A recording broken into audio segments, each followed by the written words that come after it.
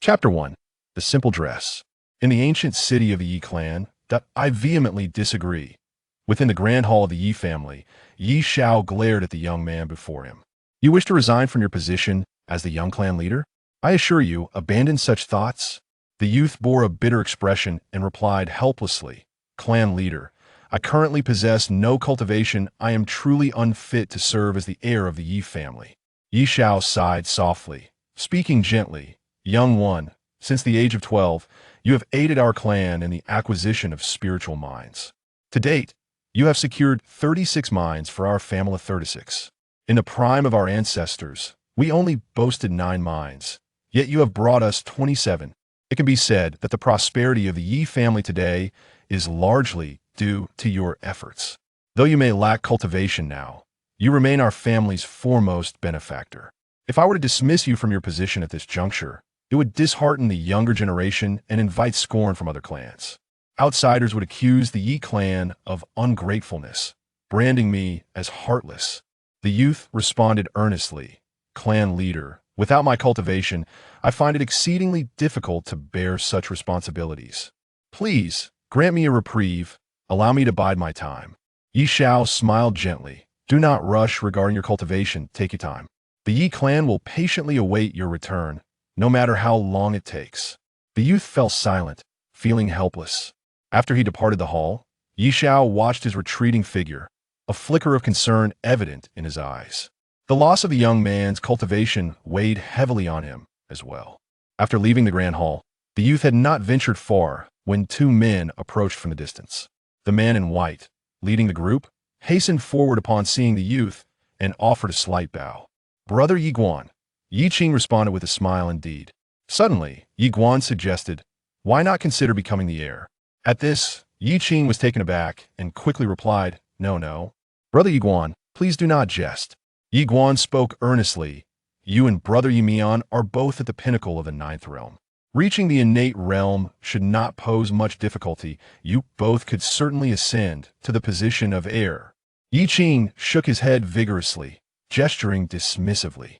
Brother Ye Xuan, I understand that you are feeling somewhat despondent due to your sudden loss of cultivation. As your younger brother, let me offer this. Life is replete with peaks and valleys. One must maintain one's integrity in times of fortune and withstand trials in times of adversity.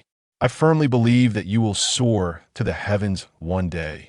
As for the notion of me becoming the heir, I implore you not to mention it again. If such sentiments spread, outsiders might think there is discord among the brothers of the Yi family. Ye Xuan sighed once more.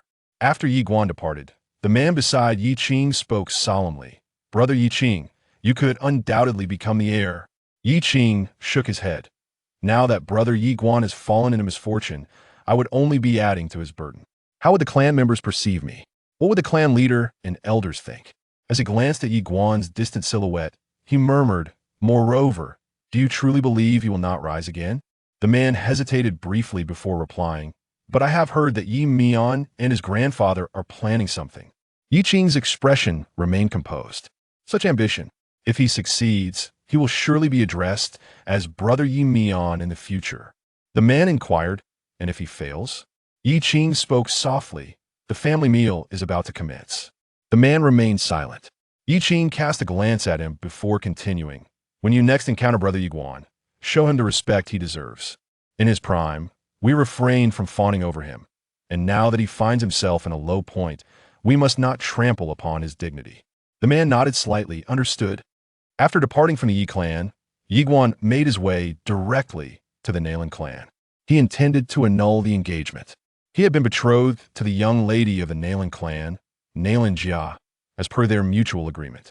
Now, stripped of all his cultivation and reduced to an ordinary person, he felt it necessary to release her from this obligation.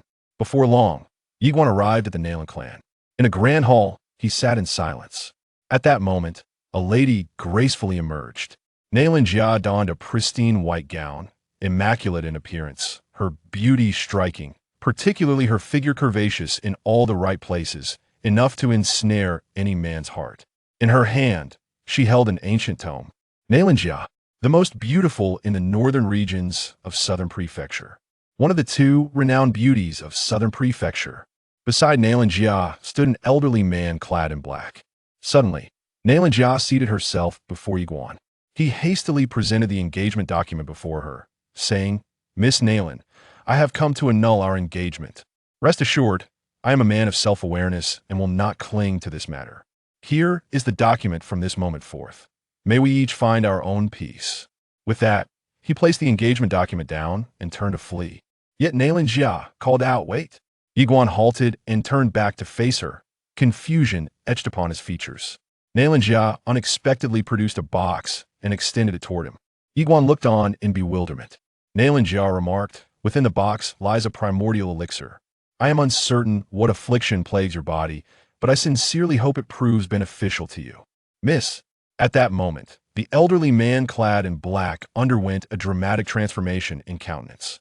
"This spiritual-grade primordial elixir was bestowed upon you by Master Fei for your cultivation. It is exceedingly rare within the Guanxuan Academy. You." Nalan Jia cast a sidelong glance at the black-clad elder, whose expression instantly soured, leaving him too intimidated to retort. Gazing at the box before him, Ye Xuan found himself momentarily stunned. A spiritual-grade elixir. Elixirs are categorized from 1st to 9th grade, with the 9th grade and above classified as human grade, and those above that as spiritual grade. A single spiritual grade elixir is worth no less than 20,000 spirit crystals. As the heir of the Yi family, Ye Xuan's monthly stipend of spirit crystals was a mere 100. The value of a spiritual grade elixir at 20,000 spirit crystals was truly exorbitant. Ye Xuan stared at the box in astonishment. Nalan Jia suddenly placed the betrothal document into Ye Xuan's hands, softly saying, "If this elixir proves ineffective, I shall escort you to the Guanxuan Academy to consult my moss." Regarding your condition, Ye Xuan hesitated for a moment before responding, "Miss Nalan this." Nalan Jia gazed at Ye Xuan and smiled. "Do your best." With that, she rose and departed. Ye Xuan remained staring at the betrothal document, lost in thought for an extended period. Within the inner hall, beside Nalan Jia, the old man in black robes wore a gloomy expression. "Miss, why do you refuse him? He is now devoid of his cultivation, reduced to an ordinary man. Furthermore, to my knowledge, he is on the verge of being expelled from the Guanxuan Academy. Once he is dismissed, he will possess no further value, and at that point, the Yi clan will surely abandon him. In contrast, you have not only become the cherished disciple of Master Fei, but have also awakened the legendary Holy Spirit Constitution. In the future, you may even rise to become the top student at Guanxuan Academy. It is evident that you and he inhabit entirely different realms." Suddenly, Nalan Jia turned around and struck him sharply. Slap! As the crisp sound of the slap rang out, the right side of the old man's face immediately swelled red. The old man stared dumbfounded. Mississippi, Nalan Jia glanced at the Yi residence, her gaze unwavering. "Do not say he has merely lost his cultivation, even if he were to lose his very essence. I, Nalan Jia, would still choose to marry him. He is a man. I am beneath him. He is a woman. I am above him at worst. It would simply be a matter of endurance. Both positions I can embrace." The old man became increasingly anxious. "Miss, what do you see in him?" Nalan Jia shot him a look. "He is handsome and capable in bed." With that, she turned and departed. The old man was left stunned, his expression frozen in disbelief. Upon returning to the courtyard, Ye Xuan entered his room, then sat cross-legged on the floor, producing a small black tower. He clasped his hands across his chest, and soon, the surrounding spiritual energy began to converge towards him. However, upon entering his body, this mystical force did not undergo absorption, but rather vanished completely. After a considerable time, Ye Xuan opened his eyes, a hint of apprehension in his gaze. "Master Tower, is this enough?" After a brief pause, the small tower replied, "Indeed, it is sufficient." Ye Xuan exclaimed with excitement. Then, "Master Tower, does this mean I can restore my cultivation?" A month prior, his cultivation had inexplicably vanished, only for him to learn it was due to this small tower. The tower had instructed him to practice daily, providing it with spiritual energy, assuring him of significant benefits upon its awakening. Of course, he was indifferent to any benefits. His sole concern was for this entity to expedite his return to normalcy, for the pressure was immense. The reason he had chosen to relinquish his title as heir and dissolve his engagement was to seek a period of relative safety. It was no secret that within the Yi clan, There were those who coveted the position of heir, and the suitors of Nailan Jia could be lined up from the southernmost to the northernmost reaches of the province. He could already envision the impending life challenges he would face. Moreover, the primary concern remained. He had no idea how long this small tower would continue to siphon his spiritual energy. What if this entity consumed his energy for a year or two? Thus, he wished to bide his time and develop cautiously. Yet, at this moment, neither had his title as heir been relinquished nor his engagement dissolved. The pressure was overwhelming. Just then, the black tower trembled violently, and in the next instant, a terrifying force abruptly drew Ye Xuan into the depths of the tower. Ye Xuan felt as if the world around him was spinning wildly, and in the next moment, he found himself amidst a vast expanse of starry sky, boundless and infinite. Ye Xuan was somewhat bewildered. At that moment, the end of the starry river suddenly wakai, and a sword flew forth from the deepest recesses of the cosmos. As the sword passed, the starry river surged and then flickered out piece by piece. Upon witnessing this scene, Ye Xuan's expression changed dramatically. Damn it, I wanted to survive, not to meet my demise. He was about to flee when, suddenly, the sword plunged into his forehead. Boom! Ye Xuan's body trembled violently, rendering him frozen in place. At that moment, at the end of the extinguished starry river, he glimpsed a woman. With cascading long hair and clad in a simple gown, she gazed down with indifference, as if all living beings were mere ants beneath her. The woman in the plain gown addressed Ye Xuan. From this moment forth, I shall be your protector. Do you have any objections? As her words fell, a sword was pressed against Ye Xuan's brow. Ye Xuan's expression stiffened. No.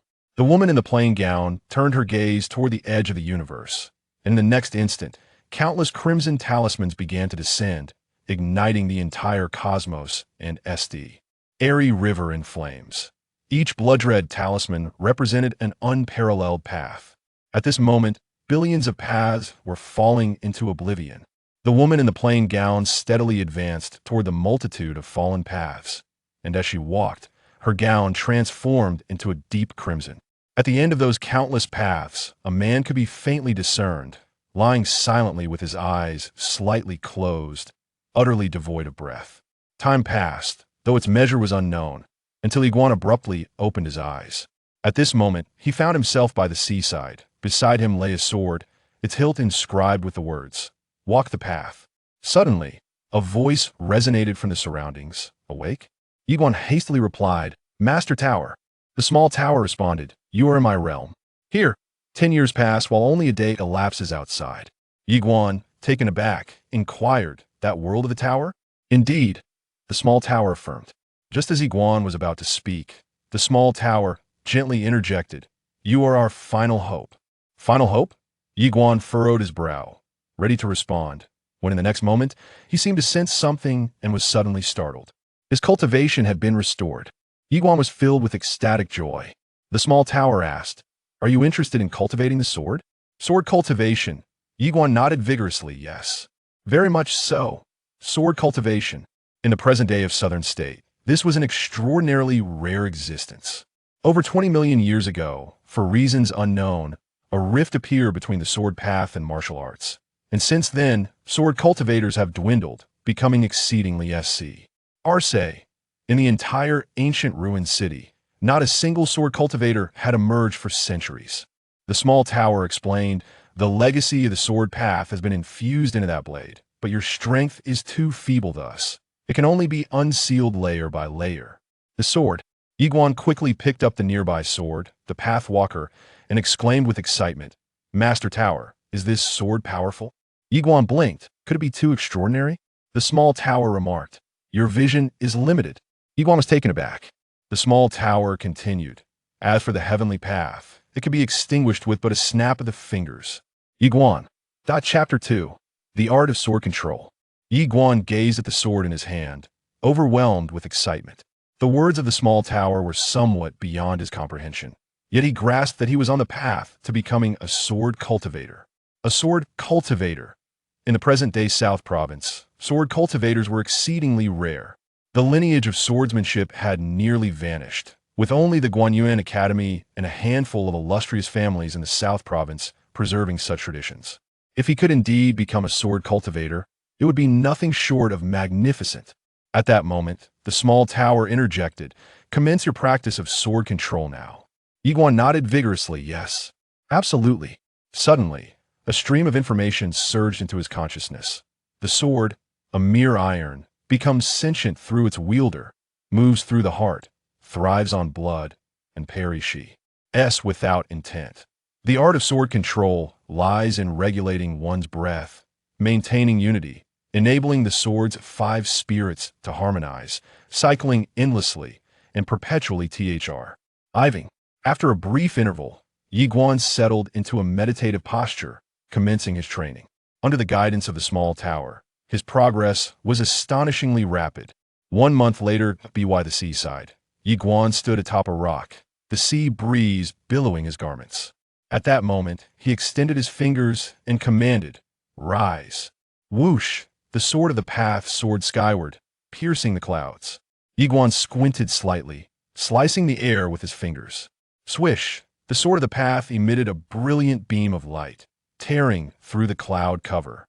A smile crept onto Ye Xuan's lips as he deftly maneuvered his fingers, causing the sword to unleash a flurry of radiant arcs that danced across the sky.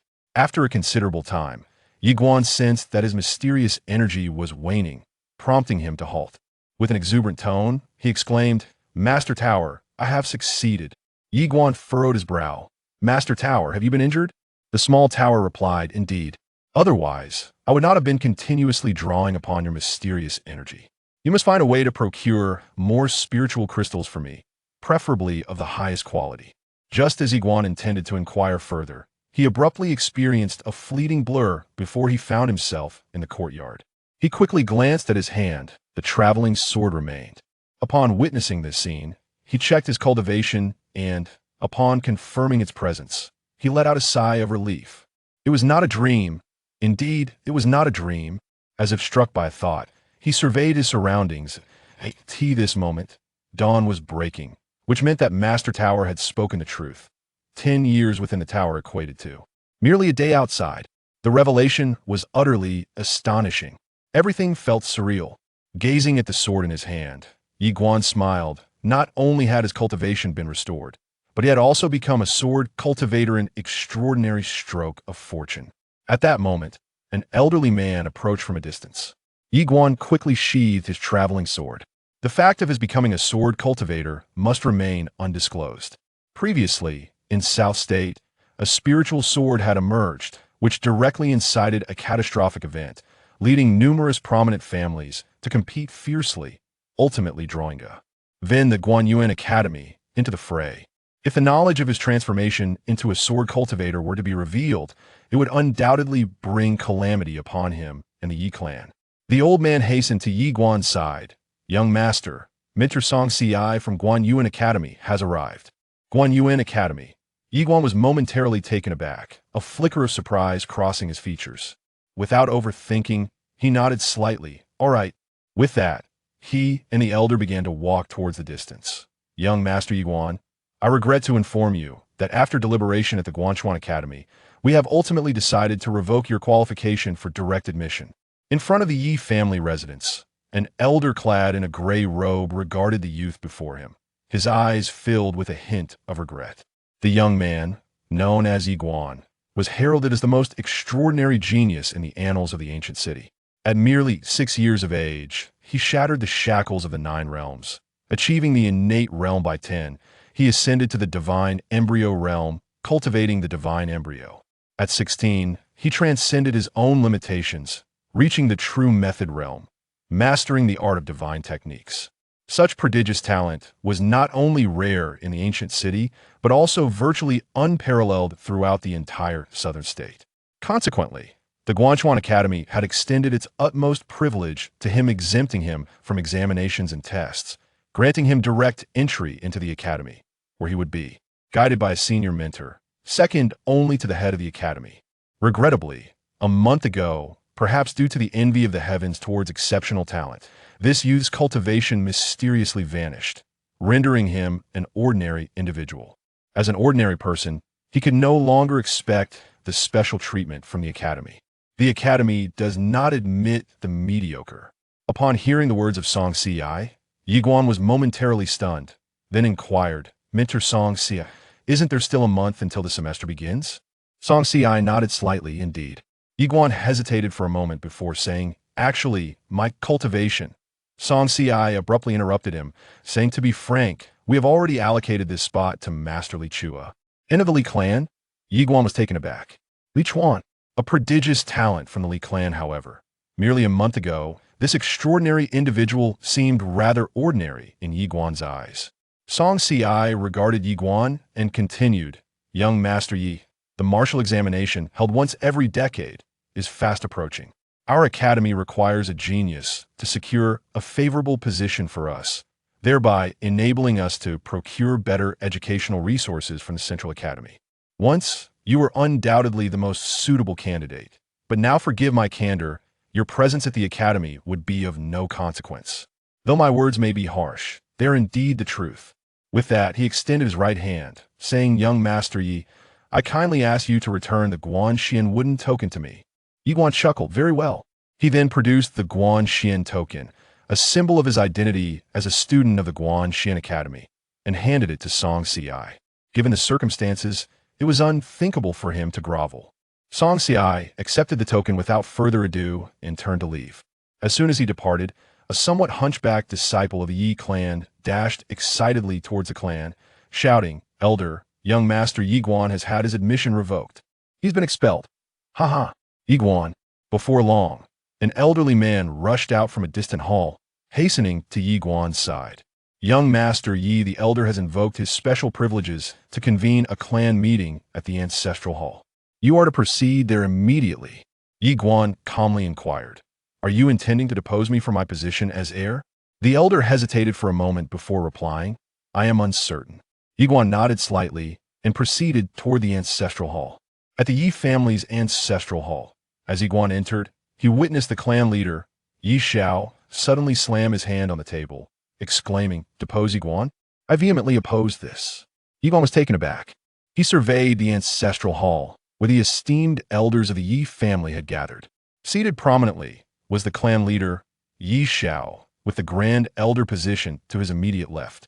At that moment, everyone turned their gaze towards Ye Xuan, their expressions a complex tapestry of emotions. How could such a talented individual have fallen to such depths? Ye Xuan offered a slight bow to Ye Xiao, saying, clan leader. Upon seeing Ye Xuan, Ye Xiao nodded, his demeanor softening considerably. Please take a seat. An attendant promptly brought forth a stool. As soon as Ye Xuan settled down, the grand elder spoke up, clan leader, what merit does Ye Xuan possess to continue as our Yi family's heir? The assembly turned their attention to the grand elder, who stood resolutely. He gazed down at Ye Xuan, asserting, I acknowledge that Ye Xuan has fought valiantly for our family of. Are the years shedding blood in our service, and it is undeniable that our family now boasts 26 spiritual minds, a feat he played a crucial role in. However, he currently possesses no cultivation. He is utterly an ordinary person. If we allow him to remain our heir, we shall become the laughingstock of the entire ancient wilderness city. Furthermore, our heir is not merely a symbol of good fortune. That position demands one who can venture forth to achieve glory for our clan. Pray, does Ye Xuan still possess such capability? His words resonated powerfully. Within the ancestral hall, the elders remained silent. He observed the gathering, refraining from uttering a word.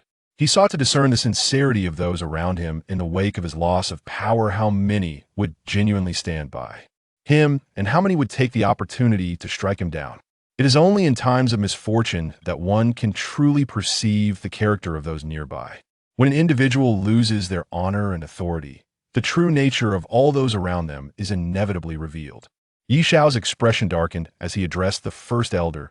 You have acknowledged that Ye Xuan's contributions to our clan are invaluable. Yet, I ask you, now that he's been expelled from Guanxuan Academy, our clan has immediately cast him aside. Is such behavior not akin to that of beasts? He then turned to Ye Xuan, commanding, Ye Xuan, remove your garments. Ye Xuan cast a glance at Ye Xiao before shedding his robe, revealing a body marred by numerous scars. Ye Xiao coldly surveyed the assembly. He bears a total of 96 scars. What are these scars a testament to? They are for the sake of our clan. The elders on either side gazed at Ye Xuan's wounds, remaining mute. Suddenly, the first elder rose to his feet. I do not dispute Ye Guan's contributions to the family, however. Our clan is not a charitable institution. We must vie for benefits among the various factions. Moreover, the heir is the cornerstone of our younger generation, destined to lead our clan's youth into battle. Do you truly believe Ye Xuan is fit for such a role now? At that moment, an elderly man stepped forward and sighed softly. Patriarch, I believe the Grand Elder is correct. Ye Xuan has indeed rendered service, but our clan is not a charitable institution. What does it matter if one has merits? Who among us has not contributed? What we require is an heir who can secure benefits for our family. If he is incapable, then he should relinquish his position to Ye Xuan. As for him, I must candidly say, the family's decision to retain his privileges after his loss of cultivation is already quite merciful. Ye Xuan cast a glance at the elder, who was the third elder, with whom he had previously shared a closer bond. Upon hearing the third elder's words, the other elders turned their gazes toward Ye Xiao. Ye Xiao looked at the Grand Elder and said, "You wish for your grandson Ye Xuan to ascend to this position." The Grand Elder maintained a stoic expression, replying, "Ye Xuan possesses the capability." Upon learning of Ye Xuan's expulsion, he realized that his opportunity had arrived. Should Ye Xuan become the heir, his own status within the Ye clan would rise significantly. Ye Xuan suddenly spoke, "Esteemed elders." All eyes turned to Ye Xuan as he calmly continued, "Might I request a month's time? If my health does not improve within that period, I shall willingly resign from the position of heir." "That is unacceptable." Before the Grand Elder could respond, the third elder interjected sharply, fixing his gaze upon Ye Xuan. "The position of heir is of utmost importance. It cannot be delayed any further." At that moment, the sixth elder also stepped forward, nodding in agreement. The third elder speaks wisely. The position of heir directly impacts the interests of our Ye clan. We cannot afford to postpone any longer. As he spoke, he cast a glance at the elder beside him, smiling. "Ye Xuan is young and talented. I believe he is capable." It was evident that he was attempting to curry favor and align himself. At that moment, two more elders stepped forward to echo his sentiments. The time to choose sides had arrived. With Ye Xuan's influence waning, it was imperative to align quickly. Should Ye Xuan ascend to the position of heir, it would undoubtedly be detrimental to them all. The second elder glanced at the composed Ye Xuan below, and after a moment of silence, slowly closed his eyes. He chose to remain neutral. Regardless of who became the heir, it would not affect his own interests. His ineffectual grandson could never attain that position, so let them compete, whoever ultimately prevail. D would have his allegiance. Noting the second elder's silence, the first elder paid it no mind. He turned to address Ye Xuan, but before he could speak, Ye Xiao suddenly rose, glaring at the first elder, Ye Xuan. "Are you truly intent on making this irrevocable?" Ye Xuan, expressionless, responded, "Me honor." As his words fell, a young man abruptly entered the ancestral hall. The newcomer was none other than Ye Xuan. Ye Xuan offered a slight bow to those present, then turned to Ye Xuan, stating with a smile, "According to clan rules, I may challenge the heir." "Ye Xuan, I now challenge you, a life-and-death challenge, a life-and-death challenge." The crowd gasped in astonishment. In the Ye clan, challenges were of two types. The first, a fair contest, determining only victory or defeat, while the life-and-death challenge resolved both victory and mortality. This was to sever all ties completely. Ye Xiao fixed a steely gaze upon Ye Xuan, who calmly remarked, "If the clan leader possesses the capability, then perhaps he should amend the clan rules." Ye Xiao's face turned a deep shade of fury. At that moment, Ye Xuan suddenly rose and proclaimed, "I consent." Consent. Within the hall, the elders turned their gaze towards Ye Xuan, who in turn looked at Ye Xuan. "In 10 days, I shall face Ye Xuan in battle."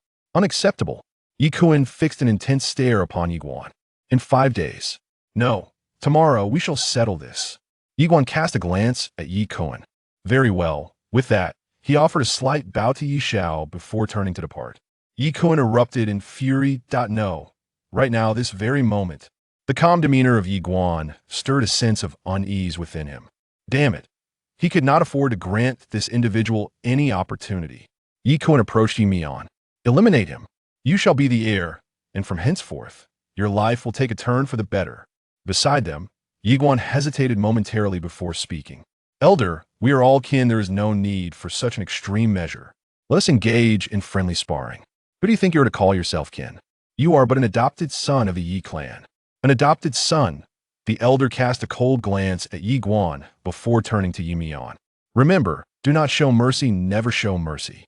To be lenient with an enemy is to be cruel to oneself. Do you understand? Chapter 3. How truly elegant. Upon hearing Ye Xuan's words, Ye Xiao was immediately consumed with rage. Ye Xuan, do you truly intend to handle matters so ruthlessly, leaving no room for negotiation? Ye Xuan remained expressionless, asserting, in the realm of martial arts, one must contend with others and with fate itself.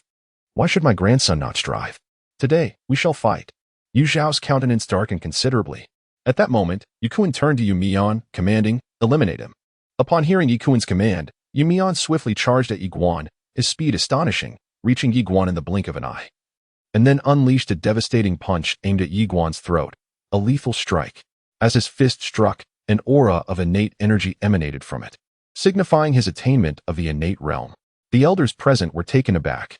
Yet, in the next instant, to everyone's astonishment, Ye Xuan effortlessly intercepted Ye Xuan's lethal punch with his right hand. Before anyone could react, he forcefully twisted. A resounding crack of bone echoed through the arena. Seizing the momentum, Ye Xuan propelled himself forward, delivering a powerful blow to Ye Xuan's abdomen. With a resounding thud, Ye Xuan was sent flying, landing with a thump, only to have Ye Xuan's foot pressing down on his abdomen. The onlookers were left in stunned silence. He had not lost his cultivation. Ye Xuan had retained his power. Turning to the Grand Elder, Ye Xuan smiled and inquired, "What is the matter?" Ye Xuan, trembling, implored, "We are all on the same side. I beseech you to show mercy." Ye Xuan blinked, retorting, "Who are you to consider me an ally? I am but an adopted son. An adopted son." With that, he forcefully pressed his foot against Ye Xuan's throat. A sickening crack resounded. Ye Xuan's eyes widened in horror as blood gushed from his mouth. The Great Elder, suddenly consumed by madness, charged towards Ye Xuan, but in an instant, Ye Xiao appeared before him and delivered a powerful punch. With a resounding thud, Ye Xuan staggered back several paces. Ye Xiao coldly regarded the frenzied Great Elder. After all, they were engaged in a fair duel. Ye Xuan's expression turned exceedingly grim as he cast a venomous glance at Ye Xuan. Devoid of any further words, he turned and departed. At that moment, a fleeting shadow darted across the arena. Ye Xuan's countenance shifted dramatically as he spun around, only to have a fist collide violently with his throat. Crack! Ye Xuan's eyes widened in shock before he collapsed to the ground. The assembled elders were momentarily stunned, their expressions filled with astonishment as they gazed at the assailant. Ye Xuan glanced at the fallen Ye Xuan and calmly stated, "If I do not eliminate him, he will seek vengeance against me, jeopardizing the unity of our clan." Silence enveloped the crowd. Although his actions were somewhat excessive, no one dared to oppose Ye Xuan at that moment. The tide had turned. Ye Xiao suddenly commanded, "Remove the bodies of Ye Xuan and Ye Xuan." Upon hearing this, two individuals promptly stepped forward to carry the lifeless forms away. Ye Xiao turned his gaze towards Ye Xuan, his expression a mixture of complexity. "Little Xuan, your cultivation." Ye Xuan smiled faintly, "Clan leader. I was not intentionally concealing my abilities. I had encountered a physical issue earlier, but that problem has now been resolved." Ye Xiao replied with a smile, "As long as it is resolved, that is good." At his words, the elders present also broke into smiles. However, the third elder and sixth elder appeared as pale as death. It was all over. At that moment, a guard suddenly entered, bowing deeply to Ye Xiao before stating, "The patriarch of the Nalan clan invites the heir to visit their clan." The mention of the Nalan clan caused Ye Xiao to furrow his brows. "Is there a specific reason for this invitation?" The guard shook his head, remaining silent. Ye Xiao turned to Ye Xuan, who smiled slightly, and said, "I shall go." Ye Xiao replied solemnly, "I will accompany you." Ye Xuan laughed, "Patriarch, there is no need for concern." After a moment of contemplation, Ye Xiao cautioned, "Be careful." Ye Xuan nodded, casting a glance at the third elder and sixth elder before proceeding outside. As they witnessed Ye Xuan's departure within the hall, the second elder suddenly sighed softly. Fortunately, the patriarch possesses foresight. Had you not intervened vigorously, this young Xuan might have recklessly left the Yi clan today. In that case, not only would we lose a remarkable talent, but we would also gain a formidable enemy. Patriarch, your wisdom is commendable. The other elders quickly nodded in agreement. Ye Xiao surveyed the assembly, shaking his head. This young man is deeply loyal. Having been treated well by the Ye clan, he will surely reciprocate our kindness. With a soft sigh, he continued, even if he were to lose all his cultivation, the Grand Elder should not have acted so ruthlessly. After all, this young man has risked his life for the Ye clan on numerous occasions, shedding blood for us. Regardless of the circumstances, he should not be met with such a tragic fate. The second elder nodded. This time, the Grand Elder has indeed overstepped. He deserves his due. The other elders quickly concurred, echoing their agreement. Ye Xiao then remarked, Third elder, sixth elder, you are both 75 this year, correct? Upon hearing this, the third elder and the sixth elder were momentarily taken aback, their expressions swiftly darkening. 75. In the Ye clan, this marks the age of retirement. Yet they were both merely 60. In that instant, the third and sixth elders appeared significantly aged. Ye Xiao cast a glance at the two and remarked, ensure a proper burial for the Grand Elder and Ye Mian. After all, he has also rendered service to the family. Alas. With that, he turned and departed.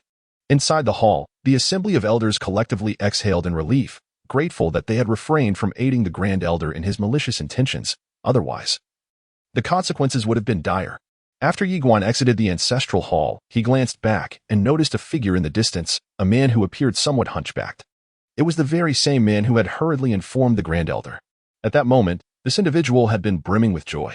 However, upon seeing Ye Xuan, his countenance instantly drained of color, and he hastily knelt, exclaiming, Your Highness. The moment he witnessed the bodies of Ye Xuan and his grandson being carried out, he understood his fate was sealed. Ye Xuan offered a faint smile, disregarding the man, and continued his stride. Shortly after, a figure clad in a black robe materialized before the hunchbacked man, regarding him with a cold glare, yet uttering not a single word. The hunchbacked man, face ashen, collapsed helplessly to the ground. Just as Ye Xuan was about to step through the main gate, he encountered Yu Qing. Yu Qing smiled gently and said, Brother Ye Xuan. Congratulations. Ye Xuan replied with a grin, Brother Yu Qing, you must have also reached the innate realm, correct?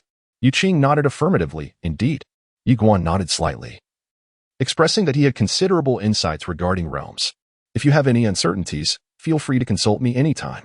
Yu Qing promptly bowed his head slightly, expressing gratitude. Thank you. Brother Ye Xuan. Ye Xuan approached Yu Qing, patting him on the shoulder. Why such formality among brothers? After speaking, he exited the gates of the Yi residence. Yu Qing gazed at the departing figure of Ye Xuan, a faint smile gracing his lips, tinged with a hint of resignation. To share a clan with such a genius is a fortune for the Yi family, yet a misfortune for me. With that, he turned and left. Ye Xuan arrived at the Nalan clan, where an elder welcomed him upon his arrival. The elder bowed slightly, addressing him, Young Master Yi, please. Ye Xuan nodded, responding, I appreciate it. The elder smiled, not at all. He then led Ye Xuan deeper into the Nalan clan's premises. Along the way, the maidservants could not help but steal glances at Ye Xuan. Dressed in a long, dark robe, he stood tall, with sharp features and an air of composure that exuded an extraordinary presence. In terms of appearance, Ye Xuan was indeed remarkable. The elder brought Ye Xuan to the entrance of a grand hall, bowing slightly once more. Young master, please. Ye Xuan smiled very well and stepped into the hall. Inside, he encountered the Nalan clan's leader, Nalan Ming, who appeared to be in his 40s and somewhat portly. Nalan Ming regarded Ye Xuan with a nod, saying, Please, take a seat. Ye Xuan inclined his head and moved to sit beside him. Nalan Ming cast a glance at Ye Xuan, a flicker of regret crossing his eyes. What a fine individual, yet alas, his cultivation has vanished.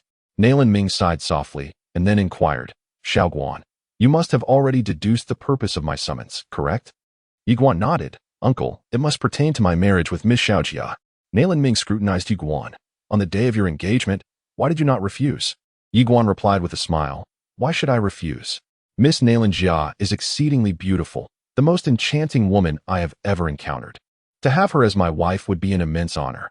In a nearby corner, Nalan Jia, absorbed in her reading, subtly lifted the corners of her mouth. She cast a glance at Ye Xuan, who sat distantly in the hall, before returning her attention to her book. Nalan Ming fixed his gaze on Ye Xuan, and after a brief moment, he sighed softly, Xiao Guan, allow me to speak candidly. The reason I did not oppose your union with Xiao Jia at that time was twofold. Firstly, your character is commendable, despite being a young master of the Yi clan. You possess no vices. Secondly, your exceptional talent promises a boundless future, and you are even a recommended student of the Guanxuan Academy. However, he paused momentarily before continuing. You must understand, circumstances have changed. Ye Xuan nodded. I am aware. A flicker of complexity crossed Nalan Ming's eyes as he continued, Xiao Guan. I tend to consider matters more deeply. Currently, Xiao Jia has been taken under the wing of Master Fei as a direct disciple and possesses a unique constitution, leading her to a future filled with potential. And you, to speak frankly, as you remain together, the disparity between you will only widen, resulting in mutual suffering for both. Ye Xuan offered a faint smile, and I comprehended that my uncle wished for me to dissolve my engagement with Xiao Jia, a notion I fully understood. You are mistaken. Nalan Ming suddenly shook his head. You have misinterpreted my intentions. Ye Xuan appeared taken aback.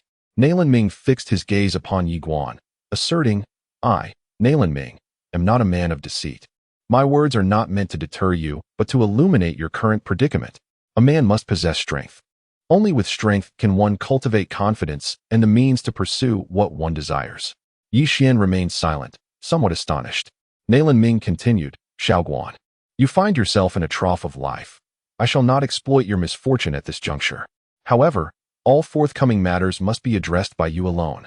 I speak candidly. Xiao Jia bears significant pressure, as do I, Nalan Jia. For Mentor Fei of the Academy has persistently opposed her association with you.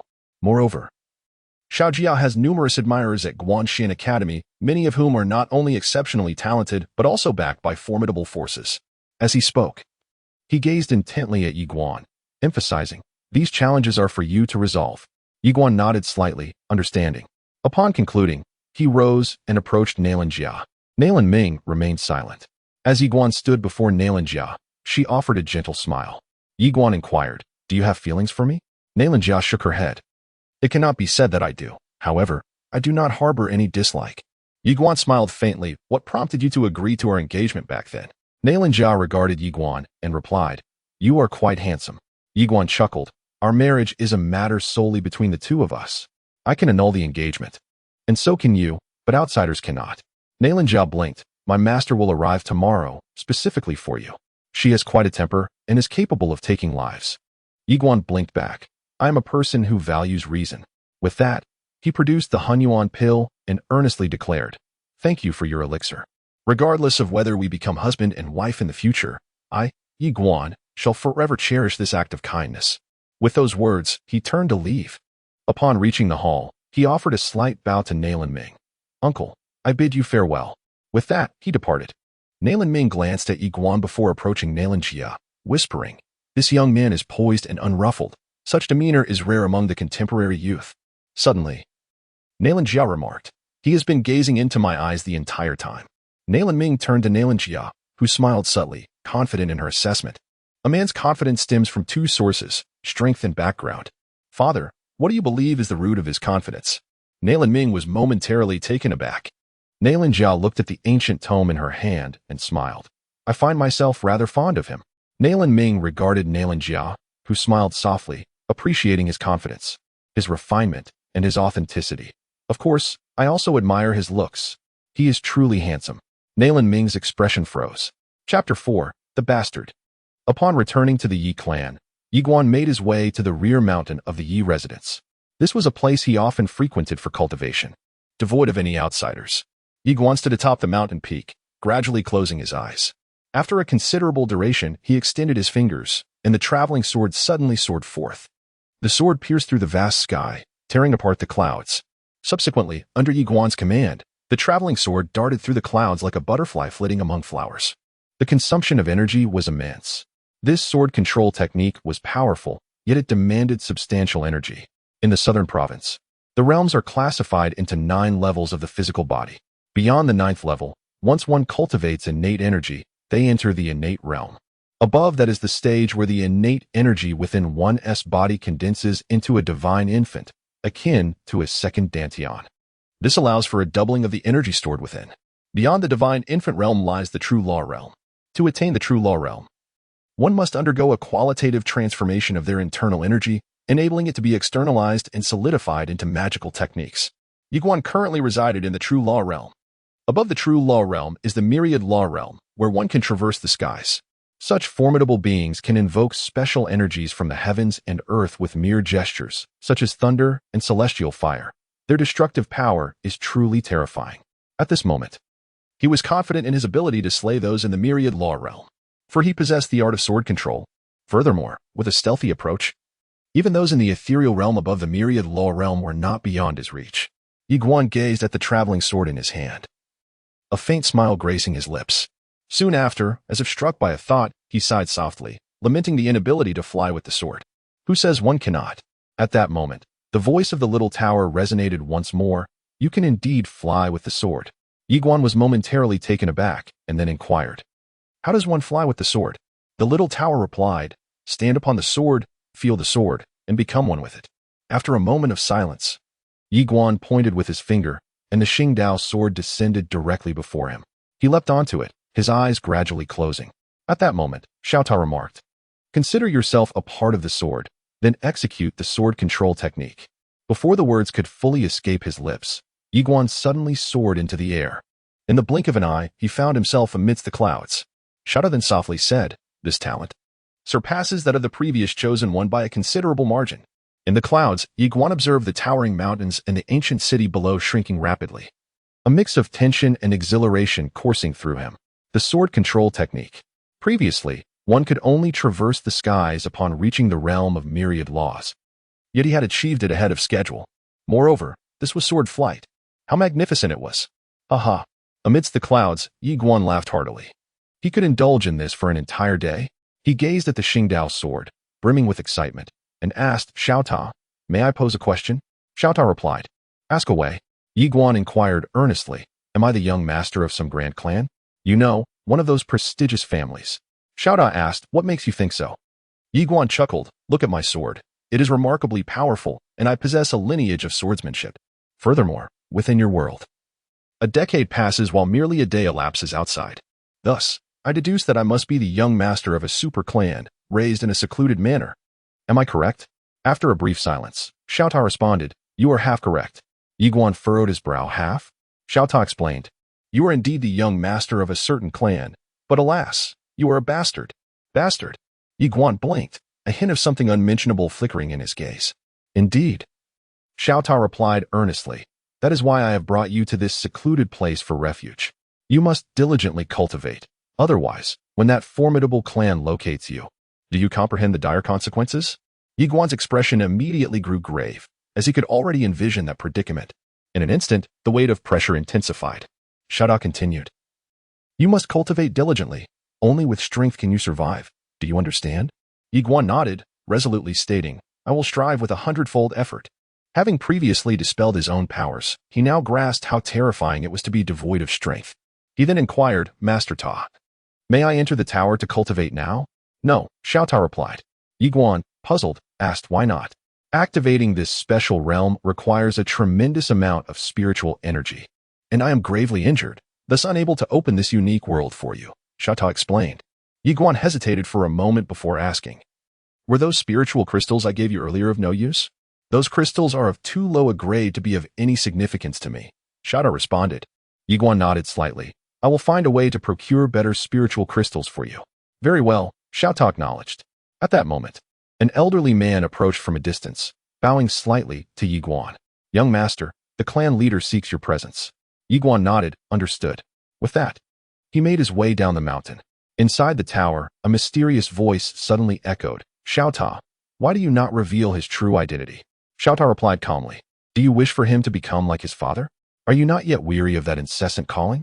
After a brief moment, the enigmatic voice responded, weary indeed. Quite thoroughly weary. Little Tower sighed softly, recognizing the inherent virtue and extraordinary talent of this young one. He was a promising seed that deserved careful cultivation, lest he follow the path of his father. The mysterious voice inquired, why did you not nurture his father properly back then? Little Tower replied quietly, I could not surpass his father. The mysterious voice fell silent for a moment before saying, Little Tower, I sense you have matured considerably. Little Tower softly responded, one day, when the universe collapses and the great path shatters, when friends and family return to the earth, how could one not mature in such times? Pausing briefly, he continued, moreover, in this world, there is no longer anyone to shield me, Little Tower. In the Leaf Clan's council chamber, Ye Xuan arrived to find Ye Xiao and several elders already awaiting him. A glance around revealed the absence of 5 or 6 elders. Ye Xiao commanded, "Sit." Ye Xuan nodded and settled into a seat nearby. The mention of amethyst crystal left him momentarily stunned. In the southern state, the common currency was spirit crystal, categorized into low-grade, mid-grade, and high-grade, with the pinnacle being the rare amethyst crystal. Such a treasure was exceedingly precious. Even the Leaf Clan lacked this rarity. Ye Xuan pondered. He had previously provided Little Tower with high-grade spirit crystals, yet they had yielded little effect. Perhaps this amethyst crystal could aid in his recovery. Not only is it beneficial for Lord Ta, but it also greatly aids the Ye Clan and himself. With this thought, Ye Xuan made a resolute decision. At that moment, Ye Xiao suddenly inquired, "Do you wish to take a look?" Ye Xuan nodded affirmatively. Ye Xiao continued in a grave tone, "Our intentions align. However, as you are aware, the emergence of this secret realm in Nanshan is likely not an ordinary occurrence, and it must be fraught with peril. Furthermore, we have received word that both the Li clan and the Nan clan have sent representatives. Additionally, it is probable that the nearby Yongzhou city has dispatched its own emissaries as well. Therefore," Ye Xuan smiled and reassured, "Rest assured, clan leader, I shall exercise caution." Ye Xiao nodded, acknowledging, "I know your meticulous nature and your prudence." He paused momentarily before adding, "You must remember, this secret realm will undoubtedly see various forces vying for dominance. If fortune allows you to seize an opportunity within, that would be splendid. Yet, should it elude you, do not succumb to greed. To our Ye clan, your safety is paramount." At this juncture, the second elder approached, speaking gravely, "Xiao Guan, you possess many admirable qualities. Yet your actions lack the ruthlessness required. In such a secret realm, benevolence and leniency are grave missteps. You must bear this in mind." Ye Xuan nodded slightly, understanding the gravity of the admonition. Suddenly, Ye Xiao produced a piece of black armor and presented it to Ye Xuan, saying, "This is for you." The black armor left Ye Xuan momentarily stunned. Within the hall, the assembly of elders shared a similar expression of astonishment. In Nanzhou, treasures are categorized by rank: Xuanqi, Lingqi, Baoqi, Faqi, Daoqi, Xinqi, and Shinqi. This black armor is the sole Lingqi belonging to the Ye clan, a testament to their financial constraints. This artifact has been passed down through generations, reserved solely for the clan leader to wear. Equipment holds immense significance. Often, when strength falls short, gear can bridge the gap. Ye Xuan gazed upon the black armor before him, a warm current flowing through his heart. Just as he was about to decline, Ye Xiao pressed it into his hands, urging him not to be overly hesitant and to accept it. After a moment of contemplation, Ye Xuan nodded in agreement, saying, "Very well." With that, he stowed the black armor away. He offered a slight bow and announced, "I shall take my leave." Turning on his heel, he exited the hall. Inside, Ye Xiao watched Ye Xuan depart, his gaze deep and contemplative, lost in thought. At that moment, the second elder spoke softly. "I now comprehend why the late clan leader appointed you as the chief, my elder brother. The grand elder is overbearing and short-sighted, seeking only immediate gains. Whereas I excel in cunning and strategy, it is only you who values loyalty and considers the greater good of the clan." He shook his head slightly, adding, "We are all inferior to you." Ye Xiao glanced at the second elder and inquired, "What do you think of Xiao Guan?" The second elder replied solemnly, "He is composed and meticulous, valuing loyalty yet not displaying cowardice. He acts decisively, possessing both courage and wisdom." As he spoke, a realization seemed to dawn upon him, and he looked at Ye Xiao in disbelief. "Clan leader." Ye Xiao murmured, "We have aged. As for Nanshan, it spans 1,000 miles, dotted with countless mountains, and is thus referred to as the Nanshan Mountain Range. Within this realm dwell some primordial beasts, who now coexist in harmony with humanity. This peaceful coexistence was established 30 million years ago when the Swordmaster of the human realm subdued all the beast clans. Since then, the beasts and humans have shared a tranquil existence. Naturally, underlying tensions remain, yet a war between humans and beasts has not transpired for 3 million years. When Ye Xuan arrived at the Nanshan Mountain Range, the usually desolate expanse was now teeming with formidable individuals. Among them were not only those from the ancient city, but also powerful figures from surrounding towns. The ancient city lies on the far left of the southern state, and within this southern region there are at least 100 smaller towns akin to the ancient city. The spiritual veins serve as the lifeblood for all the great and small clans. Suddenly, a rumble echoed as the clouds parted, revealing a magnificent chariot spanning 10 zhang, which emerged from the heavens. The steed pulling it radiated with crimson flames, its size several times that of an ordinary horse. Each charge it made left behind 4 elongated fiery hoof prints in the sky. Upon witnessing this spectacle, Ye Xuan's pupils constricted sharply. The flame horse. This was the legendary flame horse, a creature of the Wanfa realm. Seeing this chariot, Ye Xuan's expression darkened. The arrival was undoubtedly from a significant clan. At that moment, the curtains of the luxurious carriage were drawn back, revealing an enchanting visage, a woman. She donned a gown of cloud-like hue, her skin as pure as snow, and her eyes sharp as a blade. As she glanced about, an air of aloof majesty emanated from her, instilling a sense of chill in those who beheld her, rendering them hesitant to approach. As the curtain gradually unfurled, an unparalleled beauty emerged, her ethereal visage captivating all. Clad in a flowing white gown reminiscent of freshly fallen snow, she held an ancient tome in her hand, exuding an air of elegance and grace. Upon sighting this enchanting woman, Ye Xuan was momentarily taken aback. It was Yanhuang, his betrothed. At that instant, the woman in the cloud-hued gown proclaimed, "From this moment forth, the Nanshan mountain range shall be under the jurisdiction of the 3 prominent families. Should any idle individuals remain here after a quarter of an hour, they shall be dealt with ruthlessly." With her words, 3 towering banners suddenly descended from the clouds, firmly establishing themselves above the Nanshan mountain range. The South family, the Sea family, the Zheng family, the 3 illustrious families of Nanzhou. Below, countless individuals were left in a state of bewilderment. This secret realm had unexpectedly drawn the attention of the 3 great families of Nanzhou. Chapter 5, Anger? Ye Xuan was equally astonished, as he had not anticipated that the Nanshan secret realm would invoke the interest of these powerful families. This was highly unusual. He turned his gaze toward the Nanshan mountain range, realizing that this place was far from an ordinary secret realm. Otherwise, it would not have stirred the 3 most influential families of Nanzhou. Just then, a multitude of formidable presences suddenly surged from the horizon. In the blink of an eye, dozens of powerful individuals broke through the clouds, descending directly into the vast mountains. Observing these potent figures, Ye Xuan's expression grew grave. Among them, the weakest possessed the prowess of the Wanfaging realm, as they all had the ability to traverse the skies. Leading the group was a hunched elder, a legendary figure of the Tongyu realm. Tongyu realm. This was the first time he had encountered such a formidable being. At this moment, Ye Xuan was filled with not only shock but also excitement and exhilaration. He had reached the true law realm, and slaying those in the myriad law realm was not beyond his capability. However, he was uncertain whether he could vanquish this being from the ethereal realm with his sword. He yearned to test this hypothesis. Naturally, he would not be foolish enough to attempt such a trial, as revealing his swordsmanship heritage might shift the focus of the 3 great families from the Nanshan secret realm to himself, Ye Xuan. At that moment, the crowd around him began to retreat.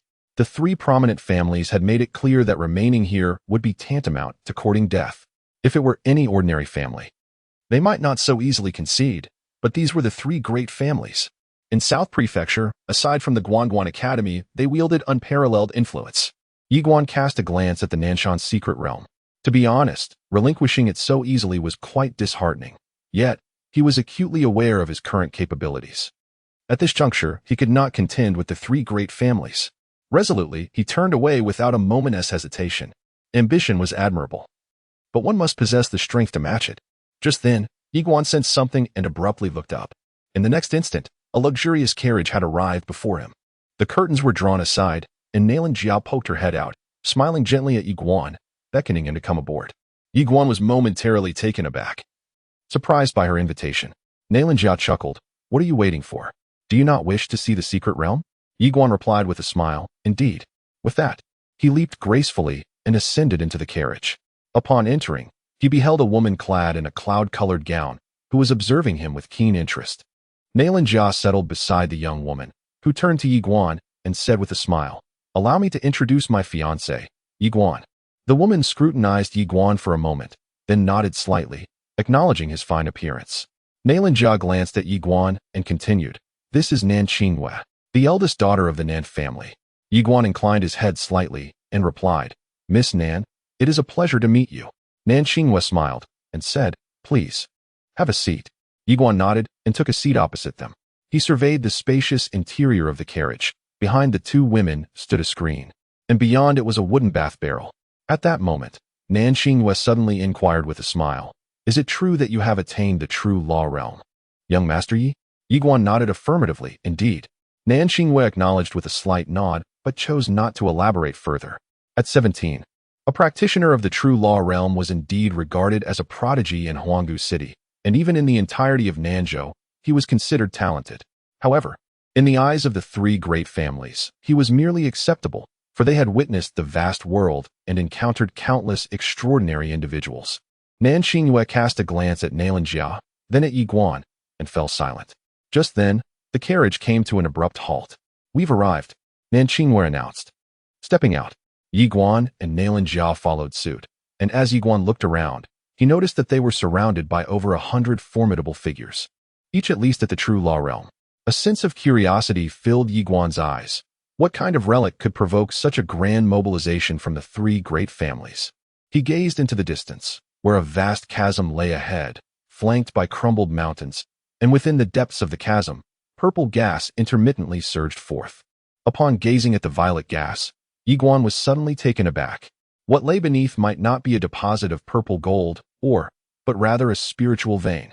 A spiritual vein. In the southern region, one could find spiritual mines, spiritual veins, dragon veins, earth veins, celestial veins, and immortal veins.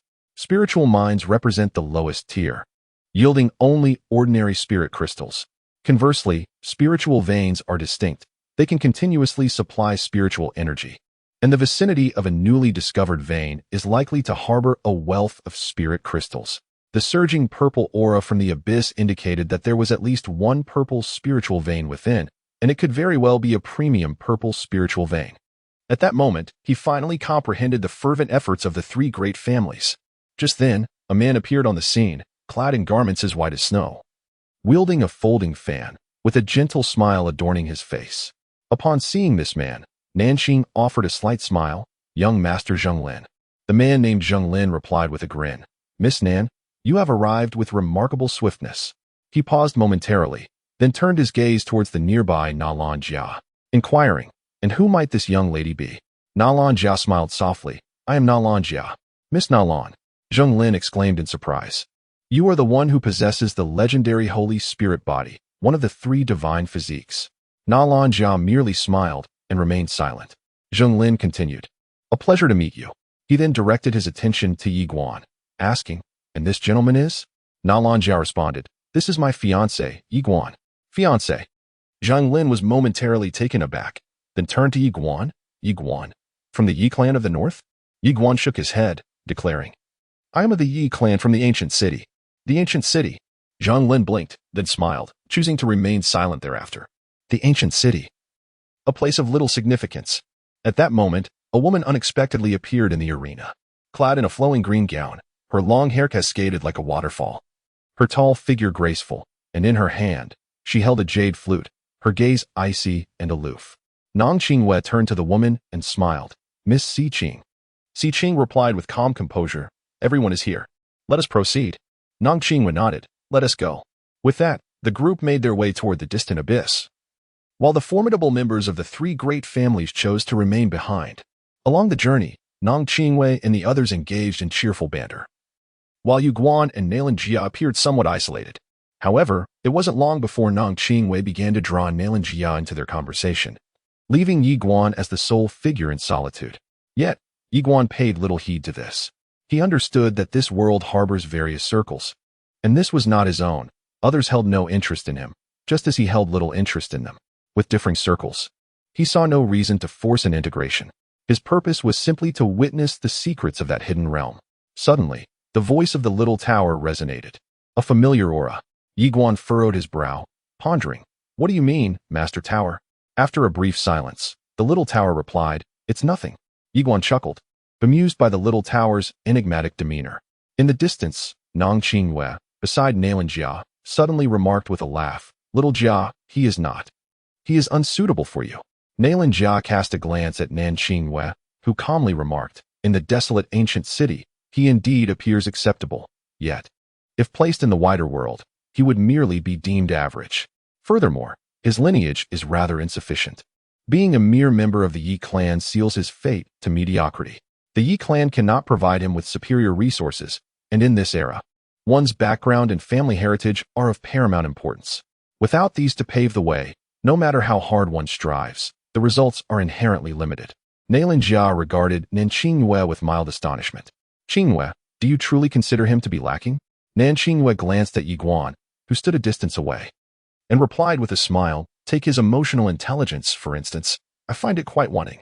Were I in his position, I would surely set aside my pride to forge connections with individuals like us, rather than feigning superiority. Of course, this is quite common. Many individuals lack capability yet harbor lofty ambitions, believing themselves to be no less than others. What they fail to comprehend is that endearing themselves to us would greatly benefit their future. As she spoke, she gently shook her head. I expressed this not in the hope that he would seek my favor, but rather to convey that he had a splendid opportunity to ascend, yet he chose otherwise. Nailan Jia chuckled. If he were indeed to exert himself in flattery upon meeting you, then I would have misjudged his character entirely. Nan Qingyue's delicate brows furrowed slightly. After a moment, Nailan Jia unexpectedly approached Ye Xuan and said with a smile, Qingyue is a student at the academy, under the tutelage of Yanhuang. And thus I have come to know her. I noticed your interest in exploring the secret realm. So I extended the invitation. I had no intention of putting you in an awkward position. How could she not perceive that Ye Xuan had been sidelined? She was acutely aware that the culture within this circle was profoundly entrenched, and it intensified the higher one ascended. The scions of these prominent families were exceedingly pragmatic. Just as Ye Xuan was about to speak, Nan Qingyue suddenly exclaimed from afar, spirit veins. At her words, both Ye Xuan and Nailan Jia turned to gaze at Nan Qingyue, who was holding a compass that spun rapidly in her grasp. Beside her, Zheng Lin's eyes gleamed with excitement and fervor, while Si Qing's expression reflected a similar astonishment. Nan Qingyue declared, let us descend and investigate. With that, she soared into the air and flew downward. Zheng Lin and Si Qing promptly followed suit. Nailan Jia turned to Ye Xuan, inquiring whether they should take a look. Ye Xuan nodded, and the two of them leaped into the abyss. Time seemed to stretch indefinitely before they landed, and in the distance loomed a vast, dark cave. Beside the cave stood a towering tree, several zhang high, adorned with dozens of blood-red fruits. Upon seeing these fruits, Nan Qingyue's gaze ignited with fervor. These were fire spirit fruits. Consuming one would enhance one's cultivation by at least 10 years. The fire spirit fruit was a rare treasure of the earth grade, each worth no less than 100,000 spirit crystals. Zheng Lin was instantly electrified with excitement, while Si Qing maintained a tranquil demeanor, his eyes betraying no emotion. The three of them exchanged glances, and with a swift motion of her sleeve, Nan Qingyue unleashed a wave of energy, causing the dozens of fire spirit fruits to plummet from the tree and be carried by a gust of wind to their feet. She promptly divided them into 3 portions, ensuring each received 12 fruits. Suddenly, Nan Qingyue approached Nailan Jia, her palm outstretched, presenting 2 fire spirit fruits before her. Little Jia, these will be beneficial for you. Nailan Jia, not one to refuse such a gesture, smiled gently and expressed her gratitude. Thank you, as she accepted the fruits. At that moment, Zheng Lin also stepped forward, offering 2 fire spirit fruits to Nailan Jia with a soft smile. Miss Nailan, this is a small token of my appreciation. I hope you will accept it. Nailan Jia glanced at the fruits and shook her head, replying with a smile, your kindness is appreciated, but I must decline. Zheng Lin appeared momentarily taken aback, then chuckled. Miss Nailan, are you concerned that young Master Yi might misinterpret your acceptance? He cast a glance at Ye Xuan nearby, and continued with a light laugh, surely. Young Master Yi is not so petty. He added candidly, to be frank, I do not much concern myself with young Master Yi's opinions. With that, he proffered the fire spirit fruits once more, this time presenting 5 of them, his face adorned with a confident smile. He was certain that this woman before him would find it difficult to resist such temptation. When it comes to women, his philosophy was simple, money. If that failed, then simply offer more. Nan Qingyue shot a knowing look at Ye Xuan, a playful smile gracing her features. Meanwhile, Nailan Jia's brows knitted together slightly. This was not merely an affront to Ye Xuan, but also an insult directed at her. Just as Nailan Jia was about to voice her indignation, Ye Xuan unexpectedly grasped her arm and said with a chuckle, Little Jia, since they are a gift, why not accept them? We wouldn't want them to think I am stingy. Nailan Jia met Ye Xuan's gaze, and upon seeing his encouraging smile, she understood his intention. Thus, she graciously accepted the 5 fire spirit fruits. Ye Xuan directly seized the fire spirit fruit from Nalinjia's hands and, before the astonished gazes of the onlookers, took a hearty bite. Then, turning his attention to Zheng Ling, he exclaimed with a grin, "How utterly delightful." At that moment, Zheng Ling's expression darkened, resembling one who had just suffered a grave loss. Ye Xuan blinked, seemingly unfazed. "Oh dear, don't be angry. The more agitated you become, the more joy it brings me." He took another bite, leaving the crowd speechless. Chapter 6. Endure a little. For Ye Xuan. The principle was simple. If one treats me with respect, I shall reciprocate tenfold. If one disrespects me, then I shall act accordingly. Meanwhile, Nanqing observed Ye Xuan, shaking her head in disbelief. Was it satisfying? Indeed, it was. However, in her eyes, this was the most foolish course of action Ye Xuan could take. For by provoking Zheng Ling, he was forging an enmity that could lead to dire consequences. What was Ye Xuan's status? And what of Zheng Ling's? To her, this was tantamount to courting disaster. On another note, Qin glanced at Ye Xuan, a flicker of surprise crossing her features, followed by a look of intrigue. This man seemed far from thoughtless. His audacity to act in such a manner suggested he possessed a certain confidence. The fact that he maintained such poise in the face of the Zheng family, one of the three great clans, was no trivial matter. Zheng Ling fixed his gaze upon Ye Xuan, remaining silent. Ye Xuan broke the tension with a smile. "Zheng young master, pray tell, are you truly upset?" Zheng Ling returned a slight smile. "Ye Xuan, while the fruit is indeed exquisite, one must possess life to enjoy it." At that moment, Nalinjia interjected. "Zheng young master." With that, she tossed 5 fire spirit fruits directly before Zheng Ling, exclaiming, "To hell with it." At those words, Ye Xuan's expression froze in shock. Why is this wife so fierce? Zheng Ling's expression was exceedingly grim as he fixated on Nalinjia, who remained undaunted. "If you desire a duel, we can engage in a life-and-death battle right now." Zheng Ling's gaze bore into Nalinjia as he slowly clenched his right hand. Meanwhile, Ye Xuan squinted slightly, a glimmer of murderous intent flickering in his eyes. At that moment, Nanqing interjected, "What are you all fussing about? It's merely a trivial matter." He had not entirely severed ties, for Nalinjia's mentor was Fei Banqing, one of the 3 eminent mentors of Guanxuan Academy. Even the Zheng family dared not provoke him lightly. Ye Xuan cast a glance at Zheng Ling, remaining silent, lost in thought. At that juncture, a voice from the little tower resonated within. "This fellow is unlike his father." The mysterious voice inquired, "What do you mean?" The little tower replied gravely, "If it were his father, that man would already be dead." The mysterious voice pressed, "And then?" The little tower continued, "Then his father would call for help, and subsequently, all of South Prefecture would be annihilated." The mysterious voice fell silent. The little tower sighed softly, "That pattern, I truly wish to never witness again." Alas. Nanqing turned to Nalinjia with a smile. "Little Jia, don't be upset." As she spoke, she glanced at Ye Xuan but chose to remain silent. Nalinjia maintained a tranquil expression and looked at Ye Xuan. "Shall we leave?" Ye Xuan smiled slightly. "Since we are here, let us continue to observe." Nalinjia regarded Ye Xuan. "Are you certain?" Ye Xuan nodded, a gentle smile gracing his lips. "It's nothing to worry about." "Nothing at all."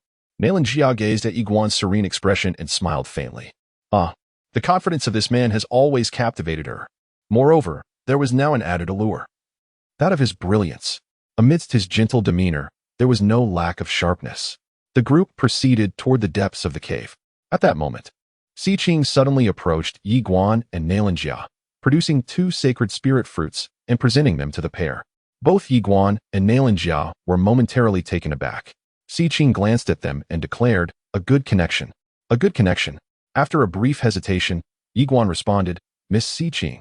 However, Qin promptly placed the fruits into their hands before turning away and walking into the distance.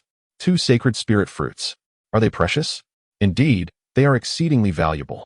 Yet, she wished to take a gamble, to forge a good connection. What if this he fellow is a hidden powerhouse? In any case, the loss would not be substantial. Nalinjia exchanged a glance with Ye Xuan, who smiled and said, "Accept them." With that, he took the fruits. Each enhancement of cultivation could extend one's lifespan. And the chieftain's current lifespan was already somewhat insufficient. Should he fail to attain further advancement, he would be at risk of demise. Nalinjia said nothing more and accepted the gift. The group ventured deeper into the cave, where the light grew increasingly dim. Leading the way, Nanqing produced a moonstone. illuminating the surroundings and significantly enhancing visibility within the cavern. Ye Xuan surveyed the area and cast a wary glance at Zheng Lin, silently preparing himself for any eventualities. Before long, the leader, Nanqing suddenly crouched down. With a gentle flick of her right hand, a crystal, roughly the size of a thumb, materialized before the onlookers, a purple spirit crystal. Witnessing this spectacle, the crowd was visibly stirred. Nanqing then waved her sleeve with a flourish, unleashing a gust of wind that uprooted the ground before them, revealing a substantial pile of purple spirit crystals, at least several thousand. In that moment, excitement coursed through the trio of Nanqing as well.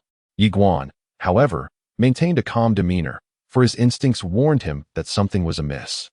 This place was eerily silent. Nanqing promptly gathered all the crystals and began to distribute the spoils. Soon, each of them received over 1,200 crystals. With exhilaration, Nanqing exclaimed, "This place must harbor a spiritual vein, and it is highly likely that there is more than one." Zheng Ling nodded slightly and declared, "Let us go." With that, he swiftly proceeded deeper into the cave. The group continued forward, and along the way, Nanqing and her companions discovered numerous more purple spirit crystals.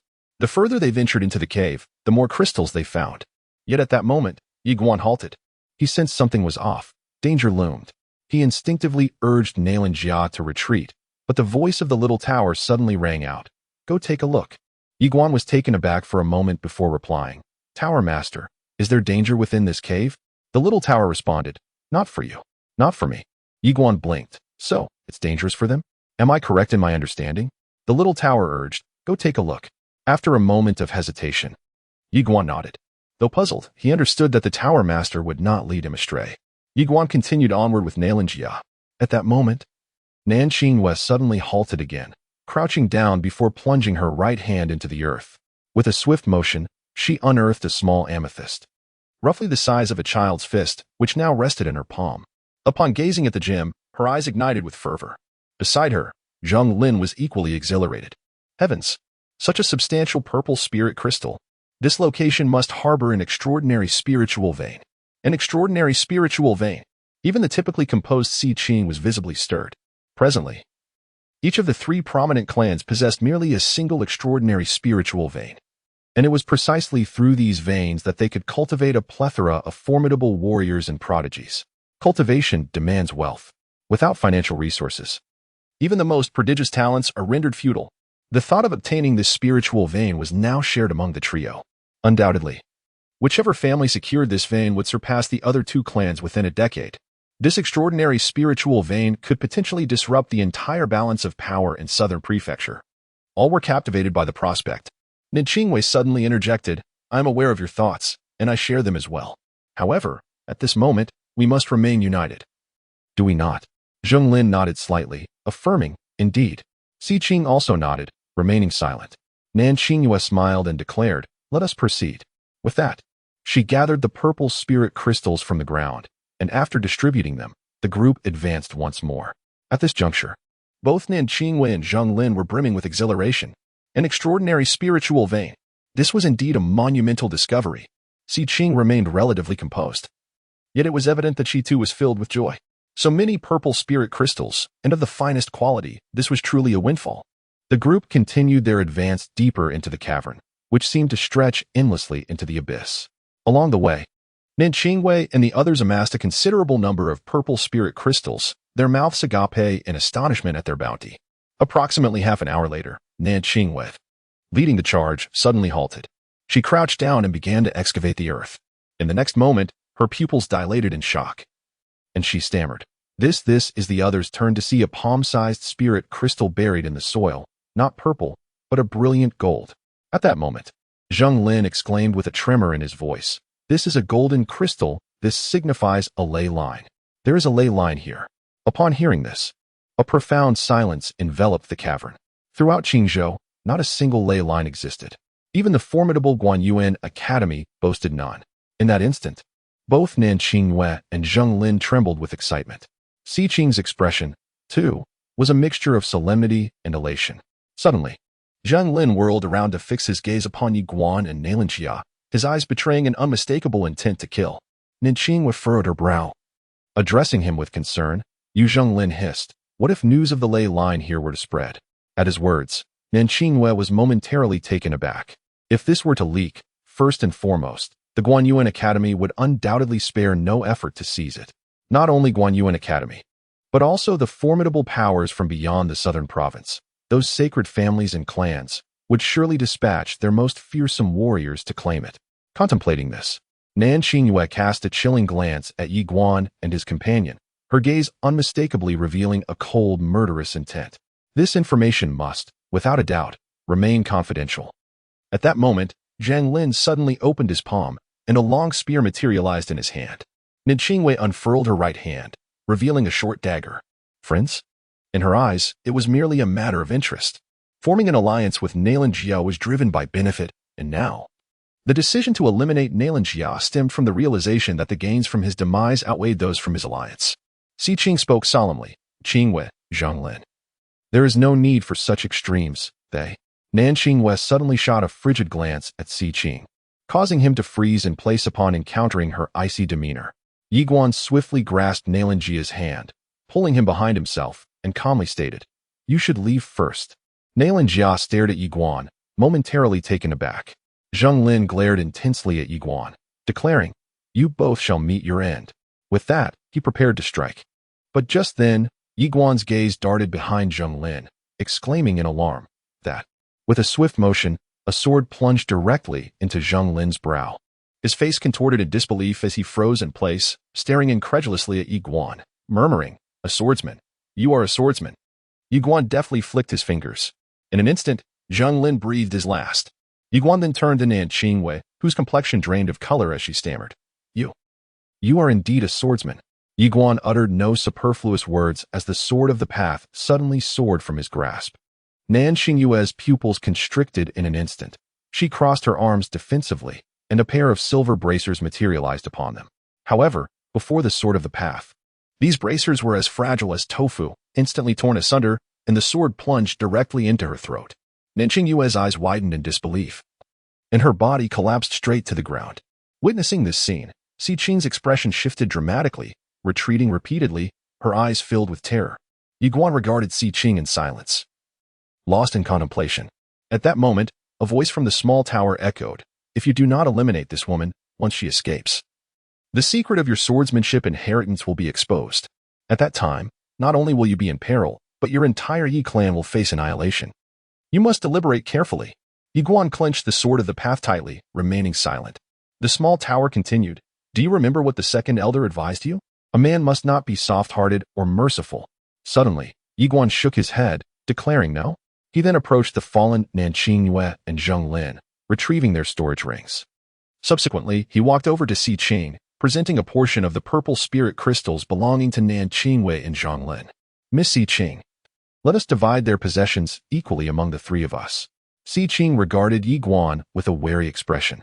He offered a slight smile, stating, "You must swear by your soul to keep my identity as a swordsman a secret. Is that agreeable?" After a moment's silence, Xi Qing raised her right hand, declaring, "I swear by my soul that if I reveal your identity as a swordsman, may I, Xi Qing, meet a most untimely end." Ye Xuan nodded slightly and handed a storage ring into Xi Qing's hand. Xi Qing cast a glance at Ye Xuan, remaining silent. At that moment, Shouta suddenly inquired, "Do you comprehend the consequences?" Ye Xuan gently shook his head.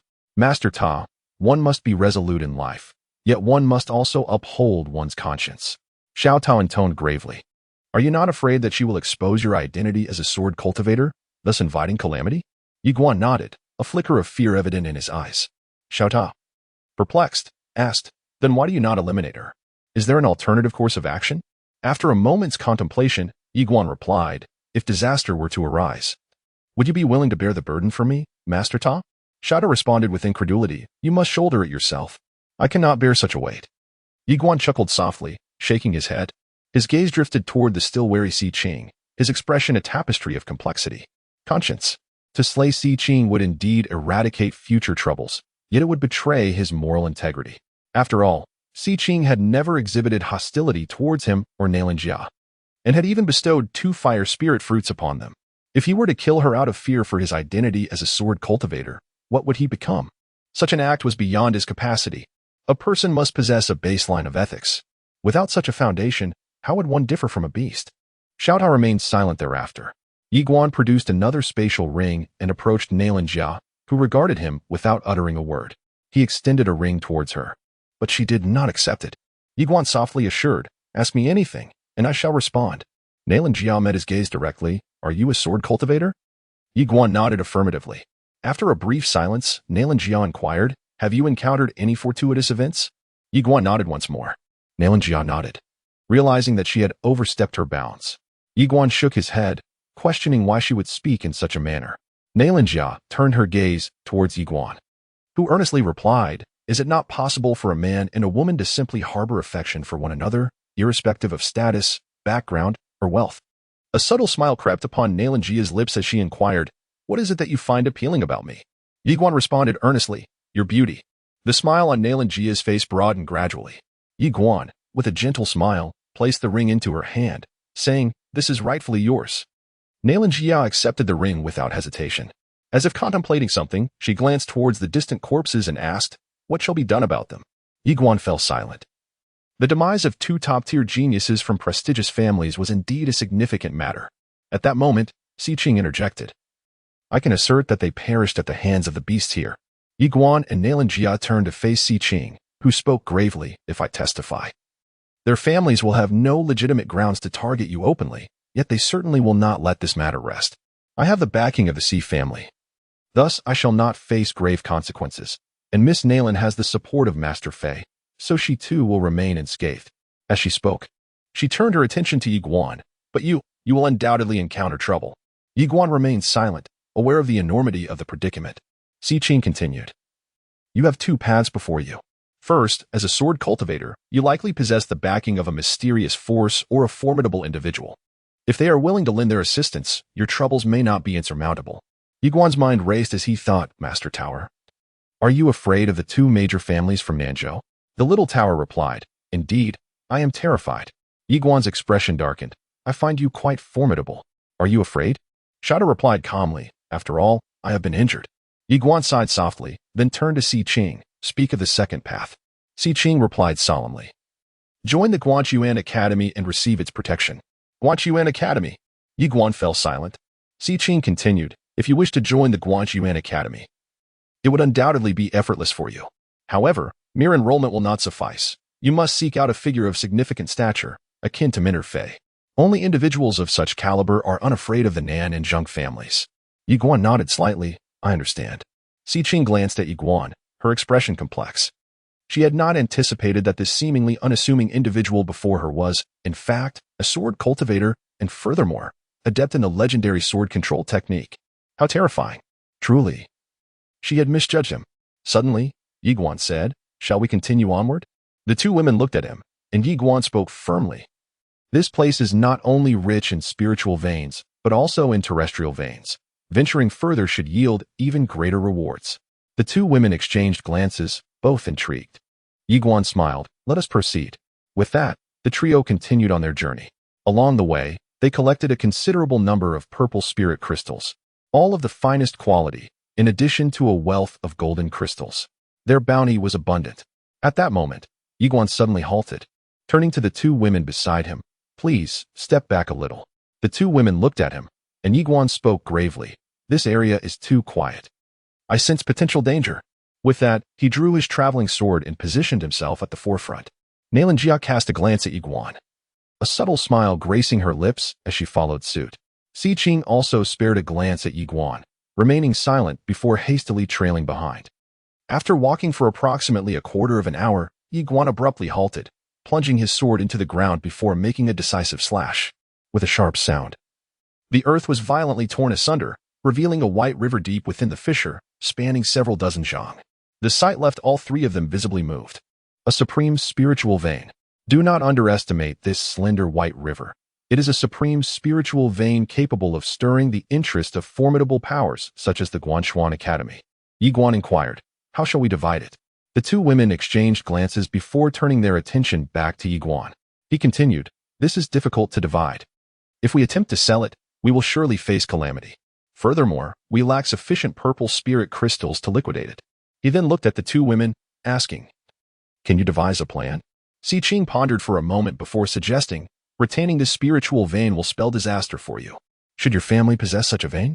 It would undoubtedly attract the scourge of annihilation. However, if you are willing to cede it to me, I shall offer all my supreme purple and gold crystals in return, along with free access to 3 volumes of Earth-tier techniques from my family. Earth-tier techniques. Ye Xuan and Yanhuang exchanged glances, and Yanhuang smiled faintly, as if to say, let us see. She was currently cultivating an Earth-tier technique, being a direct disciple of Master Fei. Ye Xuan felt a flicker of interest. The value of this spiritual vein undoubtedly surpassed that of the 3 volumes of Earth-tier techniques, yet even if he obtained it, he could not utilize it for the Ye family. As Si Qing had pointed out, if the Ye family were to acquire such a supreme spiritual vein, they would face extermination by dawn. The Earth-level cultivation technique holds significant importance for the Ye family. The techniques are categorized into various tiers: human, spirit, king, earth, heaven, saint, and divine. Earth-level techniques are considered exceedingly precious even within the Guanxuan Academy. Should the Ye family acquire such a technique, it would greatly enhance their overall strength. Furthermore, they would also obtain all the exquisite purple spirit crystals and gold crystals possessed by Si Qing. Ye Xuan turned to Si Qing, saying, Miss Si Qing, I can offer you the spirit vein. However, I have one more request. If there are any additional spirit veins in the future, they must belong to us. Si Qing nodded in agreement, of course. Ye Xuan promptly placed the spirit vein into a storage ring and handed it to Si Qing. She received the ring and swiftly produced 3 black ancient scrolls, presenting them to Ye Xuan, while simultaneously offering him all the purple spirit crystals and gold crystals. Ye Xuan graciously accepted them and then shared half with Yanhuang. The 3 exchanged glances, each wearing a satisfied smile, and continued their journey. Subsequently, they all encountered gold crystals, which only increased in number. Eventually, as Ye Xuan noticed the growing abundance of gold crystals, he proactively offered 1,000 of them to Si Qing, stating, Here you go. Si Qing looked at Ye Xuan, remembering her earlier words. I do not wish for anything further. Ye Xuan replied with a smile, I had not anticipated such a bounty. Please accept it as a gesture of goodwill. Goodwill. Si Qing glanced at Ye Xuan and accepted the offer. Yanhuang observed the exchange between Si Qing and Ye Xuan, remaining silent. The 3 individuals continued their journey. And after approximately a quarter of an hour, the leader, Ye Xuan, suddenly halted. With a swift motion, he cleaved the ground with his sword, peering into the fissure below. There, several feet down, flowed a golden river, extending for dozens of yards, an underground vein. The 3 stood in stunned silence, for it was indeed a vein. At that moment, a sound of footsteps echoed from not far away, causing their expressions to shift dramatically. Ye Xuan instinctively pulled Yanhuang behind him, his demeanor steeped in vigilance. Before their watchful eyes, a fierce beast gradually emerged. This creature resembled a dog, adorned with 2 horns, its body covered in thick, lustrous scales, with a tail that resembled an ancient blade, sharp enough to instill dread. Upon sighting this beast, the trio's expressions turned grave. The creature cast a glance at them, and in an instant, they felt as though struck by lightning, blood streaming from their 7 orifices. Ye Xuan exclaimed in horror, You are a king-tier beast. The beast disdainfully regarded Ye Xuan and scoffed, King-tier? What a trivial thing. I am an emperor-tier. Emperor-tier. At this revelation, Ye Xuan and his companions turned pale with fear. The classification of beasts differed from that of humans. Beasts were categorized from 1 to 9 tiers, with the 9th leading to the spirit tier, followed by the king tier. Then the earth tier, the sky tier, and finally the emperor tier. The most formidable beasts in the entire southern province were of the king tier. Yet this creature before them was of the emperor tier? Ye Xuan's mind went blank at the thought, while Si Qing's face drained of color, realizing the dire situation. It was over, utterly hopeless. Ye Xuan trembled inwardly, whispering, Master Tower, did you not say there was no danger? The small tower replied, Indeed. Ye Xuan trembled inwardly, exclaiming, The emperor tier! The emperor tier! Do you not perceive the danger? The small tower replied, Well, oh, indeed, it is perilous, very perilous. At that moment, Ye Xuan felt utterly dazed. This tower master was not particularly reliable. Both Yanhuang and Si Qing's faces turned ghostly pale, as they had not anticipated encountering an emperor-tier beast in this location. The emperor tier. This belonged to the realm of ancient legends. Currently, the most formidable known entity in the southern region was merely at the king tier. The emergence of an emperor tier beast here was akin to discovering a true dragon in a small stream, utterly outrageous. At that moment, the beast coldly gazed at the three of them, disdainfully declaring, "A mere swarm of ants dares to disturb this emperor's slumber." With that, it opened its maw, intent on devouring them. Suddenly, Ye Xuan pulled Nailan Jiao behind him, drawing forth his sword of the path. To await certain demise? That was not his style. Even in the face of insurmountable odds, he would fight to the bitter end. Just as Ye Xuan was about to strike, the beast seemed to have seen a ghost. Jumping back in shock, exclaiming, "What the hell? What the hell? Ah, how do you possess that sword? What the hell? How do you possess that sword?" Trembling, it approached Ye Xuan, stammering, "Brother, this is all a misunderstanding. A misunderstanding indeed. I had no knowledge you were one of her people. Allow me to bow to you." As he spoke, he suddenly knelt down with a resounding thud, his body trembling uncontrollably. The three of them stood in stunned silence. Chapter 8. The times have changed. Ye Xuan and his companions were bewildered. An Imperial-level monster had knelt before them? They could hardly believe the scene unfolding before their eyes. Ye Xuan glanced at the sword in his hand, and after a moment of contemplation, he inwardly asked, "Tower Master, do you recognize this beast?" After a brief silence, the small tower responded, "Indeed, I do." Upon hearing this, Ye Xuan quickly summoned the small tower. The moment the beast saw it, it was momentarily taken aback. Ye Xuan then softly inquired, "Elder, do you know the Tower Master?" The beast cleared its throat and replied, "Little tower." The small tower calmly retorted, "Imperial Hound, why do you seem so cowardly?" Its voice was audible only to the Imperial Hound, whose expression instantly soured. Realizing it was indeed the Tower Master, the small tower murmured, "I never expected to meet you here." The Imperial Hound, with a serious tone, asked, "Little tower, what on earth happened? If I hadn't fled swiftly back then, I would have perished." After a moment of silence, the small tower replied, "It's a long story." The Imperial Hound hesitated for a moment, then turned his gaze towards Ye Xuan, recognizing him as young Master Yi. The small tower affirmed, "Yes." The Imperial Hound's expression grew complex, and as he looked back at Ye Xuan, a hint of warmth appeared in his eyes. The small tower asked, "Have you been hiding here all along?" The Imperial Hound responded, "Indeed." The small tower continued, "Are you planning to leave?" The Imperial Hound nodded slightly. "Preparing to venture towards the observation universe, for I sense the call of the head of the second courtyard." After a moment of hesitation, he asked, "Shall we go together?" "No," replied the small tower. The Imperial Hound looked perplexed. "Why not?" In a solemn tone, the small tower explained, "His identity is special. He cannot travel to the observation universe at this time." The Imperial Hound glanced at the sword of the way held by Ye Xuan and inquired, "Is he her heir?" "Indeed," affirmed the small tower. The Imperial Hound fell into silence. The small tower urged, "You should leave." After a moment's hesitation, the Imperial Hound turned to Ye Xuan, offering a faint smile. With an open palm, a small box floated gently towards Ye Xuan. "Young one, this is a beast core I obtained after slaying some demon beasts in my earlier days. It is yours." Taken aback, Ye Xuan quickly responded, "Thank you, esteemed elder." The Imperial Hound smiled slightly, "Until we meet again." With that, it leaped into the air, breaking through the cavern and transforming into a wisp of ethereal light, soaring through the vastness of outer space before vanishing at the edge of the starry sky. The entire southern province was left in shock. An Imperial-tier demon beast. In an instant, countless powerful figures turned their gaze towards the southern mountain, filled with astonishment. Within the cave, Ye Xuan swiftly gathered the earth vein, then turned to Si Qing, who spoke in a grave tone, "The emergence of an Imperial-tier demon beast will undoubtedly attract numerous formidable beings. Even from the northern and central provinces, you must be cautious." Pausing briefly, she added, "I will draw their attention. You and Miss Xiao Jia should take this opportunity to slip away. Until we meet again." Having spoken, she ascended directly into the air, soaring towards the summit. The two moved with remarkable speed, reaching the cave entrance in the blink of an eye. At that moment, the formidable individuals at the cave's mouth were drawn towards Si Qing, allowing Ye Xuan to swiftly lead Na Lanjiao away.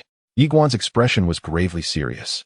The emergence of an Imperial-tier beast in this location was exceedingly abnormal, undoubtedly attracting countless powerful beings for investigation. Soon, the pair arrived at the ancient city. At the city gate, Ye Xuan produced the box gifted to him by the Imperial Canine.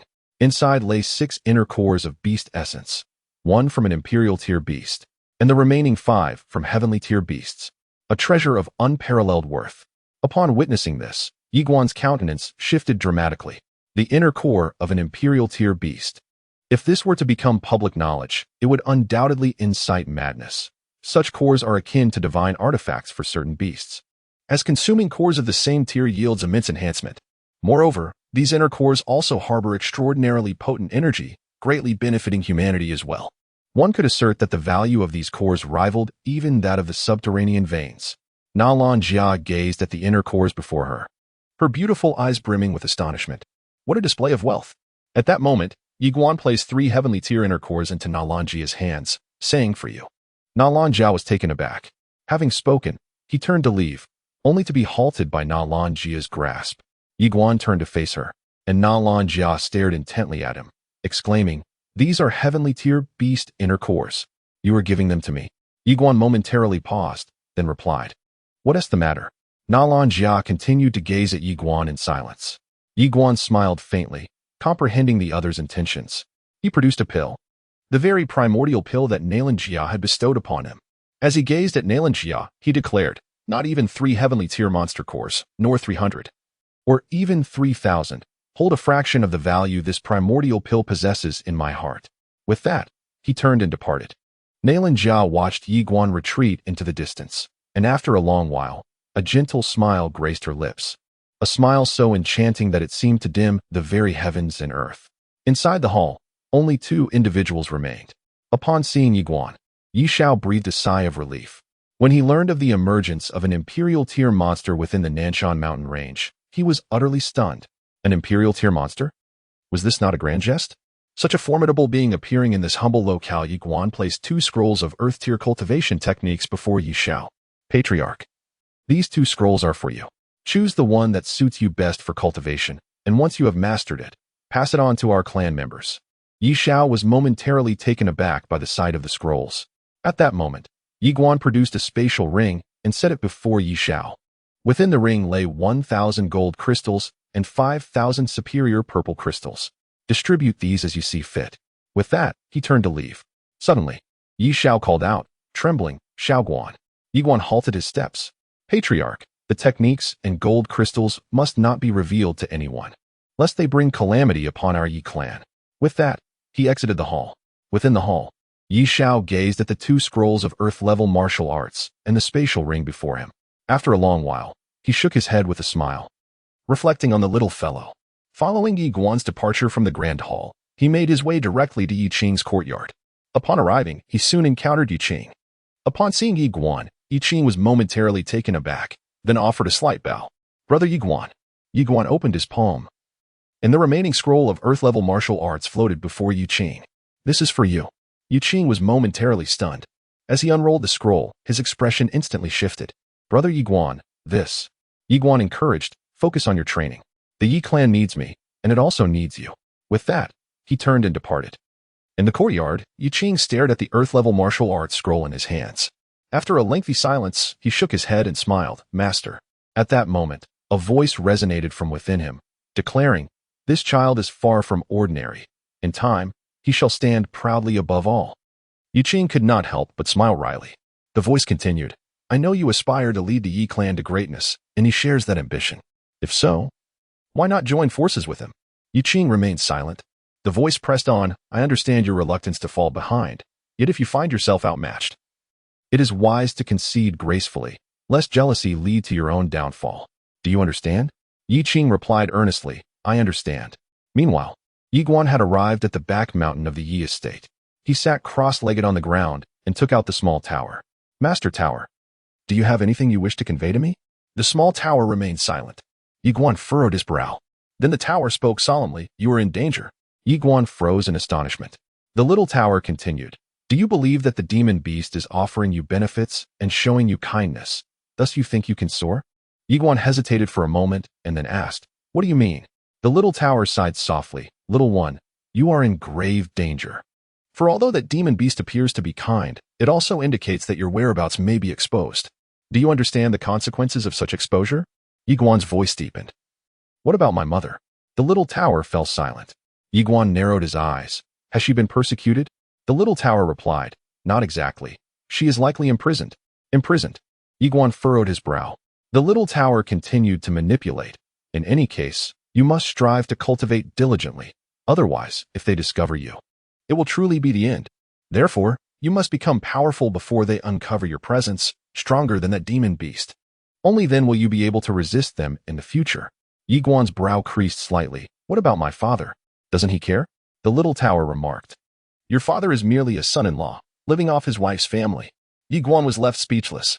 The little tower sighed softly. Your situation is dire, not only for you, but your Ye clan is also in a precarious position. If they discover your connection to the Ye clan, it will spell doom for both. Their power is beyond your imagination. That imperial-level demon beast may seem formidable, but I assure you, to them, it is but an ant. An ant. Ye Xuan slowly closed his eyes, feeling the weight of pressure upon him. The imperial-level demon beast nearly killed them with just a glance. Yet in the eyes of those individuals, it was as insignificant as an ant. Indeed, there are always greater beings beyond us. Ye Xuan took a deep breath and inquired. Master Tower, may I enter the tower to cultivate now? The little tower replied, I am still unable to open this world for you. Ye Xuan then stated, I possess purple crystal and golden crystal. The little tower responded, no, even with these crystals, they would not be of significant aid to me. It would be better for you to keep them for your own use. Ye Xuan was momentarily taken aback. How could the crystals hold no value for you? The little tower confirmed, indeed, my injuries are severe, and I have lost certain functions. Ye Xuan asked, were you attacked by them? The little tower affirmed, yes. Ye Xuan said solemnly, you have suffered greatly. The little tower remained silent. After a brief moment, Ye Xuan sat cross-legged on the ground, striving to reach the realm of all loss. His previous encounters with Zhang Lin and Nan Qingwei had imparted a crucial lesson. These aristocratic families are exceedingly willful. The mightier the force, the more arbitrary they become. In their eyes, those weaker than themselves can be easily crushed. Reason? In the face of absolute power. The notion of reason appears utterly feeble. As for his own family, it seemed even more outrageous. Naturally, he still struggled to comprehend his father's behavior. How could a man resort to living off others? Within the little tower, a mysterious voice suddenly interjected. Are you not afraid of consequences with such recklessness? The little tower responded calmly, what else can be done? Should I reveal all the truths? Are you not concerned he might become like his father, wandering from one world to the next, leaving devastation in his wake? Alas, times have changed. Such tactics are no longer effective. The voice fell silent. The small tower remarked, this little fellow truly has potential. Do not allow him to be overtrained. The mysterious voice let out a soft sigh. At that moment, Ye Xuan, who was engrossed in his cultivation, suddenly lifted his gaze.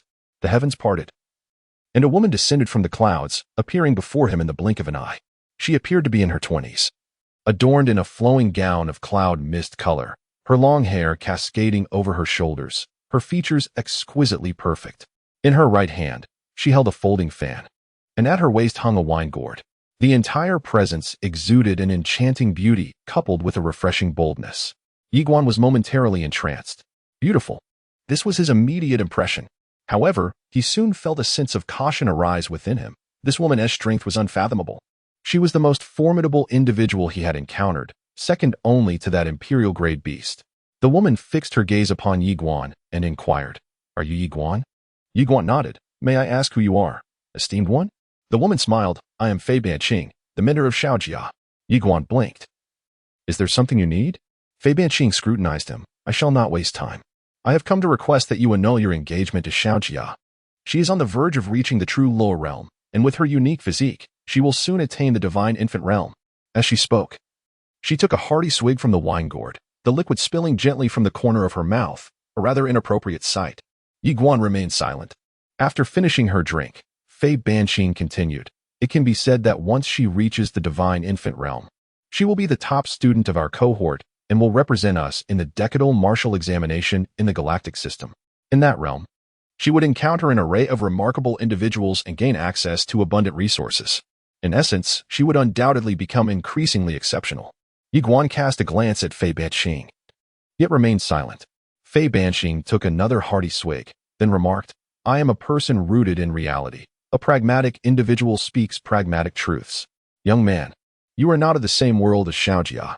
If you force a connection with her, you shall soon discover that your future together would be fraught with immense suffering. As she spoke, she glanced at Ye Xuan and continued, Though she is still young and somewhat naive, in time, as the disparities between you widen, You will realize the profound agony and despair of two individuals from disparate strata attempting to coexist. Furthermore, being with her would be untenable for you. Not only is she extraordinarily gifted, but she is also strikingly beautiful. Do you have any idea how many suitors there are for her at Guanxuan Academy? They are not only exceptional themselves, but come from formidable backgrounds as well. At that moment, Ye Xuan suddenly opened his palm. With a whoosh, a sword flew forth from within him, landing steadily in his grasp, immediately enveloping Fei Banqing in an aura of formidable sword intent. Fei Banqing's gaze was fixed on the sword in Ye Xuan's hand. Her right hand clutched the wine gourd tightly, the unconsumed liquor trickling down the corner of her mouth, creating a scene of exquisite beauty. After a long pause, Fei Banqing released her grip on the wine gourd and smiled, stating, "Young Master Yi, kindly disregard my previous remarks. Allow me to rephrase my thoughts." As she spoke, she suddenly stepped forward, drawing close to Ye Xuan, her right hand firmly grasping his. Her gaze was fervent. "Be my disciple, and I shall act as the matchmaker for you and Xiao Jia. Who dares to oppose? I shall crush their eggs with my own hands." Ye Xuan was left speechless. Chapter 9. Master Tower is unreliable. At this moment, Ye Xuan found himself in close proximity to Fei Banqing. He could distinctly perceive her alluring fragrance. He promptly took 2 steps back. Witnessing this scene, a flicker of surprise crossed Fei Banqing's eyes, which quickly morphed into admiration. In a deep voice, Ye Xuan addressed her, "Senior, I would be honored to become your disciple. But I have a modest request. May I?" Fei Banqing immediately replied with a smile, "We are all comrades here, so there is no need for such formality. Feel free to speak your mind." Ye Xuan glanced at Fei Banqing, marveling at the rapidity with which her demeanor shifted. The reason he revealed his identity as a sword practitioner was twofold. Firstly, he aimed to attend the Guanxuan Academy. Cultivation is akin to ascending a ladder. The higher one climbs, the more challenging it becomes. Thus, he sought a broader stage, namely the Guanxuan Academy, the greatest superpower in Southern Province. There, he could acquire more knowledge and enhance his strength.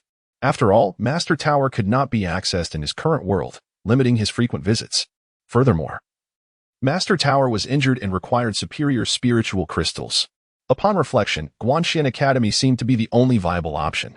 At present, apart from a traveling sword, he possessed nothing, rendering him exceedingly impoverished. Another reason was related to the Yi clan. He was aware of the situation in the Nanshan mountain range. It posed a potential threat. A few individuals ventured inside, with only 3 emerging alive. It is evident that something is amiss. Consequently, he surmised that the Nan family and the Zheng family would not let this matter rest easily. With the support of the Si family, Si Qing is secure. With Fei Banqing's backing, Nailan Jia is also safe. But what of himself? Tower Master? Tower Master is unreliable and poses a risk. Thus, he must seek a new ally to lean upon temporarily in order to prevent implicating the Yi clan. Fei Banqing would be quite suitable. Of course, he currently has no better options and must take a gamble. At that moment, Fei Banqing suddenly chuckled. "Come on, don't be shy." Ye Xuan replied solemnly.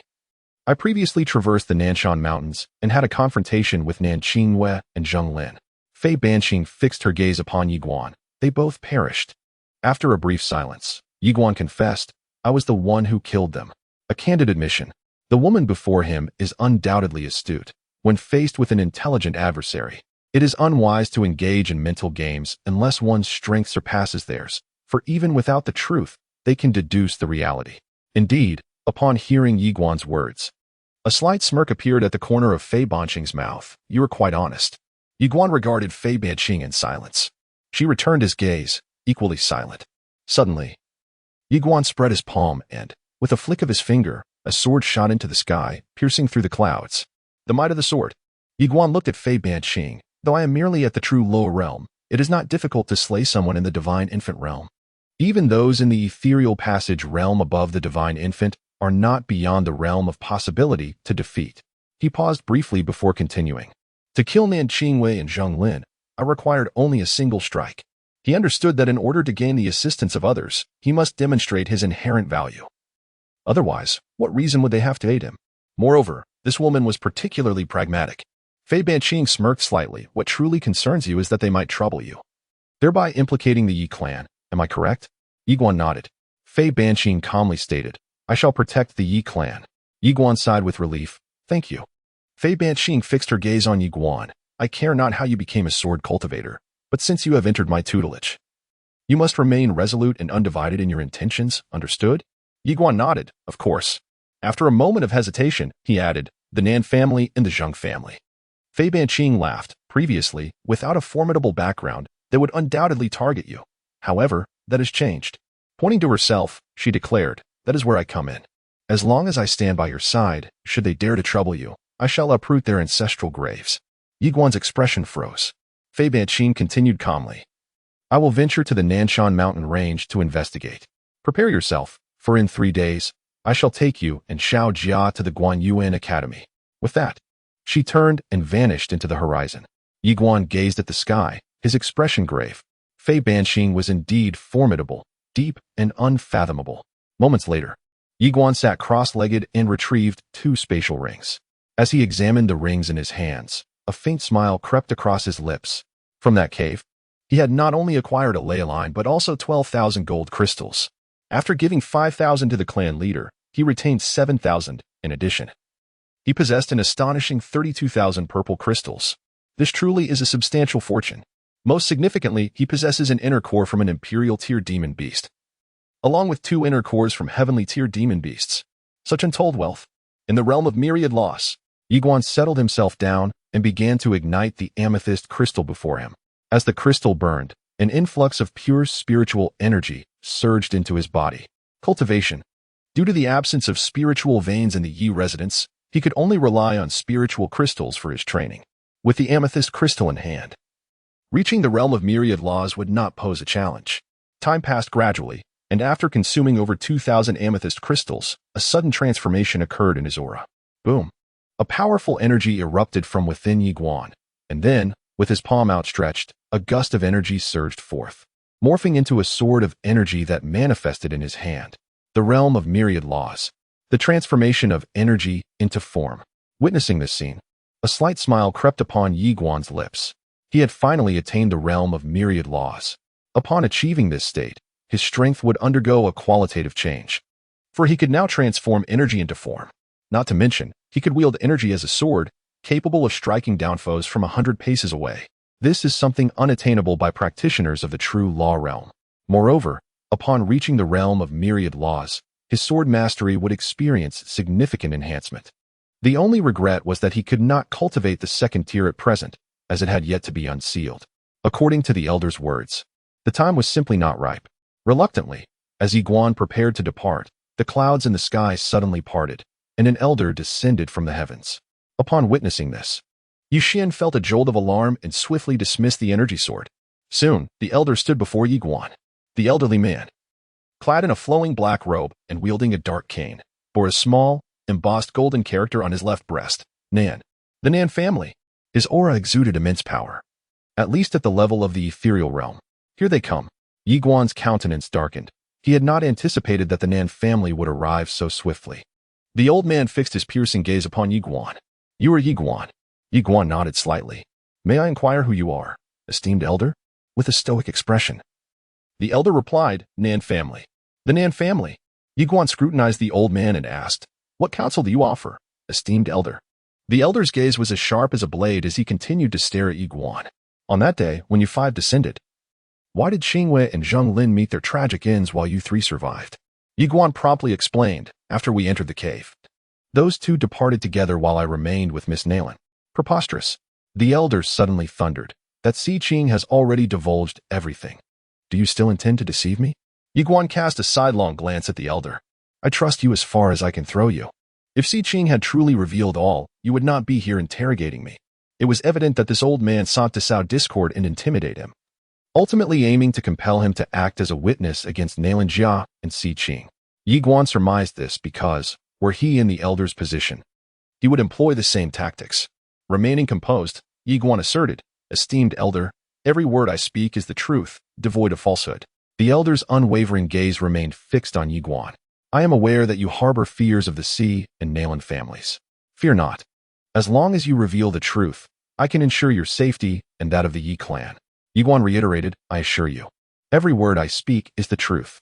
The aged man squinted slightly, his right hand gradually tightening into a fist, a formidable aura locking onto Ye Xuan. Ye Xuan remained silent. Fei Hanqing, where have you gone? Come out and assist me. The elder abruptly turned his gaze toward the Ye clan below. I offer you one final opportunity. Otherwise, the entire Ye clan shall vanish from this world. Yet, Ye Xuan still chose silence. He understood that the deaths of Nanqing and you would undoubtedly cast suspicion upon the three of them. You may harbor doubts, but I shall not concede. Noticing Ye Xuan's reticence, the elder narrowed his eyes. You truly will not shed tears until you see the coffin. With that, he lunged forward, delivering a powerful punch aimed at Ye Xuan's chest with astonishing speed. However, Ye Xuan was swifter. In an instant, a flash of sword light appeared, and a blade pierced through the elder's chest. The elder stood frozen, disbelief etched across his face as he looked at Ye Xuan. You, a sword cultivator. Ye Xuan remained impassive. You may suspect me, but you cannot strike me. If you lay a hand on me, I shall end your life. The elder yearned to retort. But at that moment, Ye Xuan suddenly unleashed his sword. With a swift motion, the elder's throat was severed, and his head rolled away, blood gushing forth. Ye Xuan approached the elder's fallen form and glanced at the elder's right hand, where he clutched a communication talisman. A wave of relief washed over Ye Xuan. Thankfully, this old fool had not wasted time. Otherwise, if that talisman had been activated, matters would have become dire. The importance of the finishing blow cannot be overstated. Ye Xuan promptly seized the spatial ring from the elder's hand, finding nearly over 200 purple spirit crystals within. Ye Xuan shook his head. This fellow is somewhat impoverished. After concealing the amethyst, he destroyed the ring of the old man and sought a secluded spot to bury the corpse. Having accomplished this, Ye Xuan turned and descended the mountain. Suddenly, a multitude of formidable presences emerged around the Ye clan, causing widespread alarm. At that moment, the gates of the Ye residence swung open, and a middle-aged man entered with a deliberate pace. Following him were more than 20 formidable individuals.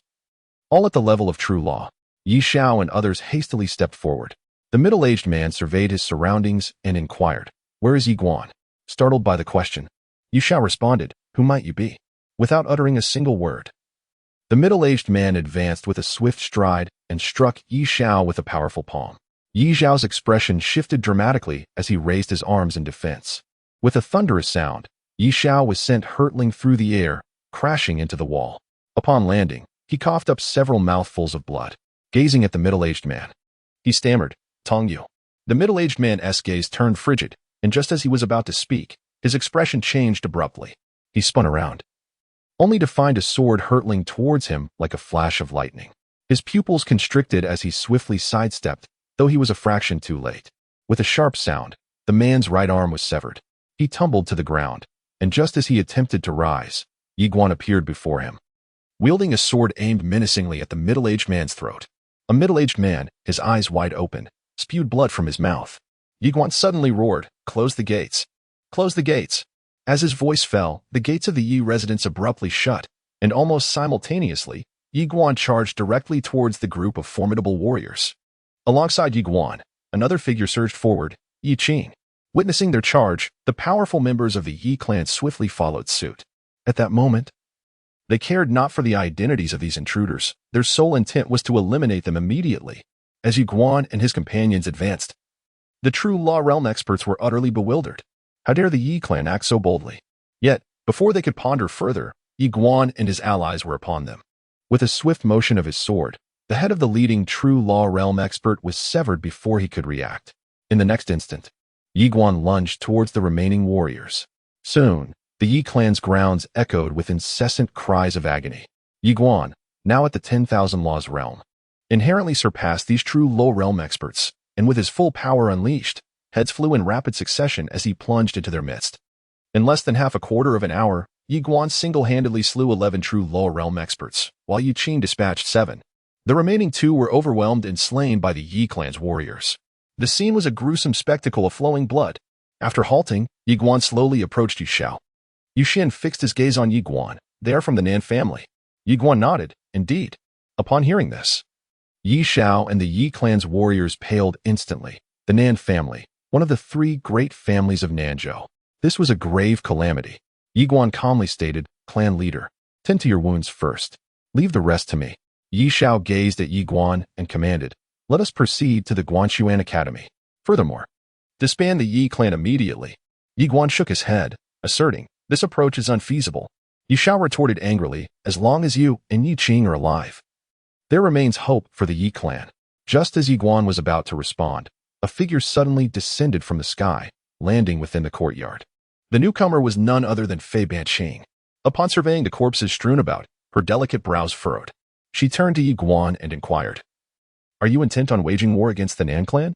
This is quite unacceptable, though I do not fear the Nan clan. Such indiscriminate slaughter equates to forging a deadly enmity with them." Ye Xuan rose and approached Fei Banqing, declaring, "I am presently at the 10,000 Methods realm." Fei Banqing regarded him in silence. He continued, "Grant me 1 more month, and I shall reach the communication of the subtle realm. Just 1 month. Moreover, as a sword cultivator, I am invincible among my peers, capable of overcoming 2 ranks without exertion, and can engage those 3 ranks above me in battle." Meeting her gaze, he asserted, "In the decennial martial examination held by the Academy, I shall be unmatched, while they may act at their leisure." Fei Banqing scrutinized Ye Xuan for a prolonged moment before giving him a thumbs up, saying, "All right, you have my approval." She then glanced at the lifeless bodies surrounding them and added, "These individuals met their end by my hand, understand?" Chapter 10. In this world of strife, one must possess allies. Ye Xuan nodded fervently, feeling a sense of relief wash over him. The current state of the Yi clan rendered them incapable of contending with the Nan clan. His earlier actions had been driven by desperation. For the moment the adversary struck, he realized that there was no path to resolution. Plea for mercy and the pursuit of peace can only yield humiliation, and both endeavors are ultimately futile. Thus, he resolutely opted for violence. The ramifications? Naturally, he had contemplated them. The worst outcome would be an all-out war with the Nan family, however. The most favorable scenario would likely be the same. For, given that the Nan family had sought him out, it was evident that, regardless of whether those 2 individuals had been slain by him, they would not spare him or the Yi clan. At this juncture, he could only leverage the influence of the Guanxuan Academy. Fei Banqing cast a discerning glance at Ye Xuan, a slight smile playing on her lips. "You truly have surprised me, young one." Ye Xuan remained silent, harboring immense caution towards this woman. He had witnessed her swift changes in demeanor. She was a pragmatic individual.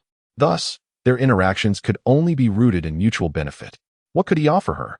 Only through this understanding could they coexist harmoniously. At that moment, Fei Banqing abruptly turned her gaze towards Yi Qing. Upon noticing her attention, Yi Qing offered a slight bow.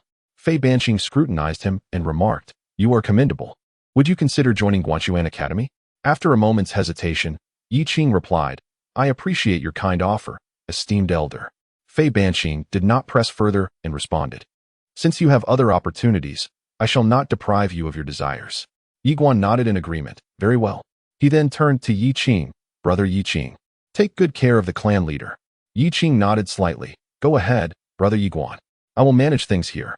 In an instant, Fei Banqing grasped Ye Xuan's shoulder, and the next moment, they vanished without a trace. Yi Qing gazed at the distant horizon and murmured softly, "He is a swordsman." At that moment, a mysterious voice echoed in his mind. "This man has encountered a rare fortune." Yi Qing nodded slightly and said no more. For him, Ye Guanxiang's strength was also a good thing. The path of martial arts is one of competition, but it does not mean that one cannot have brothers along the way. Wouldn't it be better to have a few brothers striving together? Just then, Yi Xiao suddenly called out, "Xiao Qing." Hearing this, Yi Qing quickly approached, clan leader. Yi Xiao looked at Yi Qing with a bitter smile. "You've been hiding your strength too." Yi Qing nodded slightly. Yi Xiao hesitated for a moment before continuing. "Unity is the most important thing for a family." Yi Qing smiled faintly. "Clan leader, I understand your meaning. Brother Ye Xuan is stronger than me, and I accept my defeat wholeheartedly. If I were stronger than him, I believe he would accept it just the same." Upon hearing this, a smile finally appeared on Yi Xiao's face. Yi Qing then said, "Clan leader, let me take you to heal your injuries first." With that, he supported Yi Xiao and walked towards the hall. Shortly after, Ye Xuan followed Fei Banqing to the Nan Mountain Range. At this time, the Nan Mountain Range was still teeming with powerful figures, not only from the southern province but also from the northern and central provinces. An emperor-level demon beast. This was enough to draw the attention of all the major forces across the 3 provinces. After reaching a mountain peak, Fei Banqing led Ye Xuan directly towards the distance. Ye Xuan followed closely behind Fei Banqing, casting a glance at her. Today, she was adorned in an elegant dark green gown, the hem delicately embroidered with faint plum blossoms, exuding a captivating allure paired with an air of coolness. Her slender waist was cinched by a pure white jade belt, exquisite and enchanting. Indeed, Fei Banqing was stunning. However, Ye Xuan found himself more curious about her age. Naturally, he was not foolish enough to inquire. That would be courting disaster. Just then, Fei Banqing suddenly turned to look at Ye Xuan and asked, "Is it beautiful?" Ye Xuan was momentarily taken aback before nodding. "Indeed, it is beautiful." Fei Banqing regarded him in silence. After a brief hesitation, Ye Xuan spoke, "Minter Fei, why do you gaze at me so? I am merely observing, without any ill intentions." Fei Banqing glanced at Ye Xuan and remarked, "I have just realized that you possess an undeniable charm that draws women to you. If you were to attend the academy and reveal your identity as a swordsman, you would undoubtedly attract numerous infatuated maidens." Ye Xuan shook his head with a smile. "I am already betrothed." Fei Banqing countered with a shake of her head. "In this era, it is not uncommon for men to have multiple wives and concubines." Ye Xuan fell silent. It was best not to comment on that. Fei Banqing chose not to elaborate further, leading Ye Xuan to a mountainside where several onlookers turned their attention to her. She brought Ye Xuan directly before an elderly man clad in gray robes. Upon seeing Fei Banqing, the elder smiled faintly. "Minter Fei?" Without delay, Fei Banqing declared, "Nanku, the members of the Yi clan sent by your family have all been slain by me." The crowd was taken aback, and Nanku's expression froze in shock. Fei Banqing fixed her gaze on Nanku, who had recently been accepted as her disciple and was now a student of the Guanxuan Academy. She declared that the Nan family must cease any harassment towards him, or she would consider it a declaration of war against her. Nanku quickly responded with a smile, claiming it was all a misunderstanding and that they would never have disturbed him had they known he was her student. Fei Banqing then warned that for every member of the Yi family harmed, 2 from the Nan family would suffer the same fate. With that, she turned and left with Ye Xuan, while Nanku continued to smile apologetically, showing no signs of anger or resentment. Ye Xuan glanced back at Nanku, who was still smiling without any hostility, which made Ye Xuan uneasy. He feared such people who could endure and smile on the surface while plotting in the shadows. Fei Banqing suddenly told Ye Xuan to stop looking back and questioned whether he considered himself a good person. Ye Xuan chuckled awkwardly and remained silent. Fei Banqing calmly stated that she would have killed Nanku on the spot if he had shown any dissatisfaction. Ye Xuan hesitated and then asked about the strength of the 3 great families compared to the Guanxuan Academy. Fei Banqing explained that while the 3 families were indeed formidable in Nanzhou, their branch of the Guanxuan Academy was just a minor one, and they had higher authorities backing them, unlike the families who had nothing. Ye Xuan was stunned. Fei Banqing continued, emphasizing that in this world, one cannot succeed alone. One must have allies. Ye Xuan nodded slightly, understanding her point. Fei Banqing led Ye Xuan to a middle-aged man, who was accompanied by a man in white. Upon seeing Fei Banqing, the middle-aged man smiled faintly and said, "Minter Fei, it has been 20 years since our last meeting. I trust you are well." At these words, Ye Xuan glanced at Fei Banqing, noting her advancing age. Fei Banqing replied calmly, "Minter Zhua, after all these years, have you made no progress in your strength?" Minter Zhua laughed heartily and then turned to Ye Xuan, asking, "Is this your student?" Fei Banqing nodded. Minter Zhua examined Ye Xuan and remarked, "He possesses a commanding presence and remarkable composure, a true talent." Suddenly, he shifted the conversation, suggesting, "How about a sparring match between him and my student?" Hearing this, the man in white looked at Ye Xuan and requested, "I would be honored to receive your guidance." Just as Ye Xuan was about to respond, Fei Banqing interjected calmly, "No need. He lacks fighting experience. The one who can truly fight is not here in the ancient city." With that, she cast a glance at the man in white and turned to leave with Ye Xuan. Minter Zhua watched the departing figures of Ye Xuan and mused, "What do you think of that young man?" The man in white shook his head, replying, "He exhibits great composure, but beyond that, I cannot discern anything." Minter Zhua smiled and said, "Do you understand why I encouraged you to spar with him?" The man in white bowed slightly and requested, "Please enlighten me, master." Minter Zhua replied calmly, "This Minter Fei has always relished competition, yet this time, she chose to intervene on behalf of that youth." Before she intervened, the young man displayed no signs of fear, indicating that he is unafraid of you. Yet, Minter Fei chose to stop him. As he spoke, he paused momentarily before continuing. "There is but one explanation. She wishes to conceal this youth's strength from us." The man clad in white furrowed his brow. The left mentor spoke softly. "The martial examination, held once every decade, is approaching. Should we encounter this individual in the future, we must exercise caution and never underestimate him." The man in white inclined his head slightly, acknowledging the wisdom imparted. In the distance, on the road, Ye Xuan murmured, "Is the mentor concerned about my strength being revealed?" Fei Banqing nodded. "That man in white is Han Jin, a prodigious talent from the Beizhou Guanxuan Academy. He is currently at the ethereal realm." Upon hearing this, Ye Xuan was taken aback. Such a young practitioner at the ethereal realm? Fei Banqing glanced at Ye Xuan, revealing that he was not even the most extraordinary genius of the Beizhou Guanxuan Academy. Ye Xuan fell silent. Suddenly, Fei Banqing halted, gazing intently at him. "You once claimed you are invincible. Others are but trifles." Ye Xuan replied earnestly, "I fear no one." Fei Banqing smiled. "That is the spirit we need." Ye Xuan nodded slightly, yet inwardly reminded himself to strive even harder. There are always those beyond one's grasp, and skies beyond the heavens. Though he is a swordsman, being a swordsman does not equate to invincibility. Only through relentless effort and self-improvement can he hope to confront any adversary in the future. Fei Banqing added, "Tomorrow we shall arrive at the academy, and once there, your troubles will undoubtedly multiply." Ye Xuan inquired, "What about Xiaojia?" Fei Banqing cast a glance at Ye Xuan, who truly astonished her with his astuteness. Ye Xuan suddenly asserted, "My background is formidable as well." Fei Banqing glanced at Ye Xuan, who smiled faintly, "My background is you, my mentor. With your protection, I fear no one." Fei Banqing chuckled heartily. "Spare me the flattery. I am not swayed by such praises, haha." His smile radiated warmth and brilliance. Chapter 11. I kill, you clean up. The Leaf Clan's concerns had been alleviated, and he now felt a sense of relief.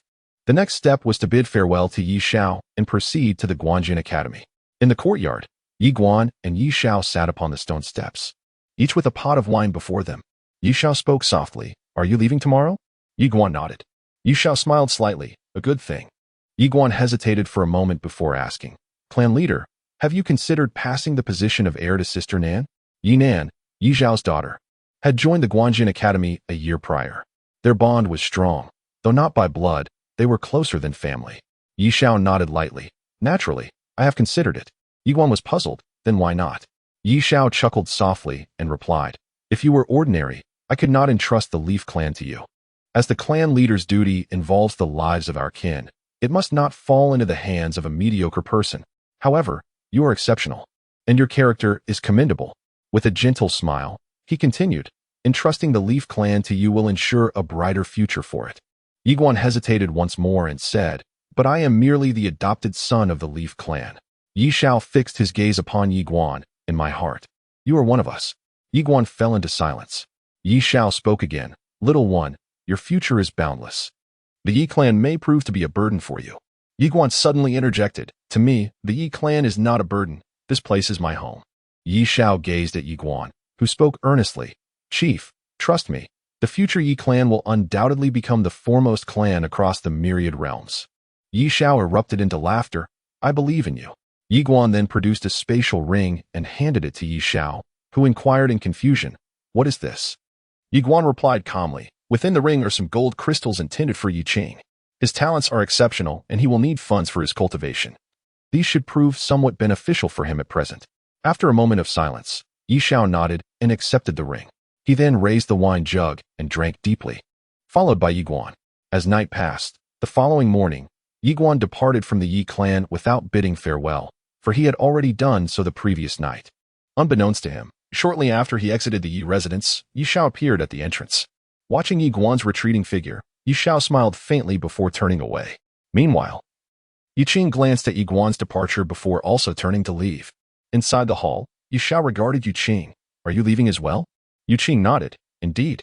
After a prolonged silence, Ye Xiao produced another spatial ring and handed it to Ye Qing. "This was given to me by Xiao Guan last night, to pass on to you." Ye Qing hesitated momentarily before accepting the ring. "Thank you, Chief." Ye Xiao spoke softly, "The Ye Clan will forever be your home." With profound reverence, Ye Qing bowed deeply, proclaiming, "Patriarch, the Ye Clan shall eternally be my home." Upon uttering these words, he turned and departed. Within the hall, Ye Xiao gazed upon Ye Qing's receding figure, his heart brimming with both reluctance and profound gratification. These two scions of the Ye lineage possessed destinies of their own, and the humble Ye Clan should not serve as a constraint upon their aspirations. Outside the Ye Clan's domain, Ye Qing contemplated the spatial ring in his grasp. After a prolonged silence, a gentle smile graced his countenance as he strode towards the horizon. En route, Yuqing inquired, "Master, whither shall we venture?" An aged voice resonated within Yuqing's mind, responding, "To the divine province of the central continent, where 3 seals of the law of the great path await." Yuqing assented with a nod. "Very well."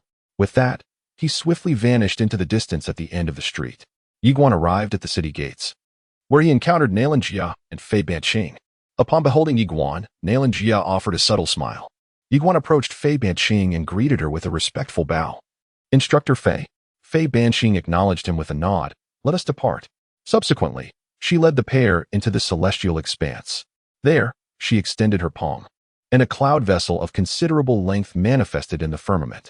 Fei Banqing escorted the two onto the cloud vessel, and Ye Xuan gazed down upon the world below, where the entirety of the desolate ancient city appeared exceedingly diminutive. Fei Banqing interjected, "Young Guan, your identity as a sword cultivator must remain concealed at all times."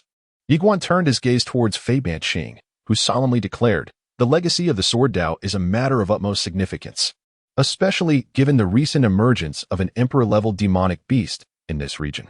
Should you reveal your identity as a sword cultivator now, outsiders will invariably associate you with that emperor-level demonic beast, and the situation will become exceedingly precarious." Ye Xuan nodded, understanding fully. "Upon arriving at the academy, I shall endeavor to remain humble in demeanor while pursuing my ambitions with fervor." Fei Banqing cast a sidelong glance at Ye Xuan, remarking that while you may not seek trouble with others, it is quite possible that trouble may seek you. Ye Xuan replied calmly, "I am a person who values reason." Fei Banqing inquired, "What if others disregard reason?" After a moment of silence, Ye Xuan responded, "I shall take decisive action, and you can handle the aftermath." Fei Banqing stared at Ye Xuan, rendered speechless. Nailan Jia shook her head with a smile, unable to deny that her fiancé was indeed a remarkable individual. After a brief silence, Fei Banqing continued, "I may have inadvertently given you the impression of invincibility.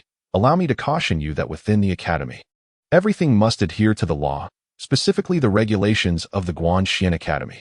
Anyone who contravenes these laws will face severe punishment from the judicial court, with no exceptions. Not even for the dean." Ye Xuan nodded, affirming that he would first study the laws of the Guanxuan Academy upon his arrival. Fei Banqing observed Ye Xuan for a moment before shaking her head, feeling a twinge of concern. Despite his seemingly gentle demeanor, she sensed that he could be exceptionally ruthless when provoked. Her instincts told her that with Ye Xuan at the Guanxuan Academy, the younger generation would face a significant upheaval. She felt a headache coming on.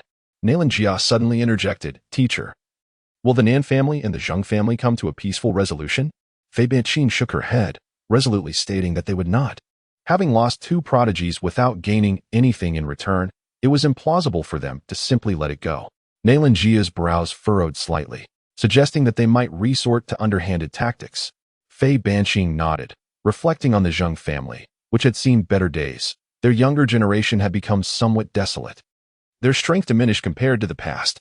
As for the Nan family, she paused before continuing, "There is a prodigy from the Nan family at the academy, named Nan Xian, who is a direct disciple of Master Xiao." Nailan Jia fell silent. Nan Xian. The Guanxuan Academy is renowned for its 3 great mentors, Fei Banqing, Xiao Ge, and Song Ci. Previously, Song Ci had almost taken Ye Xuan as a student, though not as a direct disciple. A mentor may have numerous students, but a direct disciple is singular, and Nailan Jia was the sole direct disciple of Fei Banqing. Fei Banqing glanced at Ye Xuan and shook her head. Their visit to Guanxuan Academy was destined to be anything but peaceful. Ye Xuan suddenly interjected, "Mentor Fei, we do not seek trouble, but we are not afraid of it either." He nodded in agreement. "Understood." Fei Banqing looked at the two and said, "You may converse." With that, she turned and departed. Ye Xuan gazed towards the distant horizon and softly remarked, "A grander stage awaits." One cannot deny his anticipation for Guanxuan Academy. It is the most formidable force in South Zhou. There, countless talented individuals abound. Nailan Jia glanced at Ye Xuan and chuckled. "Why do I have the feeling that your presence there will stir up some trouble?" Ye Xuan replied with a smile, "There is nothing I can do. My fiancée is simply too beautiful." Nailan Jia's lips curled into a smirk. "The academy is filled with stunning women."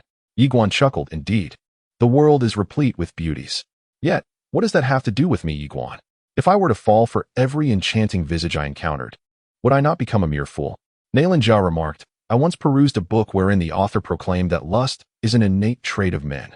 What is your opinion? Nailan Jia gazed at Ye Xuan and added with a smile, "It is acceptable." Ye Xuan chuckled heartily. Nailan Jia then turned her gaze towards the horizon, gently brushing her hair, and softly inquired, "Do you believe we shall truly be together in the future?" After a brief silence, Ye Xuan responded, "Do you despise my company?" Nailan Jia shook her head. Ye Xuan replied, "I do not find your presence disagreeable either."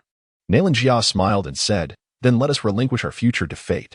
At that moment, a cool breeze swept through, causing the temperature aboard the cloud ship to plummet.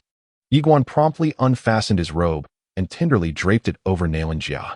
She remained silent, her gaze fixed on the distant sky. Ye Xuan then turned to her and softly proposed, "Xiao Jia, I wish to invite you to partake in an endeavor." Nailan Jia looked at him as he extended his right hand. After a moment's hesitation, she gently placed her hand in his. Ye Xuan erupted into laughter, exclaiming, "Sword, come forth." With a swift motion, the Xingtian sword soared from within Ye Xuan, landing gracefully at his feet. He then stepped onto the sword, bringing Nailan Jia along with him. In an instant, with a mere thought, the sword transformed into a streak of light, soaring into the skies. The blade pierced through the clouds, soaring majestically above. Amidst the clouds, Ye Xuan guided Nailan Jia on the flying sword, tearing through layers of cloud. Accompanied by the resounding echoes of the wind, Ye Xuan secured his hold around Nailan Jia's waist while maintaining a respectful distance. Leading the way, Nailan Jia surveyed the surroundings. Her exquisite visage illuminated by a radiant smile, one she had never worn so brilliantly before. They soared through the skies on their enchanted flight. Who among those who cultivate the path does not yearn to soar through the skies on a sword? On the cloud vessel, Fei Banqing watched the two figures gliding across the heavens in silence. Sword flight. She realized she had underestimated her newly accepted disciple. To master such an art, one must not only inherit the legacy of the sword, but also possess a blade of exceptional quality. Even the renowned Guanxuan Academy of the South lacked a sword capable of such feats. How could a youth from the desolate ancient city possess such a heritage? Doubts filled Fei Banqing's heart. After a moment, she shook her head and turned away. She had no desire to indulge in such envy. Nailan Jia still felt as if she were floating in a dream. Ye Xuan smiled and asked, "Do you enjoy it?" Nailan Jia looked at him, her smile radiant. "I do." Ye Xuan gazed up at the starry sky. "Alas, my current strength is insufficient to pierce the atmosphere and venture into the cosmos. But I believe that day is not far off. When it comes, I will take you to explore the beauty of the universe among the stars." Nailan Jia met his gaze. "It's a promise." Ye Xuan affirmed, "Indeed." They shared a smile. As night fell, the sky was adorned with countless stars, and the cloud vessel shimmered like silver armor. Ye Xuan sat cross-legged at the bow of the vessel, his eyes slowly closing. Just as he was about to begin his cultivation, a thought struck him. He suddenly asked, "Tower Master, do you know of the Guanxuan Academy?" After a moment, the small tower replied, "I do." Ye Xuan's curiosity piqued. "Tower Master, then do you know the first dean of the Guanxuan Academy, the sword sovereign of the mortal realm?" The tower fell silent for a while before answering, "I do." Ye Xuan's expression was filled with longing.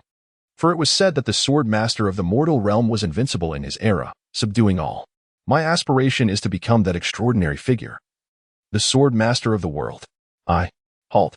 The little tower suddenly interrupted Ye Xuan, suggesting, "Why not choose another person as your target?" Ye Xuan furrowed his brow in confusion. "Why?" The little tower replied solemnly, "If you select a different target, I shall bestow upon you certain benefits." Someone. Chapter 12, Justifiable Defense. Choose another target. Ye Xuan found himself perplexed. Why? The little tower explained, "Change your goal, and I will grant you a formidable sword technique." Ye Xuan promptly agreed. "All right." No sooner had the words left his mouth than a beam of sword light abruptly pierced between Ye Xuan's brows. Boom. A torrent of information surged into Ye Xuan's mind. One sword determines life and death. Once this sword is unleashed, if I wish for you to live, you shall live. If I wish for you to die, you shall die. At that moment, Ye Xuan was filled with fervor. Incredible. This was his sole sentiment at that instant. Ye Xuan stammered, "Master Tower, what level is this sword technique?" The little tower answered calmly, "It has no level." Ye Xuan's brow knitted in puzzlement. "No level?" The little tower reiterated, "It possesses no level. Its effectiveness hinges entirely upon your own capabilities. Remember, this sword technique emphasizes a state of mind, an invincible mentality, and an overwhelming aura, an aura of invincibility. Once I unleash this sword, your life and death rest within my thoughts." Ye Xuan nodded slightly, already sensing its power. Master Tower. The creator of this sword technique must be remarkably powerful, correct?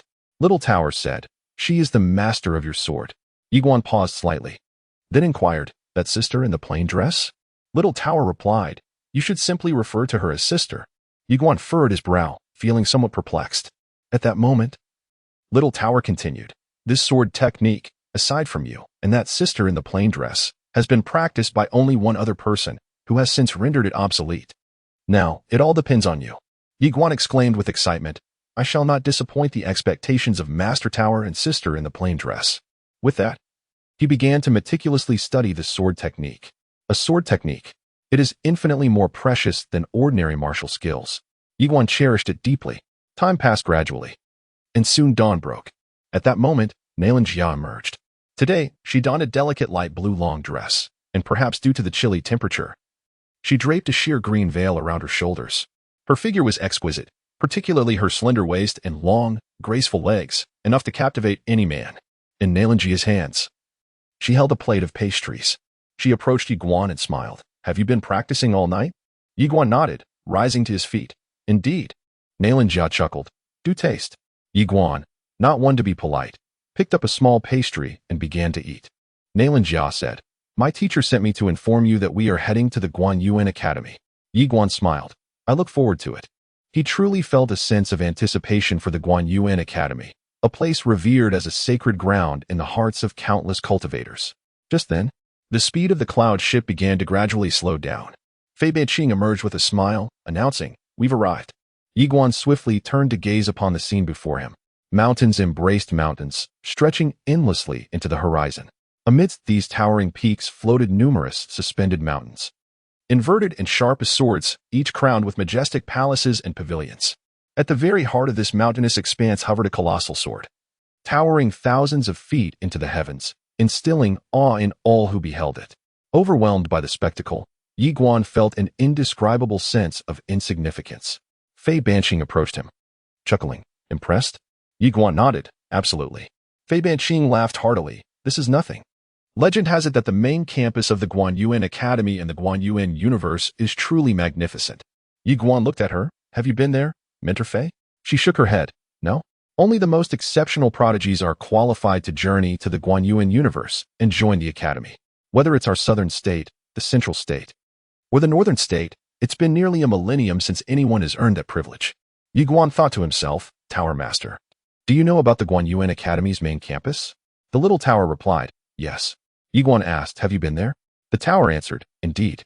Ye Xuan expressed his admiration. Tower Master, I truly envy you. The tower remained silent. Just then, the cloud ship came to a halt. Ye Xuan looked into the distance as dozens of cranes, massive as elephants, ascended from the mountains. Their wings flapped, crackling with mysterious lightning. Ye Xuan spoke softly, what is this? Fei Banqing glanced at Ye Xuan and said, Lei he is nurtured by the academy. At the very least, he holds a spirit rank. Ye Xuan marveled, impressive. Fei Banqing chuckled. There are even more formidable beings. You shall discover them gradually. With that, she led Ye Xuan and Yanhuang to the summit of a mountain, where only a few palaces stood, exuding an air of desolation. Fei Banqing announced, this is Banqing Mountain, my domain. I have but 2 students, and you are the only 2. Pointing to a palace on the right, she continued, young man, this palace shall be your residence. It contains several books for your perusal, especially the Guanxuan method, which you should study diligently. Familiarizing yourself with the Guanxuan method within the academy will only benefit you. Ye Xuan nodded, understood. Fei Banqing then turned to Yanhuang, saying, come, let me take you to practice. Ye Xuan smiled, all right. Fei Banqing promptly vanished with Yanhuang. As Ye Xuan gazed at the palace in the distance, which was several times larger than the Yi residence, he exclaimed, Tower Master, have I been somewhat sheltered from the world? The small tower replied, indeed. Ye Xuan laughed heartily and entered the palace. Surrounding him were layers of bookshelves. Approaching one, he withdrew an ancient text and began to read. Approximately an hour later, Ye Xuan gained a clearer understanding of the Guanxuan Academy and the entire world. He learned that he resided in the lower realm, which was divided into 3 major continents, the south, north, and east. Each continent housed its own Guanxuan Academy. Above the lower realm lies the upper realm.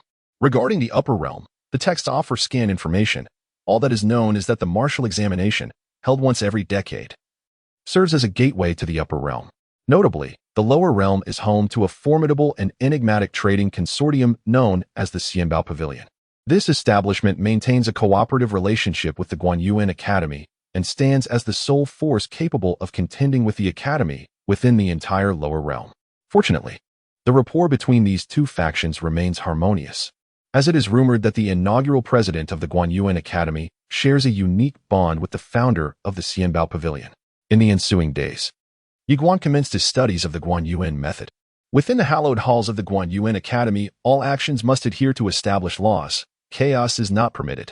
Besides delving into the Guanxuan method, he also began to cultivate a sword technique under the guidance of the small tower.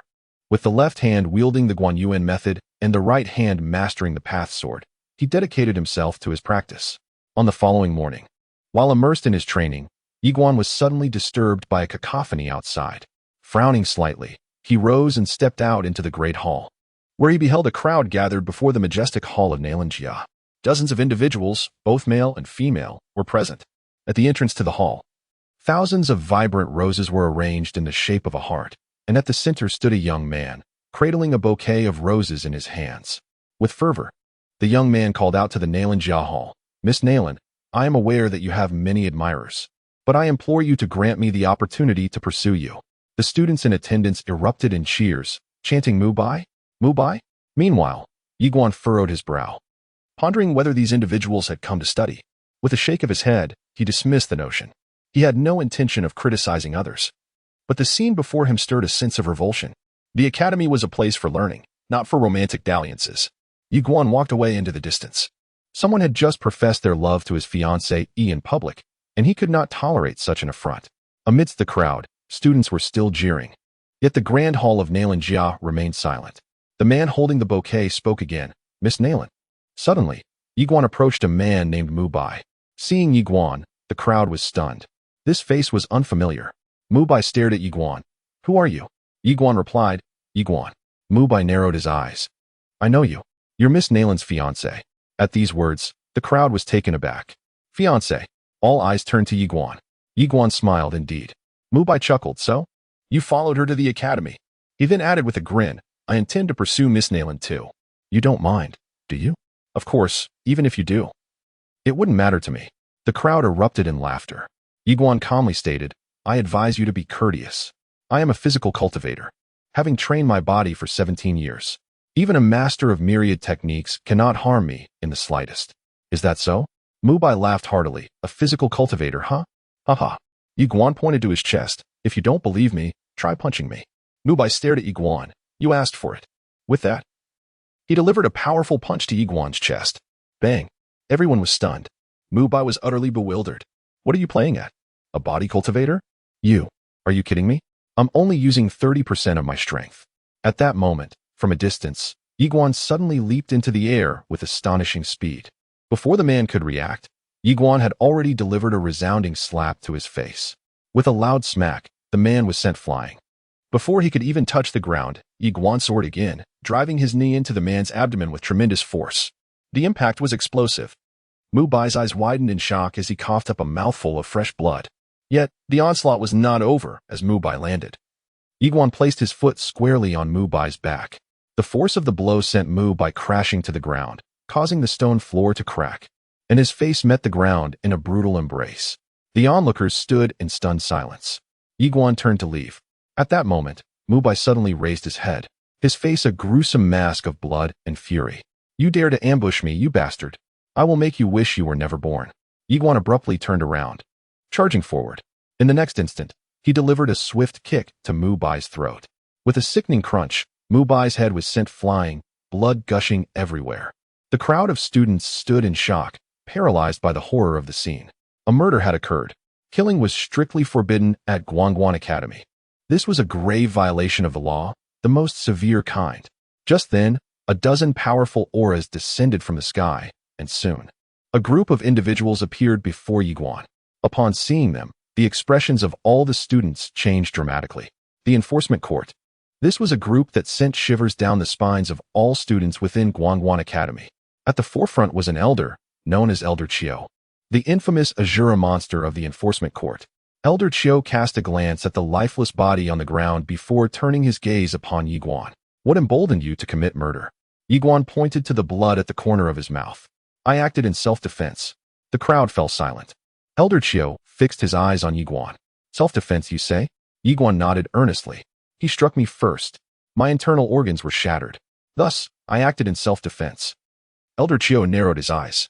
Are you attempting to argue with me? Ye Xuan replied calmly. I merely acted in self-defense. Preposterous. Elder Chiu erupted in fury, raising his hand to strike Ye Xuan's face. Yet, Ye Xuan was swifter. At the very instant Elder Chiu made his move, he lunged forward, driving his knee into Elder Chiu. The elder's expression shifted dramatically. In that moment, he realized he had underestimated his opponent. He was forced to retract his hand and apply pressure downwards. With a resounding thud, Elder Chiu was sent tumbling several paces away. As he halted, Ye Xuan charged toward him, lifting his right leg to deliver a sweeping kick. Elder Chiu, startled, quickly raised his right arm in a defensive block. With a loud impact, he was sent rolling several paces to the left. Just as Ye Xuan prepared to strike again, a thunderous voice rang out, "Cease at once." The crowd turned to see the grand hall suddenly open, and Fei Banqing emerged. Upon sighting Fei Banqing, the expressions of several students shifted once more. She approached Ye Xuan directly, glanced at the corpse of Mu Bai beside him, and then looked at Ye Xuan. Brother, did we not agree to keep a low profile? On the very first day of admission, a murder was committed, and the presiding elder was struck. Is this what you term as low profile? Ye Xuan slightly lowered his head, wiping the blood from the corner of his mouth and handing it to Fei Banqing, feeling somewhat aggrieved as he said, Look, I have been beaten to the point of spitting blood. Ah! Fei Banqing was utterly at her wit's end, stomping her feet in a fit of rage. Chapter 13. A single blow to open the path, preventing 100 strikes to follow. At this moment, Fei Banqing was genuinely overwhelmed. She had once believed herself to be quite the troublemaker back in the day, but in comparison to this individual, she now realized that she had been a model student. Such a troublemaker. Fei Mentor. Just then, Elder Chiu, standing nearby, rose in fury and exclaimed, Is this your student? Fei Banqing glanced at Elder Chiu and replied coolly, Yes. Elder Chiu's wrath escalated, as he pointed an accusatory finger at Ye Xuan. He has committed murder and assaulted the presiding elder. What do you propose we do about this? Fei Banqing turned her gaze to Ye Xuan and inquired, Was this an act of self-defense? Ye Xuan nodded vigorously, affirming, It was self-defense. Everyone can testify that he struck me first. Fei Banqing then looked towards a female student nearby and asked, Wasn't it Mu Bai who struck him first? The girl hesitated for a moment before nodding, Yes. However, Fei Banqing immediately directed her attention back to Elder Chiu, asserting, Elder Chiu, you heard that. It was Mu Bai who initiated the assault, and this student was merely acting in self-defense. Elder Chiu glared at Fei Banqing, accusingly stating, Are you attempting to shield him? Fei Banqing's brow furrowed deeply as she retorted, Old fool, when have I ever claimed to protect him? Are your ears deaf? Exclaimed the Elder Chiu, his face turning an ashen hue. It was Mu Bai who initiated the altercation. My student acted in legitimate self-defense. Even if it were deemed self-defense, it would still be classified as excessive force. According to the law, once Mu Bai was incapacitated, he should have ceased his aggression. Fei Banqing turned to Ye Xuan, who hesitated for a moment before declaring, He threatened me, uttering that I would not meet a good end. Thus, I took his life. This qualifies as an emergency evasion. Emergency evasion? Fei Banqing furrowed her delicate brows and softly inquired, Is there such a law? Ye Xuan replied softly, I just added it. Fei Banqing regarded Ye Xuan in silence, her mind racing with a tempest of thoughts. Emergency evasion, indeed. Elder Chiu retorted angrily, Young man, do you think I am unacquainted with the principles of the Guanxuan law? There is no such provision. You are simply guilty of premeditated murder. Ye Xuan maintained his composure, asserting, I acted in self-defense. Seeing Ye Xuan's defiance, Elder Chiu's fury nearly reached its boiling point. Do you understand where you are? He fumed. Fei Banqing approached Ye Xuan and cautioned softly, Do not act recklessly. At that moment, an elderly figure approached from the side. Upon seeing this Elder Chiu immediately exclaimed, Deputy head of the Institute. The newcomer was Lu Chun, the deputy head of the Judicial Institute. Upon his arrival, Fei Banqing's expression darkened. This situation was becoming increasingly complicated. It would not be so easily dismissed. Ye Xuan glanced at Fei Banqing's troubled visage before turning his gaze towards Lu Chun, lost in contemplation. Lu Qin ambled into the arena, his gaze sweeping over the lifeless form of Mu Bai before settling upon Fei Banqing. He offered a smile and greeted Instructor Fei. Abruptly, Ye Xuan stepped forward, offering a slight bow. Senior, might I have a word in private? Lu Qin regarded Ye Xuan with a questioning look. About what? Ye Xuan gestured invitingly towards the side. Lu Qin, his brow furrowed in contemplation, followed suit without further hesitation. Fei Banqing's delicate eyebrows knitted together. A silent query as to the young man's intentions. Nearby, Elder Chiu wore a similar expression of perplexity. At a distance, with their backs turned from the assembly, Ye Xuan surreptitiously slipped a naring into Lu Qin's possession. Lu Qin was taken aback. A bribe? His brow furrowed, his gaze hardening as he prepared to react. But the sight of 1,000 gold crystals within the ring caused him to pause. 1,000 gold crystals. A flicker of astonishment crossed Lu Qin's face as he noted their superior quality, far surpassing those provided by the Guanxuan Academy. Ye Xuan spoke suddenly. Senior, I acted in self-defense. His blow nearly cost me my life, and thus. Lu Qin pocketed the ring with practiced ease, then chuckled. Understood. Perfectly understood. Ye Xuan remained silent, offering no further comment. If you wield authority, the rules bend to your will. If you possess wealth, the rules are subject to alteration. But if you lack both power and riches, the rules are meticulously crafted for you. At that moment, Lu Qin turned to face the crowd. Having acquainted myself with the situation, I can attest that this young man acted in justifiable self-defense. Mu Bai's fate was a consequence of his own actions. Elder Chiu was taken aback, then astonished. Vice President. Lu Qin cast a cold glance at Elder Chiu. How many times have I told you? Any matter must be thoroughly investigated before a conclusion is drawn. Old Chiu, your impetuous nature must be amended. Disband. Having spoken, he turned and departed. The Enforcer's Guard squad followed suit, leaving Elder Chiu in a daze. Fei Banqing glanced at Ye Xuan, then approached him. Let's go. He pulled Ye Xuan away. The crowd was bewildered. Elder Chiu stared intently at Ye Xuan's departing figure, lost in thought. At that moment, Ye Xuan turned to look at Elder Chiu, but remained silent. Inside the hall, Fei Banqing regarded Ye Xuan. You say you bribed him. Ye Xuan nodded. Fei Banqing inquired, how much? Ye Xuan replied, 1,000 gold crystals. Fei Banqing's eyes narrowed slightly. You are indeed affluent. Ye Xuan remained silent. After a moment, Fei Banqing stated, he did not deserve to die. Ye Xuan shook his head. That is because he is dead. In the mentor's eyes, he is now the underdog. But if I lacked the strength, what would have become of me today? It's not as if I didn't try to reason with him, but it was met with disregard and escalating derision. He shook his head again. Initially, I did not intend to kill him, but he harbored murderous intent towards me. If I had not eliminated him today, tomorrow, or the day after, he would have devised ways to harm me. Therefore, why shouldn't I eradicate the threat at its source to prevent future troubles? Fei Banqing stared at Ye Xuan. And in that moment, she suddenly felt a sense of dread. The meticulousness of his thoughts was terrifying. Her expression was complex. But did you know? There are many who pursue Xiaojia. Would you kill them all? Ye Xuan replied calmly. If I do not kill him today, the people of Guanxuan Academy will think I am easy to bully. This is the way of the world. The more you reason, the more others think you are weak. And they will bully you relentlessly. For it is human nature to prey on the weak. Strike one blow to prevent 100. That is my stance. Fei Banqing continued to stare at Ye Xuan. What if more people come to confess their feelings to Xiaojia? Ye Xuan retorted. To confess to a woman who is already betrothed? Mentor, do you think such behavior shows respect to others? Shouldn't such actions be condemned? It's like someone confessing to your wife in front of you. Tell me, which man could remain composed? I said I wanted to keep a low profile. But I never said I would be a doormat. Fei Banqing fell silent. Ye Xuan continued, if more come, I will continue to kill. Fei Banqing looked at Ye Xuan. You are a dangerous man. Ye Xuan said calmly, Mentor, why do you now feel that everything is my fault? Fei Banqing shook her head. I did not say it was your fault. It's just that your actions are often too extreme, like a sword that is too rigid and thus prone to break. Do you understand? After a moment of silence, Ye Xuan said, then Mentor, please teach me. When someone continues to confess to Xiaojia in front of me, what should I do?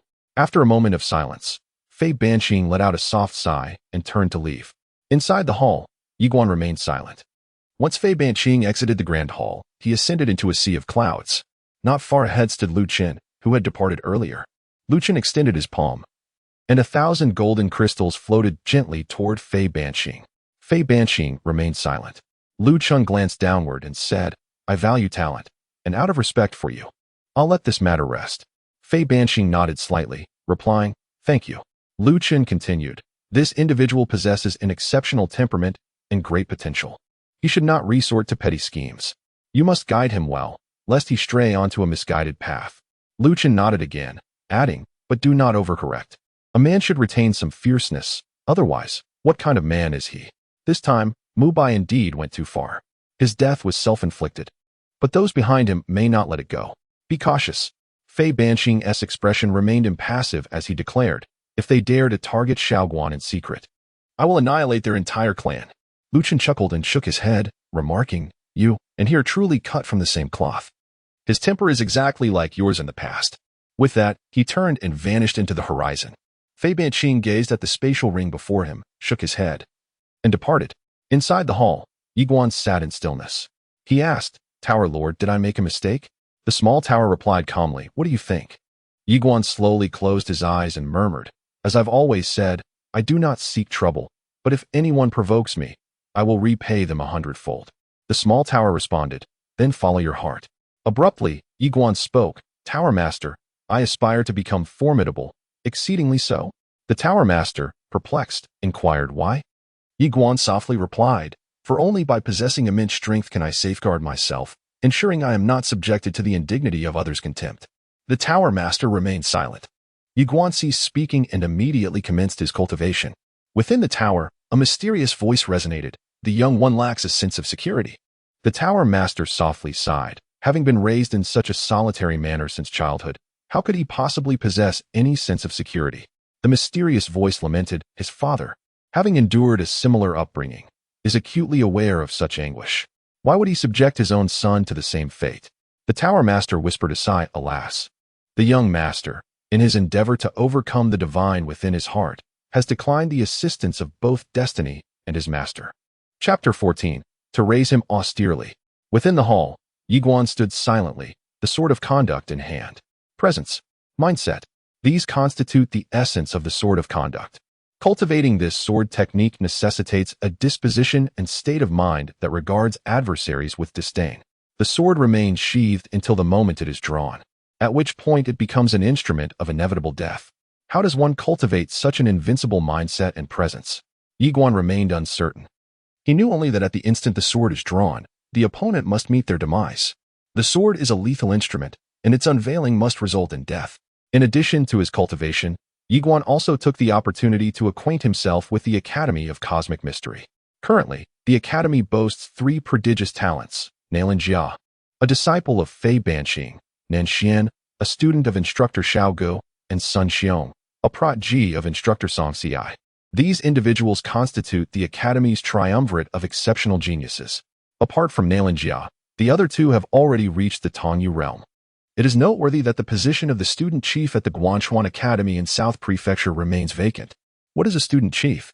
It is the leader of all students, wielding immense authority, with the power to govern all students, and, moreover, the privilege to mobilize part of the Guanxuan Academy's military forces.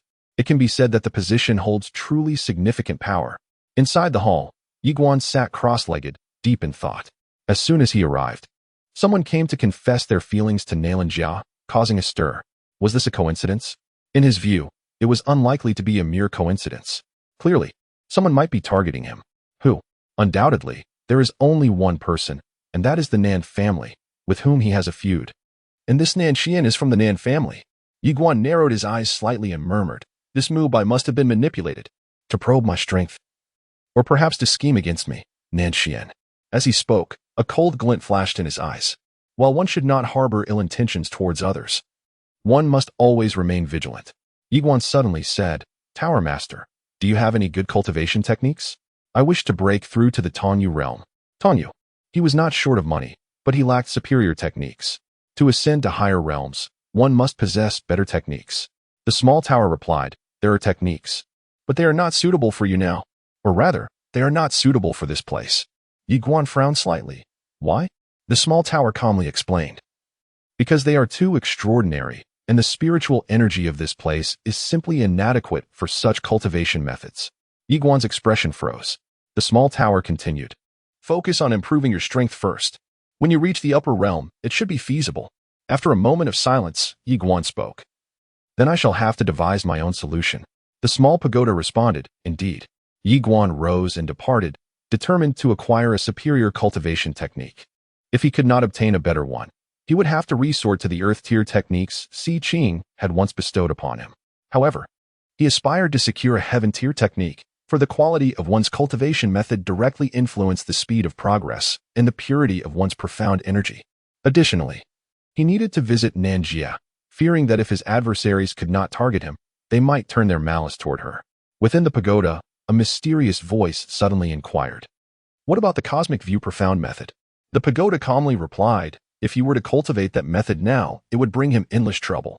Moreover, the spiritual energy here is insufficient for him to practice the foremost cultivation technique of the cosmos."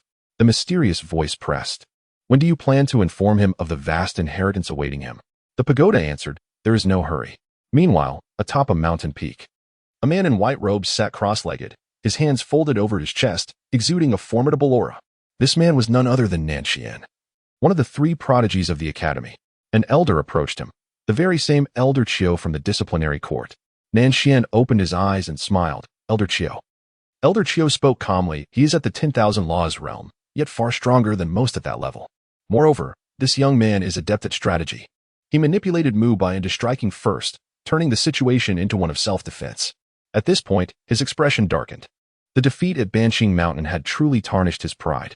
Nanxian suddenly remarked, "A sovereign-level beast once appeared in the Nanshan mountain range." Elder Qiu's brow furrowed slightly. "I've heard of this incident. How is it related to this individual?" Nanxian nodded. "My elder sister, Nanqingwe, perished there.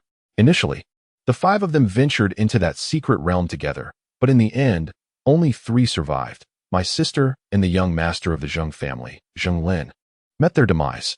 From what we've gathered, the Si family acquired a spiritual vein from that place, and not just any spiritual vein, but a supreme grade one. A supreme grade spiritual vein." Elder Qiu's expression shifted dramatically. "A terrestrial vein." His countenance changed instantly. "Are you suggesting that the terrestrial vein?" Nanxian whispered. "Beyond the terrestrial vein, there must be other treasures, such as supreme grade spirit crystals and gold crystals. Perhaps even more valuable items." Elder Qiu spoke gravely.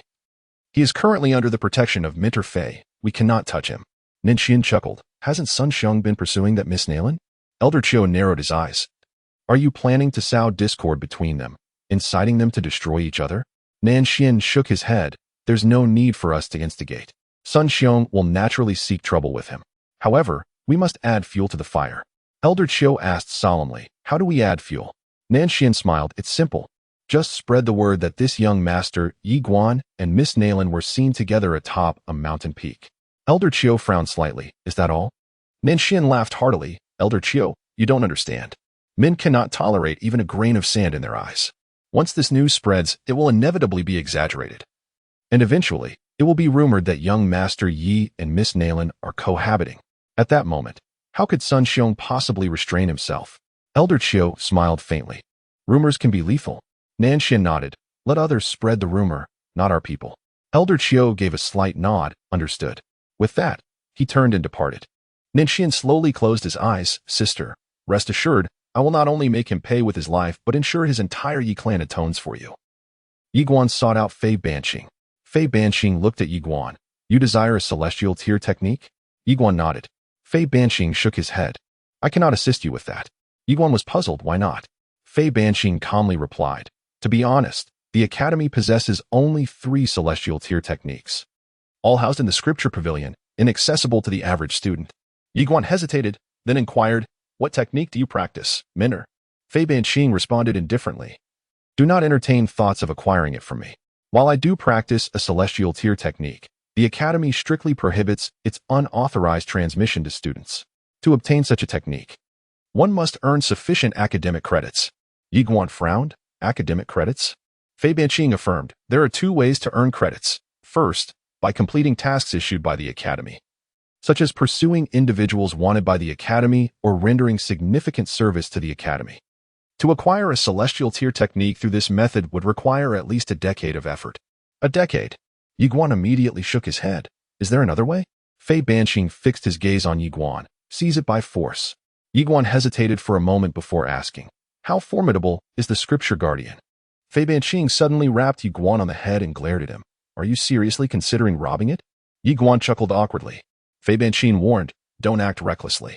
If you attempt to raid the scripture pavilion, not even the academy head could protect you. Ye Xuan felt a headache coming on. Do I really have to resort to a heaven tier technique? Fei Banqing declared. Come, I'll take you somewhere. With that, she led Ye Xuan out of the grand hall. Shortly after, they arrived at an ancient city named Xian City, nestled at the foot of the Guanxuan Academy, bustling with activity. As Fei Banqing guided Ye Xuan through the crowded streets, he inquired curiously, Mentor, where are we heading? Fei Banqing replied, to the treasure pavilion. Ye Xuan exclaimed. The largest merchant guild in the southern region? Fei Banqing nodded. Before Ye Xuan could say more, they had arrived. At the entrance of the treasure pavilion, a gray-robed elder greeted them with a smile.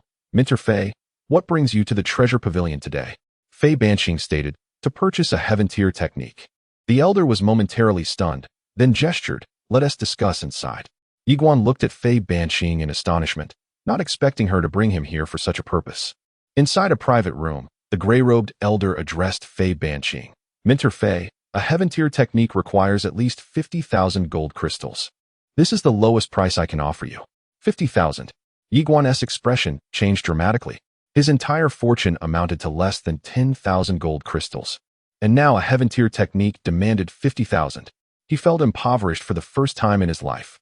At that moment, Fei Banqing directly took out a spatial ring and placed it in front of the gray-robed elder, saying, take it. The gray-robed elder hastily collected the ring and then said, wait a moment. After speaking, he turned and left. Ye Xuan looked at Fei Banqing and said, Mentor, Fei Banqing calmly replied, it's just a small amount of money. Ye Xuan was somewhat skeptical. Really? Ye Xuan hesitated. At that moment, the gray-robed elder returned, holding a black scroll which he handed to Fei Banqing. Fei Banqing glanced at it, and then directly passed it to Ye Xuan, saying, let's go. With that, she stood up and left. Ye Xuan hesitated for a moment before also rising to leave. As he was about to depart, he suddenly turned his head and looked back. Not far away, on the wall, there was a portrait of a woman. The woman had short hair, wore a short-sleeved top, a small cloth skirt, and a small pouch hung at her waist. Ye Xuan gazed at the woman and suddenly walked up to the portrait, gently caressing it. At that moment, the gray-robed elder and Fei Banqing looked at Ye Xuan. Ye Xuan softly asked, Senior, who is this? The gray-robed elder smiled and said, she is the founder of our immortal treasure pavilion. Ye Xuan inquired further, what is her name? The gray-robed elder replied, Qin Guan. Qin Guan. Ye Xuan looked at the woman, feeling somewhat dazed. Inside the small tower, the tower's spirit whispered, it's fortunate that I didn't give him the small pouch earlier. A mysterious voice asked, when do you plan to give it to him? The tower's spirit murmured, I intended to give it to him from the start. But considering his father, it's better to wait a bit longer. Letting him endure some hardship is not a bad thing. The old master once said that boys should be raised with adversity. Chapter 15. Mentor, don't force it inside the private room. The gray-robed elder and Fei Banqing were both observing Ye Xuan, their eyes filled with curiosity. At that moment, Fei Banqing approached Ye Xuan, gently tugging at his sleeve and whispering, what's wrong? With a faint smile, he shook his head and said, let us go. After speaking, he walked out of the room. Fei Banqing glanced at the portrait on the wall before following him. On the way, Ye Xuan looked at the high-tier cultivation technique in his hand and murmured, Mentor. Fei Banqing calmly replied, I told you, it's just a small matter. Ye Xuan hesitated for a moment, then opened his palm, revealing a small black box in front of Fei Banqing. Fei Banqing opened it and found a high-tier demon beast core inside. He looked at Ye Xuan and asked, what's this? Don't want to owe me a favor? Ye Xuan quickly explained, I just feel a bit embarrassed. Fei Banqing shook his head, you're my student. It's only natural for me to provide you with cultivation techniques. Besides, you've promised to help the academy secure first place in the martial examination. So you don't owe me anything. Before Ye Xuan could say more, Fei Banqing turned and vanished on the spot, leaving Ye Xuan somewhat helpless. Upon returning to the academy, Ye Xuan was about to begin his cultivation when a man suddenly blocked his path. The man was burly, clad in a black tight-fitting robe, his muscles rippling with explosive power. He stared at Ye Xuan and asked, are you Miss Nalin's fiancé? Ye Xuan nodded and asked, who are you? The man stared at Ye Xuan and declared, Sun Xiong. Sun Xiong, one of the three prodigies. Ye Xuan glanced at Sun Xiong and inquired, what do you want? Sun Xiong grinned and said, let us go to the life and death arena. Ye Xuan replied calmly, very well. Sun Xiong laughed heartily. Say what you will, but you've got guts. Let us go. With that, he turned and soared into the sky. Ye Xuan lightly tapped his toes, leaped into the air, and followed without hesitation. Why? He didn't ask. For what reason? It wasn't necessary. If you want to fight, then fight. Soon, Ye Xuan followed Sun Xiong to the peak of a mountain, where a massive green stone arena stretched 1,000 feet in length and width, flanked by bottomless chasms on either side. Surrounding the arena stood towering stone pillars, each over 10 feet tall. The life and death arena. Once on it, life and death were left to fate. The news of Ye Xuan and Sun Xiong's duel spread rapidly throughout the Guanxuan Academy, and within moments, thousands gathered around the arena. On a distant high platform, Fei Banxing watched Ye Xuan calmly from afar. She did not intervene. Why should she? Her philosophy was clear: avoid trouble, but never fear it. If someone challenged Ye Xuan and he refused, she would have been disappointed. At that moment, Lu Chen appeared beside Fei Banxing. He gazed at Ye Xuan in the distance and remarked, "Someone is secretly provoking this." Fei Banxing replied serenely, "I know." Lu Chen turned to her, and she added, "Let them settle it. The younger generation must fight their own battles." Lu Chen nodded slightly in agreement. The Guanxuan Academy is no sanctuary of tranquility. It is a place where conflict is not only permitted but encouraged. Without such strife, the students would become mere bookworms, devoid of vigor, and the academy would truly be in peril. It is worth noting that the successive heads of Guanxuan Academy have all been victors of the previous court struggles. At this moment, an elderly man appeared in the scene. It was none other than Song Ci. Song Ci gazed at Ye Xuan in the distance, his expression quite complex. Ye Xuan had nearly become his student that day, but ultimately, he had relinquished the opportunity, granting the spot to Ye Xuan of the Li family. Little did he expect that this young man would eventually find his way to Guanxuan Academy. In the distance, on the dueling platform, Sun Xiong looked at Ye Xuan and said, "Make your move." Ye Xuan nodded slightly, then suddenly lunged forward with astonishing speed, tearing through the air. Sun Xiong narrowed his eyes, clenched his right fist tightly, and a flame suddenly coalesced in his palm. In the next moment, he too surged forward, throwing a fiery punch at Ye Xuan. A direct clash. Seeing the flaming fist hurtling towards him, Ye Xuan narrowed his eyes. Just as their fists were about to collide, Ye Xuan's right fist transformed into a palm, sliding along Sun Xiong's arm to strike his throat. Almost simultaneously, Sun Xiong's fist slammed into Ye Xuan's chest. Crack! Thud! Both were sent reeling backward at the same instant. Witnessing this, Lu Chen, standing on the stone pillar, turned grave. "Did you teach him this reckless fighting style?" Fei Banxing shook her head, her gaze fixed on Ye Xuan in the distance, her expression equally complex. This guy really dares to play with his life. In the distance, upon the stage of life and death, Ye Xuan had yet to retreat, a stream of vital blood spurting from his mouth. Yet, in the next moment, he suppressed the discomfort in his abdomen and surged forward like a leopard pouncing on its prey, charging towards Sun Xiong. At this moment, Sun Xiong's eyes were wide open, his right hand desperately shielding his throat, blood streaming from all 7 orifices. He had not anticipated that the man before him would resort to such a life-threatening tactic. His strength was formidable, but his speed was lacking, hence he was caught in this exchange of wounds with Ye Xuan. A heavy blow to the throat left him severely injured, but upon seeing Ye Xuan charge, a flash of ferocity crossed his eyes. Ignoring the excruciating pain in his throat, he lunged forward once more, his right fist ablaze with fierce flames. As Sun Xiong's full-force punch came hurtling towards him, Ye Xuan suddenly rolled to the right, creating distance between them. Bang! Sun Xiong's fist struck the air, causing it to explode with a deafening sonic boom. Almost instantly, Sun Xiong's expression changed drastically, for Ye Xuan had already rolled to his feet. Just as Sun Xiong prepared to strike again, Ye Xuan swiftly swept his legs out from under him. Bang! Sun Xiong, struck by Ye Xuan's sweep, lost his balance and was sent flying. At that moment, Ye Xuan leaped into the air, delivering a powerful kick to Sun Xiong's abdomen. Bang! Sun Xiong crashed heavily to the ground, a mouthful of blood gushing forth. Ye Xuan then crouched down, his right hand gripping Sun Xiong's throat. Ye Xuan. At that moment, Song Ci on the stone platform suddenly called out. Fei Banxing glanced at Song Ci, his expression unreadable. Lu Chen turned his gaze towards Ye Xuan, remaining silent. Ye Xuan slowly raised his head to gaze at Song Ci. Seeing Ye Xuan's bloodshot eyes, Song Ci hesitated for a moment before finally speaking. "Could you spare him?" Ye Xuan replied calmly, "Very well." With that, he released Sun Xiong and stood up. The crowd was stunned, including Song Xiai, who had not anticipated that Ye Xuan would truly be willing to let Sun Xiong go. After rising, Ye Xuan wiped the blood from the corner of his mouth and, under the watchful eyes of everyone, walked to the side. He fixed his gaze on a distant stone pillar where a man in white stood. This man was none other than Nanxian. In full view of the crowd, Ye Xuan stared directly at Nanxian and declared, "I know it was you behind all this.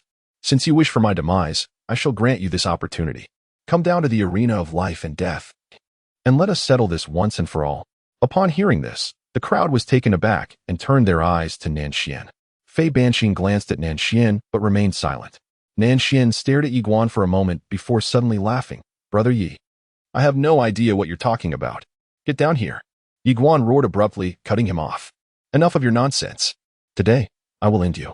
Come down and face your death." At these words, Nanxian's expression turned exceedingly grim. He had never expected Ye Xuan to confront him so boldly in front of everyone. He knew Ye Xuan suspected him of orchestrating Sun Xiong's predicament, but he was confident Ye Xuan had no evidence. Yet, this man challenged him without any proof. At that moment, Song Xiai also turned his gaze to Nanxian, his eyes icy cold. He realized that his naive student had been manipulated. At that juncture, Nanxian abruptly chuckled. "Brother Yi, is there perhaps a misunderstanding between us?" Ye Xuan interjected, "Are you backing down?" The surrounding students cast peculiar glances at Nanxian, their expressions shifting. Nanxian's gaze gradually turned frigid. He realized that if he declined the challenge today, his reputation would be irreparably tarnished. Just as he was about to accept, an elder materialized beside Nanxian, Xiao Gu, one of the three instructors. Xiao Gu addressed Ye Xuan, "If you desire a life and death challenge, so be it. However, we shall not exploit your disadvantage. In a month's time, once your injuries have healed, you two shall meet again on the life and death stage." With that, he whisked Nanxian away. Ye Xuan's countenance darkened upon witnessing this. After a moment, Ye Xuan turned to leave. At this point, Sun Xiong, who was sprawled on the ground, rasped, "Why didn't you kill me?" Ye Xuan glanced at Sun Xiong and gestured to the right. "There lies an abyss of 10,000 fathoms. If you deem your defeat humiliating, cast yourself into it." Sun Xiong stared intently at Ye Xuan. Ye Xuan calmly stated, "Is failure so terrifying? Not at all. Your focus should be on understanding why you were defeated, rather than dwelling on humiliation. A true man can bend and stretch. If you cannot endure a single setback, what kind of man are you?" With these words, he strode away. "Remember, you owe me a favor. Furthermore, do not solely cultivate your strength. Cultivate your mind as well, lest you be manipulated as a pawn." Sun Xiong remained silent, realizing that he had been ensnared in a trap. The surrounding students observed Ye Xuan's departure. Their expressions varied. It was unforeseen that Nailan Jia's fiancé would be so formidable, and of such striking handsomeness. The gazes of some female students had already begun to shift. Upon the stone pillar, Fei Banqing watched Ye Xuan depart into the distance, the corners of her lips curving slightly upward. Lu Chen chuckled. "That young fellow is quite extraordinary." Fei Banqing nodded subtly. "His sparing Sun Xiong's life was something I did not anticipate." Lu Chen concurred. "Sun Xiong is rather simple-minded. Well, innocent, rather. Nanxian is overly fond of schemes, and Xiao Jia's disposition is too amiable. The three of them are virtually out of the running for student leadership." Fei Banqing turned her gaze towards Lu Chen. "And what of that other one?" Lu Chen fell silent. In truth, the Guanxuan Academy boasted more than just three prodigies. There was also a hidden talent, personally tutored by the Academy's headmaster. Lu Chen murmured, "This young man possesses both courage and strategy, and his character is passable. However, compared to that other one in terms of strength." Fei Banqing's lips quirked upward. "Do you believe he is merely this?" Lu Chen was taken aback. Fei Banqing suddenly declared, "Let's go. To borrow some funds from the headmaster, I can scarcely afford a meal." With that, she turned and departed. "Lu Chen," Fei Banqing stated calmly, "lie down." Ye Xuan was stunned. Fei Banqing, however, directly toppled him to the ground and casually tore open his garments. Ye Xuan hastily covered his groin. "Instructor, please, no force." Chapter 16, Dual Cultivation. Smack. With a sudden smack, Fei Banqing struck Ye Xuan's head, questioning his wandering thoughts. Ye Xuan, taken aback and bewildered, stammered, "Was it not dual cultivation?" Fei Banqing glared at Ye Xuan before tearing open his garment completely. A deep crimson fist mark marred Ye Xuan's chest. The surrounding skin cracked and split. Fei Banqing produced a vial of white jade, uncorked it, and gently poured a dark emerald liquid over the wound. A sensation of icy relief washed over Ye Xuan. who felt a tinge of shame. Indeed, such a minor injury hardly warranted the remedy of dual cultivation. Fei Banqing castigated Ye Xuan, remarking that had he not yet mastered the essence of the Xian Fire Fist, the blow could have pierced his very core, incinerating his vital organs. She paused, then inquired as to why he had resorted to such a reckless fighting style. Ye Xuan reflected before replying 2 reasons. Firstly, it was the most straightforward and direct approach. Secondly, his initial underestimation of me made such a tactic opportune, ensuring my injury but his demise. Fei Banqing fell silent. Ye Xuan felt a pang of disappointment, lamenting the missed opportunity to vanquish Nenshian. Fei Banqing softly reassured him. Opportunities will abound. Ye Xuan turned to Fei Banqing, questioning whether the academy forbade internal strife. Fei Banqing shook her head, asserting that to prohibit such conflict would be tantamount to self-inflicted debilitation. She clarified, however, that internal squabbles must remain within reasonable bounds, lest they warrant intervention. This time, he meticulously orchestrated events to induce Sun Xiong to seek you out, ensuring his actions were untraceable, leaving Sun Xiong's naivety as the only fault. Ye Xuan nodded slightly, understanding the situation. Fei Banqing glanced at Ye Xuan before saying, "Focus on healing and cultivation." With that, she rose to her feet, and as if struck by a sudden thought, playfully nudged Ye Xuan's waist with her foot, cautioning, "Keep your mind clear of frivolous thoughts. I am your mentor, understand?" Having spoken, she turned and departed, leaving Ye Xuan feeling somewhat awkward. My thoughts straight. Dismissing the matter, Ye Xuan sat up and examined his abdomen. His injuries had already significantly healed, a testament to the extraordinary nature of Fei Banqing's healing elixir. Ye Xuan took a deep breath and retrieved the celestial-grade cultivation technique. As soon as he unfurled it, it transformed into a beam of white light that merged into his brow. Shortly after, Ye Xuan began to circulate the technique, and immediately, the surrounding spiritual energy rushed toward him. Sensing this, a smile graced Ye Xuan's face. This celestial-grade technique is truly remarkable. At this rate, reaching the spiritual illumination realm would not even take a month. As if struck by a thought, Ye Xuan suddenly asked, "Tower Master, what do you think of my talent?" The little tower replied calmly, "It is unremarkable." Ye Xuan was taken aback. The little tower elaborated, "In distant lands, there exist individuals who attain the legendary Emperor realm at the tender age of 10, a feat equivalent to possessing the strength of hundreds of Emperor-ranked demonic beasts." Upon hearing this, Ye Xuan was deeply moved. "It seems I have been confined by my limited perspective. I must strive even harder." With that, he ceased speaking and devoted himself to cultivation. Within the diminutive pagoda, a cryptic voice resounded abruptly, acknowledging his aptitude. "It is truly remarkable." The pagoda responded serenely. "How did his father succumb to degradation in his time?" "It was through hubris. Would you desire a similar fate for him?" The enigmatic voice fell silent. The pagoda continued. "In this world, there must never be another king who relies solely on his lineage." The mysterious voice conceded, "Indeed." Elsewhere, atop a mountain peak, an elder and a youth stood in contemplation. It was none other than Xiao Gu and Nenshian. Xiao Gu gazed upon Nenshian, offering no words. Nenshian remained taciturn. After a protracted silence, Xiao Gu interjected, "For him to challenge you while injured, there is but one explanation. He possesses the confidence to vanquish you." Nenshian replied calmly, "I, too, am confident in my ability to defeat him." Xiao Gu inquired abruptly, "Could you have vanquished Sun Xiong in such a brief span?" Nenshian remained silent. Xiao Gu shook his head slightly. "I have heard of the events in the Nanshan Mountains. Your desire for vengeance is understandable. Yet you are being too impetuous. Moreover, you have not only exposed yourself, but have also made Sun Xiong your adversary." Alas! Nenshian slowly clenched his right hand, offering no retort. Abruptly, Xiao Gu extended his palm, and a scroll manifested before Nenshian. Nenshian exclaimed in astonishment, "This is..." Xiao Gu stated placidly, "Unfold it." Nenshian unfurled the scroll, and his countenance underwent a dramatic transformation, a celestial-grade Xian technique. Xiao Gu nodded. Nenshian immediately offered Xiao Gu a profound bow. "I am deeply grateful, master." Xiao Gu declared, "I shall escort you to a place of cultivation." With those words, he vanished from the spot with Nenshian in tow. Within the hall, Ye Xuan. A sudden voice outside the hall jolted Ye Xuan from his reverie. Turning to look, he spotted a woman smiling at him from a short distance. Dressed in a flowing black gown, she possessed an ethereal beauty, standing gracefully with her hands playfully clasped behind her back. Upon seeing her, Ye Xuan immediately rose and approached, and without hesitation, He gently embraced her, exclaiming, "Sister Nan." "Yunan, daughter of Ye Xuan." Yunan shot him a playful glare. "You've been here for several days, yet you haven't come to find me." Ye Xuan offered an awkward smile. "My apologies." Yunan then playfully rose onto her toes and remarked, "You've grown taller than me now." Ye Xuan responded with a grin. "Sister Nan, how have you fared at the Guanxuan Academy?" She looked at him, her smile brightening. "I am truly delighted to see you." Ye Xuan examined her for a moment before asking, "Is it true that you've attained the true law realm?" Yunan nodded affirmatively, indeed.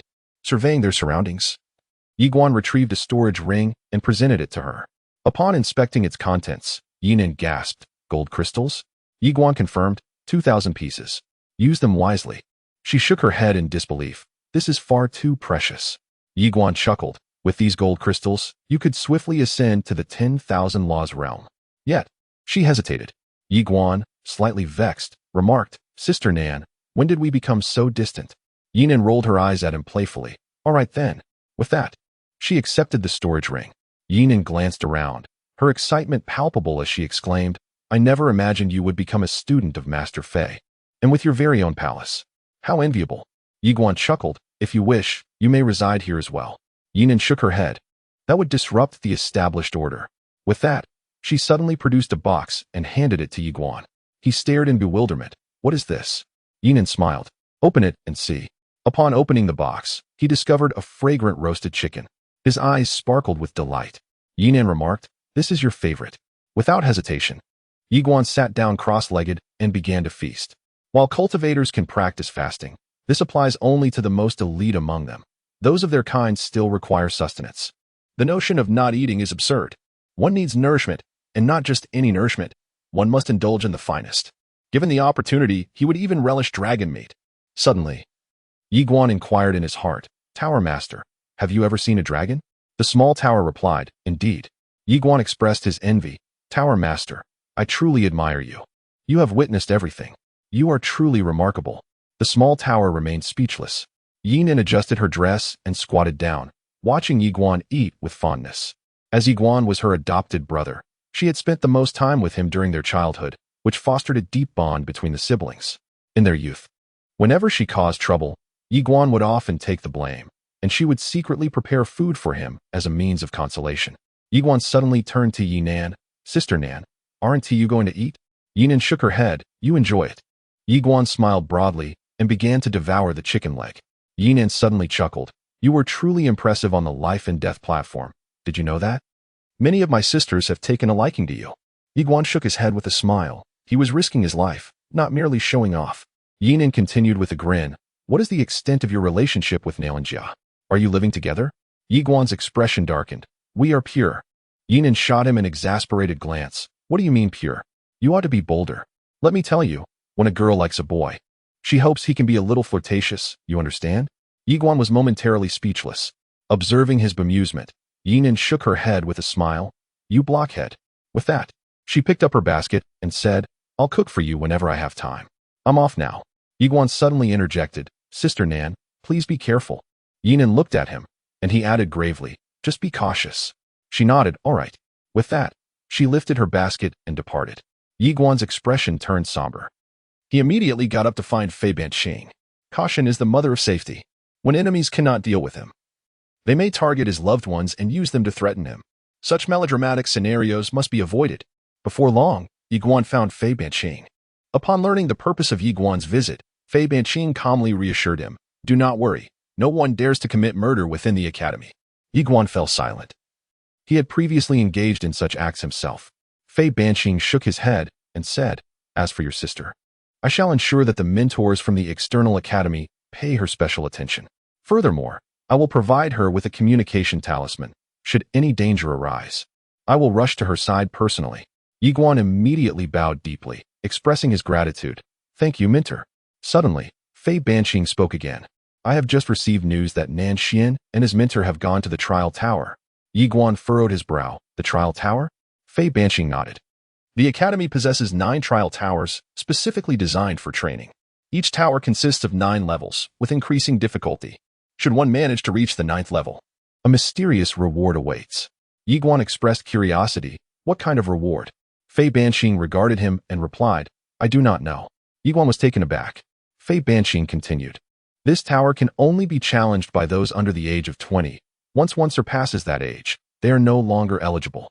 These towers were constructed by the powerful figures from the main academy who aided us in establishing the academy in Nanzhou. Hence we are unaware of the rewards. Ye Xuan declared, I can give it a try. Fei Banqing cautioned, challenging the tower requires premium purple crystals. The expenses will be your responsibility. Ye Xuan nodded slightly, all right. After a moment's hesitation, he added, Mentor, do you need any funds? I still have. Fei Banqing abruptly waved his hand, expressing impatience. Need funds? Nonsense. I have plenty of money. Go to the trial tower now. Ye Xuan remained silent. Chapter 17. She is a great sword immortal. Just as Ye Xuan was about to depart, Fei Banqing called out, Wait. Ye Xuan turned to Fei Banqing, who was staring intently at him. Remember, you have a death match with Nanxian scheduled for a month from now. A month means a month. Do not attempt to kill him at this juncture. Otherwise, you would be violating the rules, and that would lead to considerable trouble. Ye Xuan remained silent, his heart in turmoil. He had not anticipated that this woman would see through his intentions. In truth, he had genuinely planned to eliminate Nanxian in secret. He preferred to settle scores on the spot. Fei Banqing sighed softly, saying, as a strong individual, one can afford to be willful. Yet you must bear in mind that you have not yet attained an invincible status within the academy. If you disregard all rules, you will be jointly suppressed by everyone above you. Ye Xuan nodded slightly, I understand. Fei Banqing smiled and said, Go ahead. Ye Xuan offered a slight bow before turning to leave. Fei Banqing shook her head gently.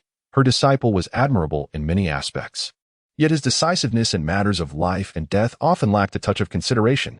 Nonetheless, this was also the reason she admired him. For she had been the same in her youth. Reflecting on this, she smiled and shook her head, now able to empathize with the feelings her master must have experienced back then. Having a headstrong student truly posed its challenges. The trial tower was situated at the southern edge of the Guanxuan Academy, atop the vast trial peak, which spanned hundreds of miles and boasted 9 towering summits, each crowned with a trial tower. These towers served as the training grounds for the students of the academy. Ye Xuan arrived at one of the trial peaks via the teleportation array, gazing at the distant trial tower with a slight smirk. Indeed, he yearned for battle. It was only through combat that one could continually push the boundaries of one's potential. In his battle against Sun Xiong, he discerned the opponent's vulnerability, a lack of genuine life-and-death combat experience. Such a scion of a prestigious family, with abundant resources and a privileged upbringing, possesses advantages but also inherent weaknesses, as they tend to value their lives excessively. When confronted with a truly ruthless adversary, they are prone to suffering significant losses. This is only natural. How could a wealthy heir possibly risk his life against a mere thug? Having navigated the perils of the archaic city for years, he had come to understand a crucial truth. In combat, one must be unyielding. A lack of ferocity could very well lead to one's demise. Upon arriving at the entrance of the trial tower, he encountered an elderly man standing guard. The elder regarded Ye Xuan and announced, 1 hour, 100 purple crystals. Ye Xuan nodded and promptly presented 200 crystals to the elder. The elder accepted the crystals and instructed, remember to exit in 2 hours. Ye Xuan offered a slight bow and inquired, Senior, may I access any level within these 2 hours? The elder fixed his gaze upon Ye Xuan and affirmed, Indeed, provided you possess the requisite strength. With a subtle smile, Ye Xuan understood and stepped into the tower. As he entered the first level, he was immediately transported to an ethereal expanse, where a spectral figure wielding a longsword materialized before him. Ye Xuan was momentarily taken aback. Was this a sword cultivator? Suddenly, the apparition surged forward, thrusting its sword directly at Ye Xuan with the swiftness of the wind. Ye Xuan narrowed his eyes, deftly sidestepping the assault as the blade grazed his brow. Almost simultaneously, he executed a powerful sweep with his left foot. Bang! The spectral figure was forcefully repelled. And in the next instant, Ye Xuan lunged forward, delivering an elbow strike to the figure's chin. Bang! The apparition shattered into fragments. Ye Xuan flicked his sleeves and entered the second layer. The second layer revealed yet another phantom. This time, Ye Xuan took the initiative, charging forward with a speed surpassing that of the apparition. Before the phantom could react, Ye Xuan delivered a powerful punch to its chest. Bang! The phantom shattered. Ye Xuan proceeded to the next layer. With each passing moment, he arrived at the 7th layer. Upon entering the 7th layer, another phantom appeared before him, wielding a sword, silent and inscrutable. As Ye Xuan prepared to strike, Several afterimages suddenly manifested before him. His eyes widened in alarm, just as he attempted to evade. A blade pierced through his right shoulder. A surge of panic gripped Ye Xuan as he swiftly maneuvered backward. Yet, almost simultaneously, blood erupted from his wounds. Retreating to a corner, he felt the warm crimson flow from his shoulder and body, staining his garments in an instant. He gazed at the phantom, his expression grave. What swiftness in that sword! There was no flourish, no embellishment, just simplicity and directness. At that moment, the phantom transformed into a series of afterimages, lunging toward Ye Xuan. Narrowing his eyes, he refrained from striking back, instead focusing solely on evasion. Just evading. He did not retaliate. Thus, the phantom persistently pursued him. While Ye Xuan continued to dodge, his movements becoming increasingly frantic, rolling and crawling as he went. Initially, his body bore numerous cuts from the sword, but gradually, the phantom found it increasingly difficult to inflict harm upon him. He acclimated to the speed of the apparition, utilizing its velocity to hone his own evasive skills. Thus, as one day turned into two, by the third day, Ye Xuan had thoroughly acclimatized to his opponent's speed and had discerned their tactics. When the phantom could no longer harm him, and as it lunged forward with a sword aimed at his face, he suddenly surged forward, ducked his head, and, with a fluid motion, delivered a powerful punch to the phantom's abdomen. Bang! The phantom dissipated instantaneously. Ye Xuan exhaled deeply, then seated himself on the ground to commence his healing. At that moment, his body was drenched in blood. The speed of this phantom undoubtedly surpassed that of many formidable practitioners in the communicating spirit realm, and its sword techniques were both sharp and simplistic, making them nearly insurmountable for an average person. Even more terrifying was the singular focus of this phantom: speed. When velocity reaches a certain threshold, it becomes truly fearsome. Approximately an hour later, Ye Xuan's wounds gradually began to heal. He donned a fresh robe and then cast his gaze toward a nearby teleportation array. Once he stepped into that array, he would ascend to the 8th level. The 8th level would undoubtedly be even more daunting. Fear? No, only exhilaration. Ye Xuan boldly entered the teleportation array, and in an instant, he found himself in a realm of void, surrounded by boundless emptiness. Suddenly, not far ahead, a phantom emerged.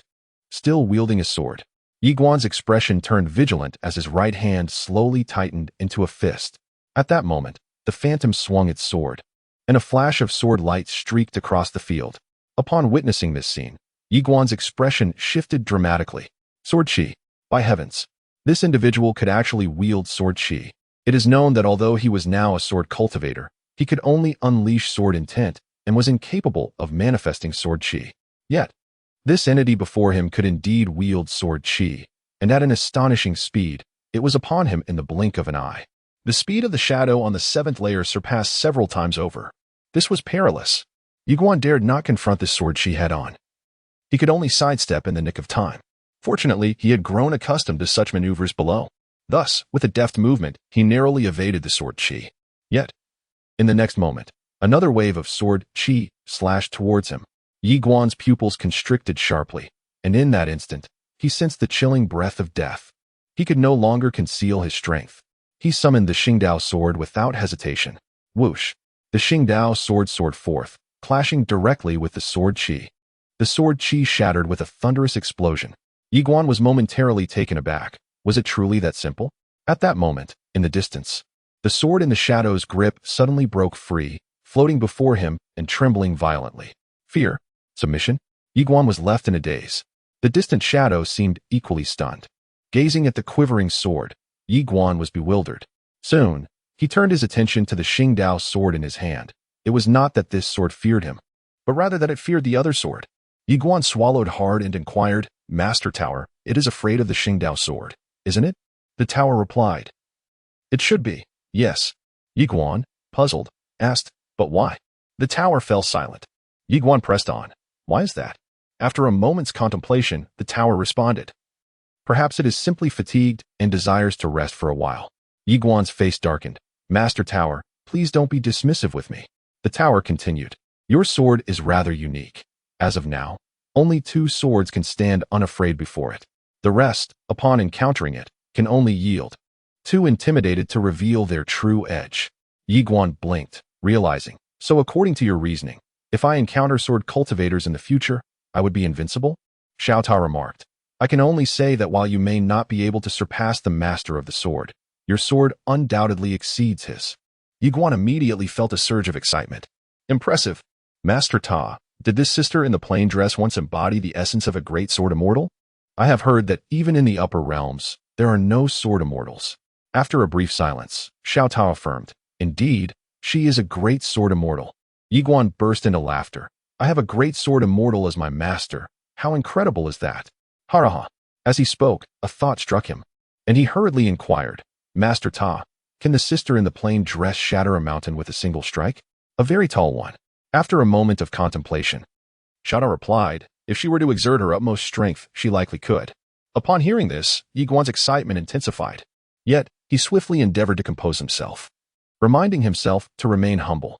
The sister in the plain dress is formidable, not me. I must continue to strive, aspiring to one day become a sword immortal. Xiao Tao chuckled, indeed.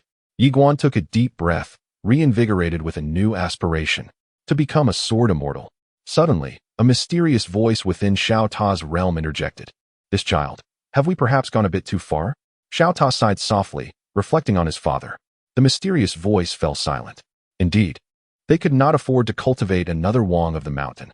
Moments later, Ye Xuan picked up the sword from the ground, approached the phantom, and offered it. Let us engage once more. The phantom remained silent. Ye Xuan hesitated momentarily before placing the sword into the hands of the ethereal figure. Subsequently, he sheathed the traveling sword and conjured a blade crafted from his profound energy. At that instant, the specter suddenly swung the sword, unleashing a gust of sword chi. Ye Xuan narrowed his eyes and lunged forward, thrusting his sword to meet the oncoming sword chi head-on. With a resounding clash, the sword chi remained intact. Yet Ye Xuan was forced to retreat repeatedly. In that fleeting moment, the specter charged forward with haste, and a glint of cold light surged towards Ye Xuan. A flicker of icy determination flashed in his eyes. This time, he refrained from striking and instead continued to evade. Much like before, he began to dodge frantically, acutely aware that should he attack, he would stand no chance against his opponent. The specter could wield sword chi with a speed that far exceeded his own, rendering any offensive move futile. Thus, he chose to evade, striving to acclimate to the opponent's velocity while seeking to discern their patterns. Alas, his plight was dire. He was in a wretched state. As in the initial exchanges, he found himself unable to fully evade the sword speed of the spectral swordsman. In less than no time, Ye Xuan was reduced to a bloodied figure.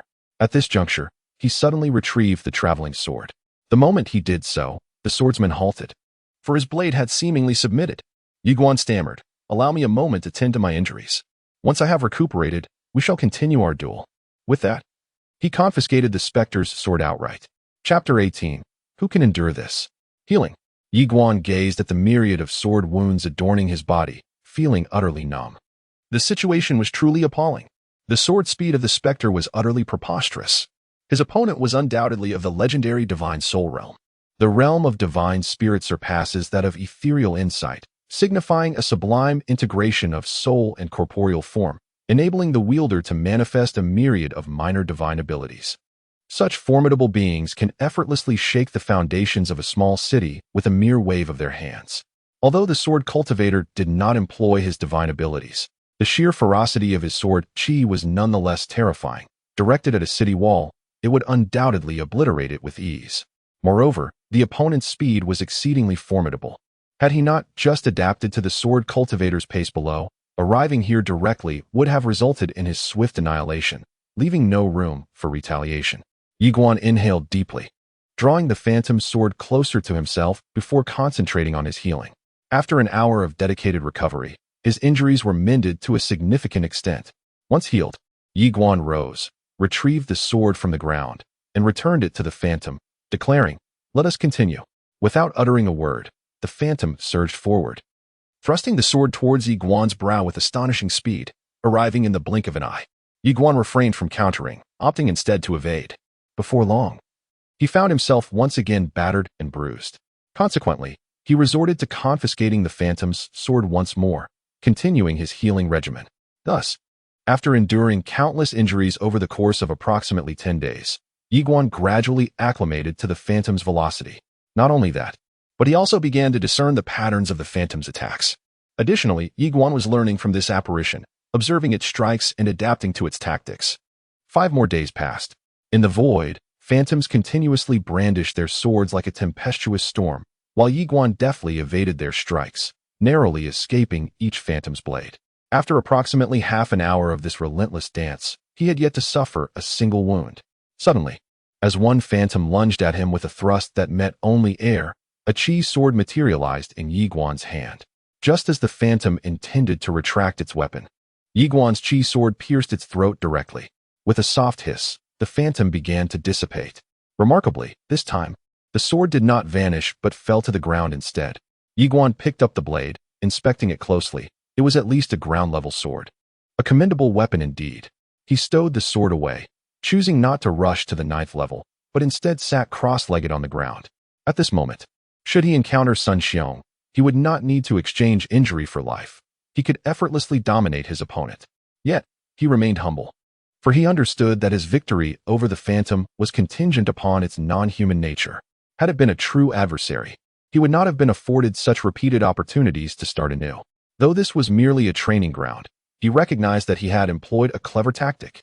In genuine combat, such opportunities for cunning would not arise. Ye Xuan took a deep breath and turned his gaze toward the teleportation array leading to the 9th level. This time, his expression was gravely serious. How formidable would the 9th level be? Undoubtedly, it would be exceptionally powerful.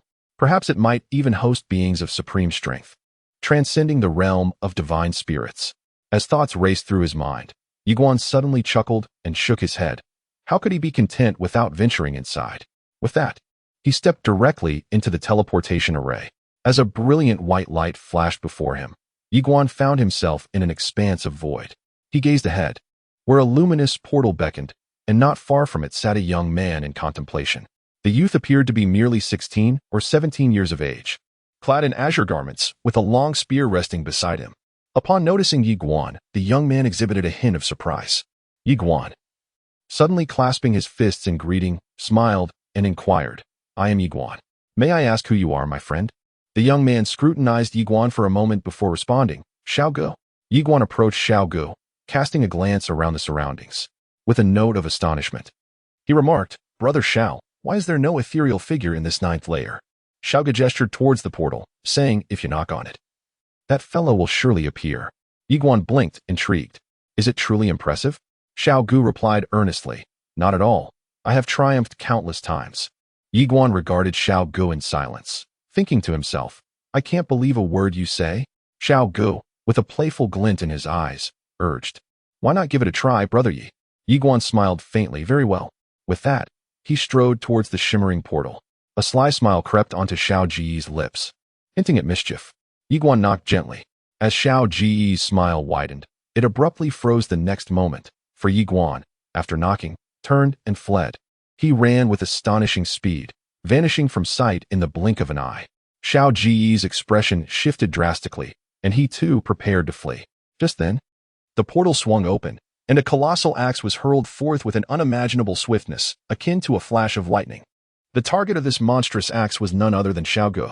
Upon witnessing the colossal axe hurtling towards him, Xiao Ji's pupils constricted in an instant. There was no time to flee. The velocity was overwhelming, leaving him with no choice but to confront it head-on. He hastily seized his long spear and thrust it forward with great force. In that moment, a brilliant spear light erupted from the tip. Bang! The spear light shattered instantly, and Xiao Gu was sent reeling backward, landing dozens of feet away. As he came to a halt, he coughed up a mouthful of vital blood. At that moment, Ye Xuan approached with a look of concern. "Brother Xiao, are you all right?" Xiao Gu regarded him in silence. Ye Xuan's gaze shifted towards the radiant portal, expressing his astonishment. That axe strike was utterly outrageous. Truth be told, he felt a lingering dread. Had that axe been aimed at him, he would have sustained grave injuries, if not death. It was sheer power. Wiping the blood from the corner of his mouth, Xiao Gu glanced at Ye Xuan, his anger dissipating. Initially, he had intended to outmaneuver Ye Xuan, but now he found himself outplayed, merely a testament to his inferiority in skill. A man must possess the grace to accept both victory and defeat. Those who cannot handle loss diminish their own worth. Ye Xuan inquired further, "Brother Xiao, who is inside that light portal?" Xiao Gu shook his head in uncertainty. Ye Xuan furrowed his brow. "You haven't encountered the person within?" Xiao Gu slightly shook his head. "I couldn't even withstand a single strike." How could I possibly see the person in reality? As he spoke, he gazed at the luminous portal, a remnant from the formidable beings of the Central Academy, undoubtedly extraordinary. Regrettably, since the establishment of the Southern Prefecture Academy, no one has managed to breach this door. Generations of prodigies have essentially come to a standstill here. Suddenly, Ye Xuan proposed, "Shall we join forces?" Xiaogu looked at Ye Xuan in astonishment. Join forces? Ye Xuanjian hesitated, acknowledging the formidable prowess of the axe. Both he and Xiaogu were no match for it individually. However, he proposed, perhaps if we join forces, we might stand a chance. Xiaogu scrutinized Ye Xuan before responding. Are you certain? Ye Xuan nodded, adding, but let me make one thing clear. No betrayal. Xiaogu replied solemnly. If you don't betray me, I won't betray you. Ye Xuan suggested. You take the lead and bear the brunt of the attack while I strike at the axe from the side. Xiaogu looked at Ye Xuan and countered. What if you take the brunt? I can launch a surprise attack from the side. Ye Xuan remarked, earlier, I observed your firearm. Its presence is formidable. Powerful in its execution, and you have cultivated a remarkable gun aura. While your strength may not rival that of this colossal axe, it is certainly not lacking. Xiaogu, gazing at Ye Xuan, interjected, please, no flattery. I have no desire to take the front line. He extended his right arm, revealing a wound. Look, my hand is torn and bleeding. Suddenly, Ye Xuan opened his palm, summoning a chi sword into existence. He waved it effortlessly, and a flash of light streaked through the air with astonishing speed. Xiao Ji's eyes widened in realization. Brother Yi, you are a sword cultivator. Ye Xuan affirmed, indeed. I am a sword cultivator. Your strength is commendable for direct confrontations, while my speed is advantageous for flanking maneuvers. Xiaogu fell silent. Ye Xuan inquired, don't you wish to discover what lies within? After a brief moment of contemplation, Xiaogu resolved, very well, I shall risk it.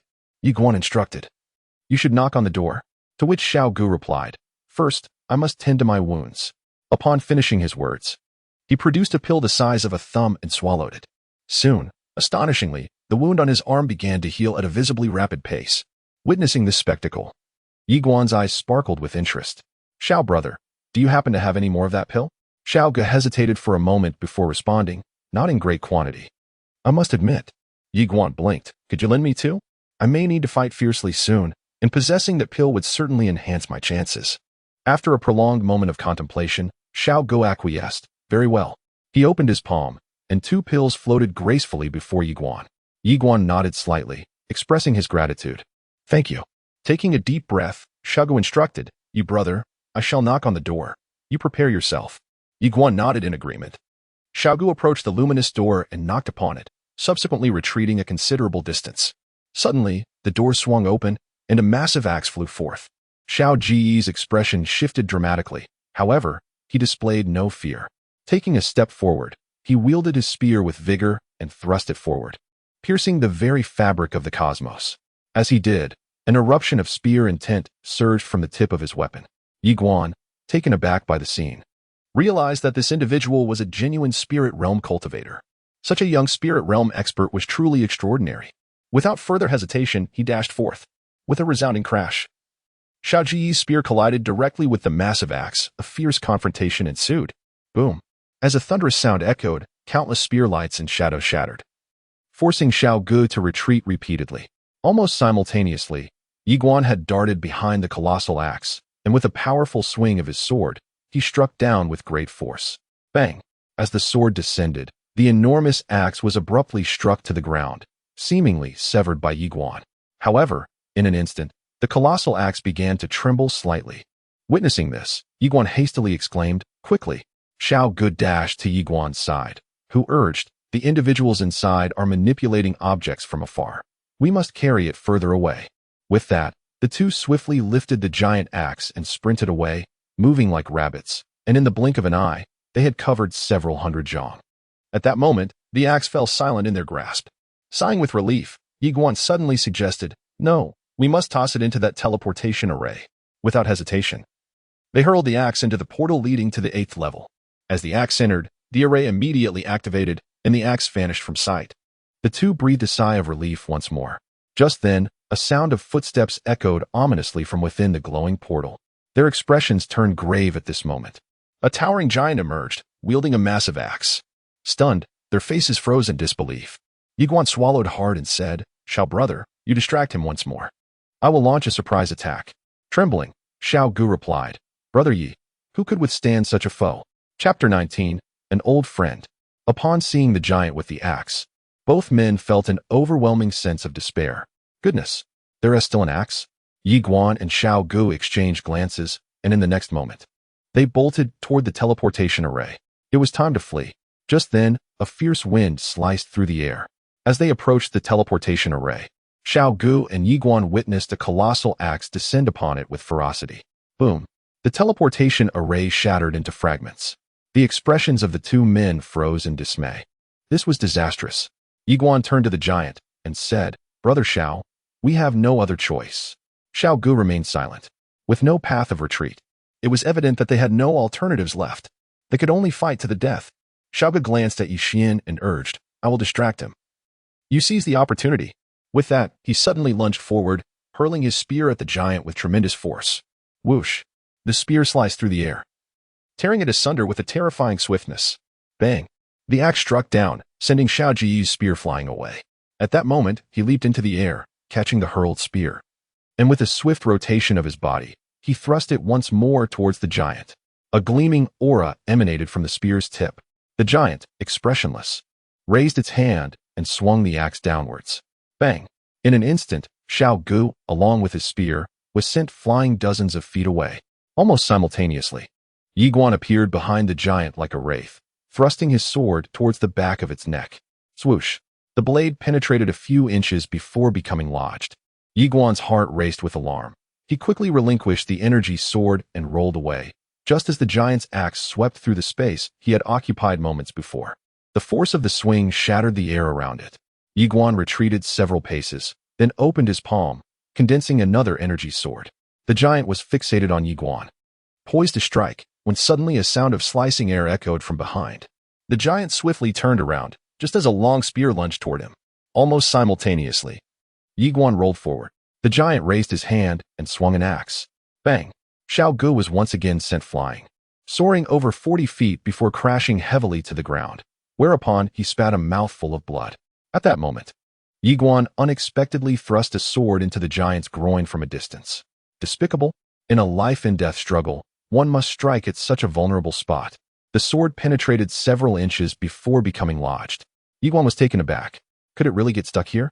Just then, a wave of terrifying power surged above him, prompting Ye Xuan to hastily release the sword and roll backward, narrowly avoiding the giant's lethal axe. In the same breath, he summoned a chi sword that shot forth, slicing into the giant's throat. Sizzle! The chi sword carved a shallow gash in the giant's throat, but in an instant, the giant swatted it aside, shattering it effortlessly. Witnessing this, Ye Xuan's expression darkened as he fixed his gaze on the giant's throat, lost in thought. Suddenly, the giant began to advance toward Ye Xuan, each step causing the ground to tremble ominously. Ye Xuan exclaimed, Xiao Gu, buy me half an hour. Half an hour. Xiao Ji's eyes widened in disbelief. Then he simply lay down, declaring, I surrender. Ye Xuan quickly added, just a quarter of an hour, within which I shall surely slay him. A quarter of an hour. Xiao Gu remained silent. Upon witnessing the impending confrontation, Ye Xuan hastily declared, just give me a quarter of an hour. I shall surely slay him. With a determined grit of his teeth, Xiao Gu leaped forward, charging directly at the towering figure. His speed was astonishing, and before he even arrived, a glimmer of cold light surged forth. The giant abruptly pivoted and swung its axe towards Xiao Gu. Bang! Xiao Gu was once again sent flying. At that moment, a flurry of energy swords, deftly manipulated by Ye Xuan, surged toward the giant, aimed specifically at its throat. Boom! Boom! Boom! The resounding explosions echoed throughout the arena. The gash in the giant's throat widened with each strike. Just then, the giant suddenly swung its massive axe in a sweeping motion. Boom! Dozens of energy swords shattered in an instant. It was at this precise moment that Ye Xuan appeared before the giant like a specter, delivering a precise strike to its throat with his sword. Crack! The wound on the giant's throat expanded even further. Ye Xuan, with a swift downward strike, refrained from lingering, relinquishing his energy sword as he executed a backward somersault, landing gracefully and retreating several paces to create distance from the giant. Almost simultaneously, he extended his fingers toward the giant, and with a swift motion, another energy sword sliced into the giant's throat. Crack! The giant's throat split open anew. It was then that the giant seemed to realize that Ye Xuan posed the greatest threat, charging directly at him with the colossal axe raised high. Witnessing this, Ye Xuan's expression shifted dramatically as he urged, "Brother Xiao, quickly intercept." With that, he rolled aside to evade the lethal swing. In the distance, bloodied and furious, Xiao Gu roared and charged once more at the towering giant. The giant abruptly turned, wielding his axe with fierce intent. As the axe descended, a resounding shockwave reverberated through the air. Boom! With a shattering burst of energy, Xiao Gu was violently hurled over 50 paces away, crashing heavily to the ground. His body convulsing, blood pouring from his mouth. At that moment, several ethereal swords struck the giant's throat in rapid succession. Bang! Bang! Bang! With each explosive sound, a massive gash appeared in the giant's throat, and he staggered back several steps. Witnessing this scene, Ye Xuan was filled with exhilaration and urgently exclaimed, "Xiao brother, hold him off. I am close to defeating him." From a distance, Xiao Gu, trembling and bloodied on the ground, managed to say, "I am a gun practitioner, not a body practitioner." Meanwhile, the giant, now thoroughly enraged, charged directly at Ye Xuan. Observing this, Ye Xuan's expression shifted dramatically, prompting him to flee with haste. Fortunately, his time spent training in evasion had prepared him for this moment. Thus, despite the giant's relentless axe strikes, he was unable to land a blow. Ye Xuan dared not confront the giant head-on, for his strength paled in comparison. A direct clash would surely render him incapacitated, if not worse. As he continued to run, he urged, "Xiao brother, just endure for one last time. Hold on a bit longer." From afar, Xiao Gu, bloodied and prone on the ground, raised his gaze to the giant. Upon seeing the giantess' throat nearly torn asunder, a fierce glint flickered in his eyes. Summoning every ounce of strength, he leaped towards the giant. At that moment, the giant swiftly turned, bringing down his axe once more. Bang! As a burst of gunfire shattered the air, Xiao Gu was propelled nearly 100 feet away, landing on the ground with his body convulsing violently. On the ground, Xiao Gu trembled and uttered, "I can't hold on much longer. I'm fading fast." Meanwhile, in that fleeting moment when Xiao Gu was struck, Ye Xuan seized the opportunity to charge forward, plunging his chi sword fiercely into the giant's throat. With a sharp sound, the chi sword pierced through the giantess' neck, and a vicious glint flashed in Ye Xuan's eyes as he twisted the sword violently. With a sickening thud, the giant's head flew off. Witnessing this scene, Ye Xuan let out a sigh of relief. However, at that moment, the giant suddenly swung its massive axe with immense force, sending the weapon hurtling away. Crackling with terrifying lightning, Ye Xuan's expression shifted dramatically. It was too late to escape. Boom! He was violently thrown back, crashing directly onto the already faltering Xiao Gu. And together they skidded across the ground for several dozen feet. Xiao Gu muttered. Ye Xuan spat out several mouthfuls of blood, but without a moment's hesitation. He turned his gaze towards the giant, which was now slowly collapsing and gradually fading from existence. Upon witnessing this, Ye Xuan finally breathed a sigh of relief. Lying down beside Xiao Gu, he turned to look at Xiao Gu and asked, "Brother Xiao, are you all right?" Xiao Gu trembled as he replied, "I'm fine. Just nearly dead." Ye Xuan grinned. "We've won." Xiao Gu nodded slightly. "If we hadn't won, we would only meet again in our next life." Ye Xuan laughed heartily. The sensation of battle, indeed, was quite exhilarating. At that moment, the distant portal began to tremble slightly. Sensing this scene, the expressions of the two individuals abruptly changed, and they quickly turned their gaze towards the portal. Suddenly, a woman emerged from within. The two furrowed their brows. The woman was not corporeal, but rather an apparition. Adorned in a flowing emerald gown, her long hair cascading over her shoulders, and a sword sheath slung across her back. A swordswoman, she gracefully approached the two, scrutinizing them before smiling and inquiring, "Did you two join forces to resolve this?" Ye Xuan nodded affirmatively. Indeed, the woman appraised Ye Xuan and Xiao Gu, then remarked, "You both have performed admirably. In the realms beneath the central land of Shenzhou, you are the second duo to breach the 9th layer."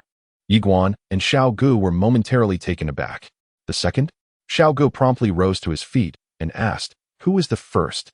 The woman chuckled and replied, "A young girl from the central land of Shenzhou named Ye Xuan. Let me tell you, she accomplished it all alone. Moreover, at that time, she was precisely your age, 17. Upon hearing this, Ye Xuan and Xiao Ji's expressions darkened instantly, the joy of their recent breakthrough vanishing without a trace. The woman suddenly laughed. "Do not be disheartened. You both are exceptionally talented. Now, It is time for your reward. As she spoke, she opened her palm, and a box materialized before the two. Ye Xuan blinked. Just one? The woman nodded. Indeed, only one. Ye Xuan replied, but there are two of us. Could we possibly receive another? The woman playfully blinked. Not possible. Ye Xuan was left speechless. He opened the box to reveal a scroll within. Ye Xuan felt a surge of curiosity. What is this? The woman replied with a smile.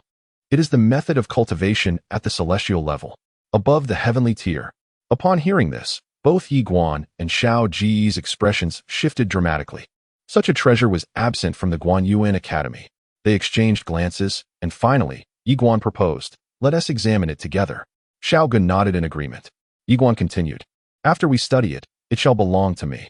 Xiao Ge shook his head, indicating that was unacceptable. Ye Xuan turned to the woman, hesitated for a moment, and then asked, could you provide another copy? Just as the woman was about to respond, her expression abruptly changed as if she had realized something. She grasped Ye Xuan's hand firmly, rendering him momentarily speechless. The woman stared intently at Ye Xuan, her eyes filled with disbelief and fervor. She paused, refraining from elaborating further. Ye Xuan was left utterly perplexed. After a brief moment, the woman gazed deeply into his eyes, her expression softening gradually. She released his hand and said with a smile, all right. With that, she produced a box and handed it to Ye Xuan. Upon hearing this, both Ye Xuan and Xiao Ge were filled with joy. The woman regarded Ye Xuan, her eyes now reflecting not only tenderness but also a hint of complexity. After a brief silence, she softly stated, my projection is fading away. I look forward to your arrival at the main academy. Ye Xuan inquired, are you a senior from the main academy? The woman replied with a smile, indeed, the Guanxuan Academy of the Guanxuan universe is a fascinating place. Do remember to visit. With those words, she gradually became ethereal, and in no time, she vanished completely. At that moment, within the small tower, a voice suddenly resonated. And you never anticipated encountering her in such a manner at this place. The mysterious voice inquired, is it truly her? The small tower softly remarked, when I first met her, she was but a young girl. Little did I expect that she has now become so self-reliant. Chapter 20. A Radiant Elegance. In the arena, both Ye Xuan and Xiao Ge were overwhelmed with excitement. The method of cultivating at the celestial tier. This is extraordinarily remarkable. Even throughout the entirety of South Province, it may be unparalleled. The two of them brushed aside their previous discontent, their faces adorned with brilliant smiles. At that moment, the distant teleportation array began to tremble. Observing this scene, Ye Xuan glanced over, aware that it must be the Guanxuan Academy repairing the teleportation array. After a moment of contemplation, he said, Brother Xiao Ge, you should go first and claim that you accomplished this feat alone. Hearing this, Xiao Ge looked puzzled. Why? Ye Xuan chuckled. I have enemies within the academy, hence I prefer to maintain a low profile. Xiao Ge blinked. So you wish to play the fool to catch the clever? Ye Xuan laughed heartily. Precisely. Xiao Ge pondered for a moment before responding. To be honest, I am reluctant to engage in such antics, as it feels somewhat shameful. Ye Xuan earnestly replied, just consider it a favor to me. An innocent man bears no guilt. Yet possessing treasures incurs jealousy. He still wished to remain inconspicuous. After all, he did not want to be constantly remembered by others. Silent wealth is the true path. Reputation? It holds little importance to him. After a brief moment of silence, Xiao Ge consented. Very well. Ye Xuan smiled. Thank you. Xiao Ge cast a glance at Ye Xuan and inquired, have you recently joined the academy? Ye Xuan nodded affirmatively. Indeed. I have only just joined. Xiao Ge responded with a smile. In the future, if you have the opportunity to visit Tianjin, I reside there. Your flying sword is quite impressive. Do come find me when you have time, and we may engage in mutual sparring. Ye Xuan grinned. Certainly. At that moment, the teleportation array began to tremble unexpectedly. Speaking thus, he retrieved his box and sought a concealed spot. Xiao Ge chuckled softly before turning towards the teleportation array. Suddenly, an elderly figure materialized within the array, accompanied by the three esteemed mentors and Lu Chun.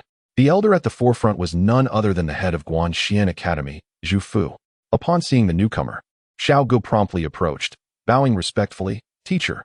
Zhu Fu gently patted Xiao Ji's shoulder, smiling. Well done. The expressions of the other three mentors were equally complex. Someone had indeed conquered the 9th level.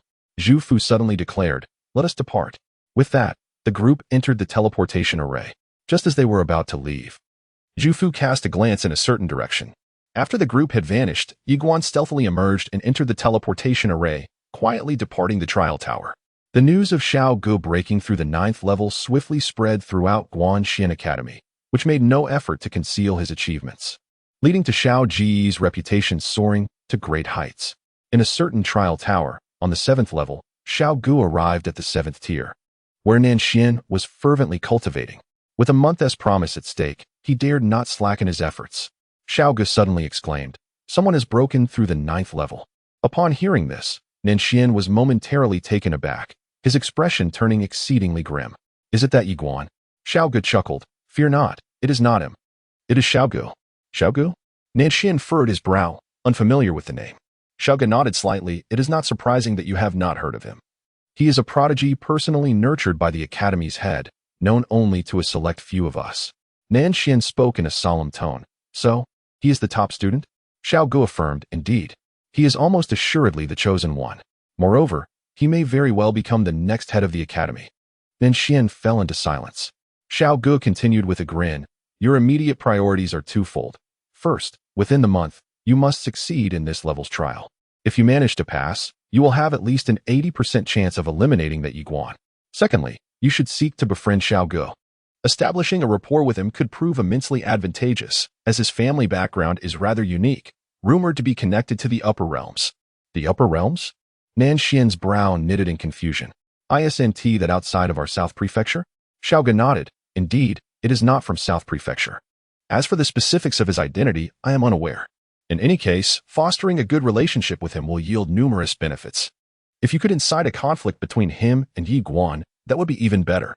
This way, not only could you undermine Ye Xuan, but also his mentor." After a moment of contemplation, Nanxian remarked, "I have heard that Ye Xuan has a sister at the Academy." Xiao Gu immediately shook his head. "No, that won't do. As far as I know, Yinan is currently under the close watch of Fei Hanqing. Do not entertain such thoughts." Nanxian nodded slightly, stating that within 5 days, he would be able to pass through this place, and at that time, he would cultivate a favorable relationship with Xiao Gu. Xiao Gu nodded in agreement and encouraged him to focus on his training before turning to leave. In the arena, a glimmer of cold light flickered in Nanxian's eyes. Soon, a message surged into Ye Xuan's mind. "Xin Xinfa, a celestial rank technique." Ye Xuan quickly settled into a meditative posture and began to absorb the spiritual energy, which instantaneously surged towards him from the entire semi-green mountain. Feeling this phenomenon, Ye Xuan was taken aback and hastily halted his efforts. The influx of spiritual energy immediately returned to normal, dispersing into the surroundings. Ye Xuan was astounded. How terrifying. He realized that this celestial rank technique was at least 10 times more potent than the heavenly rank technique. Truly extraordinary. Suddenly struck by an idea, Ye Xuan promptly rose and made his way to the grand hall of Yanhuang. Just as he was about to knock, the hall's door swung open, and Yanhuang emerged. Today, she was clad in a flowing pale blue gown, her long hair cascading casually down her back, her skin as fair as jade, and her eyes resembling twinkling stars, exuding unparalleled grace. Upon seeing Ye Xuan, Yanhuang smiled gently and inquired if he needed something. Ye Xuan nodded, ready to speak, when he suddenly scrutinized Yanhuang and exclaimed, "Have you already reached the spirit realm?" Yanhuang confirmed with a nod, "Indeed." Ye Xuan was astonished. It was noteworthy that when they departed from the ancient city, Yanhuang was merely at the true lower realm, and now she had ascended to the spirit realm, crossing 3 realms in succession. Yanhuang then remarked, "I possess a very special constitution. My master stated that I faced no obstacles in my early cultivation." Hearing this, Ye Xuan shook his head and smiled. "Truly remarkable." Yanhuang smiled faintly, remaining silent. Ye Xuan hastily produced the tome of celestial level cultivation techniques and handed it to Yanhuang. "After you have perused it, please return it to me." Yanhuang opened the book, momentarily stunned. "Celestial level cultivation techniques?" Ye Xuan nodded affirmatively. Yanhuang glanced at Ye Xuan, inquiring, "How did you acquire such a high-level technique?" Ye Xuan hesitated, but Yanhuang suddenly declared, "You promised me that you would not keep any secrets." Ye Xuan nodded slightly and reluctantly recounted the events that transpired at the trial tower. After listening, Yanhuang fell into a brief silence before softly stating, "Initially, I believed I could secure a decisive victory over you, yet it appears that in a real confrontation, victory remains elusive for me." Ye Xuan chuckled, choosing not to respond. Nailin Jia gazed at the cultivation manual in her hands. She did not refuse it and began to read. Moments later, having committed all the content to memory, she returned the manual to Ye Xuan. As he stowed the book away, Nailin Jia suddenly remarked, "You and that Nan Xian will ascend the life and death stage in half a month?" Ye Xuan nodded, confirming, "Indeed." Nailin Jia looked at him and said, "I will come to cheer for you." Ye Xuan replied with a smile, "That would be great." Nailin Jia smiled softly, "I shall begin my cultivation now." Ye Xuan nodded. "All right." He then turned to depart. Just then, Nailin Jia called out, "Wait." Ye Xuan turned back to her as she presented a purple sachet, saying, "This is for you." Ye Xuan accepted the sachet and inquired, "Did you sew this by hand?" Nailin Jia nodded and smiled, saying, "Inside, there are special spices that, when worn, can calm the mind and focus the spirit." Ye Xuan responded with a subtle smile, "Thank you." Nailin Jia replied, "You're welcome." Ye Xuan hung the sachet at his waist. But Nailin Jia shook her head, "You've hung it incorrectly." With that, she took the sachet from him and stepped closer, gently fastening it for him. In that moment, they were very close, and Ye Xuan could distinctly perceive the delicate fragrance that enveloped Nailin Jia. Gazing at the enchanting figure so near, Ye Xuan felt a warmth in his heart. Soon, after securing the sachet, Nailin Jia retreated into the hall and looked at Ye Xuan, stating, "I have been practicing." After saying this, she turned and walked away. Ye Xuan glanced at the sachet at his waist, grinned widely, and then turned to leave. Just as he departed, Nailin Jia reappeared at the entrance, watching Ye Xuan's distant silhouette with a smile gracing her face. After leaving Nailin Jia's grand hall, Ye Xuan made his way to Fei Banqing's hall. Just as he was about to knock, Fei Banqing's voice resonated from within, "Come in." Ye Xuan gently pushed the door open and stepped inside, approaching Fei Banqing. He bowed slightly and addressed him, "Mentor." Fei Banqing regarded Ye Xuan and replied, "Sit." Ye Xuan took a seat before him. Fei Banqing calmly inquired, "What brings you here?" Ye Xuan nodded and presented the celestial grade martial arts manual before him. Fei Banqing glanced at it and then turned his gaze back to Ye Xuan, remaining silent. After a moment of hesitation, Ye Xuan spoke. The 9th level was attained alongside Brother Xiao. Upon encountering Ye Xuan's candidness, Fei Banqing's face immediately broke into a smile. "This celestial level cultivation technique is your reward?" she inquired. Ye Xuan nodded affirmatively, "Indeed. 1 copy for each person." Fei Banqing gazed at Ye Xuan. "Are you giving it to me?" Ye Xuan replied, "Yes." With a grin, Fei Banqing remarked, "The reason you are offering it to me is that I previously purchased a heavenly level technique for you. Thus you wish to repay the favor?" Ye Xuan fell silent. Fei Banqing calmly stated, "I understand. You do not wish to owe me a debt of gratitude. In that case, let us leave the technique with you, and we shall be even." After a moment of hesitation, Ye Xuan responded, "Master, you have misunderstood."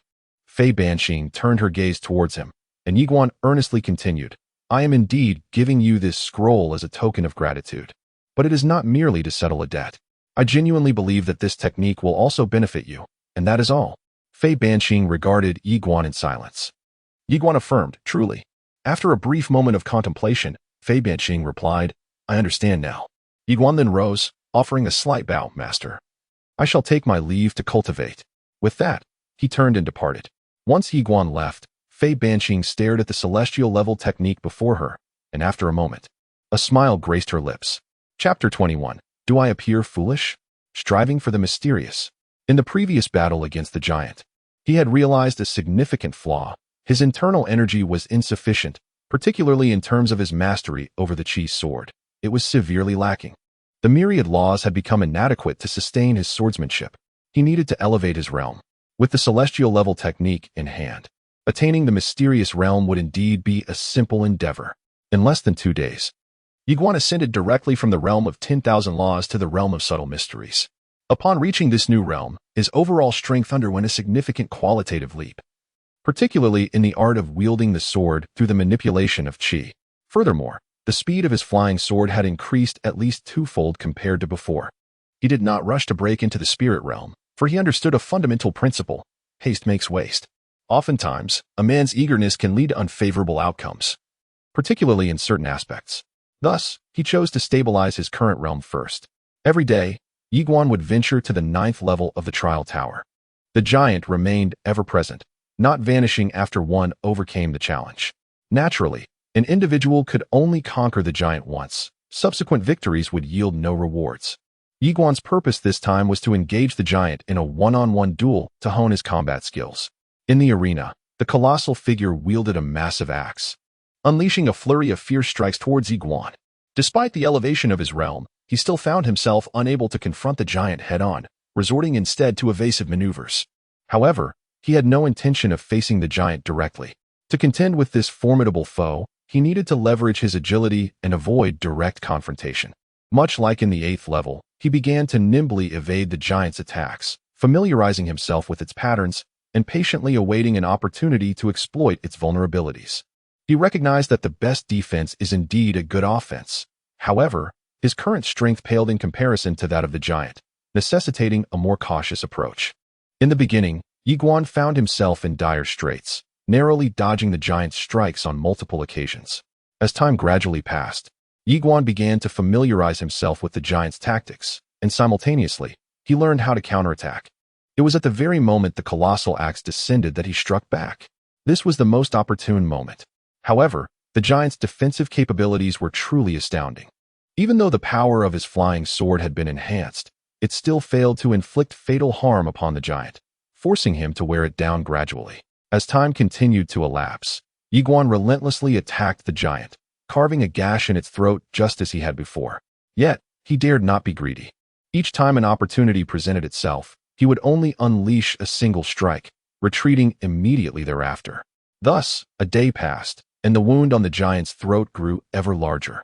At this moment, Ye Xuan was on high alert, as the giant could afford countless missteps, but he could not afford even a single error.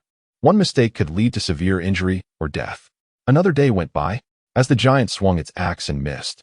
Ye Xuan seized the moment to slash at its throat. With a piercing sound, the giant's head was severed and flew off. Ye Xuan staggered backward, just as expected.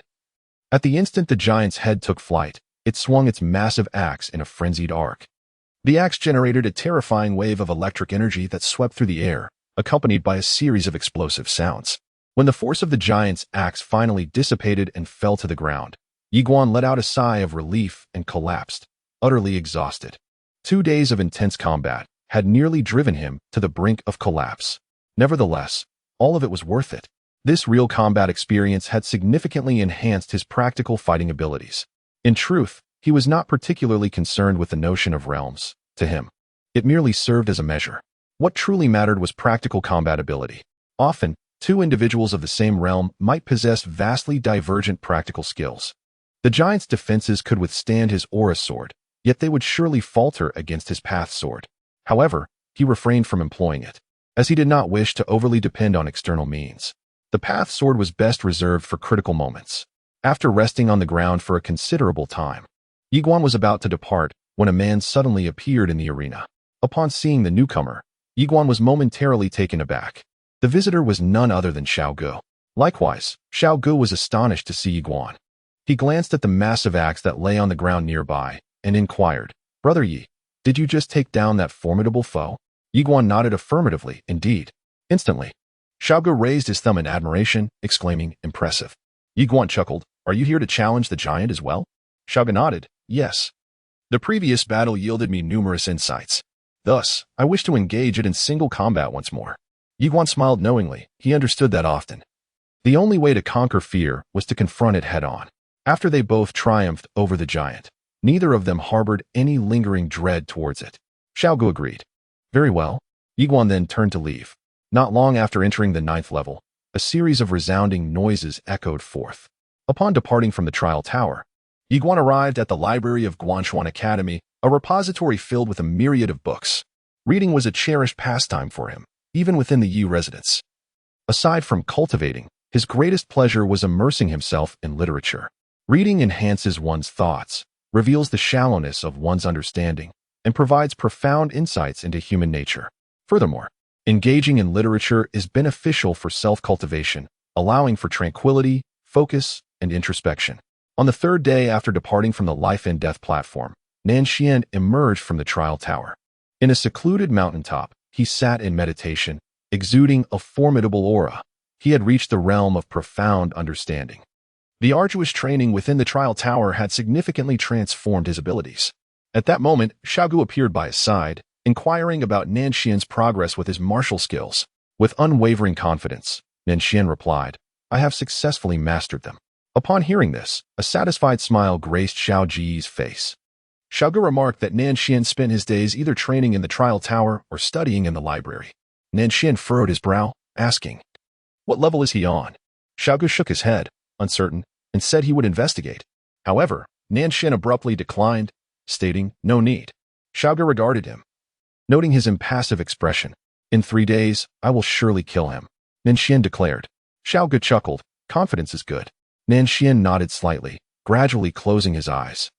Xiao Gu turned and departed, shortly arriving at the trial peak. He did not heed Nanxian's words, believing it prudent to ascertain Ye Xuan's level of training. Just then, Ye Xuan emerged from the library and made his way to the trial tower, with Xiao Gu trailing him discreetly. Following Ye Xuan, he arrived at the 7th level. And upon witnessing Ye Xuan enter, he felt a sense of relief. Yet, he remained, choosing to wait. About an hour later, Ye Xuan emerged from the 7th level, appearing rather feeble. In the shadows, Xiao Gu cast a glance at Ye Xuan, feeling reassured before turning to leave. Ye Xuan proceeded towards the exit when suddenly, Xiao Ta inquired, are you wary of Nanxian? Ye Xuan nodded. Xiao Ta, puzzled, asked why. Ye Xuan replied calmly, if I were him, I would undoubtedly be curious about which level I was cultivating on. Even if he were not curious, his mentor would certainly be intrigued. His caution stems from prudence. He is not afraid of Nanxian, but rather apprehensive that upon discovering his true strength, the latter might forego the life-and-death arena. Xiao Ta remarked, being cautious is indeed wise. It is prudent to remain vigilant. Ye Xuan murmured, there are 3 days left. In truth, he wished to wait not a moment longer, yet he was not invincible enough to disregard the Academy's authority. Furthermore, he had no desire to trouble Fei Banqing. Thus, he resolved to bide his time. At that moment, Xiao Gu suddenly appeared, grinning at Ye Xuan, proclaiming, I have succeeded as well. Ye Xuan smiled in return, congratulations. Brother Xiao. Xiao Gu beamed and settled onto a nearby stone step, saying, Brother Yi, let us converse. Ye Xuan nodded and took a seat beside Xiao Gu. Turning towards him, Xiao Gu added, honestly, I must thank you. Had you not invited me to confront that giant together, I might still be ensnared in fear to this day. Ye Xuan chuckled. On that day, when I faced him alone, I was equally terrified and lacked the courage to engage. Were it not for you, I too would have chosen to flee. Xiao Gu chuckled lightly and remarked, Brother Yi, you possess a fascinating character. I believe you would be well suited for the position of student leader at the Academy. If you were to take on that role, I would wholeheartedly accept it. Ye Xuan turned his gaze toward Xiao Gu and replied, as far as I am aware, you are the direct disciple of the Academy's headmaster. It is you who should rightfully be the student leader. Xiao Gu shook his head, expressing disinterest. I have no inclination for such a position. Ye Xuan, puzzled, inquired, why so? Xiao Gu lifted his gaze towards the horizon and smiled, saying, my heart does not dwell here. It resides in the upper realm, in the central land of the divine continent. Ye Xuan furrowed his brows. The central land of the divine continent? Xiao Gu nodded. Above the upper realm lies the central land of the divine continent. Under its governance are countless worlds, both great and small, and the prodigies from these realms ultimately aspire to reach the central land. There, noble families abound, myriad clans vie for supremacy, and countless extraordinary talents emerge, a true den of hidden dragons and crouching tigers. As he spoke, he gazed at Ye Xuan. You and I may be regarded as the most exceptional talents in this small southern state, but in that realm, we would merely be considered ordinary. Upon reaching this point, he sighed and shook his head. In truth, there exists an even more formidable place, the headquarters of the Guanxuan Academy within the Little Guan universe. The ultimate goal for the prodigies from myriad world academies is to ascend to that esteemed institution. Regrettably, the path to that place is exceedingly arduous, to the point of inducing despair. Ye Xuan fell into silence. The world is vast, the southern state is small, and he is even smaller. Xiao Gu chuckled. If you were to become the student leader. Suddenly, Ye Xuan shook his head. I too have no interest. Xiao Gu was momentarily taken aback. And Ye Xuan laughed, saying, in the days to come, I shall certainly seek fame in the Central Plains and compete with countless prodigies at the headquarters of the Guanxuan Academy. Xiao Gu paused for a moment, then burst into hearty laughter. What an admirable aspiration. By heavens, I too wish to make a name for myself in the Central Plains. I too desire to contest with those extraordinary talents at the Guanxuan Academy. After Ye Xuan departed, Xiao Gu also rose to leave. However, after taking a few steps, a man suddenly appeared before him. It was Nanxian. Upon seeing Nanxian, Xiaoge was taken aback. "Who are you?" Nanxian clasped his fist and smiled. "Brother Xiao, I am Nanxian of the Nan family." "Nanxian." Xiaoge blinked in surprise. "Are you the one who is to ascend the life and death stage?" Nanxian nodded. "Indeed." Xiaoge chuckled lightly and inquired, "Is there something you need?" Nanxian smiled faintly. "I have heard that Brother Xiao has broken through the 9th layer. I am immensely admiring. Today, I have come to make your acquaintance, hoping to become friends." He paused for a moment before continuing. "The one conversing with you earlier was Ye Xuan, correct?" Xiaoge nodded yes. Nanxian's expression turned serious. "Brother Xiao, you must be cautious of Ye Xuan." Xiaoge furrowed his brow. "Why is that?" Nanxian's face darkened. "This individual is ruthless and cunning, adept at scheming and framing others. Most importantly, I have heard that he harbors a grudge against you, aiming to vie for the position of top student." Suddenly, Xiaoge lifted his leg and delivered a swift kick. Before Nanxian could react, he was struck in the abdomen. Bang! Nanxian was sent flying several dozen feet away, utterly bewildered. Xiaoge cast a cold glance at Ye Xuan. "I am not one to despise others for their cunning or machinations, but I abhor being treated as a fool. You wish to instigate discord between me and Brother Yi, compelling me to confront him. I fail to comprehend. Do I truly appear to be a simpleton?" "Huh." Nanxian remained silent, his expression darkening. Chapter 22. Such pretense. Xiaoge shook his head, initially contemplating delivering another blow, but upon reflection, he deemed such a person unworthy of his effort. With that, he brushed the dust from his trousers and turned to leave. Meanwhile, Nanxian's countenance soured significantly. 2 days later, under the veil of night, Ye Xuan sat upon the stone steps before the grand hall, his hands cradling his head as he gazed upon the starry sky. This night, the moon was full, surrounded by a multitude of twinkling stars. As he beheld the celestial expanse, his heart brimmed with longing. Regrettably, he was yet unable to soar into the depths of the cosmos on his sword. His strength was insufficient. At that moment, a fragrant breeze wafted by. Fei Banqing seated herself beside Ye Xuan, her gaze fixed on the heavens. "Do you possess confidence for tomorrow's life and death arena?" Ye Xuan replied with a smile. "Of course." Fei Banqing cautioned, "Do not underestimate your opponents." Ye Xuan nodded. "I understand." Suddenly, Fei Banqing remarked, "Once this matter concludes, we must prepare to ascend to the upper realm." Ye Xuan turned to her, intrigued. "The upper realm?" Fei Banqing affirmed, "The martial examination occurs once every decade, in 3 months' time. We must venture to the upper realm in advance." Ye Xuan inquired solemnly, "Master, how can we reach the headquarters of Guanxuan Academy?" Fei Banqing shook her head. "It is exceedingly difficult. Far too difficult." Ye Guandao inquired, "What do you mean?" Fei Banqing chuckled. "In this vast universe, there are countless branches of the Guanxuan Academy, and the students from these myriad branches all aspire to reach the main academy. To attain that goal, one must continuously strive to overcome the prodigies and geniuses of every branch." Ye Xuan fell silent. This indeed seemed somewhat absurd. Fei Banqing continued with a smile. "I understand your reluctance to accept mediocrity. However, do not dwell on the main academy for now, but rather focus on each step you take in the present." Ye Xuan nodded. "I comprehend."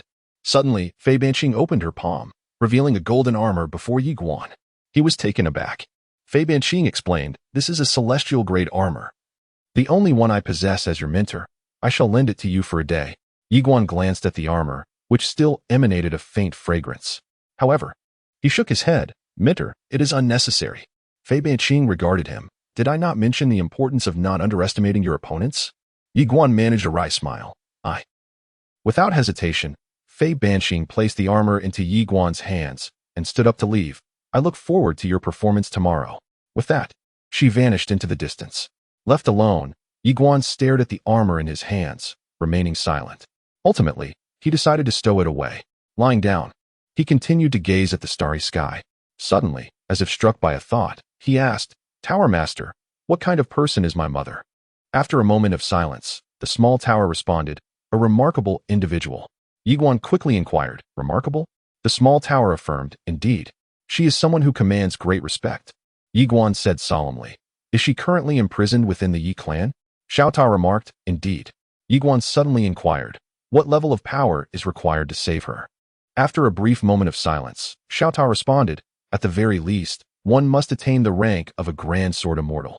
The words Grand Sword Immortal caused Ye Xuan to gradually close his eyes, firmly declaring, "I shall become a Grand Sword Immortal." Xiao Ta hesitated momentarily before adding, "Do not harbor hatred towards her. The reason they allowed you to roam free was, in fact, a necessity. Otherwise, they wouldn't have permitted me to accompany you." Ye Xuan nodded slightly, deducing, "If my parents were truly heartless, they would not have sent you, Grandfather Ta, to follow me. Nor would they have entrusted me with the legacy of the sword path."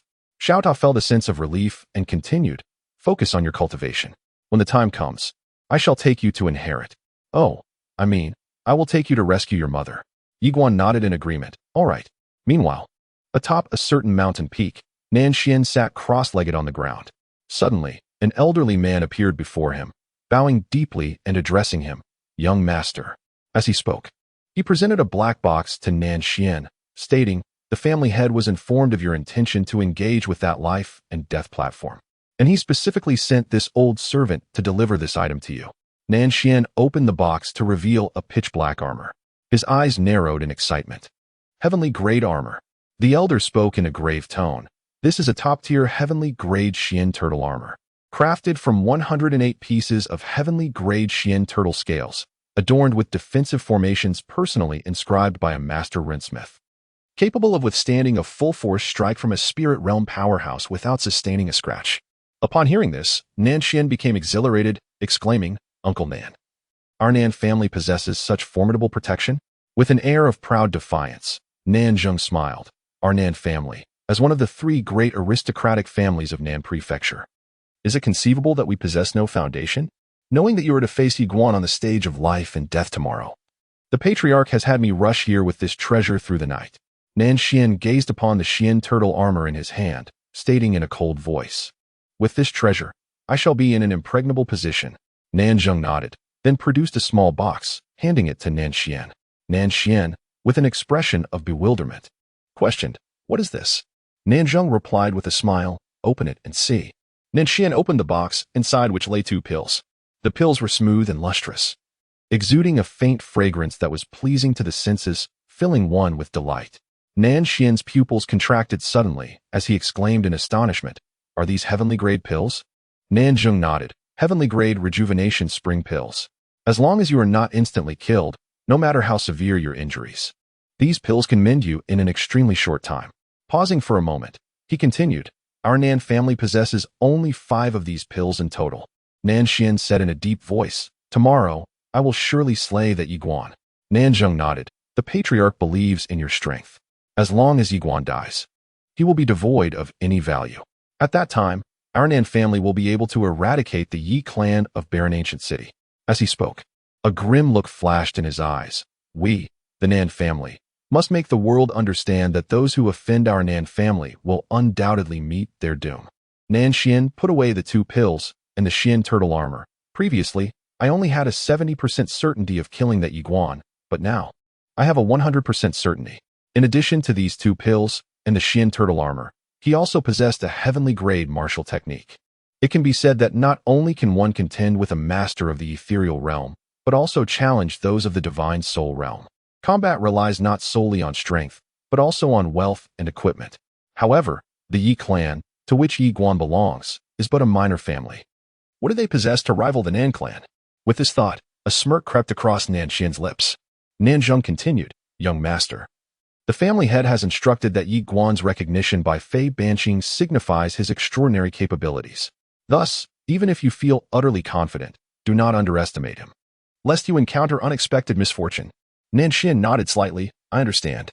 Rest assured, I shall not belittle him. In the battle tomorrow, I will exert my utmost effort, leaving him no opportunity." Nanzheng chuckled. "That is reassuring." Slowly, Nanxian closed his eyes. "I find myself rather impatient." Nanzheng nodded. "Our Nan clan is equally eager. Once Ye Xuan falls tomorrow, our strong warriors will hasten to ancient ruined city to eradicate the Yi clan." Nanxian furrowed his brow. "What of Master Fei?" Nanzheng replied with a smile, "Do not worry. Once Ye Xuan is dead, Master Fei will certainly not risk his reputation over a mere corpse, as it is simply not worth it." Nanxian nodded. "Indeed." Having said this, he turned to glance towards the direction of Banqing Mountain, a cold smile playing on his lips. The following day, as the first light of dawn broke across the horizon, the students of Guanxuan Academy hurried towards the life and death arena. In a short while, The area surrounding the arena was filled with thousands of students. At that moment, amidst their gazes, a man descended from the sky, gradually landing on the life and death arena. A man clad in a cloud-colored robe stood with his hands clasped behind his back, his garments dancing gracefully without the caress of the wind. This individual was none other than Nanxian. Upon his arrival, a chorus of cheers erupted from his supporters within the arena. As one of the 3 prodigies of the Guanxuan Academy, it was only natural for him to have a legion of admirers. With his eyes gently closed, Nanxian remained silent. At that moment, figures began to emerge on the stone pillars surrounding the scene. Fei Banqing had also arrived early, her eyes shut as if in deep contemplation. Not far from her stood her mentor, Xiao Gu, who cast a glance at Fei Banqing without uttering a word. Meanwhile, Song Xiai observed Xiao Gu with an expression of discontent.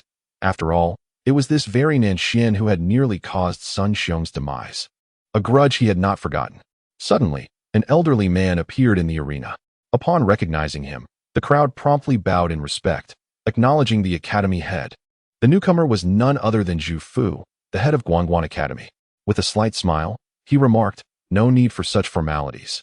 He then turned his gaze towards a man standing not far on the right stone pillar, Xiao Gu. At that moment, a woman gracefully descended from the air, igniting a frenzy among the spectators. It was Nalinjia. The instant she made her appearance, countless male students were captivated by her beauty. Nalinjia, currently revered as the most stunning woman at Guanxuan Academy, was the object of admiration for many.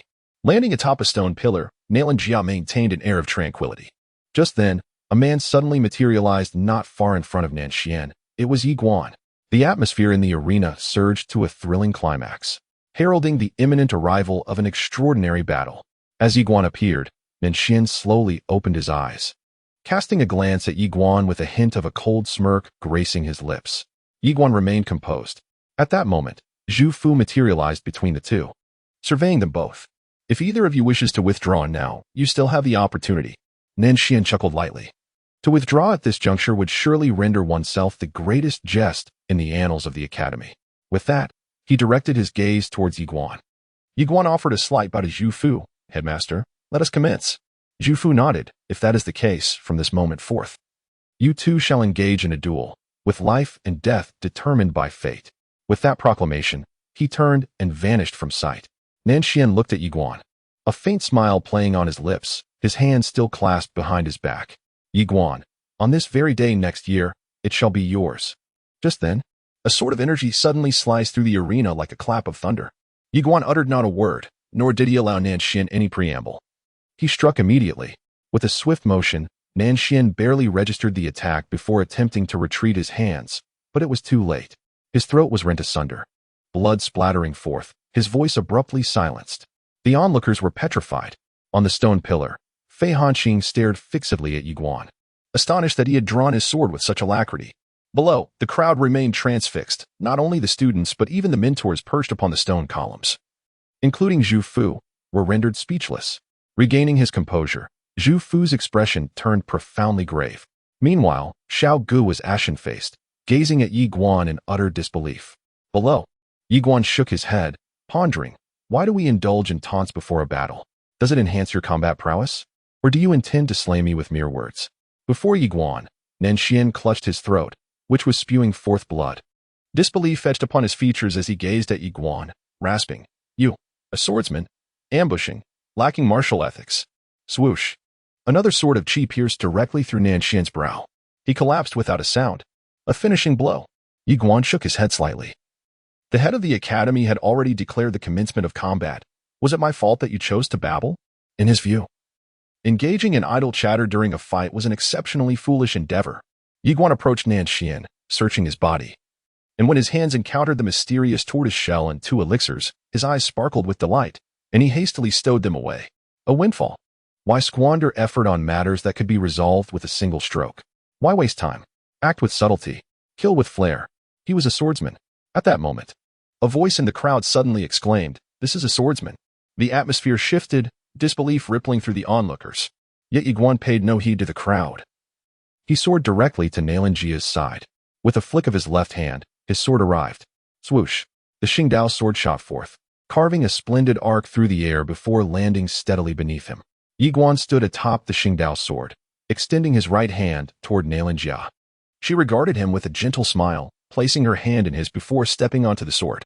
Ye Xuan lightly supported her slender waist with his left hand, while his right hand pointed forward, commanding, "Rise."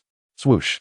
The Xingdao sword transformed into a beam of sword light, soaring skyward, piercing through the clouds. The onlookers gazed skyward, envy shimmering in the eyes of the women present. Beside them, Xiaoge gazed at the horizon and softly remarked, "What a show of bravado." Chapter 23, Apology.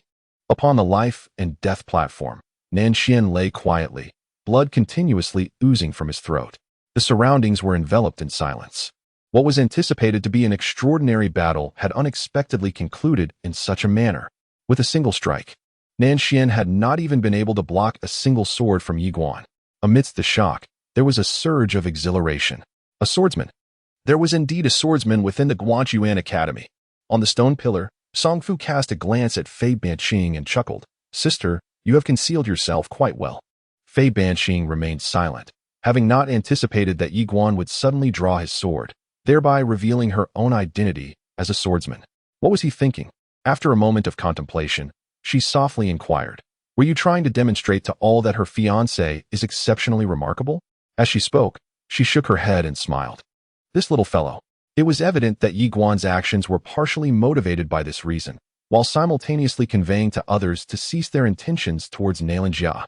At that moment, Xiaoge suddenly appeared on the life and death platform.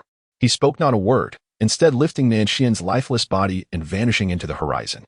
Fei Banqing cast a glance at the departing Xiaoge but remained silent. Beside her, Song Xiai suddenly remarked, "Rest assured, he would not dare to act recklessly." Fei Banqing nodded slightly, and then turned to leave. The crowd dispersed, and the news of Ye Xuan being a swordsman swiftly spread throughout the Guanxuan Academy. A swordsman. The entire southern province had a woefully scarce number of swordsmen, and Guanxuan Academy had none at present. Yet now one had emerged. Thus, Ye Xuan became the focal point of discussion at the Guanxuan Academy, captivating countless individuals. Accompanied by Jia, he ascended to the clouds, both seated upon the Qingxian sword.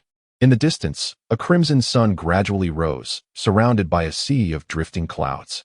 Jia suddenly spoke softly, inquiring, "Why reveal your identity as a sword cultivator?" Ye Xuan replied with a smile, "Initially, I refrained from disclosing it out of concern for potential hostility, yet now, I am unafraid." Unafraid? Jia turned to gaze at Ye Xuan, and after a moment, she smiled enchantingly. "Do you know what is most captivating about you?" Ye Xuan looked towards Jia, who was now staring at the horizon, softly declaring, "Confidence." Ye Xuan, taken aback, echoed, "Confidence?" Jia nodded. "The confidence you exude is something I greatly admire." Ye Xuan chuckled, "In truth, there is another reason I wield a sword." As he spoke, he turned his gaze towards the horizon, asserting, "I wish to convey to everyone that the person you admire is truly remarkable." Jia gently replied, "I know." Ye Xuan smiled faintly, and the two remained in silence, watching the horizon together. Meanwhile, within a grand hall of the Guanxuan Academy, Songfu and a group of mentors were gathered. Songfu cast a glance at Fei Banqing, seated below, and remarked with a smile, "Junior sister, you have worked tirelessly for us." The others looked at Fei Banqing, all shaking their heads with amused smiles. Indeed, none had anticipated that Ye Xuan was a sword cultivator. Xiaoge closed his eyes, remaining silent. Fei Banqing spoke calmly, "This young fellow is quite vigilant. He fears that once his identity as a swordsman is revealed, he may attract the attention of those with ulterior motives." Songfu nodded slightly, acknowledging the concern. "Rest assured, the Academy will only welcome the fact that he is a swordsman. There is no chance we would covet his swordsmanship legacy. Although our Nanzhou Guanyuan Academy may not possess the wealth of the upper realms, we would never engage in the persecution of our own students." Fei Banqing nodded slightly. "I understand."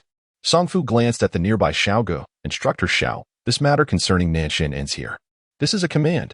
The others looked towards Xiaoge, understanding that with the emergence of yet another prodigious talent within the academy, it would be unthinkable to allow any harm to befall him. Xiaoge nodded slightly. "I comprehend the gravity of the situation." He recognized that any attempt to harm Ye Xuan would result in a collective backlash against him. Songfu continued, "The list of participants for the martial examination in the upper realm has been finalized. Sun Xiong, Xiaoge, Ye Xuan, and Jia. In addition to these four, you mentors may bring along a few students of good aptitude to broaden their experiences." The group nodded in agreement. With a smile, Song Fu declared, "The meeting is adjourned." The attendees began to disperse, yet Fei Banqing remained. Song Fu regarded him and said, "Please inform Ye Xuan that he need not worry about the Yi clan. From this moment forth, both he and the Yi clan will be under the Academy's protection." Fei Banqing nodded slightly and then departed. Song Fu shook his head with a smile, "Swordsman, truly full of surprises." Just then, Xiao Gu entered, approaching Song Fu with a slight bow. "Teacher." Song Fu gazed at Xiao Gu, who remarked, "On the day the barrier was breached, Brother Yi accompanied me. However, he requested that I keep it confidential, so." Song Fu smiled, "I understand." Xiao Gu nodded slightly. Song Fu continued to look at Xiao Gu, inquiring whether they had sparred together. Xiao Gu shook his head, admitting they had not, yet he acknowledged, "He is formidable, particularly in his speed and his flying sword. Should we engage in a contest, I would feel the pressure, though I am not afraid." Song Fu chuckled, "Neither of you is interested in becoming the chief, am I correct?" Xiao Gu affirmed, "Indeed." Song Fu shook his head with a smile, "I knew it. Do you have any idea who I originally intended to appoint as chief?" Xiao Gu replied, "I do not know." Song Fu revealed, "Nanxian." Xiao Gu was taken aback. Song Fu continued softly, "True geniuses and prodigies cannot remain in Nanzhou. You all require a broader platform. Whether it is you, Ye Xuan, or Na Lanjia, your talents and dispositions are exceptional. Once you ascend to the upper realm, even if you do not achieve remarkable results, the academies there will still retain you." Xiao Gu fell silent. Song Fu added with a smile, "This is beneficial for both you and the academy, as the purpose of participating in the martial examination is to secure greater resources for the institution. The academy will not constrain you, for your excellence will ultimately contribute to its brighter future." Xiao Gu bowed his head slightly, remaining silent. Song Fu chuckled gently, "I know you have been worried about this. Today, I share these thoughts with you to help you release the burdens on your heart. Youth should be a time for striving, for exertion, for self-expression." Xiao Gu bowed deeply, declaring that no matter where the future may lead him, this place shall forever be his home. Song Fu remarked with a smile that Nanxian was indeed the most suitable candidate for the position of the academy's chief. Yet he possessed a fatal flaw. He was excessively concerned with the ways of the petty. In life, one may embody both the noble and the base. Thus the academy had always observed and guided him. Regrettably, this time he had encountered Ye Xuan. Shaking his head with a resigned smile, he expressed his dismay. Xiao Gu shook his head in response, noting that this individual harbored a narrow-mindedness, unable to tolerate anyone surpassing him. Should he ascend to the chief position, it would spell trouble for the academy. Song Fu nodded slightly, reminding that in 3 months the martial examination would take place, and that we must depart for the upper realm in a month's time, urging Xiao Gu to prepare accordingly. Xiao Gu acknowledged, "Understood." Song Fu encouraged him, "Go forth." After a slight bow, Xiao Gu turned to leave. After a moment of silence, Song Fu commanded, "Issue the decree from this moment forth. Yi Nan shall be promoted to an inner court student, with all cultivation resources tripled, and personally tutored by Master Mu, the chief instructor of the inner court." "As you command," came the response, as an elder in the corner bowed slightly before preparing to withdraw. At that moment, Song Fu added, "Additionally, prepare a grand gift to be sent to the Yi clan in the ancient wilderness.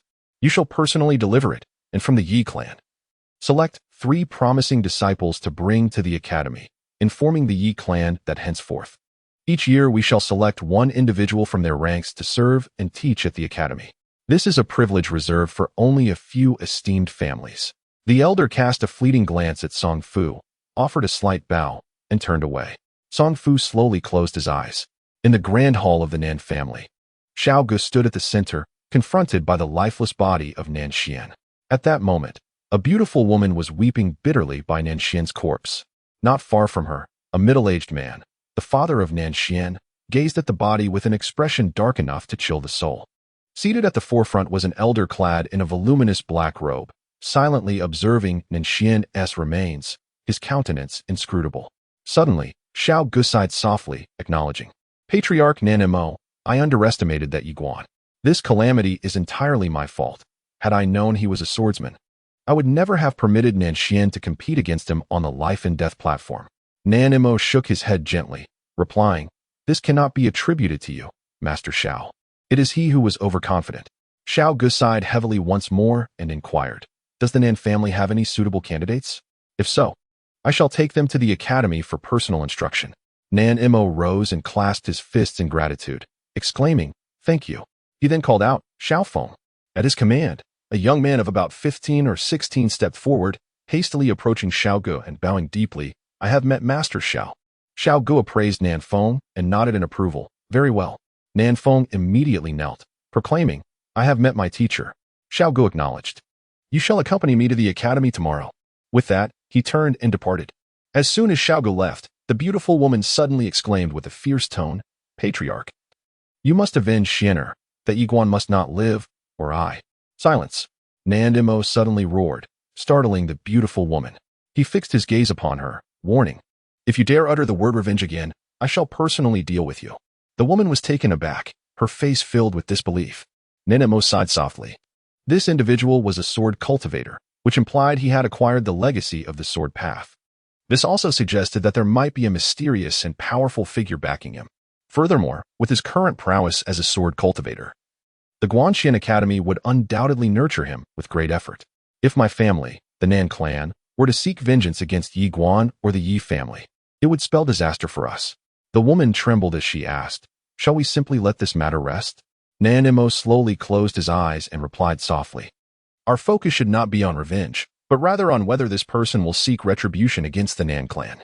At this, he turned to Nanfeng and instructed, "Remember, once you enter the Guanxuan Academy, do not display any hostility towards Ye Xuan, not even a hint of animosity. Keep your distance when you see him, concentrate on your studies and cultivation, and disregard everything else. Do you understand?" Nanfeng nodded, affirming his understanding. Nanimo then directed his gaze towards the elder in the corner to the right. "You shall visit the Yi residence and prepare a grand gift. Convey that the incident at Nan Mountain was a complete misunderstanding. Our Nan clan misjudged young Master Ye Xuan. We have investigated thoroughly, and Qing Yu's demise has no connection to him. That will suffice. I shall personally apologize to demonstrate our sincerity." Chapter 24. Sword Intent. At Guanxuan Academy. Half Blue Mountain. When Ye Xuan arrived at the Grand Hall of Fei Banqing, he was greeted with a smile from Fei Banqing, who said, "Congratulations."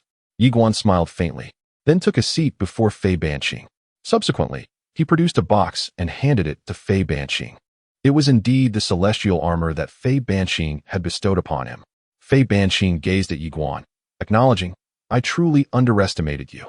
Ye Xuan shook his head, remarking, "It is that man Xian who has underestimated me." Fei Banqing, intrigued, inquired, "How so?" Ye Xuan replied solemnly, "First, he was unaware of my true capabilities, resulting in a grave misjudgment of my strength. Secondly, due to possessing the celestial armor and 2 elixirs, he felt overly confident, thus strategically underestimating me. Lastly, when one steps onto the life and death arena, it is a matter of survival. His pre-battle banter is a grave folly." After a moment of contemplation, Fei Banqing asked, "Do you understand why he engaged in such frivolous talk before the battle?" Ye Xuan nodded slightly. He is a scion of a prominent family, having never experienced the street brawls of the lower classes like us. He paused briefly, then continued, "Those from the lower strata often possess a fierceness and a disregard for life." Fei Banqing looked at Ye Xuan and chuckled. "I can see that." Ye Xuan added, "Of course, even if he had not underestimated me, he would still not be my match. It would merely be a difference between dying early or late." Fei Banqing burst into hearty laughter. "Little one, I relish your confidence, ha." Ye Xuan then produced an elixir and placed it before Fei Banqing, stating, "Master, this elixir is a celestial grade one. You may keep it, for it may prove useful in the future." A celestial grade elixir is indeed a precious item. Fei Banqing did not decline, exclaiming, "Very well." Ye Xuan rose, offering a slight bow, and then said, "Master, I shall take my leave to cultivate." With that, he turned and departed.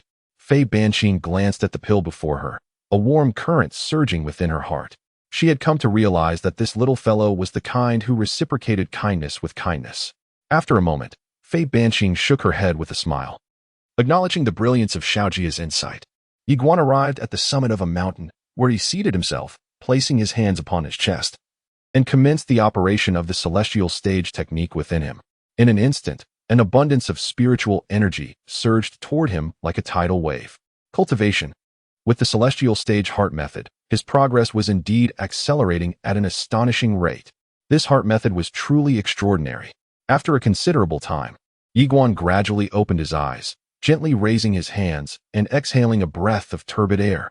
At this moment, He had reached the pinnacle of the ethereal realm, nearly a step away from the soul realm.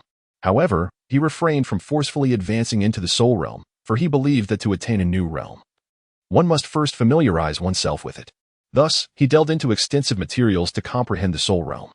The soul realm primarily emphasizes the integration of the physical body and the soul, where the spirit, mental prowess, and soul achieve a perfect synthesis, allowing one to transcend personal limits.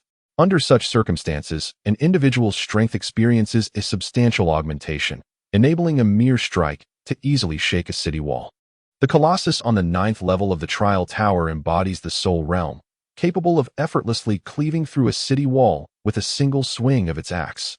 Such formidable beings are truly terrifying anywhere in the southern province.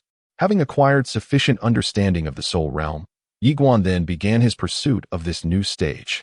As he prepared to ascend to the upper realms in a month, he was acutely aware that formidable adversaries awaited him there. Moreover, he had to remain vigilant against the Ye clan. Should they discover him, it would spell disaster. Power. Only with strength could he safeguard himself and those around him. Ye Xuan eschewed meditation and instead returned to the 9th level to confront the giant once more. He aimed to push himself to the limits of the ethereal realm before striving for the spirit realm. Additionally, battling the giant would hone both his mental fortitude and soul. Demanding utmost concentration, any lapse could prove fatal. Thus, for the ensuing days, Ye Xuan immersed himself in frenzied training at the 9th level. In the blink of an eye, half a month had passed. On this day, Ye Xuan once again arrived at the 9th level, where the giant reappeared, suddenly swinging a colossal axe toward him with terrifying force. As the axe descended, a thunderous sound erupted. Ye Xuan remained composed. Just as the axe was a mere half-inch from his head, he deftly sidestepped the lethal blow, simultaneously delivering a swift strike to the giant's knee with his sword. The impact was immediate. The giant's knee split apart. At that moment, the giant, wielding the axe, swung it horizontally toward Ye Xuan. The sound of the air exploding was deafening. Ye Xuan quickly crouched backward, evading the blow with agility akin to origami. In the same motion, he unleashed his energy sword, slashing once more at the giant's knee. With a sickening sound, the giant's right leg severed, causing him to stagger forward. Seizing the opportunity, Ye Xuan leapt lightly and plunged his sword into the giant's throat, producing a decisive crack. As the giant was about to vanish, it raised its mighty axe to deliver its most powerful blow. At that moment, Ye Xuan suddenly thrust a sword into the giant's right wrist.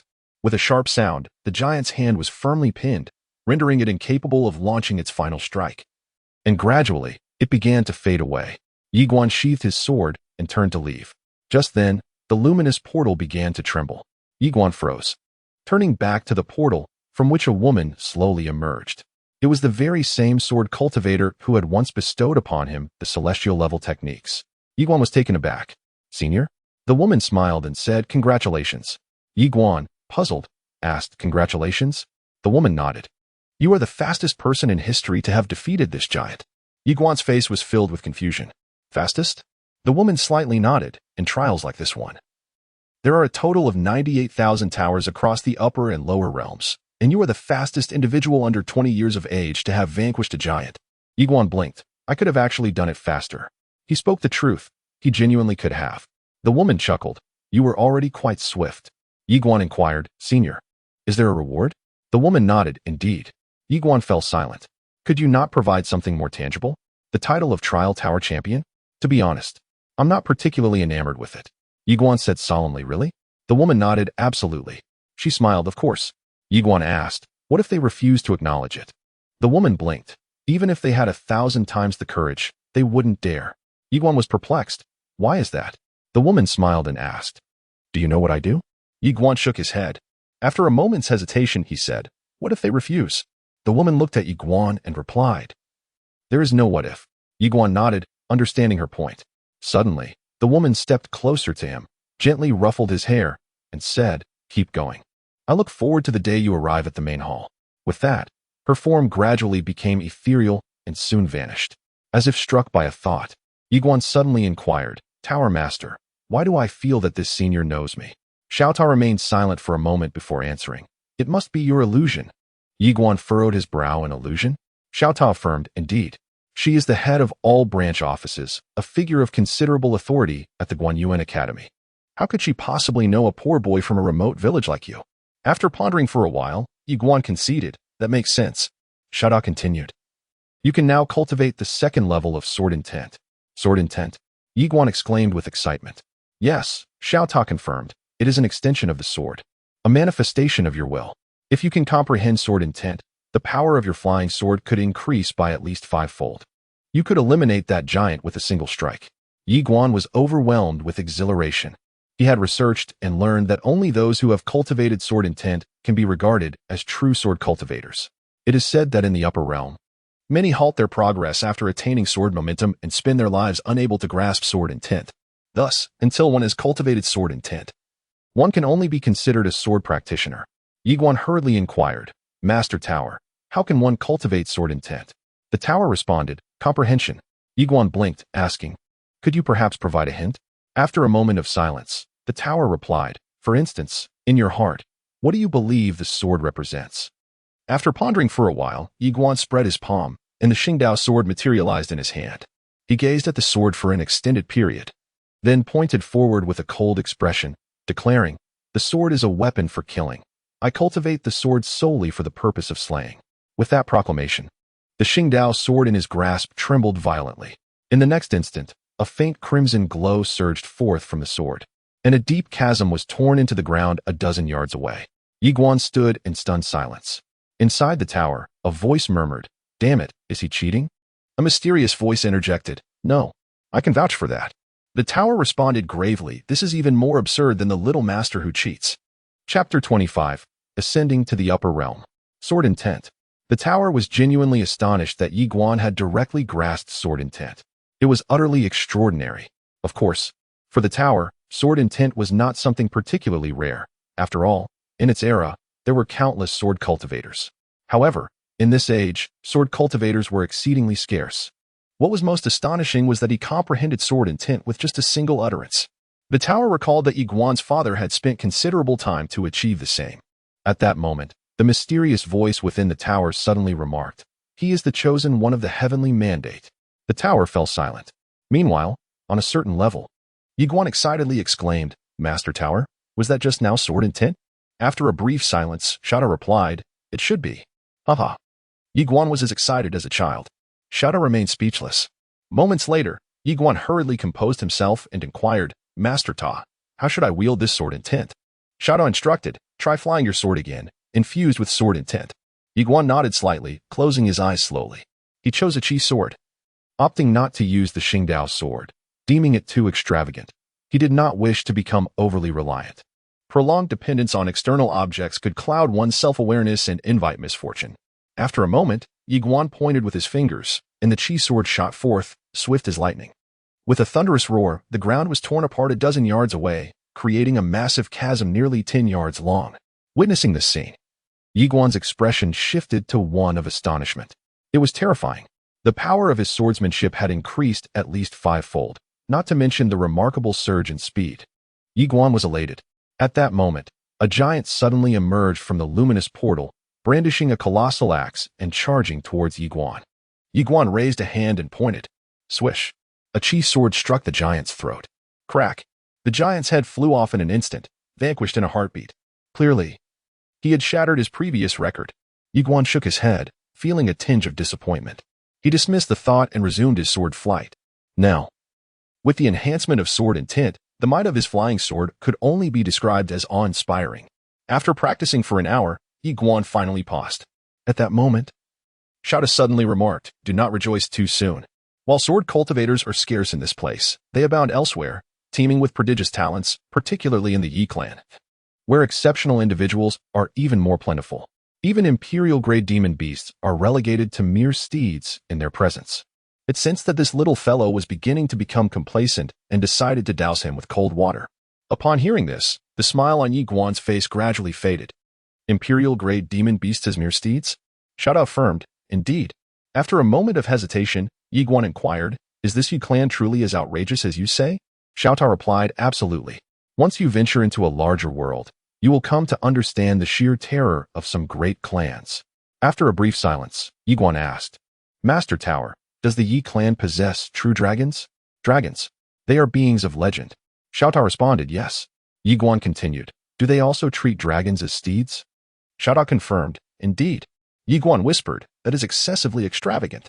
Xiao Tao remained silent for a moment before Ye Xuan added, "Isn't it said that dragons are notoriously proud? How could they willingly become steeds for humans?" After a brief pause, Xiao Tao explained, "Pride is relative. Just as some women may appear haughty to you, yet present themselves differently before others." At this point, it refrained from elaborating further, recognizing that this individual was not the previous master and should not be led astray. Ye Xuan, intrigued, asked, "What do you mean?" Xiao Tao replied, "What I mean is, you must strive to grow stronger. As long as you possess sufficient strength, it may not be impossible to capture a dragon as a steed in the future." Ye Guanxuan took a deep breath and turned to depart. After leaving the trial tower, the sun was high in the sky at noon. Ye Xuan raised his gaze towards the horizon, slowly closing his eyes as he allowed the warm sunlight to envelop him, filling him with a comforting warmth. At that moment, an elderly man suddenly appeared before him, offering a slight bow. "Young Master Yi, your family letter," he announced, presenting an envelope to Ye Xuan. "Family letter."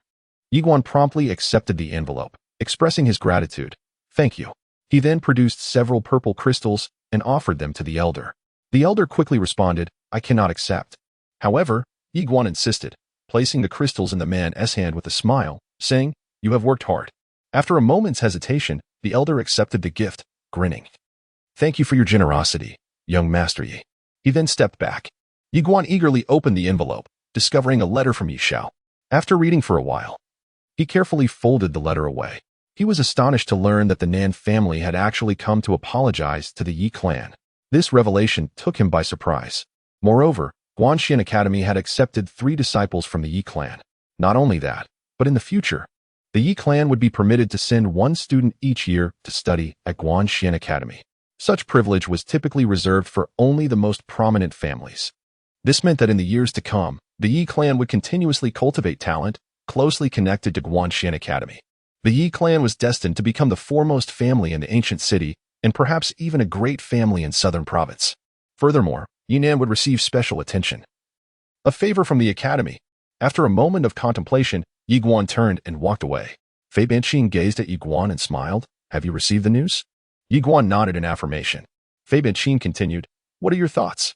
After a moment of silence, Ye Xuan replied, "I am grateful to the academy." Fei Banqing shook his head with a smile. "I mean your true feelings." Yi Xian offered a wry smile. "Indeed, my true feelings. The academy has treated me and my Yi clan with such kindness. Naturally, I feel a deep sense of gratitude." Yi Xian nodded, "I understand." Fei Banqing added, "We are soon to ascend to the upper realm, and we know you are concerned about the safety of the Yi clan. Rest assured, the Yi clan is under the protection of Guanxuan Academy. As long as the Nan family possesses a modicum of intelligence, they will not dare to target the Yi clan." Yi Xian nodded, "I am aware." Fei Banqing chuckled, "Let us not dwell on that. You have been cultivating on the 9th level recently. Have you made any progress?" Ye Xuan hesitated, caught between words. Fei Banqing calmly remarked, "If you wish not to share, you are under no obligation. I respect your freedom." After a moment of contemplation, Ye Xuan said, "I have comprehended the sword intent." Sword intent. Upon hearing this, Fei Banqing's eyes widened in astonishment. "Is that true?" Ye Xuan nodded, "Indeed." As he spoke, he opened his palm to reveal a faint crimson sword intent emerging within it. Witnessing this spectacle, Fei Banqing was instantly filled with exhilaration. Excellent. Truly excellent. At that moment, her joy was palpable. The manifestation of sword intent signified that Ye Xuan had become a genuine swordsman. Should this news spread, it would undoubtedly astound the entire southern prefecture. A true swordsman, and to have grasped sword intent at such a young age, this was nothing short of extraordinary. At this moment, Fei Banqing was genuinely shaken. No. She was utterly astounded. Such a young sword cultivator is indeed a rare gem, not just in the southern region, but even in the upper realm. Upon this realization, Fei Banqing suddenly shook his head and smiled, acknowledging that he had underestimated you. Ye Xuan responded with a faint smile, expressing that he had not anticipated grasping the essence of sword intent so swiftly. Nevertheless, he regarded it merely as a beginning and pledged to exert further effort. Upon hearing this, Fei Banqing's expression grew somewhat complex. To comprehend sword intent at such a tender age and to become a genuine sword cultivator is something that would typically inflate one's ego, yet this individual remained remarkably grounded. Such composure is truly commendable. A disciplined and composed young man indeed. Fei Banqing then remarked, "Let us keep your comprehension of sword intent a secret for now." Ye Xuan nodded in understanding. Fei Banqing continued with a smile. This time, our academy holds great promise for the martial examination. Ye Xuan smiled subtly, affirming his commitment to give his utmost effort. Fei Banqing laughed heartily before adding, I must tell you, Xiao Jia is also exceptionally talented. She will surprise you greatly. Ye Xuan inquired, Master, what exactly is the Holy Spirit physique? Fei Banqing replied with a smile. I can only tell you that cultivating this physique will encounter no obstacles in the early stages. Breakthroughs will be as effortless as eating. Ye Xuan solemnly remarked. Xiao Jia's physique is indeed extraordinary. Fei Banqing nodded slightly, acknowledging that the resources available to her from the academy were limited. Otherwise, her accomplishments would far exceed what they currently were. This journey to the upper realm represented an opportunity for her. As the academies, there would undoubtedly vie fiercely for her talents. Ye Xuan hesitated briefly before inquiring, is the academy truly willing to allow its students to depart? Fei Banqing replied with a smile, Indeed, we are. Whether it is you, Xiao Jia, or that Xiao Ge, once you ascend to the upper realm, you will ultimately find yourselves in far superior circumstances. The academy supports this, as we are incapable of providing you with greater resources. Retaining you here would only hinder your potential. Allowing you to leave is also beneficial for the academy, for your enhanced development will enable you to assist us in the future. As she spoke, a smile graced her lips, and she added, The academy possesses a vision that extends far beyond the present. Ye Xuan nodded slightly, understanding her perspective. Suddenly, Fei Banqing asked, Can you promise me one thing? Ye Xuan paused for a moment before responding, Please, speak, mentor. Fei Banqing stated solemnly, Once you arrive in the upper realm and begin to shine brightly, countless factions will undoubtedly extend their olive branches towards you. You may join any faction you desire, but you must not align yourself with Xintian's sect. Ye Xuan, puzzled, asked, Why not? Fei Banqing replied calmly, Do not question the reasoning. It simply cannot be. Ye Xuan nodded, understood. Fei Banqing smiled. Now prepare yourself. We shall soon embark on our journey to the upper realm. Ye Xuan offered a slight bow before turning to leave. Within the hall, Fei Banqing's gaze gradually turned frigid as he contemplated the Xintian sect. Chapter 26. If we compete, let us compete for first place. A fortnight has passed. At the Guanxuan Academy, on the peak of the first summit, all the students have gathered before the Guanxuan Hall. Today marks the day when several geniuses from Guanxuan Academy embark on their journey to the upper realm to participate in the martial examination. Naturally, they have come to bid farewell. Ye Xuan and Xiao Ge, along with two others, have also arrived early at the Guanxuan Hall, eagerly anticipating their journey to the upper realm, a dream they have long cherished. Aside from the four of them, 3 other students will also accompany them to the upper realm, primarily to broaden their horizons rather than partake in the martial examination. Below, countless students gazed enviously at Ye Xuan and the others. A journey to the upper realm presents an opportunity for glory. Achieving a commendable rank would not only bring honor to the academy, but also to the entire South Province. And attaining an even higher rank would shine a light upon the entire lower realm. At that moment, the academy head, Song Fu, stepped forward. He surveyed the crowd below, offering a gentle smile. There is no need for envy. As long as you all strive diligently, you too shall stand here in the future. They are the hope of the academy, and you are its future. The students below bowed slightly in respect to Song Fu. He then turned to Ye Xuan and the others, saying with a smile, This time, I, along with Mentor Fei, shall escort you. He then glanced toward Xiao Ge and Song Ci, adding, You two remain behind at the academy. Both nodded in agreement. Song Fu turned and waved his hand, and suddenly, the clouds in the sky began to churn violently. In the next moment, a cloud ship, extending several dozen yards, swooped down and steadied itself before the assembly. With a smile, Song Fu declared, Let us depart. As the crowd boarded the ship, it swiftly ascended into the sky, vanishing from the sight of the onlookers. Xiao Ge gazed at the horizon, lost in contemplation. Suddenly, Song Ci spoke softly. This time, we should not find ourselves at the bottom. For a century, Nanzhou had endured 10 martial examinations, each time finishing last. It was precisely for this reason that Song Fu sought out Xiao Ge, hoping to alter this dismal fate. Should they finish last once more, the Nanzhou Guanxuan Academy would irrevocably lose the support of the upper realm academies. Without access to educational resources, the Nanzhou Guanxuan Academy would face obliteration. What are educational resources? They encompass martial techniques, spiritual veins, combat skills, divine abilities, and spirit crystals.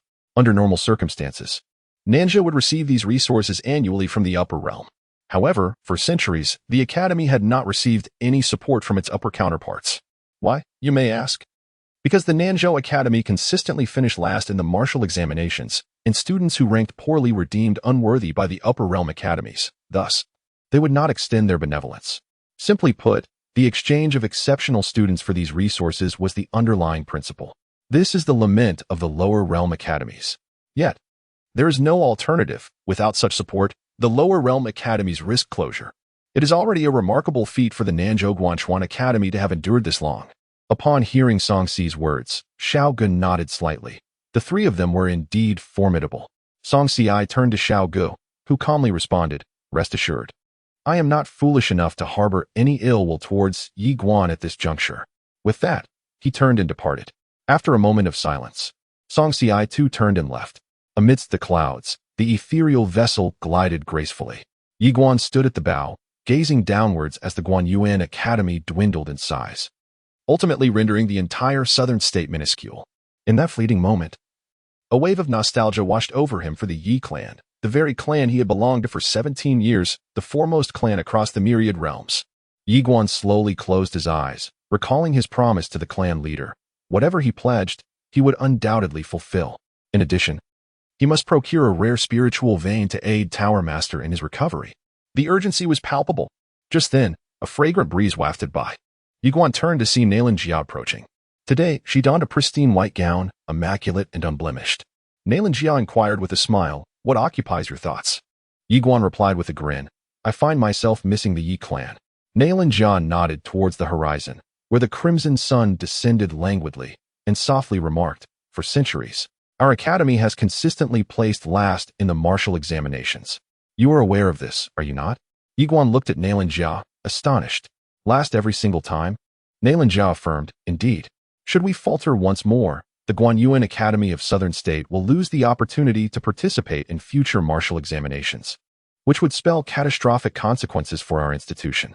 Without the support and protection of the upper realm academies, we would gradually decline, potentially leading to the closure of our academy."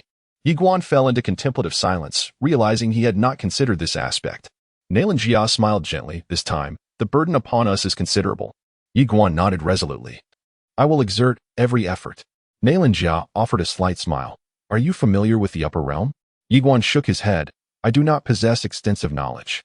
In the realm of Nalangia, the upper world is divided into two regions, north and south, collectively encompassing 360 states, each housing a Guanxuan Academy. This implies that we must contend with the prodigies from these 360 states for a place in the top 10. Ye Xuan narrowed his eyes, contemplating the significance of the top 10. Nalangia nodded in affirmation, stating, "Indeed. Securing a position in the top 10 will enable us to procure the greatest benefits for the academy." Suddenly, Ye Xuan inquired, "What if one were to achieve first place?" Nalangia turned to him, a smile gracing his lips. "The academy shall erect a statue in your honor." Ye Xuan's expression froze momentarily. Nalangia continued, "Do you know what the reward for first place entails?" Ye Xuan shook his head. Nalangia elaborated.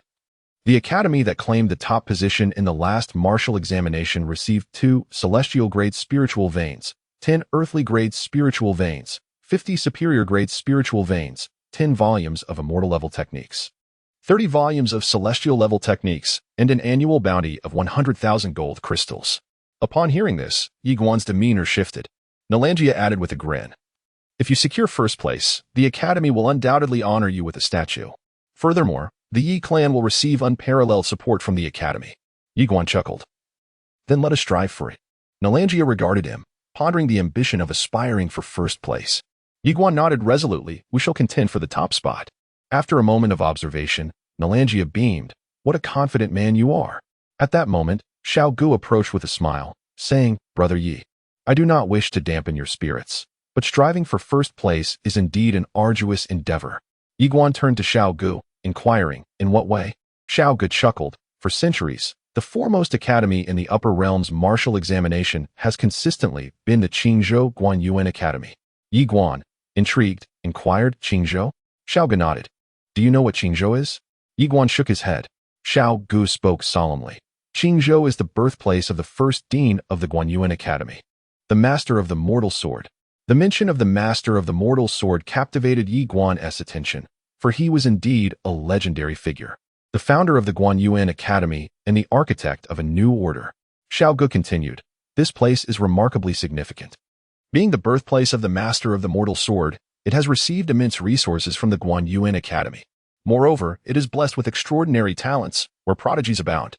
For hundreds of years, they have dominated the martial examinations, while other states can only vie for second place. Furthermore, he glanced at Ye Xuan. They utterly crushed the second-ranked academies, with no room for doubt. Ye Xuan responded with a smile, are you lacking confidence?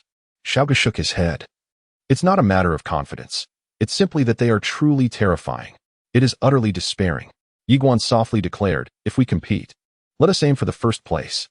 Xiao Gu gazed at Ye Xuan, and after a moment, he burst into laughter. Brother Yi, I truly admire your spirit, huh? Ye Xuan smiled in return. For him, it was either to refrain from contention or to strive for the top. Meanwhile, Song Fu observed Ye Xuan and his companions in the distance, remarking with a grin, Junior sister, I must say, your discernment is exceptional. You have brought 2 superlative talents to our academy. Fei Banqing turned towards Ye Xuan and smiled. This one comes as an added bonus. Song Fu chuckled heartily. Fei Banqing glanced at the distant Ye Xuan, a smile gracing his face. 5 days later, the cloud ship suddenly activated a formidable protective shield, and shortly thereafter, it began to glide gently into the vastness of the starry sky. As they entered the cosmos, standing at the bow of the ship, they were awestruck by the infinite expanse of stars, their hearts swelling with wonder. The universe. In this moment, he truly felt the insignificance of his existence. Not just himself. Even the entirety of the lower realm appeared as mere dust. At that moment, Fei Banqing approached Ye Xuan and remarked, isn't it breathtaking? Ye Xuan nodded, indeed taken aback. Fei Banqing continued, this is merely a small star domain. Ye Xuan turned to Fei Banqing and inquired, Master, how vast is this boundless universe? Fei Banqing shook his head slightly. I do not know either. Ye Xuan gazed into the depths of the starry sky, observing the countless celestial bodies. His eyes filled not only with awe, but also with an indomitable spirit. Youth, it is the time to venture forth, to explore the world beyond, and behold this endless cosmic river. Just then, a tremendous sound reverberated through the cosmic expanse. Boom! The entire starry sky trembled, and the cloud ship was instantly riddled with numerous cracks. The crowd was struck with fear. Song Fu appeared at the ship's bow, his expression one of shock as he surveyed the distant river of stars. At the edge of everyone's sight, a shockwave was propagating. The earlier disturbance was the residual force of that shockwave. It was at least several 100,000 miles away from them. And even that shockwave was not from the core area. It must have originated from an even more distant location. In that moment, both Song Fu and Fei Banqing's expressions grew extremely grave. Song Fu said in a deep voice, it seems that an unparalleled powerhouse is engaged in a fierce battle far away. Ye gazed at the end of the starry river, lost in thought. At that moment, Song Fu let out a sigh of relief, grateful that the adversary was far removed from them. Otherwise, they would surely face dire consequences. Fei Banqing remarked solemnly, we have no idea what level of powerhouse this is. Just then, a terrifying aura suddenly surged from the depths of the starry sky. Upon witnessing this scene, the expressions of Song Fu and the others shifted dramatically, and he hurriedly raised the banner of the Guanxuan Academy. This artifact might very well save their lives in a critical moment.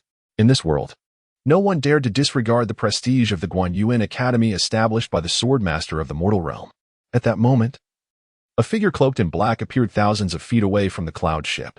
After halting, the old man in black abruptly turned around, and the fabric of space tore apart, revealing a woman who slowly stepped forth. Adorned in a flowing gown of cloud white, she exuded elegance and beauty, resembling a celestial being. The old man in black fixed his gaze on the woman, his face contorted with fury. Jian girl, have you lost your mind by pursuing me all the way from the central divine continent? Within the Ye Xuan Tower, the small tower's voice suddenly resonated. Oh, it is indeed her. Chapter 27. Do not be angry. Without uttering a single word, the young woman waved her sleeve. A surge of terrifying power swept through the arena. As the formidable force erupted, the surrounding space shattered instantaneously. Song Fu's expression shifted drastically, and he swiftly steered the cloud ship to flee into the distance.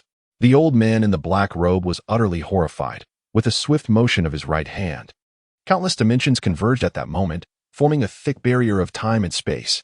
However, upon merely encountering the force emanating from Miss Jian, These barriers crumbled with a thunderous crash.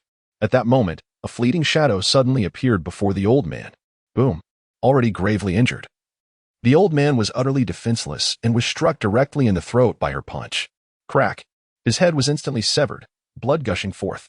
With a flick of her sleeve, the old man's lifeless body ignited into flames, dissipating into nothingness. After vanquishing the old man, she was about to depart when, unexpectedly, she turned sharply to gaze at the cloud ship of the Guanxuan Academy on her right. At that moment, the cloud ship swayed precariously, teetering on the brink of capsizing. The sheer power of the woman had been so overwhelming that even the residual force was too much for the ship to withstand. Suddenly, she vanished from her position and reappeared on the cloud ship, which then stabilized. Song Fu glanced at the woman not far from him and quickly bowed slightly, esteemed elder. We are from the Guanxuan Academy of Nanzhou. Before he could finish his sentence, the woman had directly materialized before Ye Xuan. Witnessing this scene, Song Fu's expression shifted dramatically. At that moment, Fei Banqing stepped protectively in front of Ye Xuan. Although she regarded the woman with caution, there was no fear in her eyes. The woman glanced at Fei Banqing and said, I harbor no ill intentions. Then she turned her gaze to Ye Xuan. Come forward. I wish to see you. Ye Xuan approached the woman, his demeanor calm, yet the sword within him was poised and ready. The woman gazed at Ye Xuan, and after a moment, a flicker of complexity passed through her eyes. What is your name? She inquired. Ye Xuan glanced at her and replied, Ye Xuan. Ye Xuan. She echoed softly, Guan. In the midst of the gathering, the onlookers regarded the woman with utmost vigilance. At that moment, she offered a gentle smile, her expression softening considerably. But are you headed to the central divine continent? Ye Xuan shook his head, declaring, I am bound for the upper realm. The upper realm. The woman furrowed her delicate brows, and after a brief pause, she smiled again. If you ever journey to the central divine continent, do seek me out. As she spoke, her palm opened, and a jade pendant gracefully floated before Ye Xuan. Taken aback, he queried, Senior, what is this? The woman replied with a smile. I belong to the divine clan. With this pendant in your possession, none in the divine clan shall dare to obstruct your path. Ye Xuan, puzzled, asked, Senior, do you know me? She blinked playfully. Are we not acquainted now? Ye Xuan was left speechless. The woman chuckled, Little one. I look forward to your visit to the central divine continent. With that, she turned and, in the next instant, space before her abruptly tore open, allowing her to step into the fissure and vanish in an instant. Left standing there, Ye Xuan stared at the jade pendant in his hand, utterly bewildered. Nearby, Song Fu and the others wore expressions of confusion as well. Ye Xuan mused internally, Master Tower, it seems she recognizes me. The little tower responded. It is merely an illusion. Ye Xuan furrowed his brow, and the little tower continued. Consider this. Someone so formidable could hardly know you. Perhaps she was merely indulging a fleeting whim? After a moment of silence, Ye Xuan softly remarked, Indeed, given the formidable strength of the other party, there is little reason for her to recognize me. Could it be? Could she know my parents? Xiao Tao remained silent. Damn it. This fellow is not easily deceived. Ye Xuan said, Master Ta. Xiao Tao replied, Your immediate priority is to diligently enhance your strength. Did you not witness her power just now? Terrifying, isn't it? Ye Xuan nodded, his expression grave. Indeed, quite terrifying. Xiao Tao urged, Focus on your cultivation. Strength is paramount. Everything else is but an illusion. Ye Xuan nodded. Though he still harbored some doubts, he refrained from further inquiries. Yet, his intuition hinted that Master Ta was concealing something from him. At that moment, Fei Banqing suddenly inquired, Xiao Guan, do you know that senior? Ye Xuan shook his head. I do not know her. Fei Banqing furrowed her brows slightly. You do not know her? Ye Xuan sighed with a bitter smile. I truly do not know her. Fei Banqing nodded slightly. Then she must have seen your extraordinary talent and wished to forge a benevolent connection with you. Ye Xuan chuckled, perhaps. Fei Banqing nodded, exchanging a glance with Song Fu, and neither spoke further. Clearly, the matter was more complex than it appeared. Nevertheless, both chose not to pry any deeper. The cloud vessel continued onward. Nailan Jia approached Ye Xuan, casting a glance at him. You seem rather mysterious to me. Ye Xuan smiled. Are you referring to the matter concerning that senior just now? Nailan Jia nodded. She certainly knows you, yet you do not know her. Ye Xuan fell silent. Nailan Jia smiled slightly. As far as I know, you were adopted by the Yi family, correct? Ye Xuan, do you know your origins? Nailan Jia inquired softly. Ye Xuan shook his head slightly. I am not certain of the specifics. All I know is that I appear to be an illegitimate child, the kind that is shunned. My parents placed me in the Ye clan for my protection. An illegitimate child. Nalan Jia's delicate brows furrowed slightly.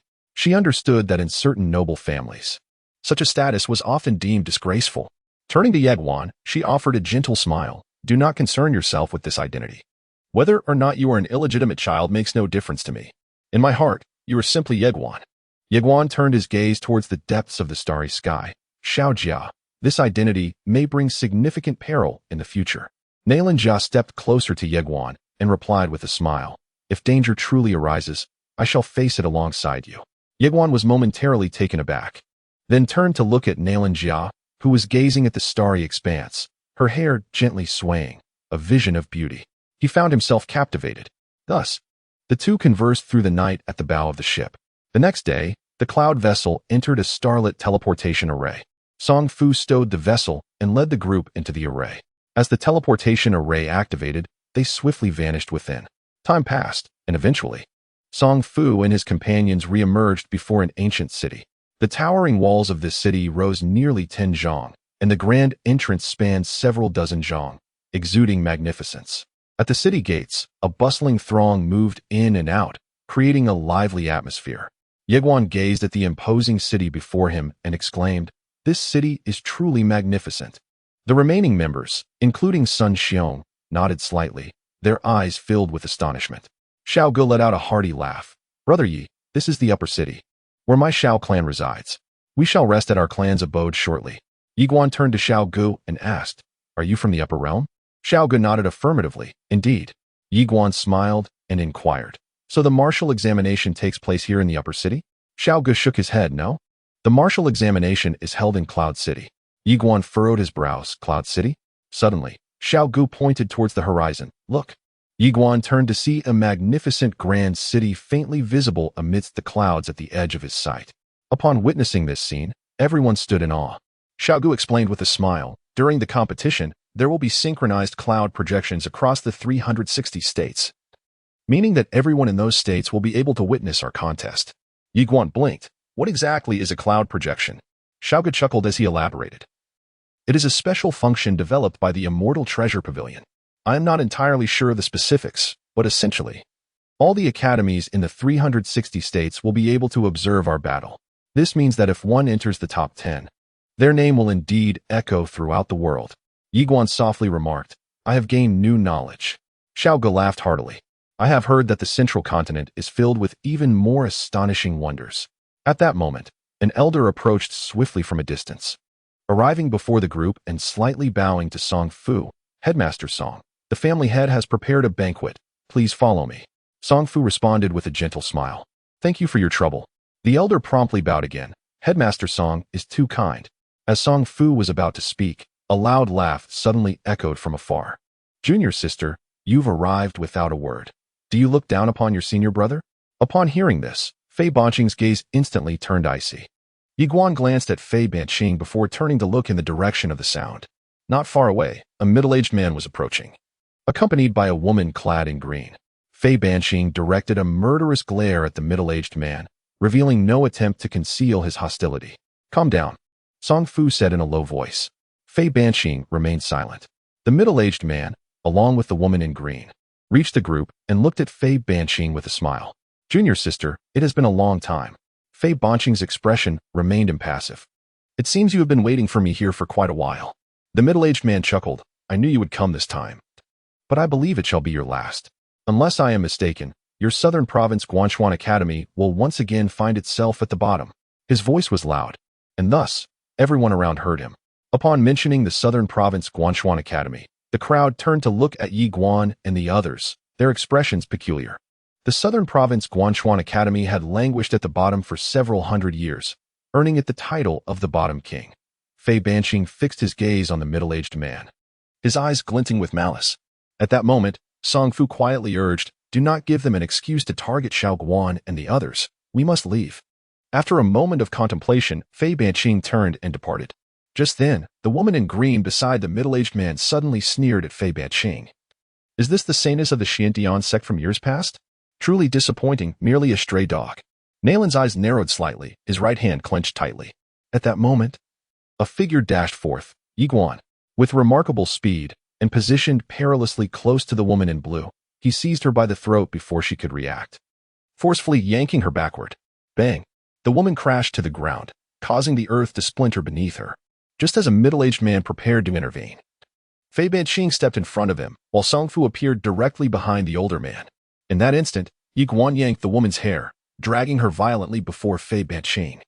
He fixed his gaze upon the distorted visage of the woman in blue and demanded, "Apologize to my mentor."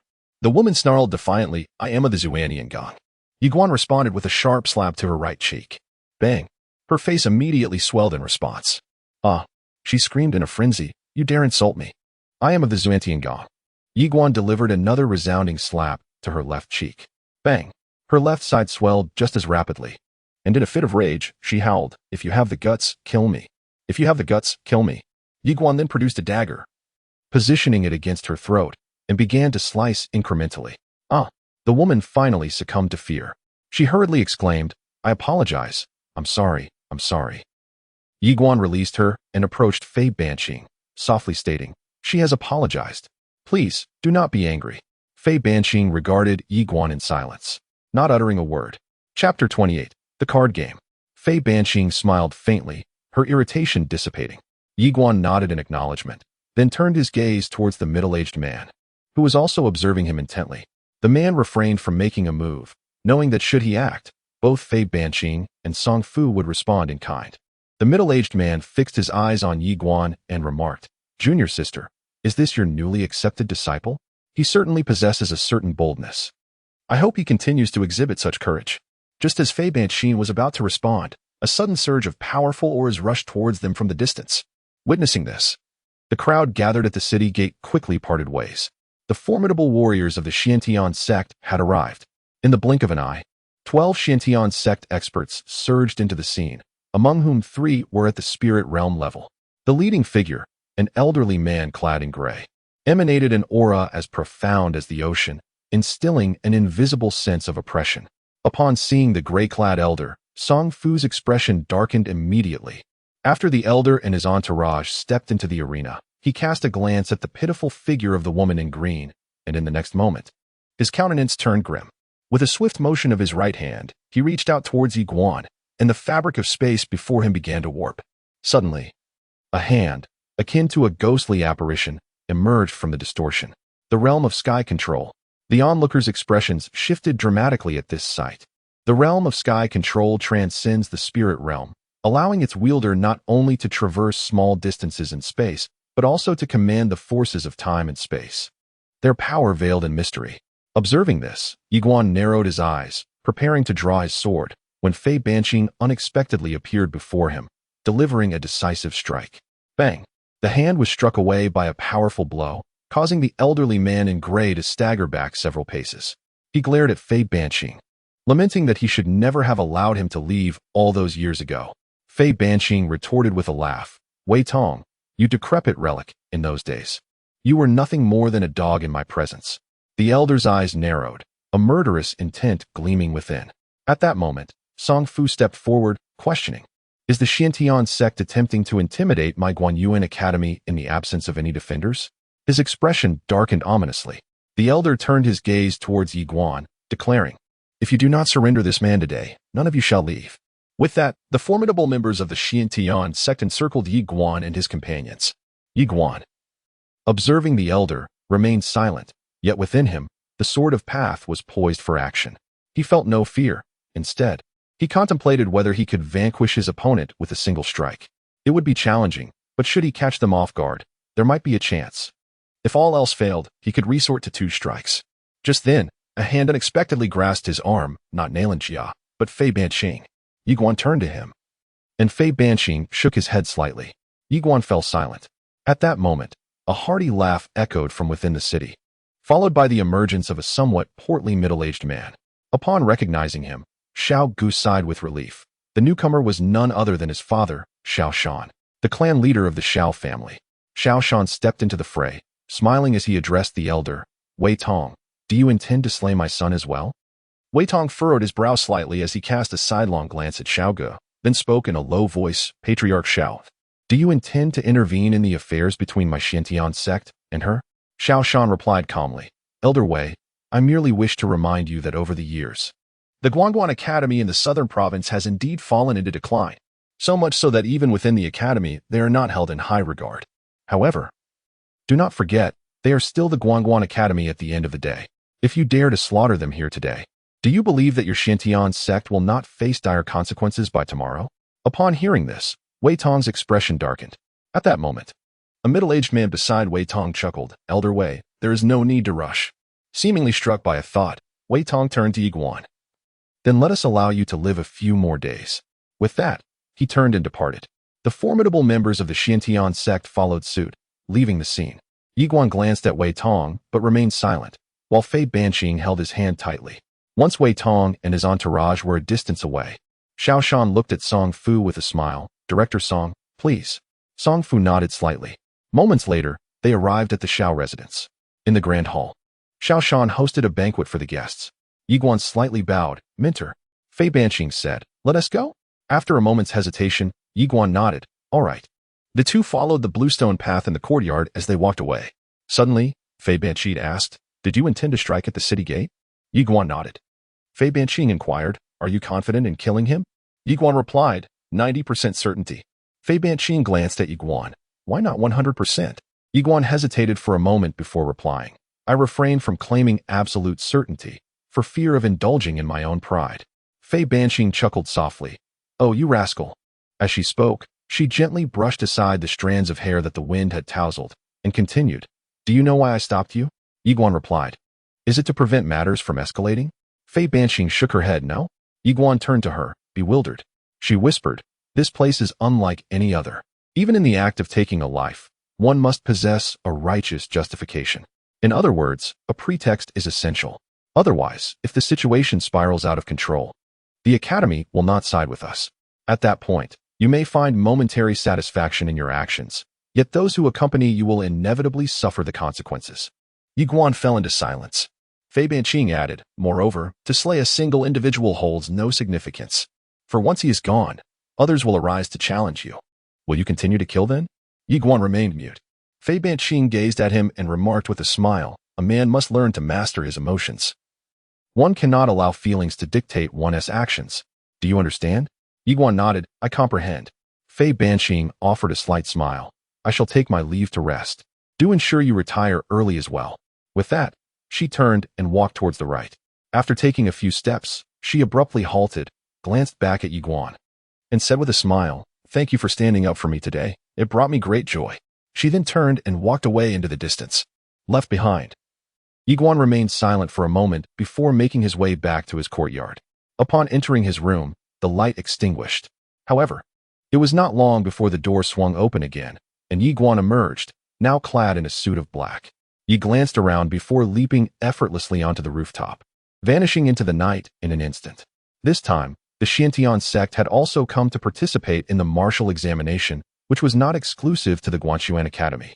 Other sects and families were allowed to join as well. After all, both families and sects aspired for their disciples to be admitted into the esteemed Guanxuan Academy. In the entire upper realm, there exists but one Guanxuan Academy. To be accepted into its ranks is indeed a matter of great honor. The Xintian sect is considered a major sect in the upper realm, thus Ye Xuan was able to easily ascertain their whereabouts. The place of residence for the Xintian sect's entourage was the drunken immortal tower. In the darkness, the small tower suddenly remarked, "Did you not just promise your mentor to learn to control your emotions?" Ye Xuan replied, "I am quite calm at this moment, not impulsive at all." After a brief silence, the small tower said, "It is possible to endure." Ye Xuan responded gravely, "Tower, he threatened me. He actually dared to threaten me." The small tower hesitated before asking, "So, because he threatened you, you intend to kill him?" Ye Xuan clarified, "My intention to kill him is not for pleasure, but as a necessary precaution." The small tower replied somberly, "What a ridiculous notion of precaution." Suddenly, Ye Xuan inquired, "Tower, can you help me conceal my presence?" The small tower hesitated again and then said, "I can, but only for half an hour." Ye Xuan nodded, "That will suffice." As they spoke, Ye Xuan had already reached the window of the 9th floor of the drunken immortal tower, where, within the room, an elderly man sat cross-legged on the bed, his eyes gently closed. This individual was none other than Wei Tong. due to the assistance of the small tower in concealing his presence. Despite the proximity between Ye Xuan and his adversary, Wei Tong remained oblivious to him. Ye Xuan refrained from making a hasty move. He was biding his time, waiting for an opportune moment. In the face of such a formidable opponent, without the right opportunity, a single sword strike that fails to end the confrontation could very well alert all the powerful entities of the Xiantian sect. Suddenly, Wei Tong produced an ancient tome, and upon perusing its pages, a lewd grin began to spread across his face. At that moment, the door to the room swung open, and a young woman gracefully entered. Upon her arrival, she offered a slight smile and began to disrobe. Ye Xuan furrowed his brow. "What is she doing, Tower Master?" The small tower replied calmly, "Undressing." Ye Xuan questioned, "For what purpose?" The small tower responded, "Perhaps to engage in a game." Ye Xuan was left speechless. By this time, the woman had completely undressed and approached Wei Tong, who, upon opening his eyes, lifted her into his arms and onto the bed. Soon, a series of rather discordant sounds filled the air, alternating between soft and heavy, urgent and languid, resembling a melodious symphony that stirred primal instincts. Outside the window, Ye Xuan's expression darkened. So this was the nature of their encounter. The old man truly had remarkable stamina. He fixed his gaze intently on the elderly figure on the bed, and after a while, for reasons unknown, the old man began to convulse violently, akin to a seizure. Yet his face bore an expression of indescribable ecstasy, exclaiming, "The 36 stratagems of yin and yang, each one devours the soul and penetrates the bones. Where in this world can one find such beauty?" Beneath him, the exquisite figure played the flute. At that very moment, a sword unexpectedly flew in through the window, an unforeseen blade. On the bed, Wei Tong's complexion changed dramatically. He instinctively seized the woman before him and shielded her. Just then, the sword took a bizarre turn, striking Wei Tong's throat at an exceedingly acute angle. With a swift motion, his head was severed. The woman on the bed was left in a state of utter shock. Soon after, a piercing scream echoed within the room as several formidable members of the Xiantian sect, accompanied by guards from the drunken immortal pavilion, burst into the 9th floor. Upon discovering Wei Tong's lifeless body, their expressions turned grim. In the depths of night, Ye Xuan sprinted forward, exhilarated by the thrill of the kill. Just then, a voice echoed in his mind, warning him that someone was pursuing him. Upon hearing this, Ye Xuan narrowed his eyes and halted, rasping, "You may step forward." The voice then instructed him, "To your right, 100 paces away." Without hesitation, Ye Xuan pointed his finger, directing a stream of sword energy towards the indicated direction. Yet in the next instant, the energy vanished. At that moment, a woman emerged gracefully from the shadows. She possessed striking beauty, clad in a flowing crimson gown that accentuated her voluptuous form, particularly in the chest area, where her attire seemed barely able to contain her figure, a sight both mesmerizing and daunting. The woman gazed at Ye Xuan, her smile enigmatic and silent. Ye Xuan's expression darkened. The power she exuded was truly terrifying. She regarded him and remarked, "Such a young sword cultivator, having grasped sword intent at such a tender age. To which esteemed lineage do you belong?" Ye Xuan remained silent. The woman chuckled, "Even if you don't speak, I could uncover it myself." Ye Xuan replied solemnly, "Guanxuan Academy." The woman's eyes flickered with surprise as she inquired, "Which province is Guanxuan Academy?" Ye Xuan responded, "Nanzhou." "Nanzhou," the woman exclaimed. "You hail from the lower realm of Nanzhou." Ye Xuan nodded. She scrutinized him for a moment and remarked, "How intriguing, truly intriguing." Ye Xuan glanced at her and asked, "May I know your esteemed name?" The woman smirked, "You don't recognize me?" Ye Xuan shook his head. She laughed, "You may leave now." Ye Xuan stood momentarily in shock before vanishing into the night. After Ye Xuan departed, an elderly man emerged behind the woman. He spoke gravely, "Head of the academy. He has slain Elder Wei Tong of the Xiantian sect." The woman glanced at the elder and mused, "What of it? Such a handsome young man. What is the harm in killing someone?" The elder's expression froze. He hesitated before saying, "We have regulations against killing within the city." The woman replied calmly, "I did not witness it. Did you?" After a brief silence, the elder admitted, "No." Chapter 29, Love. On his way back to the Shao Manor, Ye Xuan wore an expression of profound gravity. "Master Tower, that woman is truly terrifying." Master Tower acknowledged, "Indeed." Ye Xuan furrowed his brow in surprise. "You do find her frightening, don't you?" Master Tower replied, "I do find her terrifying." Ye Xuan hesitated, then said, "Master Tower, I believe you are not truly afraid of that woman. Are you concealing something from me?" If there is anything you wish to share with me, I assure you, I possess a strong capacity for endurance. After a brief silence, the small tower replied, nothing. Ye Xuan offered a wry smile, conceding, very well. Since you are unwilling to speak now, perhaps we shall have the opportunity to converse later. The small tower exhaled in relief, thinking, damn, this fellow is truly not someone to be trifled with. The Yang family has 3 generations, each more astute than the last. What a predicament for me. Ye Xuan suddenly sighed softly, reflecting, since my arrival here, I have encountered many formidable individuals. I truly feel inadequate. I must strive harder. The small tower quickly affirmed, indeed. You must exert more effort. Ye Xuan pondered, why would she let me off the hook? The small tower replied, surely, there is something to gain. Ye Xuan, perplexed, countered, something to gain? But I possess nothing. The small tower fell silent. Ye Xuan, at a loss for words, refrained from pressing further. Knowing that the tower master was resolute in his intentions, and that inquiries would yield no fruitful results. Regardless, he was in no rush. He merely needed to gradually win over the tower master. Although the tower master was unreliable, he possessed treasures that required careful coaxing. Moreover, Ye Xuan discovered that the tower master was quite amenable. Flattery would yield rewards. Not far from him sat a woman, Fei Banqing, who regarded him in silence. Ye Xuan's expression froze, and after a moment's hesitation, he stated, I must have entered the wrong room. With that, he turned to leave. Suddenly, Fei Banqing commanded, come in. Ye Xuan felt a headache coming on, but he turned back, stepped into the room, closed the door, and then removed his nocturnal attire. Fei Banqing observed Ye Xuan and inquired, have you gone to deal with Wei Tong? Ye Xuan's expression was tranquil, betraying no hint of joy or anger. It seemed that the words I spoke to you fell on deaf ears. Ye Xuan hastily replied, Minter, no one knows it was me. Fei Banqing suddenly slammed her palm on the table, her voice laced with fury. Do you have any idea where you are? This is the upper realm, a place teeming with hidden talents and formidable experts. If others were to discover your actions, do you comprehend the peril it would pose for you? Ye Xuan bowed his head slightly, remaining silent. Fei Banqing fixed her gaze upon him, reminding him that there are always greater beings beyond his comprehension. Being a sword cultivator does not grant him the liberty to act recklessly. Ye Xuan nodded, acknowledging her reprimand. You are right, Minter. I shall not dare to repeat it. Hearing this, Fei Banqing felt a twinge of irritation. Her initial anger dissipated significantly. After a brief silence, she inquired, are you injured? Ye Xuan shook his head. No. Fei Banqing regarded him with a complex expression. Rest for now. With that, she placed a white jade vial on the table and rose to leave. Ye Xuan quickly called out, Minter, what is this? Fei Banqing replied, a superior grade heavenly elixir. Consuming it will enhance your strength by at least 30% for half an hour, with minimal side effects. Ye Xuan hesitated for a moment, preparing to decline. But Fei Banqing had already exited the room. He swiftly grabbed the elixir and pursued her.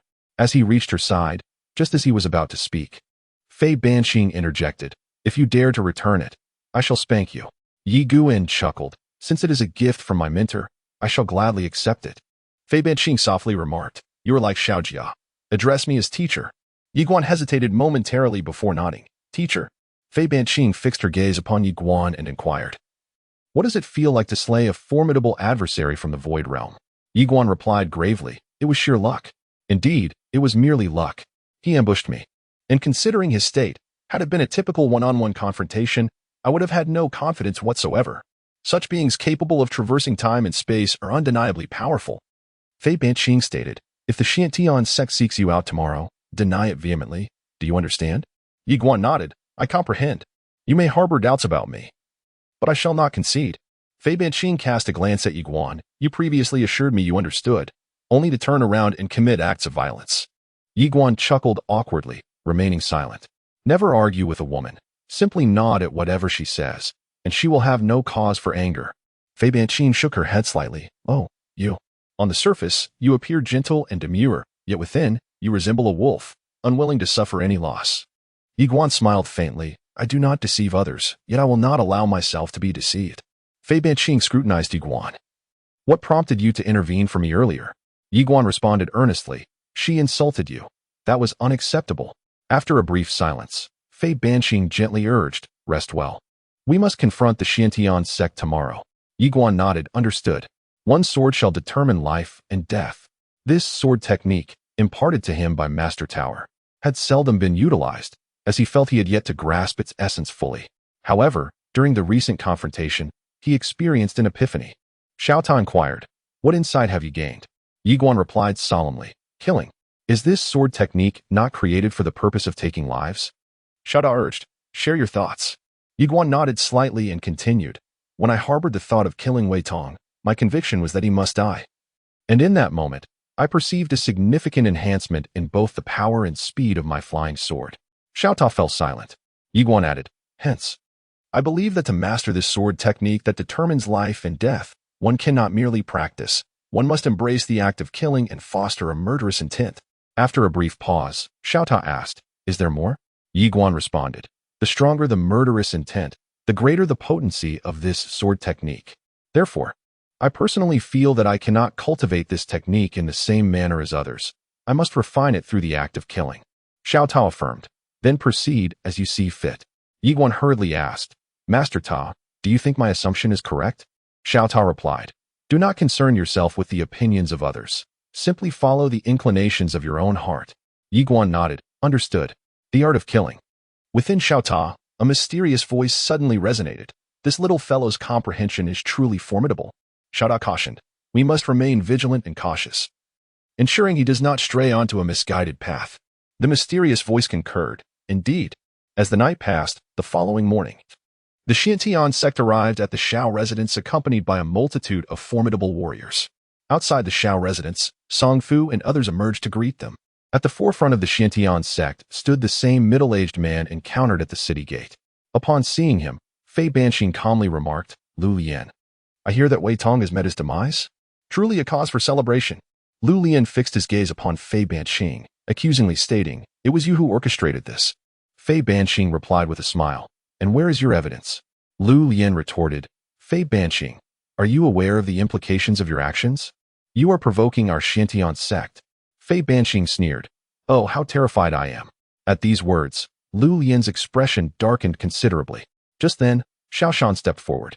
Stating in a grave tone, "Lu Lian, Wei Tong was a master of the Void Realm. Do you truly believe anyone here could have silenced him without a trace?" Lu Lian fell silent. Xiao Shan continued, "Moreover, to my knowledge, the one who killed him was a swordsman."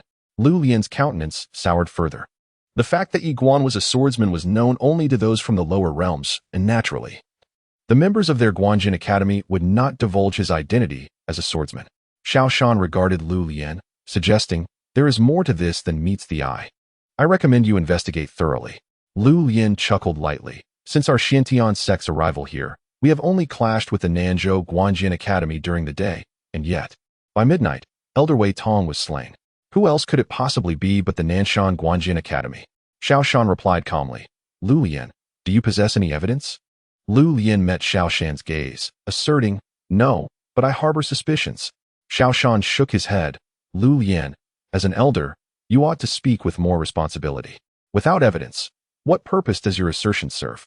Lu Lian suddenly turned to Fei Banqing and, after a moment, remarked with a smile, "The winds in the upper realm are fierce. Advise your students to be cautious lest they be swept away by the gales." With that, he turned and departed.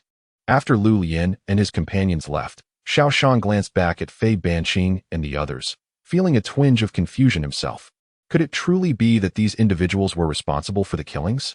Ye Xuan and the others nodded in affirmation. Song Fu addressed Xiao Shan, "I truly appreciate your assistance." "My friend." Xiao Shan shook his head. "Between us, there is no need for such formalities."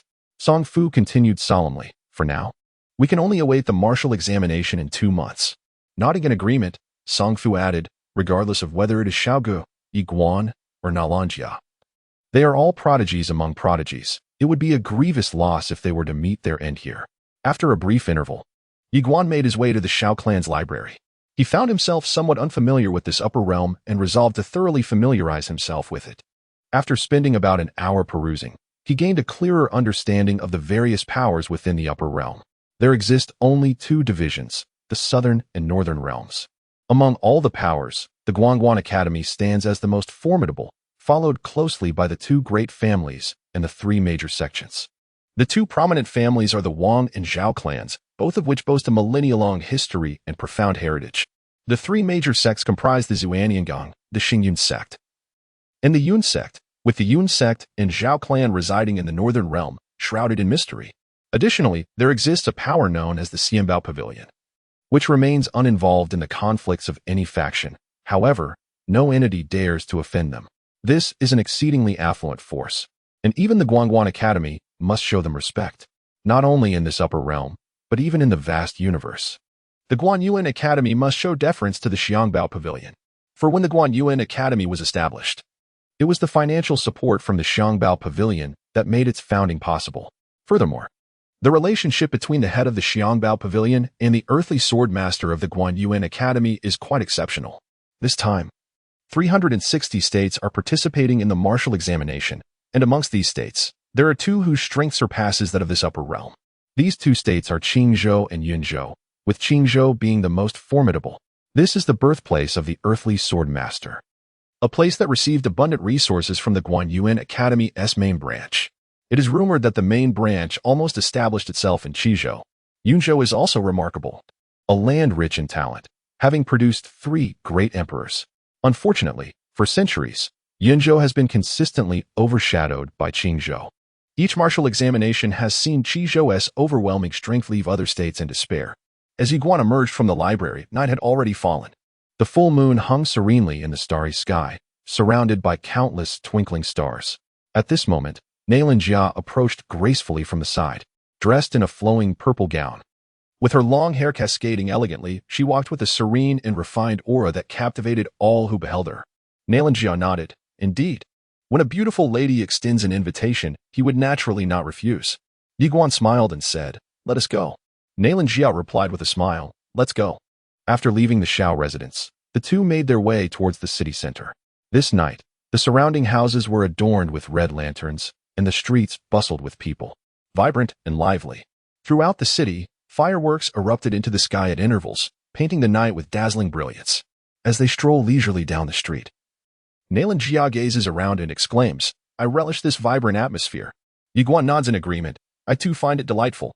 Nailan Jia softly remarks, "I have heard that the mightier a person becomes, the more solitary their path. I do not wish for my martial journey to be a lonely one."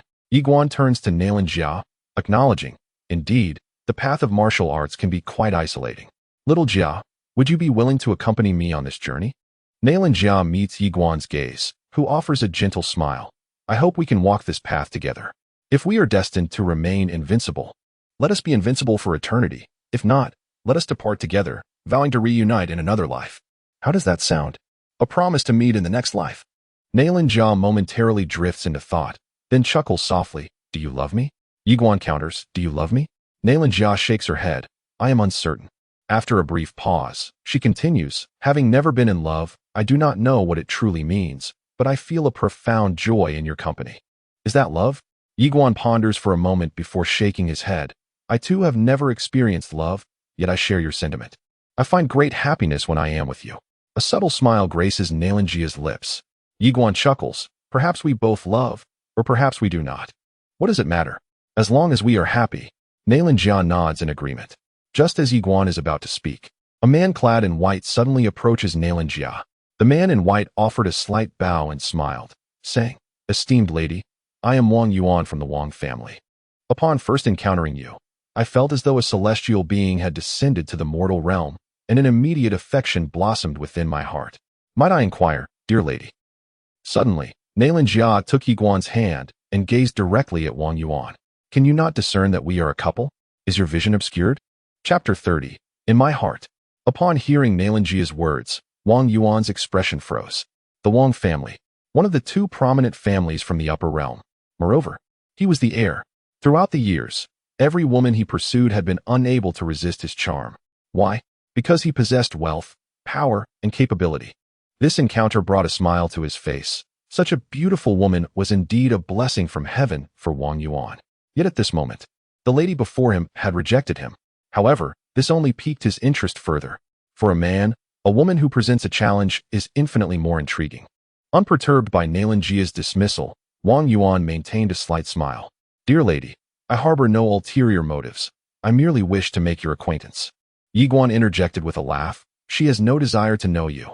Wang Yuan turned to Ye Xuan, smiling as he inquired, "And how may I address this gentleman?" As a scion of a prestigious family, he was wise enough not to recklessly cultivate enmity. For once one provokes the wrong individual, not only would he suffer, but it could also spell disaster for the Wang family. Although such a possibility was minimal, he remained cautious. If the other party were from a noble lineage, he would seek to turn foes into friends. If not, he would strike from the shadows. Ye Xuan regarded Wang Yuan with a smile, saying, "Why not take a guess?" Upon hearing this, Wang Yuan's eyes narrowed slightly, yet his smile remained. Ye Xuan fixed his gaze on Wang Yuan, stating, "We do not wish to be disturbed any further." With that, he took Nalanjia's hand and walked away. Wang Yuan suddenly chuckled. "How intriguing, truly intriguing. He dares to threaten me. Someone, within half an hour. I demand to know everything about this person." Behind him, an elderly man quietly retreated. A glint of cold light flickered in Wang Yuan's eyes. In the distance, Ye Xuan and Nalanjia walked hand in hand. Nalanjia did not let go. Naturally, Ye Xuan would not release her grip either. Nalanjia suddenly remarked, "I sense your murderous intent." Ye Xuan nodded slightly. "If it were me, I would not initiate a conversation with a woman accompanied by a man, as it would be disrespectful to both." Yet he chose to do so. Nalanjia turned to Ye Xuan. "Would you ever approach a woman first?" After a moment's contemplation, Ye Xuan replied, "I suppose not." Nalanjia, intrigued, inquired, "Why not?" Ye Xuan calmly stated, "By striving to become stronger and earning more, women will naturally approach you." Nalanjia paused, then responded, "That makes sense." As they exchanged smiles, Ye Xuan suddenly remarked, "I believe he will not let this go easily." Nalanjia laughed, "I share that sentiment." Ye Xuan looked at Nalanjia. "What do you think?" Nalanjia blinked and said, "I wish to explore outside the city. Would you accompany me?" Ye Xuan smiled, "Of course." With that, they made their way towards the city gates, hands still intertwined. It seems that both of them have forgotten this matter. At this moment, Ye Xuan suddenly stopped, pulling Nalanjia aside to a small vendor. He produced a piece of amethyst and handed it to the owner, then received a delicate butterfly hairpin in return.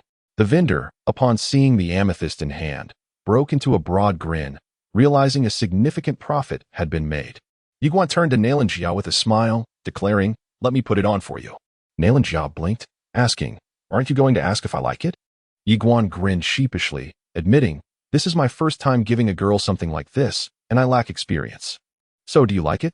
Nalanjia responded with a radiant smile, "Just put it on for me." Ye Xuan nodded, leaning closer to Nalanjia. At that moment, they were very close, able to hear each other's breaths. He gently inserted the hairpin into her flowing locks, yet it appeared slightly askew. Nalanjia giggled, "That's enough." Ye Xuan hesitated for a moment before replying, "All right." With that, they clasped hands and strolled towards the outskirts of the city. Soon, they arrived at the outskirts, which were rather desolate. Suddenly, from the depths of the nearby bushes, a series of gasping sounds emerged, a woman's voice. The voice was somewhat urgent and breathy, laced with excitement, uttering nonsensical phrases. "Yes. No. Yes. Yes. Not there." It was unclear whether she truly wanted it or not. Ye Xuan and Nalanjia fell silent. As the atmosphere shifted to something rather indecorous, Ye Xuan suddenly suggested, "Let us move to the side." He then pulled Nalanjia to the right. Following that little episode, both of them became somewhat reticent. Yi gazed at Nalanjia, illuminated by the moonlight, revealing her exquisite beauty, ethereal and unparalleled. He softly remarked, "Xiaojia, you are truly stunning." Nalanjia blinked, responding, "There are countless beautiful women in the world." Yi smiled lightly, "Their beauty may catch my eye, but yours captivates my heart." Nalanjia, her eyes shy, retorted, "Such sweet nothings, say them 10 more times and I shall not wish to hear them." "Xiaota." Yi chuckled, tightly holding Nalanjia's hand. At that moment, 2 sets of footsteps suddenly approached from behind. It was Wang Yuan, followed closely by an elder. Wang Yuan observed the pair with a faint smile. "Interesting. You deliberately lured us out." Yi and Nalanjia turned to face Wang Yuan. Nalanjia fixed her gaze on him. "Do you fancy yourself quite the gentleman?" Wang Yuan's eyes narrowed slightly as he replied with a smirk, "My dear lady, I merely wish to make your acquaintance, nothing more." Nalanjia shook her head. "I have no desire to know you." Wang Yuan laughed heartily. "Yet I am quite eager to know you." He then abruptly shifted his attention to Yi. "I initially presumed you were of noble descent, yet I find you hail from the southern province. TSK. I must admit, I hold a modicum of respect for your audacity in threatening me. It truly takes courage." Yi cast a glance at Wang Yuan, choosing silence, for he deemed it unnecessary to converse with a dead man. Wang Yuan's smile turned increasingly sinister. Have you contemplated how you wish to meet your demise? At that moment, the elder behind Wang Yuan suddenly spoke in a deep voice. Young master, these two individuals are not ordinary. Wang Yuan furrowed his brow, about to respond when, all of a sudden, Nailanjia's right hand shot forward. In the next instant, the very fabric of space and time before Wang Yuan tore apart, and a hand swiftly clutched his throat. The expressions of Wang Yuan and the elder changed drastically, while Ye Xuan stood in stunned silence. The realm of Sky Sovereign. He never anticipated that Nailanjia had actually reached the Sky Sovereign level. This was simply absurd. Nailanjia fixed her gaze on the horrified Wang Yuan, a glint of disdain flashing in her eyes. In comparison to my little Guan, you fall woefully short. As she spoke, she exerted a sudden force with her right hand. Crack! Wang Yuan's head was brutally twisted off, blood spraying forth. Bang! The elder's expression froze before he collapsed straight to the ground. Nailanjia opened her palm, and the spatial rings of both individuals flew into her grasp. She took a glance, and then produced 1,000 gold crystals, handing half to Ye Xuan. Ye Xuan accepted the spatial ring and asked, Little Jia, you have reached the Sky Sovereign level? Nailanjia chuckled, surprised. Ye Xuan nodded, indeed surprised. Nailanjia replied with a smile, I owe it to you. Ye Xuan looked puzzled. Nailanjia continued, thank you for your celestial grade technique. Without it, I could never have advanced so swiftly. Celestial grade technique. Ye Xuan suddenly understood, nearly forgetting about its significance. The combination of the celestial grade technique and Nailanjia's unique physique was akin to cheating. Nailanjia smiled. Shall we go? Ye Xuan nodded. All right. The two departed. Not long after the two departed, an elderly man suddenly appeared in the scene. Upon witnessing the lifeless form of Wang Yuan, his countenance darkened immediately. At that moment, a middle-aged man emerged, revealing himself as Wang Qi, the current head of the Wang family. Wang Qi gazed upon the body of Wang Yuan, recognizing it was a matter of the Yueying realm. The elder nodded, confirming that the one responsible for the killing belonged to the Yueying realm. After a brief pause, he stated, I shall investigate at once. Wang Qi interjected, wait. He turned to the elder and remarked that the audacity to slay a member of the Wang family signified a blatant disregard for their power. The elder, in a solemn tone, inquired, what does the clan leader imply? Wang Qi responded, investigate, but once we uncover the truth, we must refrain from acting recklessly. The elder nodded in understanding. After a moment of hesitation, he glanced at Wang Yuan and continued, if the great elder were to witness this, he would likely seek revenge at any cost. Wang Qi cast a fleeting glance at the elder and replied, let him be. With that, he turned and departed, leaving the elder in contemplative silence. It was evident that the clan leader sought to employ others to carry out his vengeance.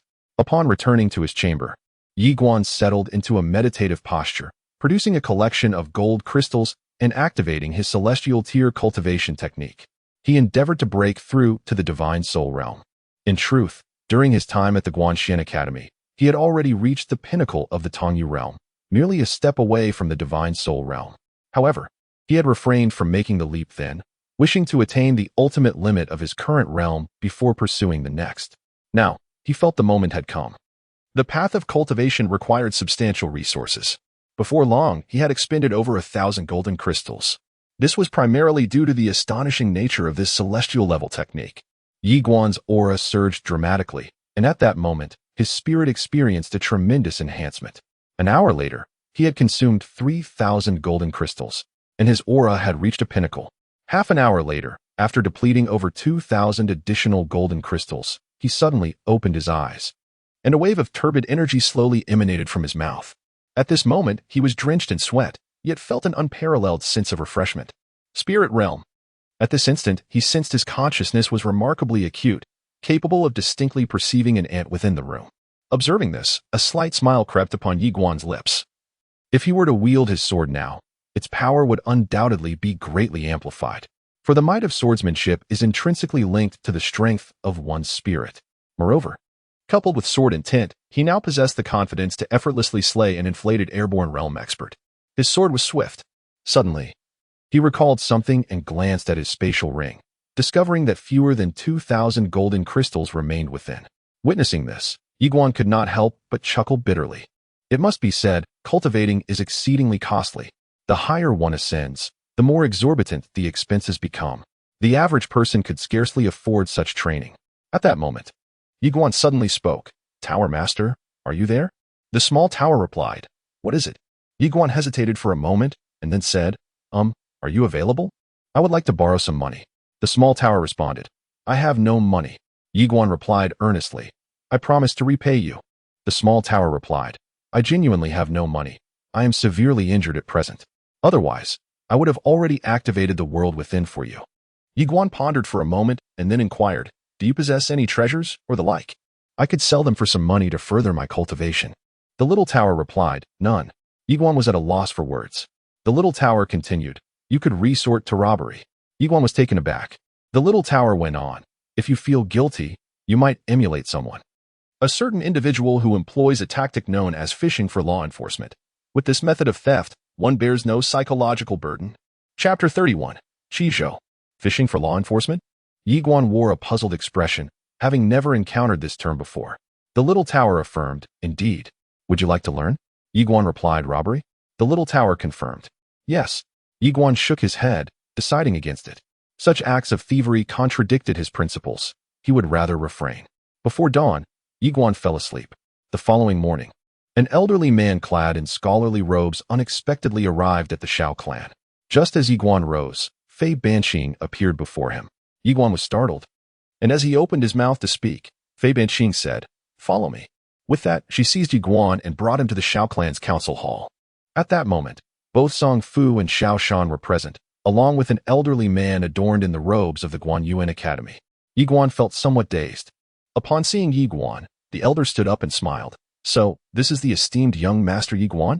Ye Xuan nodded slightly. "May I ask who you are, senior?" The elder replied with a smile, "I am Han Xiao, the head of the Etiquette Institute at Guanxuan Academy. I have come to extend an invitation for you to attend the welcome ceremony the day after tomorrow." The welcome ceremony? Ye Xuan was taken aback. A look of bewilderment on his face as he turned to Fei Banqing. Fei Banqing chuckled. "This welcome gathering is a soiree hosted by the Guanxuan Academy, inviting the most exceptional talents and prodigies from all 360 states. Each time, fewer than 100 individuals receive an invitation." Upon hearing this, Ye Xuan instantly grasped the significance.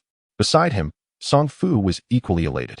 Historically, this welcome event had never included the Southern States Guanxuan Academy, and this marked its inaugural invitation. However, Ye Xuan was more perplexed. Why would the Academy invite him? Song Fu glanced at Ye Xuan, his eyes filled with curiosity. At that moment, Ye Xuan suddenly inquired, "Senior, am I the only one invited from the Southern States Guanxuan Academy?" Hearing this, Han Xiao replied with a smile, "Indeed." Ye Xuan fell silent, his interest waning. Perhaps it was better to focus on cultivating at home.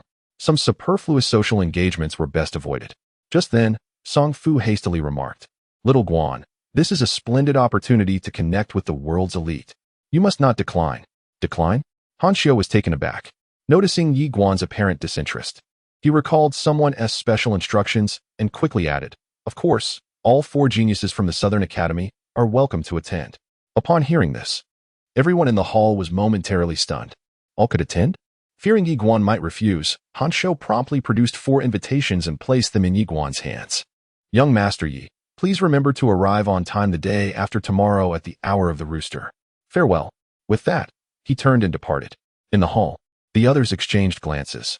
At that moment, Song Fu suddenly asked, "Little Xuan, do you know anyone at the academy?" Ye Xuan shook his head, offering a wry smile, "No."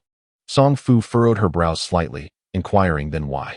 Ye Xuan replied in a somber tone, "I am uncertain." At that moment, Xiao Shan interjected with a smile. "In any case, it is not a bad thing." Song Fu nodded and responded with a smile, "Indeed." Ye Xuan gazed at the 4 invitations in his hand and smiled faintly. Attending alone would be somewhat tedious, but going with Nailan Jia would be a different experience altogether. In truth, 2 invitations would suffice. What purpose do Sun Xiong and Xiao Ge have in going? Truly. A moment later, Ye Xuan located Nailan Jia, Xiao Ge, and Sun Xiong, presenting 3 invitations to the trio. Xiao Ge fixed his gaze upon Ye Xuan, asking, "Is this a welcome gathering?" Ye Xuan affirmed, "Indeed." "It was just sent by Guanxuan Academy." Xiao Ji's expression shifted to one of peculiarity. Nailan Jia turned to Ye Xuan. "Do you know someone from Guanxuan Academy?" Ye Xuan shook his head. Nailan Jia's delicate brows knitted slightly. Could it be that someone has discovered you are a sword cultivator? Ye Xuan fell silent. The other party would not have delivered invitations without reason. There must be some underlying motive. At that juncture, Xiaoge suddenly stated, I have a few matters to discuss with you that I am certain will pique your interest. The three turned their attention to Xiaoge, who continued with a grin. The individuals from Qingzhou and Yunzhou have already entered the city. Moreover, they have taken residence at Guanxuan Academy. Ye Xuan, intrigued, inquired, how many from Qingzhou and Yunzhou have arrived this time? Xiaoge replied gravely, only one from Yunzhou, named Zuofu, with an unknown realm and strength. Sun Xiong's brow furrowed. Just one person? Xiaoge confirmed, indeed, just one. Nailan Jia remarked softly, they are either recklessly desperate, or this Zuofu possesses extraordinary strength. Xiaoge spoke in a grave tone. It must be the latter. Yunzhou has produced 3 great emperors. They would certainly not wish to remain overshadowed by Qizhou. This Zuofu is undoubtedly a prodigy among prodigies. Ye Xuan nodded slightly and then inquired, how many from Qingzhou have arrived? Xiaoge replied solemnly, 3 individuals. 2 men and 1 woman. I only know the names of one of the men and the woman. The man is named Ao Han, and the woman is named Mu Yunhan. Ye Xuan asked, what about their strength? Xiaoge looked at Ye Xuan and stated, their strength remains undetermined. Ye Xuan furrowed his brow. Xiaoge continued, as far as I know, each year, Qingzhou has only 3 slots to participate in the martial examination in the upper realm. The competition is hellishly fierce. Ye Xuan, puzzled, asked, are they limited to just 3 slots? Xiaoge nodded. The top 10 ranked states can only secure 3 slots. Otherwise, other states would be utterly defeated. Consequently, the competition for these 3 slots among the top 10 states is exceedingly intense, particularly in Qizhou. The struggle for these 3 slots is truly formidable, a challenge that can only be described as hellish. Ye Xuan softly inquired, is there still one person whose identity remains unknown? Xiaoge shook his head. No trace can be found. The individual is too enigmatic. They will likely only reveal themselves when the martial examination commences. Suddenly, Nailan Jia interjected, Yunzhou has 3 slots, yet they have only sent 1 person. This is quite unusual. Xiaoge nodded in agreement. Indeed, it is abnormal. However, I suspect Yunzhou is scheming something grand, especially since they have been suppressed by Qizhou for centuries. Yet, their pursuit of the top position will not be an easy endeavor. For centuries, Qingzhou has remained unparalleled, and this generation of prodigies will undoubtedly not allow anyone to usurp their title of the best under heaven. Ye Xuan felt a flicker of curiosity. What could the best under heaven plaque signify? He fell silent, his right hand clenched tightly. Xiaoge continued, in truth, this martial examination is a battle for honor. Qingzhou serves as the guardian of that honor, while other states vie for it. After all, it is akin to celestial beings clashing. Suddenly, Sun Xiong inquired about the prodigies from other states. Xiaoge replied, with each martial examination, some dark horses inevitably emerge, yet without exception, it always culminates in a contest between Qingzhou and Yunzhou. As he spoke, he shook his head and smiled, conceding that Qingzhou's prowess in every iteration is almost despair-inducing. It is indeed the birthplace of the sword master of the mortal realm. The mention of the mortal realm sword master evoked a deep respect among those present. The current tranquility of the universe can be attributed to this illustrious figure. Then, Xiaoge suddenly chuckled. I never anticipated that we would also receive an invitation. Attending this welcome soiree might afford us the opportunity to meet some of the exceptional talents from both Qingzhou and Yunzhou. By the way, he added with a mischievous grin, there's one more matter. We have only discussed the prodigies of Qingzhou and Yunzhou. But are you aware of the exceptional talents from the Guanxuan Academy? The 3 shook their heads in unison. Xiaoge continued with a smile. The current chief student of the Guanxuan Academy is a woman named Luo Zhaoqi. Not only is she the chief student, but she is also celebrated as the most beautiful woman in the realm. The proclamation of the most beautiful woman lingered in the air. Ye Xuan cast a glance at Nailan Jia, who returned the gaze with a smile and inquired, what are you looking at? Ye Xuan chuckled softly but remained silent. As Nailan Jia observed Ye Xuan's foolish grin, she suddenly turned her attention to Xiaoge, asking, will Luo Zhaoqi also attend the welcome party in 2 days? Xiaoge replied with a smile. Of course she will, for she is the one in charge of this year's welcome event. Nailan Jia then directed her gaze back to Ye Xuan, a teasing smile gracing her lips. When the time comes, you shall judge who is more beautiful, me or her. Ye Xuan merely smiled faintly, saying nothing in response. Xiaoge burst into laughter and added, There is one more matter we must be vigilant about. The three turned their attention to Xiao Gu, who spoke in a serious tone. The genius from Xiantian's sect will also participate in this martial examination. There are 4 of them, led by the remarkable Lu Ku, said to be the most extraordinary talent from Xiantian's sect in a century. He paused momentarily before continuing, without a doubt. Xiantian's sect will undoubtedly target us fiercely during this martial examination, so we must be cautious of them when it commences. Xiantian's sect. Ye Xuan's expression remained calm. No worries. Once the martial examination begins, we shall confront them head-on. Xiao Gu laughed heartily. Indeed, let us confront them directly. With that, he rose from his seat, stating, "You continue your discussion. I shall go train." He turned and departed. Sun Xiong hurriedly called out, "Wait for me. I shall train as well." With that, he followed suit. At this moment, Nailan Jia looked at Ye Xuan and asked, "Have you reached the spirit realm?" Ye Xuan nodded affirmatively, yes. Nailan Jia smiled slightly. With less than 2 months until the martial examination, let us strive to reach the sky realm. As Ye Xuan gazed ahead, he acknowledged the multitude of prodigies present, realizing that he could not underestimate others. Although he was a swordsman, it did not imply that he was invincible among the younger generation. Confidence is commendable, but arrogance is perilous. Nailan Jia chuckled. "I shall also embark on my training. See you in a few days." Ye Xuan glanced at the butterfly hairpin adorning Nailan Jia's head and replied with a smile, "Excellent." Nailan Jia then rose and departed. Left alone, Ye Xuan felt a twinge of worry. He too wished to train, yet his funds were depleted. With less than 2,000 gold crystals remaining, it was utterly insufficient, especially now when his demand for spiritual energy was immense. As for the Southern States' Guanxuan Academy, he hesitated to approach Fei Banqing, for he realized that Fei Banqing was not particularly affluent either. At that moment, Nailan Jia suddenly paused in the distance, turning to face Ye Xuan. "How many gold crystals do you possess?" she inquired. Ye Xuan replied with a grin, 2,000. Nailan Jia responded solemnly, "That should be insufficient." Just as Ye Xuan was about to speak, Nailan Jia suggested, "Shall we consider borrowing some?" Ye Xuan was somewhat perplexed. "Borrowing?" Nailan Jia nodded. "The Immortal Treasure Pavilion lends money, but interest must be paid. For instance, if we borrow 10,000 gold crystals, we would need to repay approximately 11,000 after a month. If we borrow 100,000, we would owe nearly 130,000 after the same period." Upon hearing this, Ye Xuan's expression darkened. It was usury who devised such a nefarious scheme. It was truly excessive. Little Tower. Chapter 32 Wife? Loan. Ye Xuan felt somewhat speechless. He had not anticipated that the Immortal Treasure Pavilion would resort to such measures. The interest rate, I must say, is rather alarming. Nailan Jia chuckled. "Shall we take a loan?" Ye Xuan shook his head. "That would be a grave mistake. I refuse to borrow." He paused for a moment before continuing. "However, the Immortal Treasure Pavilion should be open to trade, correct?" Nailan Jia inquired. "Are you considering selling that inner elixir?" Ye Xuan nodded. He possessed both an earth-grade inner elixir and a heaven-grade inner elixir, which held little practical use for him at present.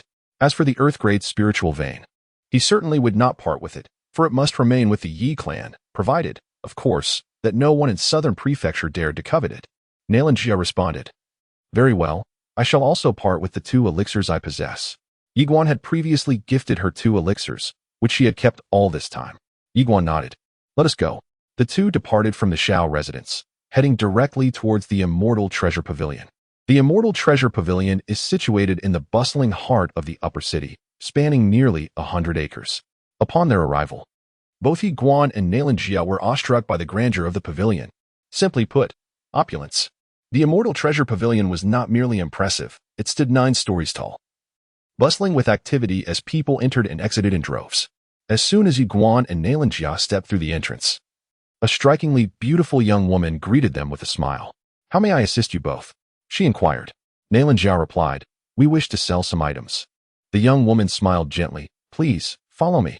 With that, she led Ye Xuan and Nailan Jia to a lengthy counter featuring 12 stations, each with a long queue of patrons. Ye Xuan was taken aback. "Are they all here to sell items?" The young woman chuckled. "Indeed." Ye Xuan hesitated for a moment before producing the heavenly tier inner core. "Behold this." Upon seeing the inner core in Ye Xuan's hand, the woman's eyes sparkled with excitement. "I understand. Please follow me." With that, she led Ye Xuan and Nailan Jia into a private chamber, where an elderly man was meticulously examining a scale. The woman chuckled. "Master Fu, I have something extraordinary." Hearing her, the old man glanced up at Ye Xuan and Jia. Take a look. Ye Xuan opened his palm, revealing the heavenly tier beast inner core before the elder. However, the old man merely shook his head, dismissing it as merely a decent item. He returned to scrutinizing the scale before him. Suddenly, the woman interjected, Master Fu, please take a closer look. At her words, Master Fu furrowed his brow and glanced again at the inner core. As if realizing something, his pupils dilated. This is the inner core of a thunder-devouring beast, he exclaimed, snatching the inner core with urgency.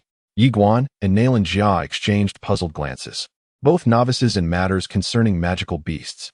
At this moment, Master Fu turned to Ye Xuan and inquired, What price do you seek? Ye Xuan replied, You make the offer. Master Fu scrutinized Ye Xuan and asked, What shall I call you? At this, Ye Xuan's expression darkened. Here it comes. Damn it. This is the same old routine. It was evident that if he and Jia hailed from an obscure little faction, this elderly man would undoubtedly exploit them with a dishonest valuation. In this era, one's background and connections mattered greatly. Suddenly, Jia opened her palm, and an extraordinary force surged forth from within her. Witnessing this scene, the old steward was momentarily taken aback. In the next instant, his expression transformed dramatically. This was the legendary sacred spirit physique. My heavens! As he spoke, he turned to the elegant young woman and urged, Xiao, quickly serve tea to our esteemed guests. The graceful young woman hurriedly retreated. The old steward then smiled and said, My lady, please take a seat. Jia nodded slightly and joined Ye Xuan at a nearby table. At that moment, the young woman returned, carrying 2 cups of tea. Jia lifted her cup and took a delicate sip before stating, It is said that the immortal treasure pavilion is fair in its dealings. I have come here for that reason. Please, name your price. The old steward hesitated for a moment, then held up 5 fingers. Jia fixed her gaze upon him. 5 million gold crystals? Upon hearing this, the old steward's expression froze. He chuckled awkwardly. My lady, your words are truly alarming. It is actually 50,000 gold crystals. Jia's displeasure was evident. If it's 50,000, just say so. Why the riddles? The old steward fell silent, feeling somewhat at a loss. Logically speaking, shouldn't she be aware of the market rates? Jia set down her teacup. Increase the offer. The old steward hesitated again before responding, I cannot raise it. Upon hearing this, Ye Xuan nodded in agreement. The two stood to leave. Just then, the old steward called out, Wait, we can negotiate.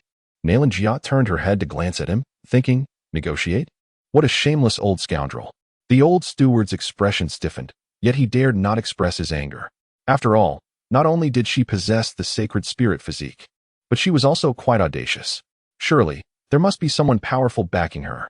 Although the Immortal Treasure Pavilion is formidable, it is still the Immortal Treasure Pavilion, not merely an individual. Should one offend the wrong person, one's livelihood could be at stake. Upon seeing Jia and Ye Xuan preparing to depart, the elder of the estate hastily exclaimed, 80,000. 80,000 gold crystals. Jia furrowed her brows slightly, and the elder, with a wry smile, added, My lady, this is already the maximum price. Jia fixed her gaze upon the elder and declared, 90,000. Agreed. The elder responded promptly, sealing the deal. He then produced a storage ring and placed it before Jia, which contained precisely 90,000 gold crystals.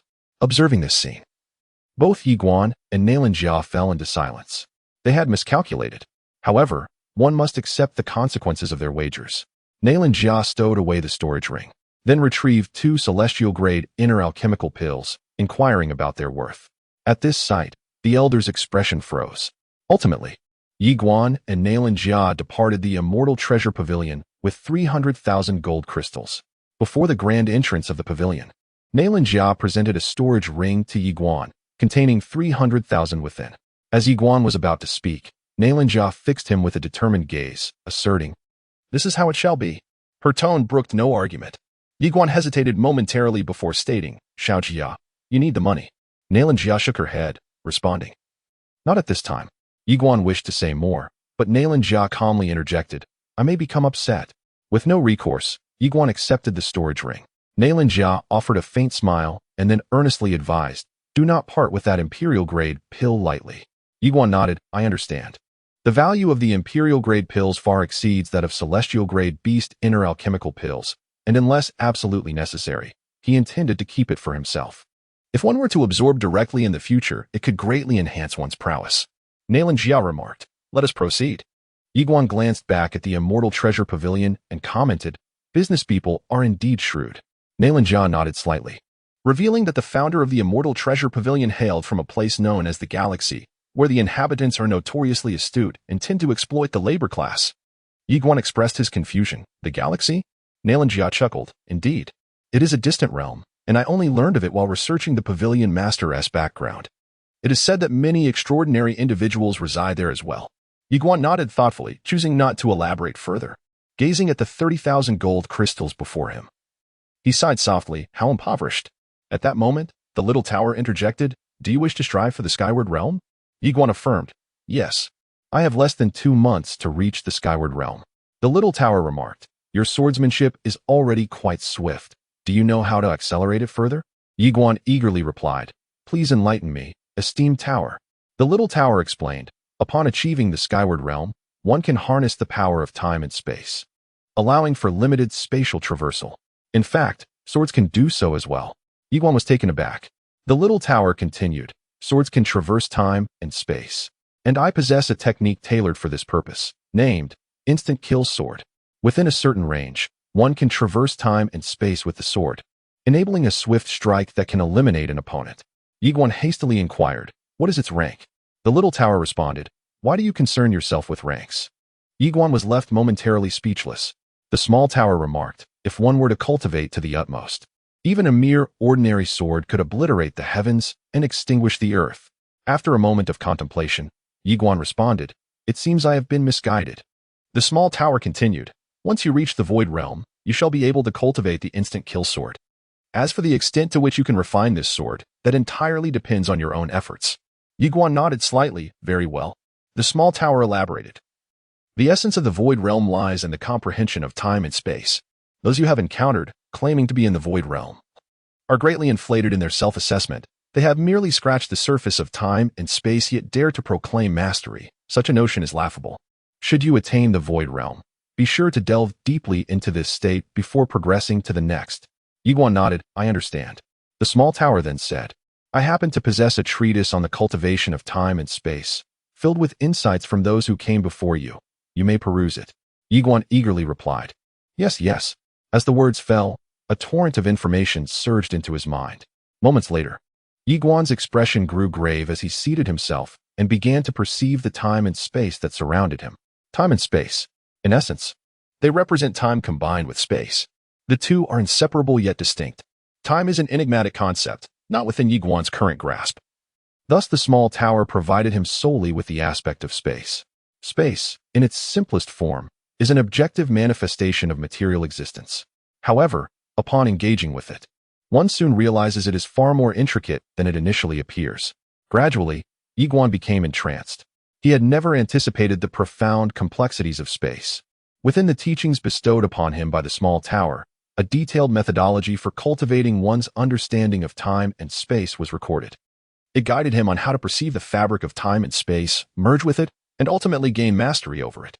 After an indeterminate duration, Ye Xuan gradually lifted his right hand, and to his astonishment, the very fabric of time and space began to warp in response to his movement.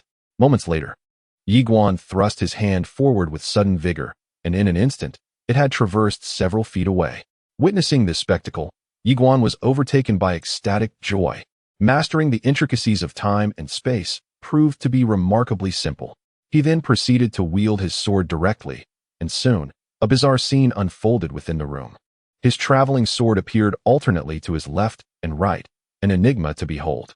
This sight ignited even greater excitement within Ye Xuan. He was traversing time and space with his sword. In the confines of the small tower, a solemn voice remarked, "This individual's talent is utterly extraordinary. Whose gift has he inherited? If it were the young master's talent, it should not be so exceptional. The young master is not so prodigious. And as for the young master's mother, she scarcely practices, spending her days merely crafting bombs." A mysterious voice interjected, "Though she does not engage in cultivation, she is the founder of many realms within this universe. Her disinterest in cultivation does not equate to a lack of talent." The small tower fell silent, almost having overlooked this detail. At that moment, Ye Xuan abruptly procured paper and pen, beginning to write swiftly. The small tower, puzzled, inquired, "What purpose do you have in documenting the method of time and space cultivation I provided?" Ye Xuan replied with a smile, "Such a remarkable treasure must be shared with Xiaojia." The small tower hesitated for a moment before responding, "This is indeed very precious." Ye Xuan smiled broadly. "This is my wife. What is mine is hers."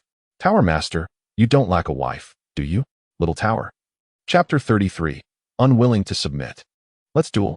After a brief moment, Ye Xuan diligently recorded the time-space cultivation method that Little Tower had given him, and then he made his way to Nailanjia's courtyard. Inside Little Tower, a solemn voice remarked, "This fellow is quite different from his father." A mysterious voice replied, "Indeed, he is rather distinct." Little Tower continued, "His talent is astonishing, and he often advances too swiftly. I believe that such rapid progress may not be entirely beneficial. It is essential to temper it." The mysterious voice responded, "I think you need not worry excessively. This young lad is quite aware of his own capabilities. We merely need to guide him in the right direction." Little Tower agreed. Ye Xuan soon arrived at Nailanjia's courtyard. Upon seeing him, Nailanjia appeared somewhat surprised. Ye Xuan presented the paper in his hand to her, and Nailanjia looked puzzled. "What is this?" Ye Xuan grinned. "Take a look." As Nailanjia examined the paper, her expression shifted to one of gravity. "What is this?" Ye Xuan smiled slightly. "A senior taught me this. I believe it will be beneficial to you." After studying it for a moment, Nailanjia spoke in a grave tone. "This is rather terrifying. I must admit, it somewhat overturns my understanding." Ye Xuan chuckled. "Focus well on your cultivation." With that, he turned and departed. Nailanjia watched Ye Xuan's retreating figure, her expression complex. What a mysterious individual. The more she interacted with Ye Xuan, the more enigmatic he seemed to her. As if struck by a sudden thought, she shook her head and smiled, a warmth blossoming within her. In comparison to this precious cultivation method, she cherished the youth's heartfelt intentions even more. Ever since mastering the art of temporal sword control, Ye Xuan had become utterly enamored with this exhilarating sensation. The ability to traverse through time and space on a sword was truly enigmatic, leaving ordinary individuals utterly defenseless. Should he be tasked with dispatching Wei Tong, he would not need to resort to a stealthy attack. He could simply deliver a decisive blow with his sword, openly and without pretense.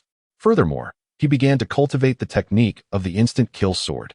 The instant kill sword harnessed all his strength into a single, unparalleled strike, capable of annihilating his opponent in an instant. If the sword was drawn, it was destined to take a life. In the deep of night, within the secluded mountains behind the Shao residence, Ye Xuan's eyes were gently closed, surrounded by silence. Suddenly, he opened his eyes, and in the next moment, a sword pierced through a falling leaf, nailing it to an ancient tree 30 feet away.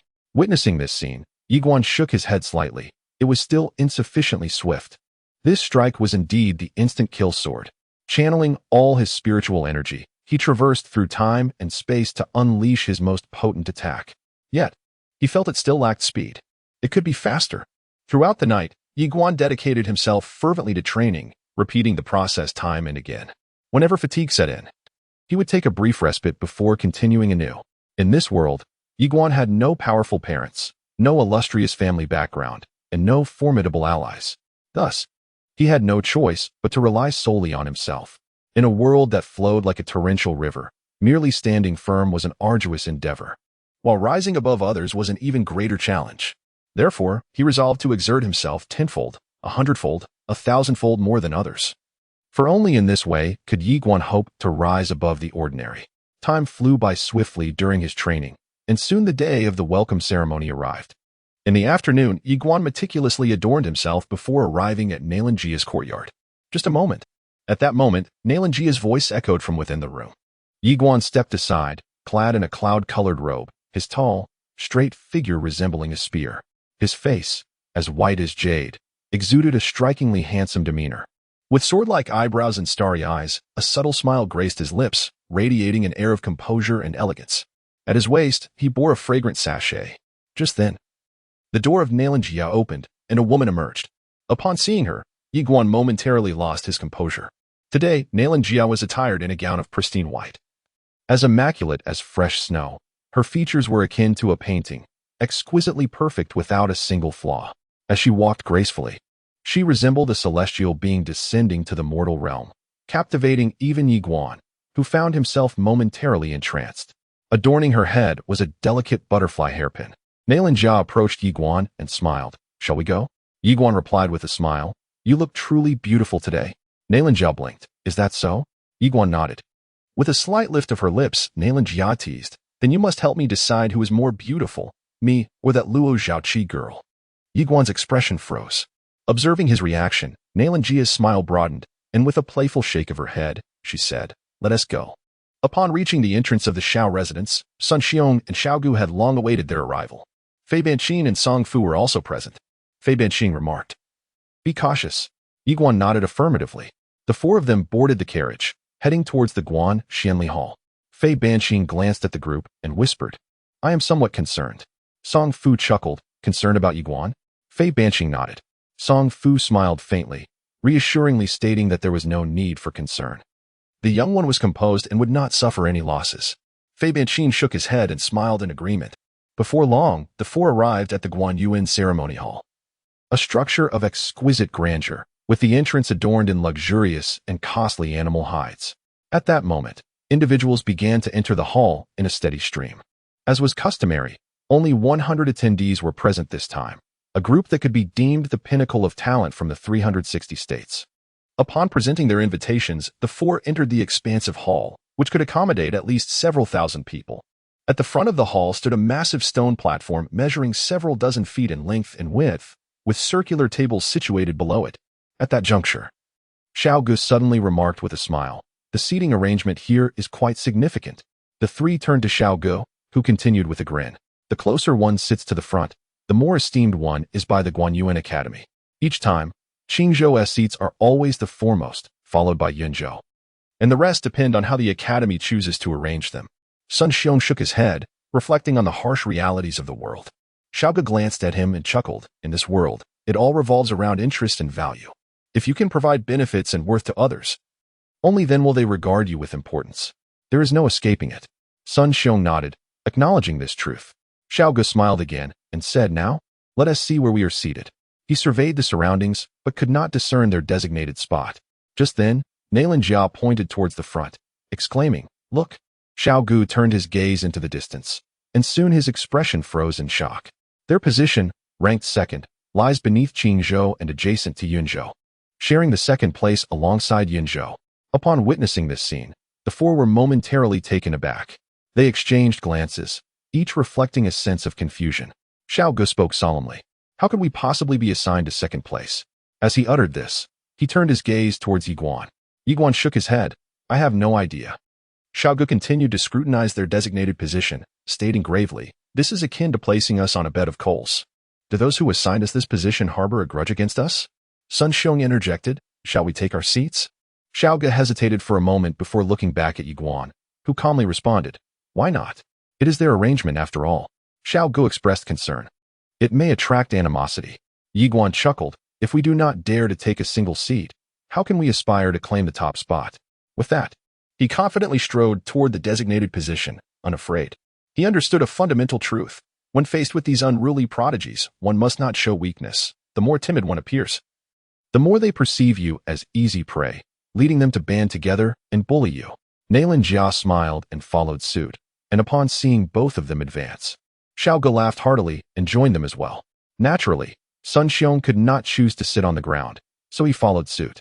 As Ye Xuan and the others took their seats, countless eyes in the venue suddenly converged upon them.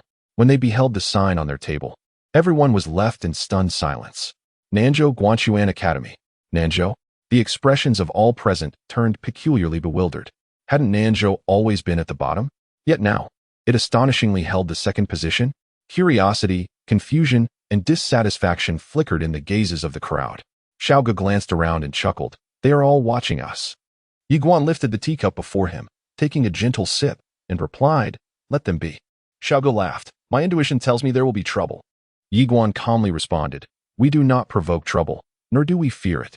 Xiao Gu burst into laughter, indeed. At that moment, a man suddenly entered. His long hair was tied back, and he donned a simple garment of coarse cloth, his feet adorned with straw sandals, presenting an appearance that was quite shabby. Inside the hall, some individuals immediately displayed mocking expressions upon seeing him. However, their smiles quickly froze. The man approached the table where Ye Xuan and the others sat Yunzhou. Zhuofu. The atmosphere in the room instantly became gravely serious. Second to none for eternity was the collective assessment of Yunzhou by the crowd. This was no mere jibe. To come second year after year was indeed a formidable feat. Once Zhuofu took his seat, he glanced at a nearby maid, giving a slight bow. "A cup of hot water, please." The maid promptly poured him a cup of steaming water. Then, amidst the watchful eyes of the crowd, Zhuofu retrieved a piece of flatbread from his pocket and, disregarding those around him, began to eat. Ye Xuan observed Zhuofu, his expression solemn. He could not sense any aura from the man. At this moment, the onlookers in the hall were also scrutinizing Zhuofu. In the past, Yunzhou had dispatched 3 prodigies. This time, however, they had deviated from the norm by sending only 1. This was highly unusual. Just then, 2 figures appeared at the entrance, a man and a woman. The man was tall and robust, with a broad chest and muscular arms, exuding an imposing presence that seemed capable of withstanding 1,000 foes. A woman clad in a simple azure long gown, her long hair cascading over her shoulders, delicately wielded a sheathed longsword. Her gaze was as frigid as eternal ice, devoid of any emotion. The two approached the foremost table amidst the watchful eyes of the crowd. Qingzhou. In that moment, the hall was so silent that one could hear a pin drop. Aohan and Mu Yunhan took their seats.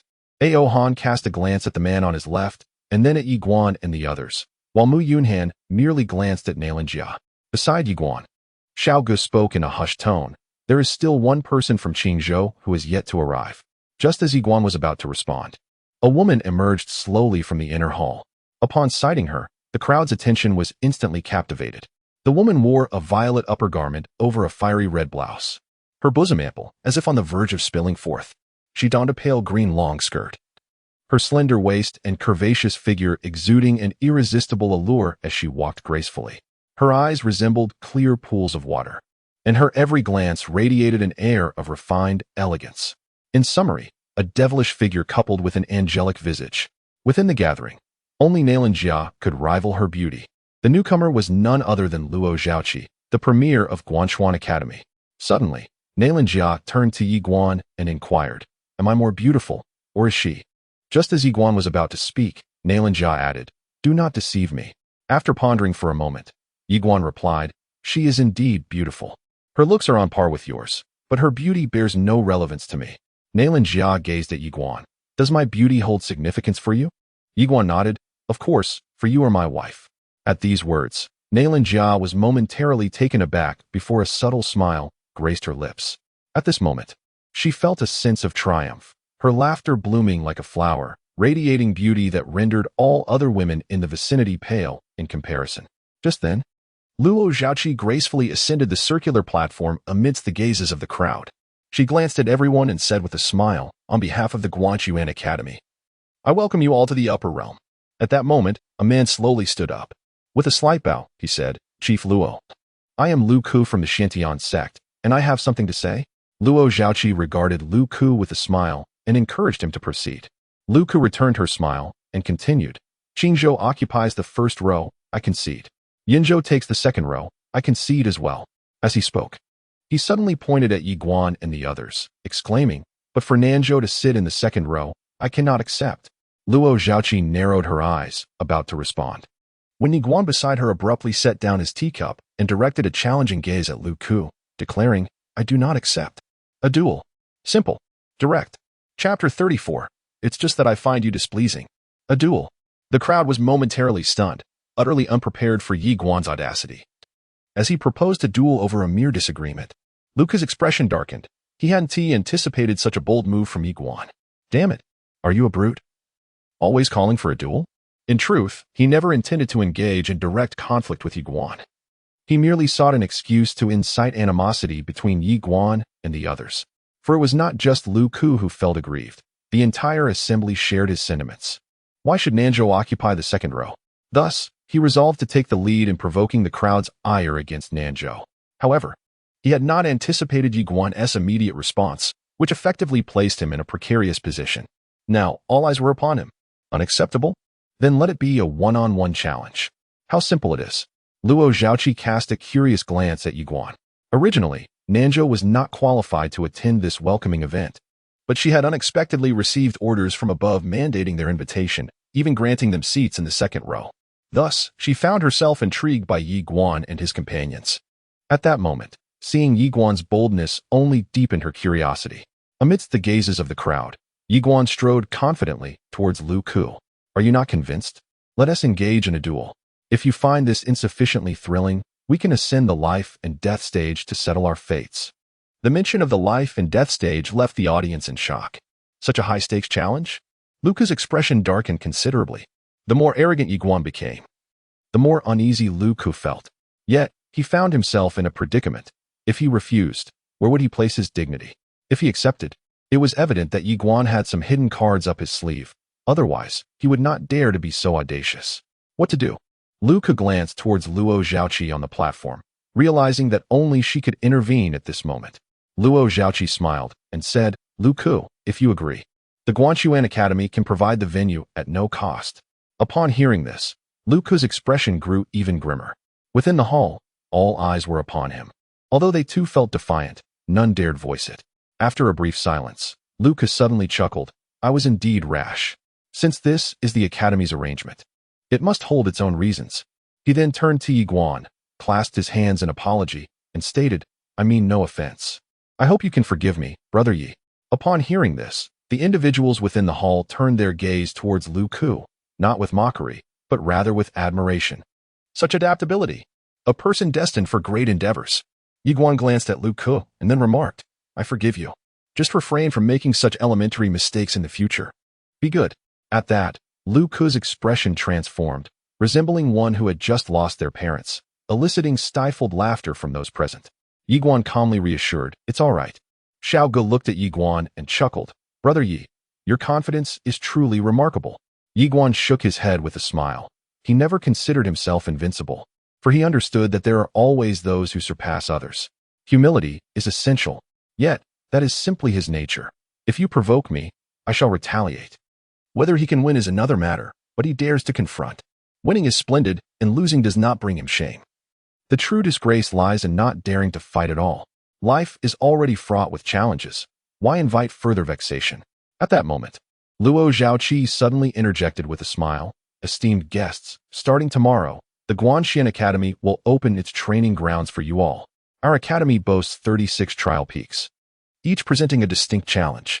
You may select one trial to undertake, though a modest fee of gold crystals is required. The announcement of the training grounds sent waves of excitement through the hall. Arriving in this upper city, they had found themselves without a place to train, which had been a source of great distress. With nearly 2 months remaining until the martial examination, 2 months may seem trivial to the average person, but for these prodigies, it represents an abundance of opportunities for growth and achievement. Moreover, this place serves as a realm for cultivation, incomparable to the ordinary trial grounds of other states. And now, with the opening of this cultivation site by the Guanxuan Academy, it is indeed a splendid opportunity. Luo Zhaoqi continued.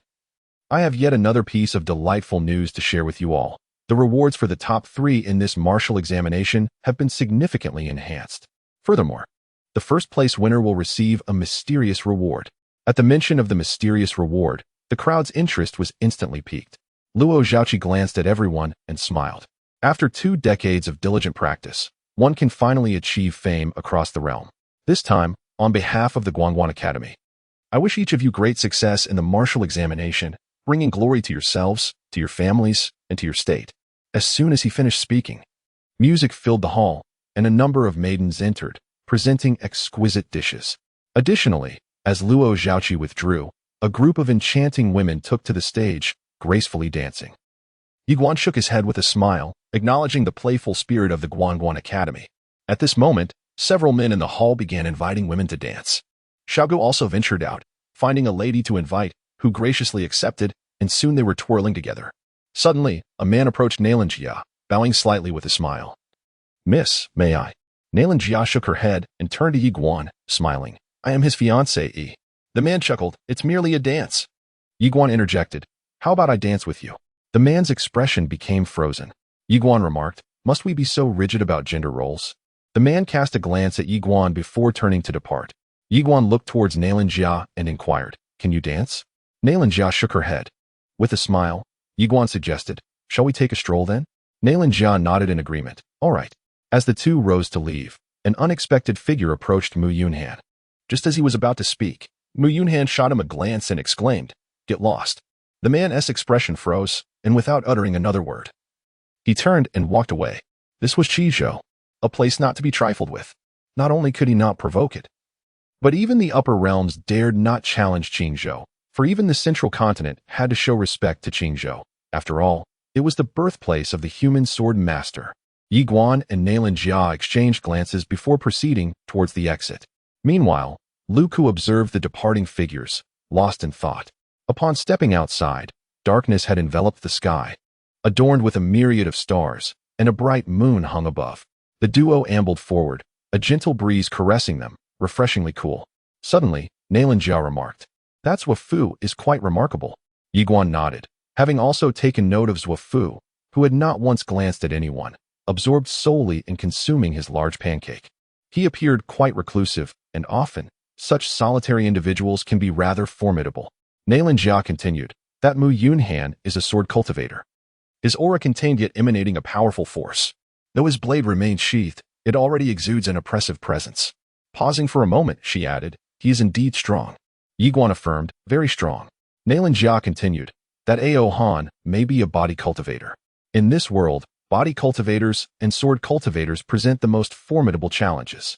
A sword cultivator can shatter myriad laws with a single strike, their combat prowess far surpassing others of the same rank. Yet, as for body cultivators, if you are unable to breach their defenses, they are even more terrifying than sword cultivators, forever standing invincible." Ye Xuan smiled faintly, choosing not to respond. Nalin Jia added, "Moreover, there is another individual in Qizhou who has yet to make an appearance. I surmise that their strength should surpass that of the two we just mentioned." As she spoke, she turned her gaze towards Ye Xuan and asked, "Do you still wish to claim the first position?" Ye Xuan nodded. Nalin Jia studied Ye Xuan in silence. He smiled gently, asserting, "If I strive, I will strive for the utmost. I have never considered myself invincible. Yet I have never deemed myself inferior to others." After gazing at Ye Xuan for a moment, Nalin Jia smiled brightly, "I shall accompany you in this pursuit." Ye Xuan replied, "Excellent." The two strolled leisurely into the distance. Suddenly, Ye Xuan remarked, "Xiao Jia, I have always harbored a question. With your sacred spirit constitution, is there truly no obstacle in your early cultivation?" Nalin Jia nodded affirmatively, "Indeed." Ye Xuan spoke earnestly, "So, you can enhance your abilities as you wish?" Nalin Jia chuckled. "It was so before, but now, I have begun to suppress my own realm." Ye Xuan, puzzled, inquired why. Nalin Jia explained, "The cultivation method you bestowed upon me enlightened me. One must thoroughly comprehend a realm. Otherwise, hastily advancing will ultimately lead to an unstable foundation. For instance, despite my prior superiority in rank, I find myself devoid of any certainty in overcoming you." Ye Xuan fell silent. Nalin Jia remarked, "One must proceed with caution and steadiness." Ye Xuan nodded in agreement, "Indeed. In our cultivation, we must advance steadily. A rapid ascent could prove detrimental." Ye Xuan smiled and said, "Let us strive together."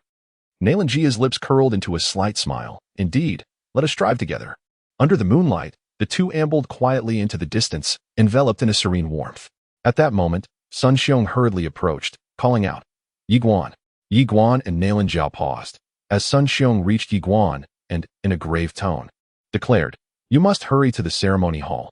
Xiao Gu is about to confront Lu Ku on the life and death stage." Upon hearing this, Ye Xuan was momentarily taken aback, then queried why. Sun Xiong's expression darkened.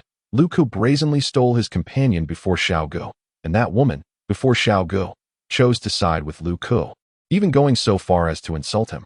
Damn it, this is nothing but a trap, a vile scheme devised by that scoundrel Lu Ku. Ye Xuan spoke solemnly. "Have they ascended the life and death stage?"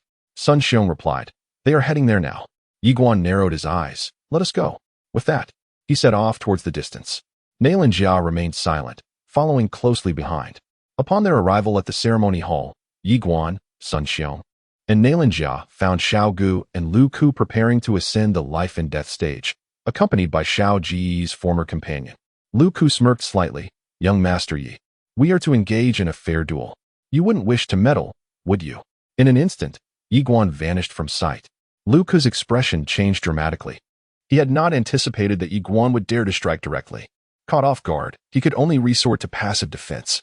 However, his speed lagged considerably behind that of Ye Xuan. A sharp slap echoed through the air before anyone could react, and Lu Ku was sent flying several yards away. The onlookers were momentarily stunned.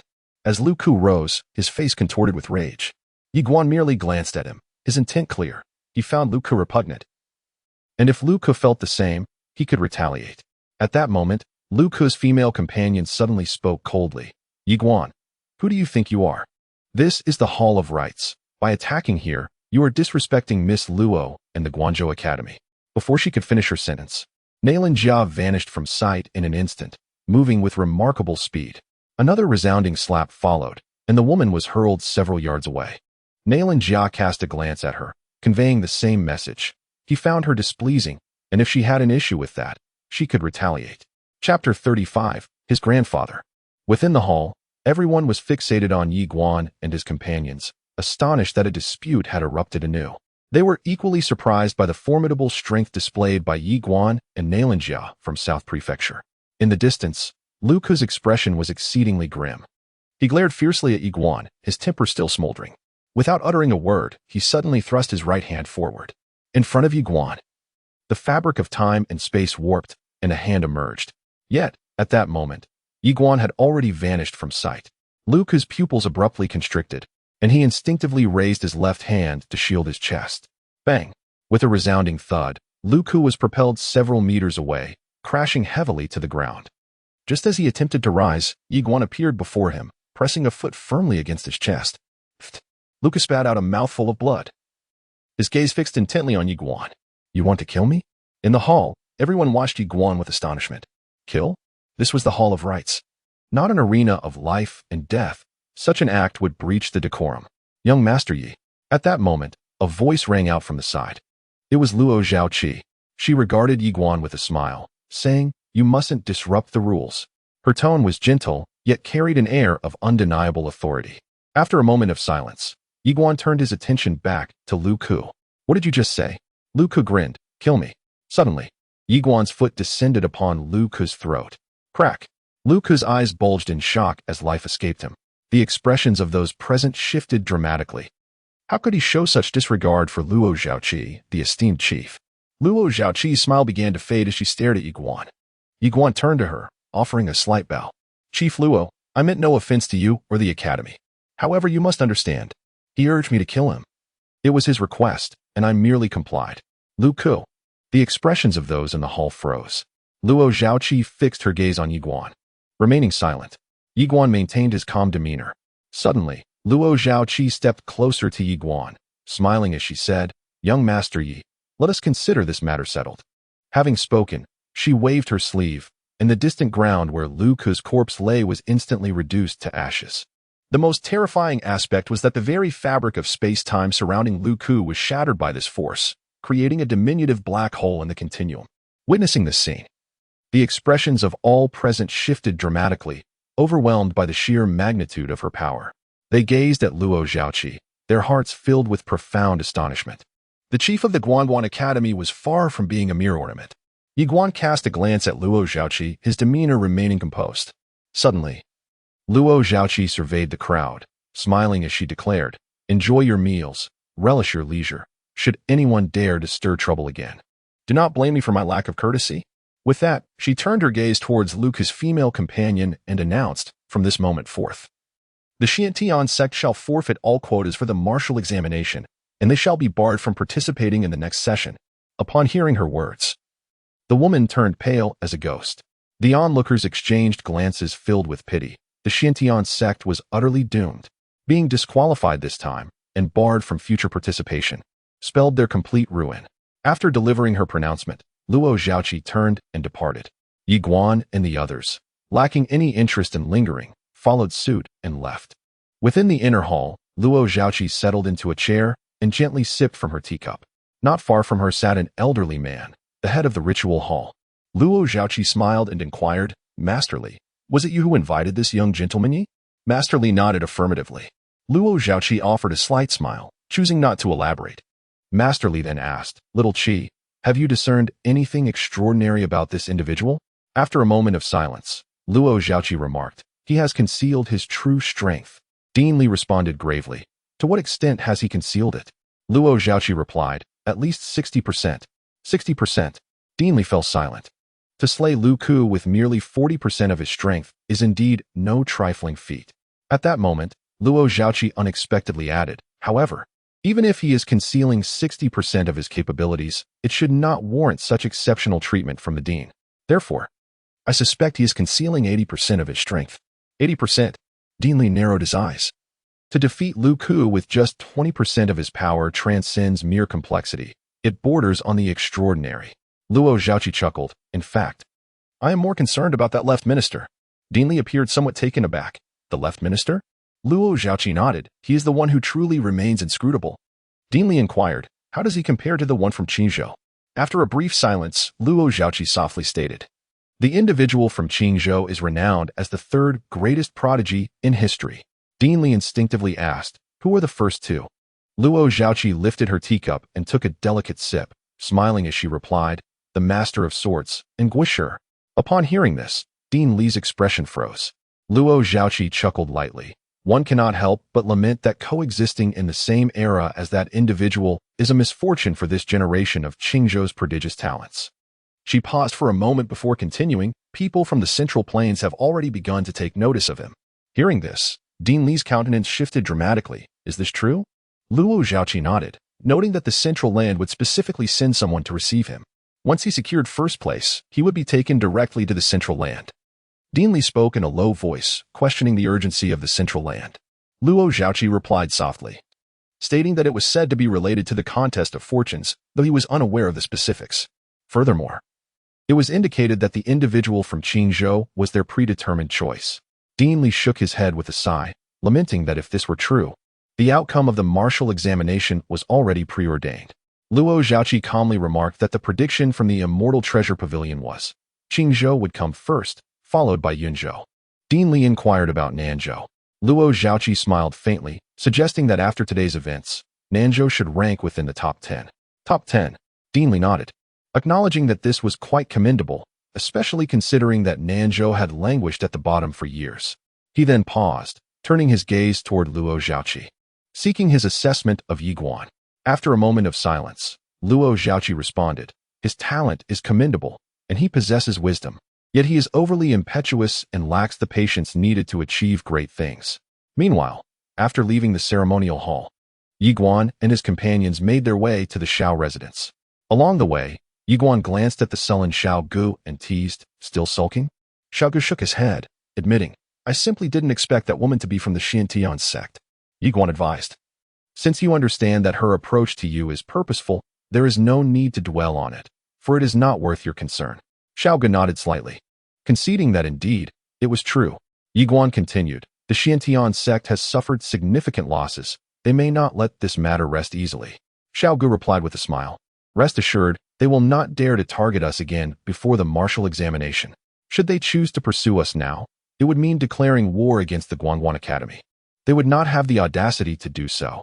Ye Xuan nodded, affirming that caution is always wise. Shao Gu added, tomorrow, I plan to venture to the trial peak at Guanxuan Academy for my training. The trial grounds there far surpass those of the lower realm.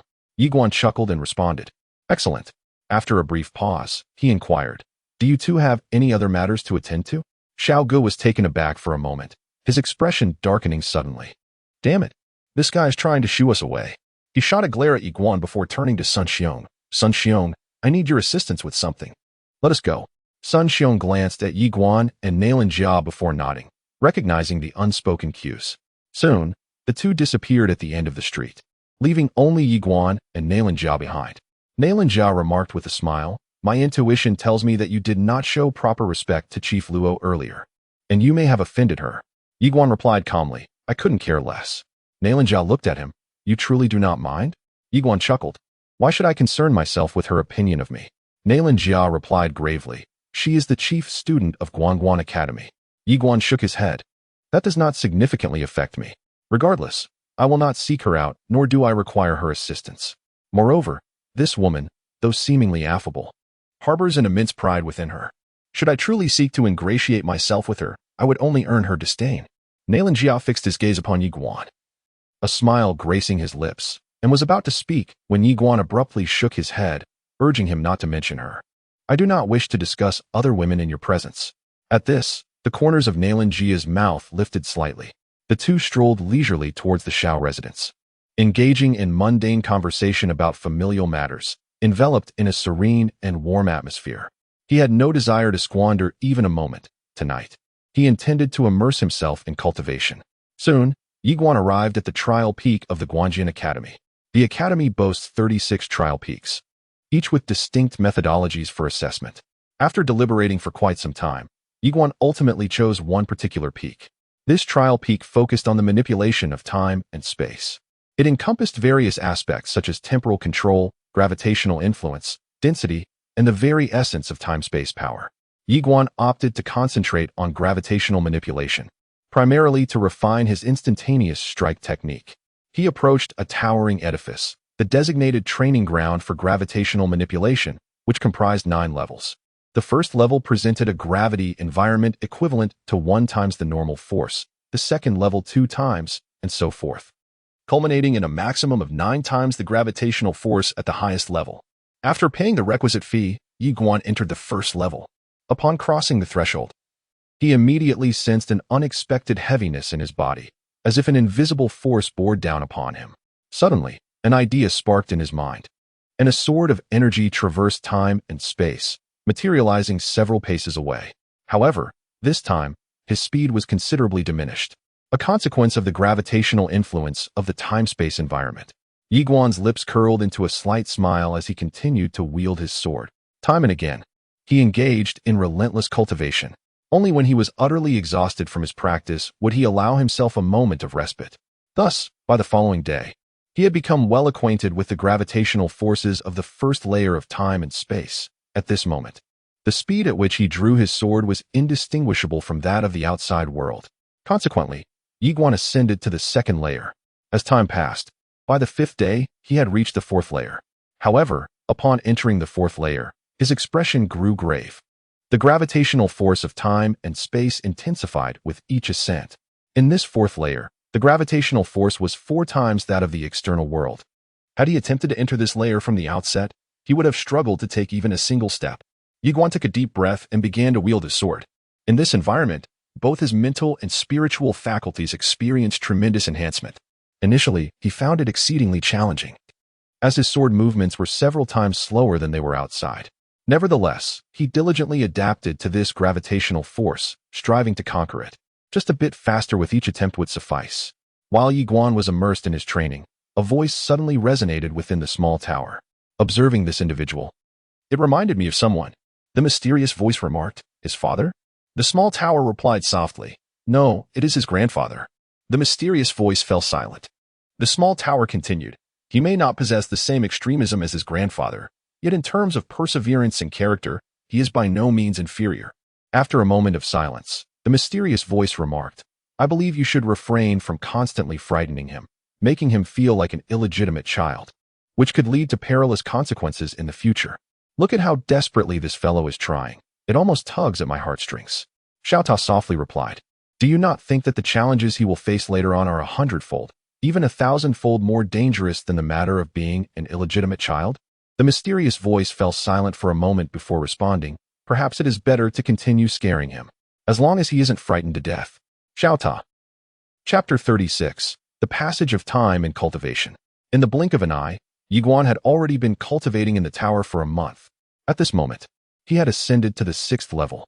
The gravitational force of time and space here was 6 times that of the outside world. Upon entering this realm, Ye Xuan immediately felt as if a colossal mountain were pressing down upon him, making even breathing a struggle. Nevertheless, he persevered. Enduring hardship is the path to greatness. This is the truth he holds dear. Without effort, how can one expect to reap rewards? Though the process was excruciating, each moment of suffering led to an exhilarating sense of growth and achievement that truly became addictive. It took him 3 full days to gradually acclimate to the gravitational pressure of the 6th level. Subsequently, he began to unleash his sword techniques with fervor. Although he was training in speed, once it reached a certain threshold, his strength surged exponentially. Aware of his finite energy and time, he chose to focus solely on one aspect. "I shall refine my speed, honing it to perfection." After another 3 days, Ye Xuan finally fully adapted to the temporal pressure of the 6th level. Now his speed of drawing the sword matched that of the outside world. Ye Xuan took a deep breath, seated himself on the ground, and after resting for an hour, he rose to enter the 7th level. Upon stepping into the 7th level, although the intensity had only doubled, he felt as if it had increased manifold, leaving him breathless and nearly collapsing. Ye Xuan's expression turned grim. Damn it. The further he ascended, the more monstrous it became. At that moment, the small tower suddenly remarked, "In truth, at your current realm, reaching this point is already your limit. You may take a break for now." Ye Xuan inhaled deeply, resolute in his intention to test his limits. A glimmer of determination flashed in his eyes as he continued to draw his sword. However, the speed at which he executed this strike was exceedingly slow, at least several times slower than before. Moreover, after just one strike, he was already drenched in sweat. Ye Xuan wiped the sweat from his brow and persevered in his sword practice. With each successive strike, his speed gradually began to improve. He was determined to break through his own limits, to surpass himself. For days passed, and his speed became increasingly apparent.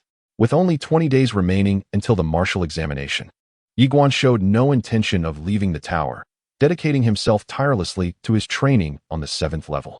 The frenzied practice over these days bore fruit. Now, the speed of each of his strikes was nearly indistinguishable from that of the outside world. Clearly, he had fully adapted to the gravity of the 7th level. On this day, when the speed of his sword matched that of the outside world, he suddenly felt utterly drained, completely devoid of energy. Yet he burst into a fit of laughter. He had succeeded. Once again, he had transcended his own limits. Suddenly, Shada remarked, "How exhilarating, isn't it?" Ye Xuan grinned widely. "Indeed, it's exhilarating." Xiao Ta inquired, "Shall we proceed to the 8th level?"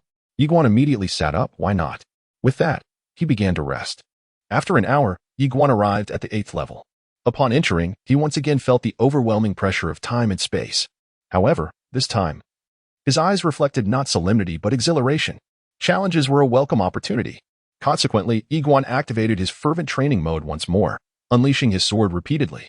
Remarkably, he adapted to the spatial pressure of the 8th level even faster than he had on the 7th, mastering it in less than 10 days. Lying quietly on the ground, Ye Xuan found himself eagerly anticipating the scene that awaited him after leaving this tower. After resting for an hour, he ascended to the 9th level. As he entered, he was momentarily stunned. The gravitational pressure of time and space here was astonishingly identical to that of the 8th level. Ye Xuan felt a flicker of confusion. Just then, a shimmering portal appeared not far in front of him. Upon seeing this portal, Ye Xuan's excitement surged.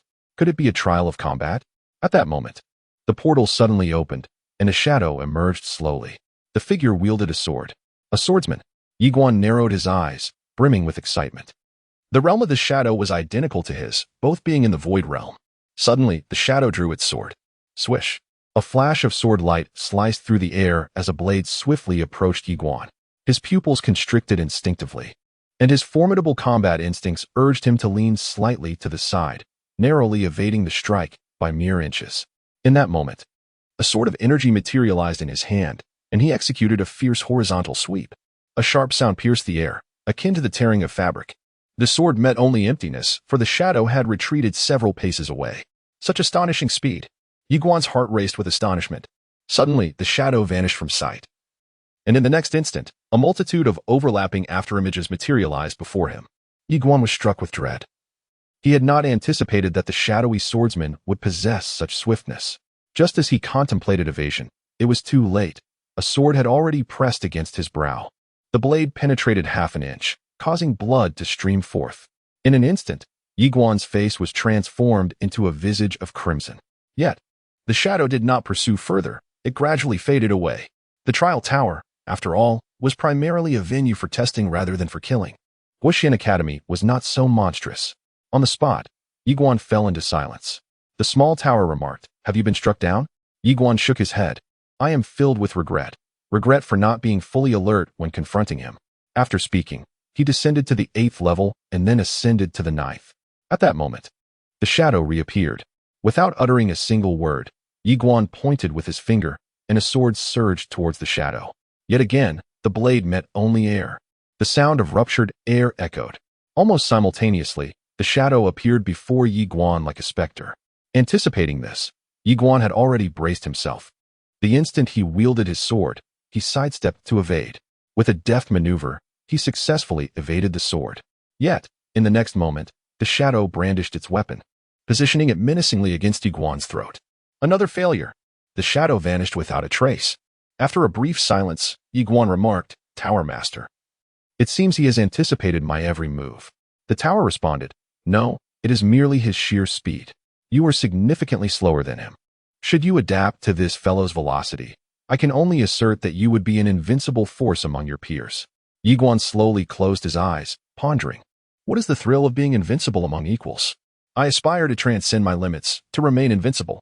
After a moment's contemplation, the tower exclaimed, "Incredible." The shadow re-emerged.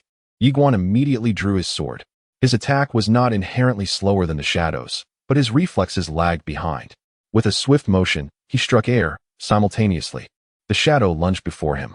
Ye Xuan evaded the first strike and the second, but as the third approached, a blade pierced his chest, penetrating a mere half-inch. The shadow gradually faded away, only to strike again. Thus, Ye Xuan faced repeated failures, yet he persistently challenged himself. Days swiftly passed, and now Ye Xuan had evolved from someone who could not evade a single strike to one capable of dodging dozens.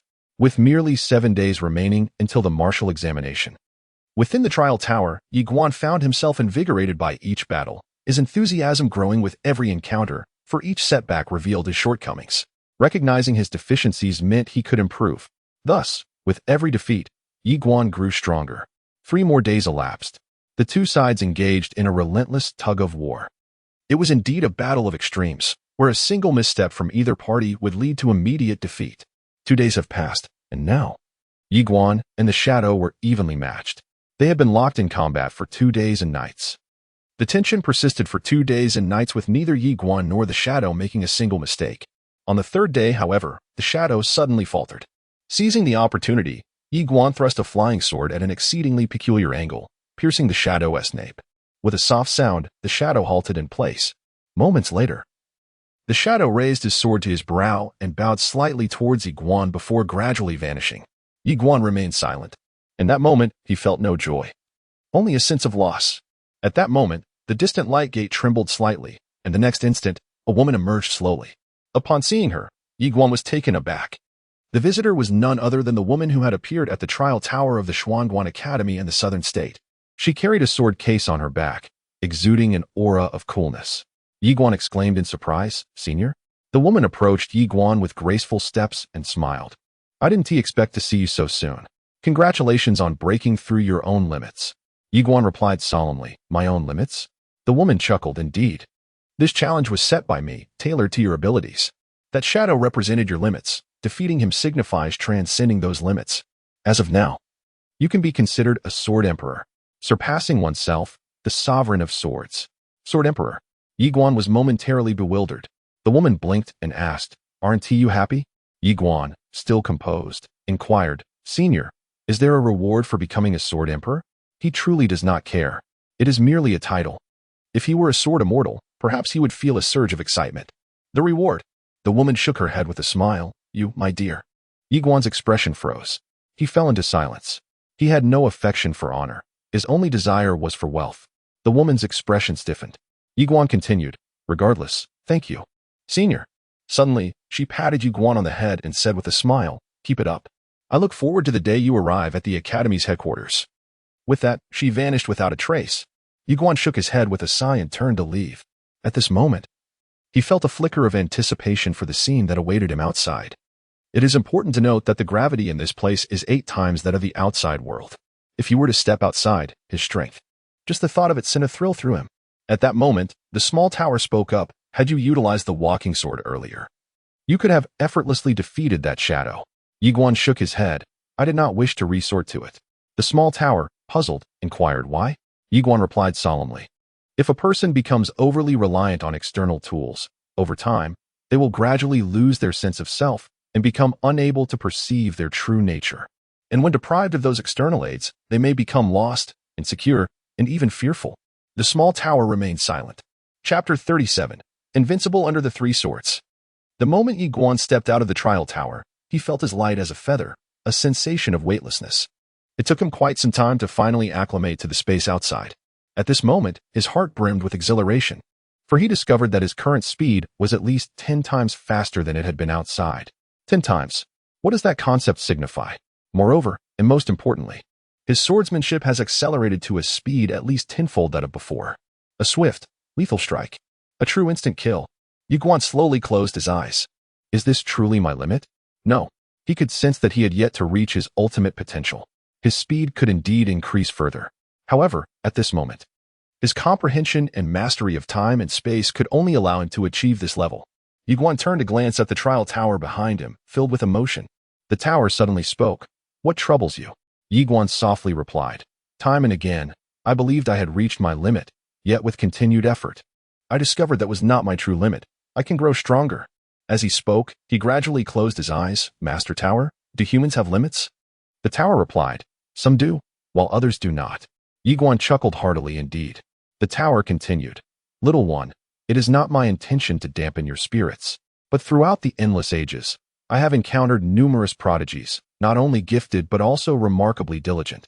Thus you must never allow yourself to become complacent. Do you understand? Ye Xuan nodded slightly. I understand. He paused for a moment, then asked, Master Tower, were you once powerful? The tower calmly responded, I was decent. Ye Xuan blinked in surprise. Decent?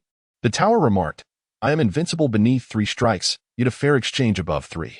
Mysterious voice. Ye Xuan felt a pang of curiosity. 3 strikes? The tower whispered, that is another legend. Ye Xuan had more questions to ask when, unexpectedly, a woman approached from a distance. Upon recognizing her, Ye Xuan was momentarily taken aback. It was none other than Luo Zhaoqi. Luo Zhaoqi glanced at Ye Xuan and smiled. Young Master Yi, have you just come out? Ye Xuan nodded, inquiring if Miss Luo was here to cultivate. Indeed. She replied with a smile. Ye Xuan returned the smile, saying, then I shall not intrude any further. Farewell. With that, he began to walk away. At that moment, Luo Zhaoqi suddenly called out, Young Master Yi, please hold on. Ye Xuan turned to her, and she continued with a gentle smile, if I may be so bold. To what level have you ascended? Ye Xuan replied with a grin, the 9th level. Luo Zhaoqi was momentarily taken aback, then shook her head with a smile. Since you are unwilling to speak the truth, I apologize for my impertinence. Ye Xuan cast a glance at Luo Zhaoqi, then stated, farewell. After which, he turned to leave.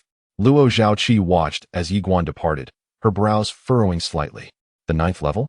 Impossible. She had only reached the 8th level in her time, and she had yet to conquer the challenges of that stage. She was acutely aware of the terrifying spatial pressures within. The 9th level?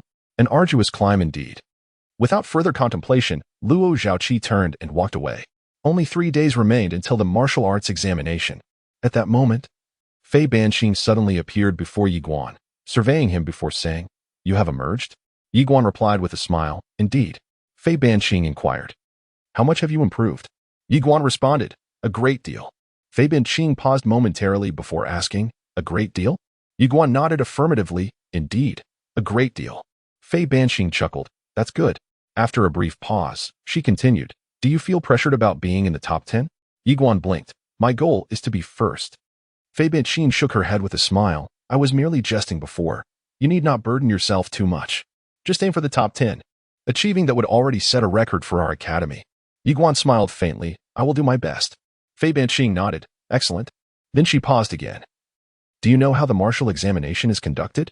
Ye Xuan shook his head. No, I do not. His brow furrowed slightly. 80%? Fei Banqing nodded. Indeed. Many come here only to be eliminated in the first round. Ye Xuan fell silent, feeling perplexed. The endless demon domain? Fei Banqing nodded yes. It is a territory belonging to the demon realm, where various formidable beasts reside. Surviving there is quite challenging. In the past, when 100 entered, fewer than 20 managed to come out alive. People do die in there. She then turned to Ye Xuan. You can choose which Qingyun platform to aim for, depending on your desired rank. Ye Xuan nodded slightly. I understand. He spoke earnestly. Is it permissible to approach it this way? Fei Banqing affirmed. This competition involves not only personal strength but also equipment, family background, and connections. Ye Xuan hesitated for a moment before asking, Isn't this somewhat unfair to certain individuals? Fei Banqing countered, Do you believe there is absolute fairness in this world? Ye Xuan fell silent. Fei Banqing continued, Moreover, the former sword master of the human realm once articulated a profound truth. Equipment, lineage, and backing are also forms of strength. Ye Xuan was rendered speechless. The small tower interjected. Did he really say that? After a moment of silence, the small tower asked, What do you think? The mysterious voice responded. Fei Banqing pressed on. In this world, absolute fairness has never existed. Take you for instance, as a sword cultivator, your advantage over other states is inherently unfair. Why do you possess the legacy of the sword path while they do not? In other words, Qizhou possesses a more formidable trump card, which also creates an imbalance. Why should they have it while you do not? Ye Xuan nodded slightly. I understand now. Fei Banqing smiled. Remember, striving for the top 10 is sufficient. Do not engage in a head-on confrontation with Qingzhou. Your survival is paramount. A warm current flowed through Ye Xuan's heart. I understand. At that moment, Nailan Jia approached from a distance. Fei Banqing turned to Nailan Jia and smiled. Little Jia. Nailan Jia offered a slight bow to Fei Banqing. Teacher. Fei Banqing observed Nailan Jia for a moment before asking, How do you feel? Nailan Jia smiled gently. Very well. Extremely well. Fei Banqing chuckled. That is good to hear. As she spoke, she opened her palm, revealing 2 white jade vials before Ye Xuan and Nailan Jia. Ye Xuan looked puzzled. Teacher, what is this? Fei Banqing explained. Each white jade vial contains 3 celestial-grade elixirs. I apologize. Our academy is quite impoverished and unable to provide you with better elixirs or divine items. Ye Xuan gazed at the white jade vial before him and spoke in a low voice. Teacher, that is enough. With that, he and Nailan Jia stowed away the vial. Nailan Jia chuckled. Prepare yourselves. In 3 days, the martial examination will commence, and that shall be your moment to shine. Ye Xuan nodded slightly, then turned to leave with Nailan Jia.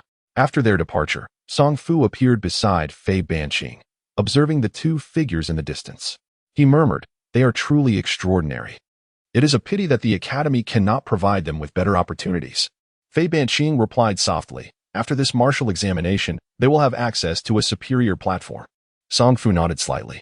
To be honest, both felt a twinge of reluctance. After all, it had taken many years for the South State Academy to produce even 2 such prodigious talents. Yet they understood that remaining in the South State would only lead to their potential being squandered. In this world, it is not merely talent that matters. The platform and background are equally significant. Fei Banqing remarked, Without a noble lineage, we must find them a better platform. Song Fu nodded in agreement. In the distance, Ye Xuan and Nailan Jia strolled leisurely towards the garden. Nailan Jia turned to Ye Xuan and inquired with a smile, How much have you improved? Ye Xuan replied earnestly, A great deal. Truly a great deal.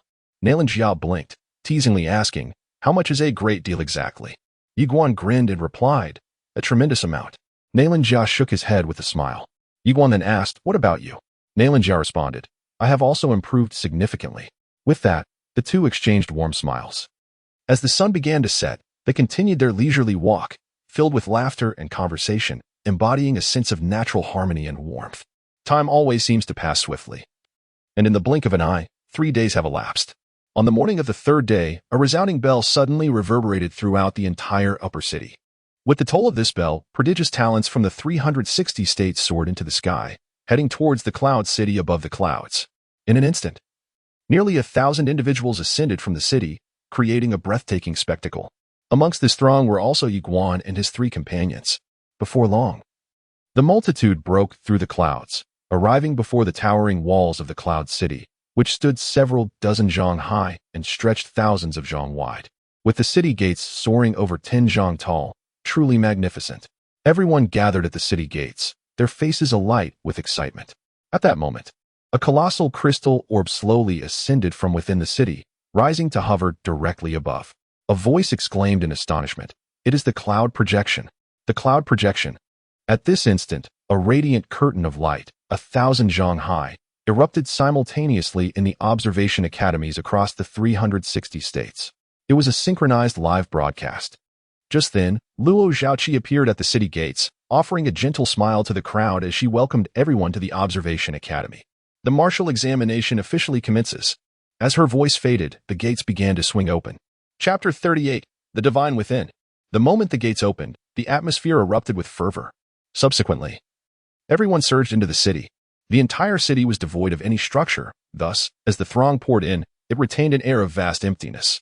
Ye Xuan and his companions were equally exhilarated by the momentous occasion, an event that occurred once every decade, and moreover, broadcasted live across the 360 states. Ye Xuan glanced up at the cloud projection orb, knowing that the members of the Yi clan in the southern state were undoubtedly watching the unfolding spectacle. At this moment, Luo Zhaoqi reappeared before the crowd. She glanced at everyone and said with a smile, "After a decade of cultivation, our moment of triumph has arrived. Friends, let us fight for our family, for ourselves, and for honor. Press on." With that, she turned and vanished from the scene. Fight for our family. Fight for ourselves. Fight for honor. The atmosphere was charged with fervor. After years of cultivation, what was the goal? On a closer examination, recognition, gain. On a broader scale, freedom, longevity. The excitement among the crowd surged, each individual more exhilarated than the last. Who does not desire fame? Who does not yearn to showcase their prowess? Today is the day. Suddenly, the clouds in the sky began to part, and in the next instant, a terrifying pressure of will descended from above. Boom. Instantly, hundreds of individuals were forced to the ground by this oppressive force, rendered immobile. Their expressions shifted dramatically. This pressure was akin to a bucket of cold water, extinguishing everyone's excitement and passion in an instant. To flaunt one's abilities, one must possess the strength to back it up. In that moment, those hundreds could not even rise from the ground. Among the remaining individuals, many struggled to maintain their footing, and one by one, they began to collapse. In the midst of this turmoil, Ye Xuan felt the weight of the oppressive will, his expression serene as still water. He remained unfazed. Beside him, Nailan Jia and Xiaogu also wore calm expressions, while only Sun Xiang sensed a slight strain. Just then, a more despairing development unfolded. The oppressive will began to intensify. Witnessing this, some individuals in the crowd succumbed to utter hopelessness and chose to surrender. One after another, they fell. Those lying on the ground, unable to resist, chose to forfeit. Once they forfeited, they were immediately whisked away by a mysterious force. As time passed gradually, the number of those standing diminished. Ye Xuan gazed into the distance at Mynhn and Ohn, both of whom remained as tranquil as still water, offering no reaction whatsoever. Before them stood a young man clad in an exquisite robe, his long hair cascading over his shoulders, with shoulders as sharp as a chiseled statue. His hands were clasped behind his back, and his eyes were gently closed, resembling an old monk in deep meditation. At that moment, many in the arena were observing this young man, clearly recognizing him as the enigmatic genius from Qin. His F had his eyes partially closed, hands concealed within his sleeves, quietly reciting an ancient incantation, shrouded in mystery. Suddenly, F opened his eyes and turned to glance at Ye Xuan. Taken aback by this sight, Ye Xuan was momentarily stunned. At that instant, the mysterious man from Qin also opened his eyes and turned to look at Ye Xuan. Behind this enigmatic figure, Ohn cast a glance at Ye Xuan and inquired, "M, have you discovered something?" The man named M slowly closed his eyes again, responding, "Nothing noteworthy." Ohn nodded slightly and refrained from further comment. As the scene unfolded, more and more individuals collapsed. In less than half an hour, fewer than 100 remained in the arena. This was the process of sifting through the sands of time. Those incapable were eliminated in the first round without any embellishments, thus saving time. Ye Xuan gradually closed his eyes, feeling that the imposing pressure of will had little effect on him. His resolve, while not invincible, was at least as steadfast as rock, impervious to ordinary pressures of will. Beside him, Xiaogu and Nailan Jia were faring relatively well, while Sun Xiang was struggling immensely at this moment. Among the four, he was the weakest. Yet, he was resolutely holding on, unwilling to be eliminated in the first round. Time passed slowly, and several individuals in the arena fell, though not many, as those who had managed to endure thus far were generally quite capable. For some, however, each moment felt like an eternity, as the mysterious pressure of will continued to intensify. Many in the arena appeared pale and drenched in sweat, yet they persisted. This opportunity, occurring once every decade, was not something they wished to relinquish lightly. It was crucial to understand that giving up now would not only mean forfeiting the chance to join the upper realms Guanxuan Academy, but also relinquishing the opportunity to venture to the legendary Central Divine Continent. To reach that fabled place, one must first gain admission to the Guanxuan Academy, which does not accept the mediocre. One must prove their worth. Perhaps this lifetime only offered such a singular chance to stand out. The further one advanced, the greater their opportunity to join the academy became. After an indeterminate passage of time, the mysterious pressure of will suddenly vanished. In an instant, everyone in the arena exhaled in relief. their expressions shifting to one of exhilaration. They had passed the first trial. He glanced around, noting that only 82 individuals remained. From over 1,000, only 82 had persevered. The elimination rate was undeniably terrifying. At that moment, Luo Zhaoqi reappeared before the crowd, clad in a flowing crimson gown that exuded both intellect and sensuality, captivating the attention of countless men. Luo Zhaoqi cast a glance at the assembly before him, a subtle smile gracing his lips as he extended his congratulations to all for successfully passing the first trial. I am certain that your loved ones are cheering for you back in your hometown. Upon hearing this, the crowd turned their gaze towards the cloud projection device high above. Fully aware that their families were undoubtedly watching them at this very moment, Ye Xuan also lifted his eyes to the celestial projector. Meanwhile, within the halls of Nanzhou Guanxuan Academy, the students erupted in fervor, shouting in exhilaration, "Ye Xuan, he is watching us." In another location, Ye Xiao was also focused on Ye Xuan. Upon seeing him, a wave of excitement washed over him as he tightly grasped Ye Nan's hand and exclaimed in quivering tones, "It's Xiao Guan, it's Xiao Guan." Just a short while ago, Song Ci from the Guanxuan Academy had personally ventured to the ancient wilderness city to escort the Yi clan members. Ye Xuan, along with Xiao Gu and Na Lanjia, represented the hope of Nanzhou, hence their families were given special attention by the academy.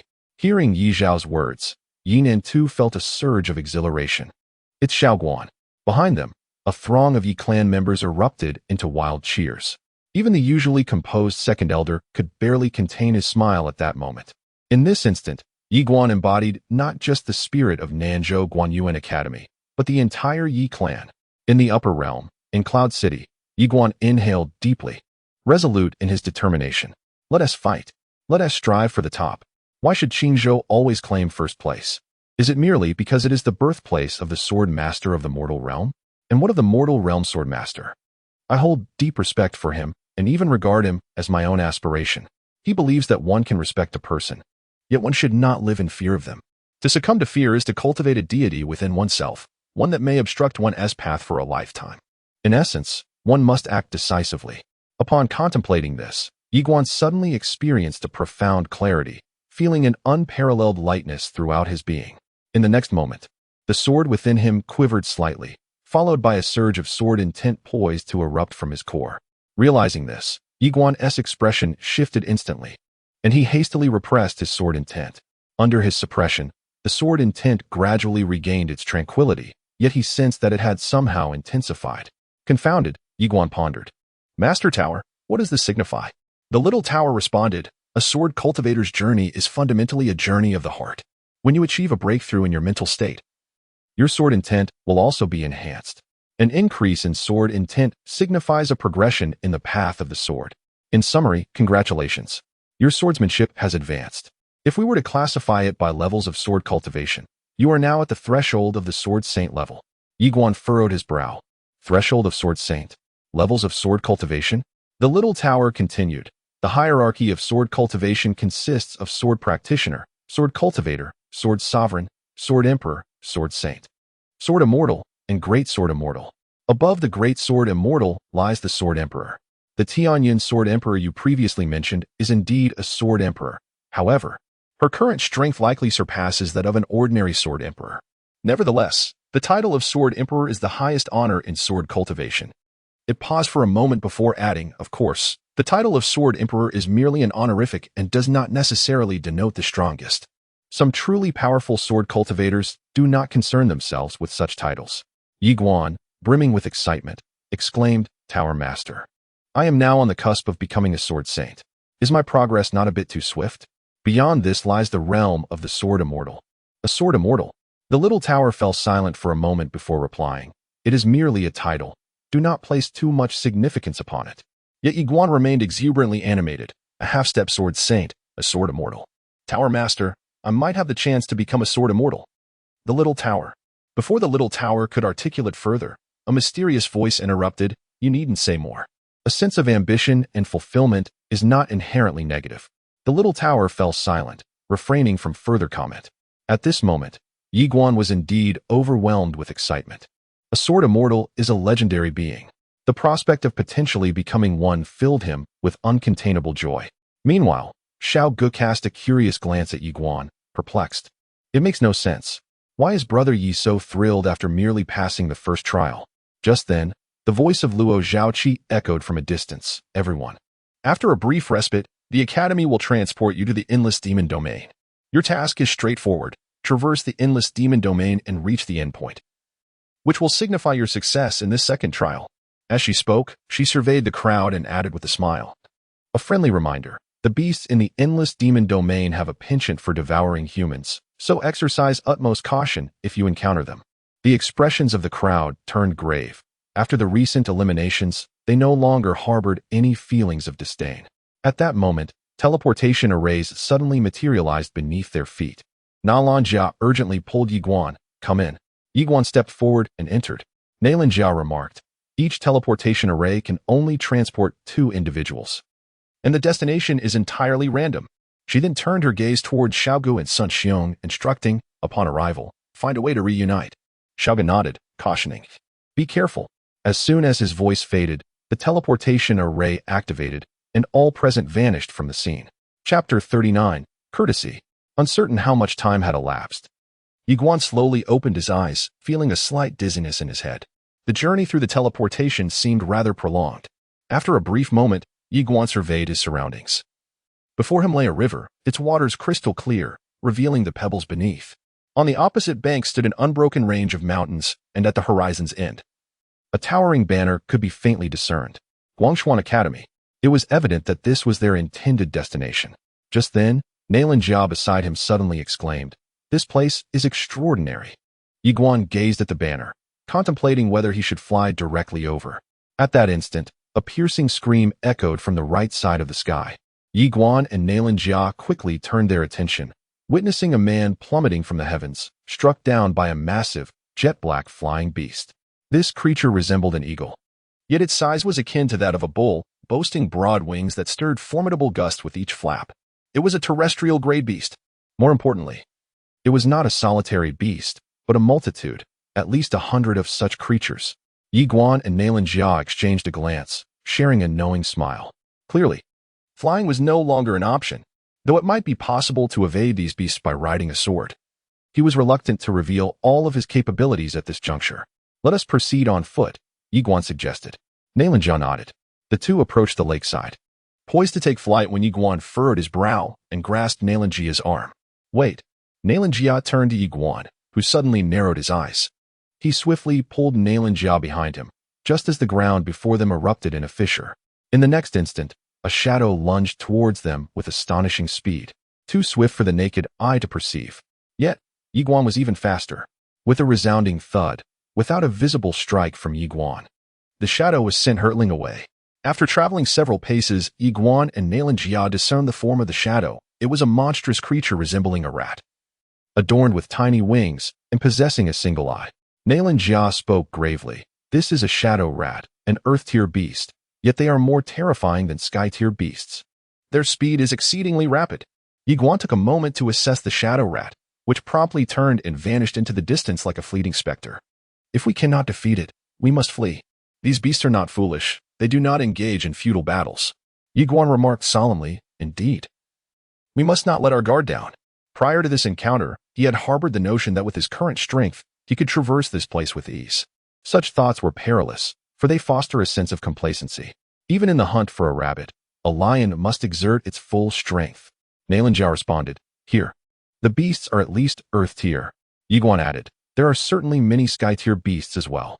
As they exchanged glances, Ye Xuan continued, I wonder where Xiaogu and Sun Xiong are now. Nalan Jia replied, let us proceed. May we encounter them soon. With furrowed brows, Ye Xuan and his companion pressed onward. Soon, they found themselves enveloped by a vast mountain range. Upon entering a dense forest, Ye Xuan's expression shifted to one of concern. The silence was unnervingly profound. He halted and surveyed his surroundings, when suddenly, a massive green serpent, spanning over 10 feet, lunged down from above. It paused mere inches from his head, halted by a chi sword that had inexplicably embedded itself in its skull. At that moment, the forest erupted with a series of unsettling rustling sounds. Nalan Jia glanced around, only to discover that the area was teeming with serpents. Ye Xuan murmured, it seems we have entered the serpent forest. Countless snakes slithered towards them, flicking their tongues menacingly. Jia instinctively leaned closer to Ye Xuan, who noticed her pallid complexion. He blinked in surprise. Was she afraid of snakes? Jia nodded. Ye Xuan gently grasped her hand, reassuring her, there's nothing to fear. As he scanned the environment, his gaze fell upon a deep purple serpent. The moment it caught his eye, the serpent emitted a strange sound, and in an instant, the entire horde of snakes surged toward Ye Xuan and Jia in a frenzy. Reacting swiftly, Ye Xuan snapped off a nearby branch. With a swift motion, he thrust the branch toward the deep purple serpent's head, producing a sharp whoosh as it made contact. The serpent abruptly spoke, "Stop." Ye Xuan stood frozen in astonishment. The Serpent King could speak human language? Fixing its gaze upon Ye Xuan, it commanded, "You may proceed." It understood that the human before it had shown mercy. That branch just now could have easily claimed its life. As the voice of the Serpent King echoed, the serpents before Ye Xuan and Jia promptly parted to either side. Ye Xuan cast a glance at the Serpent King, then took Jia's hand and began to walk into the distance. Suddenly, as if struck by a thought, Ye Xuan halted, turned to the Serpent King, and inquired, "Are there any particularly perilous places ahead?" The Serpent King fixed his gaze upon him, remaining silent. Ye Xuan opened his palm. A storage ring floated before the Serpent King, containing 1,000 golden crystals. The Serpent King glanced at the ring and then replied, "If you provide me with another 1,000 golden crystals, I shall instruct my minions to lead you along a safe path." After a brief silence, Ye Xuan remarked, "Is this how the game is played?" The Serpent King responded calmly, "If you can fight, then fight. If not, find another way to earn." "Is there a problem with that?" Ye Xuan nodded, "No problem at all." Initially, he had presumed that the minds of these magical beasts might be rather simplistic, given their nature, yet it became evident that this was far from the truth. Ye Xuan handed the Serpent King another storage ring. At that moment, a small snake darted before Ye Xuan and Jia. The Serpent King instructed, "Follow it." Ye Xuan nodded, "All right." Thus, Ye Xuan and Jia trailed behind the small serpent, disappearing deep into the thicket. Along the way, they successfully evaded numerous territories of magical beasts, significantly reducing their troubles. The concept of territory among magical beasts is quite pronounced. Often, encroaching upon their domain, whether intentionally or not, would be perceived as a provocation. With the guidance of this small serpent, they managed to circumvent an abundance of difficulties. Not long after, Ye Xuan and Jia, guided by a small serpent, arrived at a magnificent gorge flanked by towering mountains that soared thousands of feet into the sky. The sight was indeed breathtaking. At that moment, however, the small serpent came to a halt. Ye Xuan and Jia turned to the creature, which spoke, "Ahead lies the territory of the Earth Bear clan. Our serpent tribe has always been their mortal enemy. If they catch wind of my presence, a fierce confrontation will surely ensue. Thus, you must proceed on your own from here." Ye Xuan nodded slightly, extending his palm as a spatial ring floated before the serpent. "Thank you," he said with a smile. The serpent glanced at the ring, which contained 100 golden crystals. With a blink, it replied, "The Earth Bear King once studied at the Guanxuan Academy and has a particular fondness for human etiquette. If you show a bit of courtesy, he may not be difficult with you." "Thank you." Ye Xuan responded with a smile. "Thank you for your tip." The serpent chirped before stowing away the ring and disappearing from their sight. Ye Xuan and Jia exchanged glances and chuckled. Jia remarked, "Suddenly, I feel that serpents aren't as fearsome as I once thought." Indeed, Ye Xuan agreed, and the two continued their journey into the distance. Jia quietly noted, "The fact that the demon clans and humans, along with the 100 tribes, can coexist peacefully today is thanks to the sword master of the human realm from years past. He unified the universe, establishing a new order that allowed the 100 tribes to live in harmony. Otherwise, who knows how chaotic this world would be." Ye Xuan nodded subtly. Since joining the academy, he had perused many accounts concerning the sword master of the human realm. As Jia remarked, "The current harmonious coexistence of the human race with the myriad clans is indeed largely attributed to the human sword master. He has unified the various clans through his singular strength. Every clan must adhere to the principles of the observing mystery law. Although some discord still exists among the leaders in certain areas, large-scale conflicts have never been witnessed." Lost in thought, Ye Xuan suddenly inquired, "Tower Master, do you know the human sword master? I mean, do you know him in the sense that you are acquainted with each other?" After a moment of silence, the small tower replied, "I do know him." Ye Xuan's excitement surged. "Tower Master, you are acquainted with the human sword master. How impressive you are. The small tower responded. Ye Xuan continued, Tower Master, you previously opposed my aspiration to become a peerless strongman like the human sword master. May I ask why? The small tower explained. What I meant was that you should take your time and not aim too high too soon. Do you understand? Ye Xuan nodded. I understand. As they spoke, he and Yanhuang had already reached the depths of the canyon. At that moment, the ground suddenly trembled violently. And then a colossal black bear emerged, its size surpassing that of 3 oxen, exuding an overwhelming sense of pressure. A celestial tier beast. Ye Xuan's expression grew grave. The reason for his seriousness was not just the presence of one bear, but rather hundreds of them. Hundreds of bears. Although some of them were not particularly formidable, the sheer number would be overwhelming even for him. Beasts tend to favor moving in packs. Beside the massive black bear, another bear suddenly roared, humans. The gigantic black bear swiftly turned and swatted with a powerful paw. Slap. The black bear was sent flying several yards away. The other bears stood in astonishment. The great black bear coldly declared, What are you roaring about? Have I not taught you to be polite? Courtesy. As it spoke, it turned to Ye Xuan and performed a respectful bow, saying, This humble bear extends its greetings to you, young master. Ye Xuan was momentarily taken aback.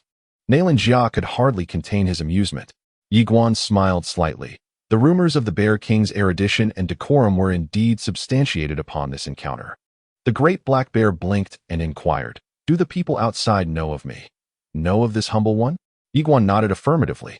The black bear chuckled. Such are mere accolades, mere accolades. Ye Xuan, with a gentle smile, produced an ancient tome he carried with him and offered it to the Bear King. Your Majesty, this book belongs to the collection of the Guanxuan Academy. Though it may not contain martial techniques, it was bequeathed by the renowned sword master of your. I have greatly benefited from its wisdom, and since fate has brought me to your esteemed presence, I wish to present it to you. Upon hearing this, the great black bear eagerly accepted the tome and remarked, Human. Oh, dear young master, you are exceedingly gracious. With that, it hastily produced a celestial-grade inner elixir and presented it to Ye Xuan. To come without reciprocation would be impolite. Please accept this celestial inner elixir. Chapter 40, Fury. Gazing at the celestial inner elixir before him, Ye Xuan fell into a contemplative silence. This was far too precious. A book exchanged for a celestial inner elixir? He gently shook his head in refusal. Bear King, this elixir is far too valuable. The great black bear laughed. You do not want it? Ye Xuan shook his head, saying, This book is a token of my sincere intentions, yet your inner elixir, King Bear, is far too precious. Should I accept it, it would be utterly unethical. Though he felt a strong allure. After all, a heavenly grade inner elixir is of immense value. His moral compass reminded him that some bargains are best left untouched. The great black bear observed Ye Xuan for a moment before chuckling. You are quite different from others. You do not regard me as a fool. Ye Xuan was momentarily taken aback. The great black bear then exclaimed, I shall accept this book. With that, he raised his paw, granting passage. Upon hearing this, the bear demons behind him swiftly parted to either side. Ye Xuan clasped his fists in gratitude, thanking him before he and Yanhuang proceeded into the distance. At that moment, the great black bear called out, Human. Ye Xuan turned to face him, and the great black bear remarked, Ahead lies the Heavenly Wolf clan. If you wish to avoid excessive trouble, you might consider taking a slight detour to evade them. Ye Xuan smiled gently, expressing his thanks. As they departed, Yanhuang glanced back and noticed, hidden behind a massive rock, the lifeless bodies of several humans. This sight caused her brows to furrow slightly. After Ye Xuan and Yanhuang had left, one of the black bears beside the king inquired, Why did you let them go, your majesty? The great black bear gazed into the distance, replying, Though this person sought to take advantage of the situation, he is unlike the rest. He did not truly consider me a fool. The black bear responded solemnly, Is that reason enough? The great black bear spoke calmly, before our entire clan. He exhibited no fear whatsoever. Instead, he spoke eloquently and remained composed. Such a person, if lacking in hidden cards, would surely not inspire my belief. Given this, rather than risking a confrontation, why not adopt a different approach and foster a bond of goodwill for future endeavors? With that, he glanced at the black bear and continued, Whether as a human or a bear, one must learn to discern the times, read the room, and avoid reckless and mindless brawling. The black bear nodded, simplifying it to, If one can win, then fight. If victory seems unlikely, then make friends, correct? The great black bear chuckled heartily. Indeed, a promising pupil. After Ye Xuan and Nalan Jia departed from the gorge, they heeded the Bear King's counsel and took a different route, opting for a detour. Suddenly, Nalan Jia remarked, "That Bear King is quite remarkable." Ye Xuan replied with a smile, "To become the king of a clan is no small feat." Nalan Jia glanced at Ye Xuan and said, "Initially, I thought you would accept that inner elixir." At that moment, she too felt a twinge of temptation. Yet, Ye Xuan shook his head. Those who seek to gain small advantages often stand to lose much more, and such matters carry an element of immorality. Nalan Jia nodded slightly. Indeed. Ye Xuan surveyed their surroundings and whispered, "I wonder how Xiaogu and Sun Xiang are faring now." He felt a tinge of concern. This place harbored far more celestial tier beasts than he had anticipated, and most of these creatures were pack hunters. Encountering a group of such beasts could truly lead to despair. Even if he were to face over 100 bears, he would have no choice but to flee. While he is unafraid of one-on-one confrontations, the prospect of being overwhelmed in a group battle does instill a degree of trepidation in him. Nalan Jia spoke solemnly. "It seems that those who can pass this assessment will be exceedingly few." Ye Xuan nodded, acknowledging that the examination at the academy was indeed rather extreme. Nalan Jia shook her head, stating, "To my knowledge, the recruitment standards in the central land of the divine continent are even more daunting." Ye Xuan, intrigued, inquired further, "What do you mean?" Nalan Jia turned her gaze towards Ye Xuan and asked, "Do you know how many individuals they are accepting from this realm?" Ye Xuan shook his head in uncertainty. Nalan Jia responded gravely, "Only one." Upon hearing this, Ye Xuan was taken aback. "One?" Nalan Jia affirmed. "Only the one who emerges as the top contender in the martial examination qualifies to be taken by them." Ye Xuan lapsed into silence. The requirement to be the absolute best in order to enter the central land was truly extraordinary. Nalan Jia continued, "And that is not even the most alarming aspect. It is said that the recruitment criteria of the Guanxuan Academy's main branch are even more horrifying." With that, she shook her head and smiled. "For those at the bottom, striving to ascend is indeed akin to scaling the heavens."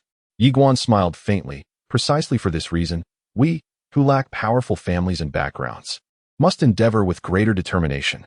Nalan Jia responded cheerfully, "Let us strive together." Ye Xuan nodded in agreement. The two quickened their pace, and before long, they had navigated past the territory of the Tianlang tribe.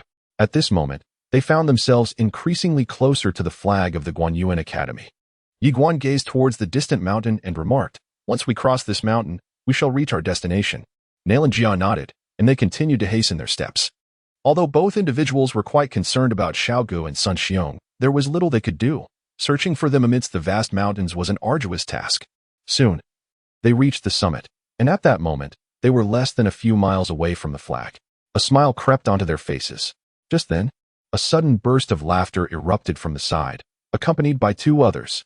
Hearing this, Ye Xuan and Nalan Jia turned to look, and not far away, a man approached leisurely. He donned a long black robe, his imposing stature accentuated by a rugged beard, exuding a rather coarse demeanor, while his gaze held a lewd glimmer. The initial impression he imparted was that he was not a person of good character. Upon seeing Nalan Jia, his eyes sparkled with delight, and he said with a grin, "What a beautiful woman. I have never encountered such exquisite beauty before. TSK, TSK. Ye Xuan stole a glance at the man and realized that he was no human, but rather a demon beast, and a formidable one at that, belonging to the celestial rank. The demon beast's gaze remained fixated on Nalan Jia as he grinned. "You must be Ye Xuan and Nalan Jia, correct? Someone has offered a handsome bounty for your demise. However, I did not anticipate that this young lady Nalan would be so stunningly beautiful. Not to mention me. Even a eunuch would surely be captivated." At that moment, a shadowy figure suddenly dashed before him. The demon beast's pupils constricted in shock, overwhelmed by the terrifying speed. He could only defensively raise his arms in front of him to shield his head. Just then, Ye Xuan's foot connected forcefully with his groin. Bang! Ah! The excruciating pain that surged through his limbs elicited a piercing scream from him, a sensation akin to that of shattered eggs, indescribable in its intensity.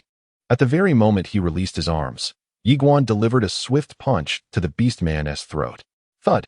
The beastman was sent hurtling backward, and in that fleeting instant, Ye Xuan seized his right hand, forcefully slamming it down onto the ground. Crash! The impact shattered the earth beneath them. Ye Xuan leaned over. Observing the beastman before him, he had once believed that both humans and beasts possessed a certain decorum, but he was sorely mistaken. The beastman glared at Ye Xuan with venomous hatred, exclaiming, "Look around you." At that moment, A horde of beastmen suddenly materialized, numbering in the hundreds. The beastman sneered. If I perish, the woman you cherish will be trampled upon 1,000 times by my savage kin. Ye Xuan grinned, declaring after today, there shall be no savage tribe left in this world. With that, he unleashed a powerful strike, and in an instant, the beastman emitted a series of anguished screams. Every bone in his body shattered under Ye Xuan's might. The beastman howled in a frenzy, kill him, spare the woman. The throng of beastmen surged toward Ye Xuan. Fixating on the advancing horde, Ye Xuan's eyes brimmed with murderous intent, and a peculiar crimson hue began to manifest at the edges of his gaze. Chapter 41. Enjoyment. Slaughter. Ye Xuan suddenly surged forward like a tempest. Unbeknownst to him, a dagger had appeared in his hand. During the 2 months of training in the trial tower, he achieved a terrifying level of speed, one that even celestial-tier beasts could not evade. Naturally, the beasts before him stood no chance of escaping his swiftness. The moment Ye Xuan charged forward, the throat of a beast was violently torn open, a spray of blood erupting forth as it fell lifelessly to the ground. In the blink of an eye, Ye Xuan had plunged into the horde of beasts, and yet another creature succumbed to his onslaught. He moved like a phantom, weaving effortlessly through the throng. While the beasts could scarcely catch a glimpse of him, the air was filled with chilling cries of despair. Nearby, a beastly man, sprawled on the ground, watched in disbelief. At that instant, he realized he had been deceived. The intelligence he had received was utterly flawed. This man was far from an ordinary practitioner of air manipulation. He had been duped. The beastly man's heart bled with regret. Meanwhile, more beasts continued to fall in the distance. In a moment of panic, the beastly man exclaimed, "Stop! This is a misunderstanding." At that moment, Nalan Zhao approached him and, placing her foot upon his mouth, commanded, "Silence. Do not disturb him. Let him slay in peace. I delight in watching him kill." The beastly man could only remain speechless as he observed the relentless fall of his kin. In the blink of an eye, over 100 beasts had perished. At this juncture, the remaining creatures finally succumbed to fear. Despite their prolonged efforts, they had yet to lay a finger on this human. Their strengths lay in brute force and physical resilience, yet they were woefully unskilled in matters of speed. At this moment, the first monstrous beast nearby cast a glance at the beastly man lying on the ground and roared, "The king is dead. Retreat." With that, it turned and fled. The beastly man, his eyes ablaze with fury, shouted, "Damn it, I'm not dead yet." Not yet. However, the other beasts paid him no heed, vanishing in an instant. Ye Xuan paused, feeling an overwhelming heat enveloping him, and he noticed the blade in his hand emanating a faint crimson glow. Trembling, he whispered, "Tower Master, why do I feel as if my blood is in motion?" After a moment of silence, the little tower replied, "It's merely an illusion. You must be caught up in the frenzy of slaughter." Ye Xuan's expression stiffened. The little tower continued, "It's normal to feel exhilarated during your first bout of killing. A brief rest will suffice." After a moment's hesitation, Ye Xuan nodded. Within the little tower, it sighed in relief, glad that this fellow's bloodline had not awakened here. Otherwise, with our strength, we would be unable to suppress it. A mysterious voice intoned gravely, "You must teach him to be a good person." The little tower retorted, "A good person, you say? In such circumstances, if he does not kill, I would not intervene. We must guide him properly, but we cannot make him soft. If it were his father..." It paused, then added, "If it were his grandfather, the beasts in this mountain range would surely be slaughtered en masse." The mysterious voice asked solemnly, "What if it is his father?" The little tower remained silent for a moment before replying, "It depends on the situation, at the very least. If he continues on this path of killing, it will come to an end. To speak broadly, the entire upper realm has vanished. Subsequently, we transition to the next map." A mysterious voice echoes. Ye Xuan strides towards the beastly man, whose face is etched with terror. Just as he is about to speak, Ye Xuan interjects, "It is the Xiantian sect that has sent you to eliminate both me and Xiaojia, isn't it?" The beastly man gazes at Ye Xuan in astonishment. "How could you possibly know?" Ye Xuan responds calmly, "Upon our arrival in the upper realm, we became enemies with them. Who else could it be?" The beastly man, in a grave tone, states, "I possess numerous treasures. If you spare my life, all those treasures shall be yours." Without hesitation, Ye Xuan swiftly severs the beastly man's throat. With a splatter, blood erupts forth. The beastly man's eyes widen in shock as he breathes his last. Ye Xuan retrieves the man's storage ring and declares, "By ending your life, your possessions now belong to me." The beastly man. Ye Xuan glances at the storage ring, momentarily taken aback. Inside the ring are 2 heavenly-grade beast cores and 60,000 gold crystals, along with several lower-grade beast cores. Ye Xuan is momentarily elated. The 2 heavenly-grade beast cores alone could fetch at least 200,000, and with the additional 60,000 gold crystals and some lower-grade beast cores, this bounty could amount to roughly 300,000 gold crystals. 300,000. The swiftness of wealth accumulated through murder and theft is astonishing. Ye Xuan hastily thinks. Tower Master, could you elaborate on that fishing law enforcement you mentioned earlier? Little Tower. At that moment, Nailan Jia approaches Ye Xuan, producing a handkerchief and gently wiping the blood from his face. Ye Xuan was momentarily taken aback. At that moment, he stood quite close to Nailan Jia, allowing him to distinctly perceive her fragrant scent. Gazing at the breathtaking beauty before him, Ye Xuan found himself momentarily lost in thought. Nailan Jia softly remarked, "There is no need to be angered by the words of such people. Their opinions do not concern me." Ye Xuan shook his head, asserting, "To insult me is one thing, but to insult you is something I cannot abide." Nailan Jia chuckled. "What if one encounters an opponent that cannot defeat?" After a brief silence, Ye Xuan replied, "If I cannot win, then I shall endure the blows. However, should anyone dare to insult you, even if I am powerless, I will fight back." Nailan Jia gently advised, "Endure for a moment, and the storm shall pass. Take a step back, and the horizon will widen." Ye Xuan shook his head, declaring, "If the person I cherish is insulted before me, and I must endure, then what purpose does my cultivation serve? I practice my swordsmanship not to become a passive bystander."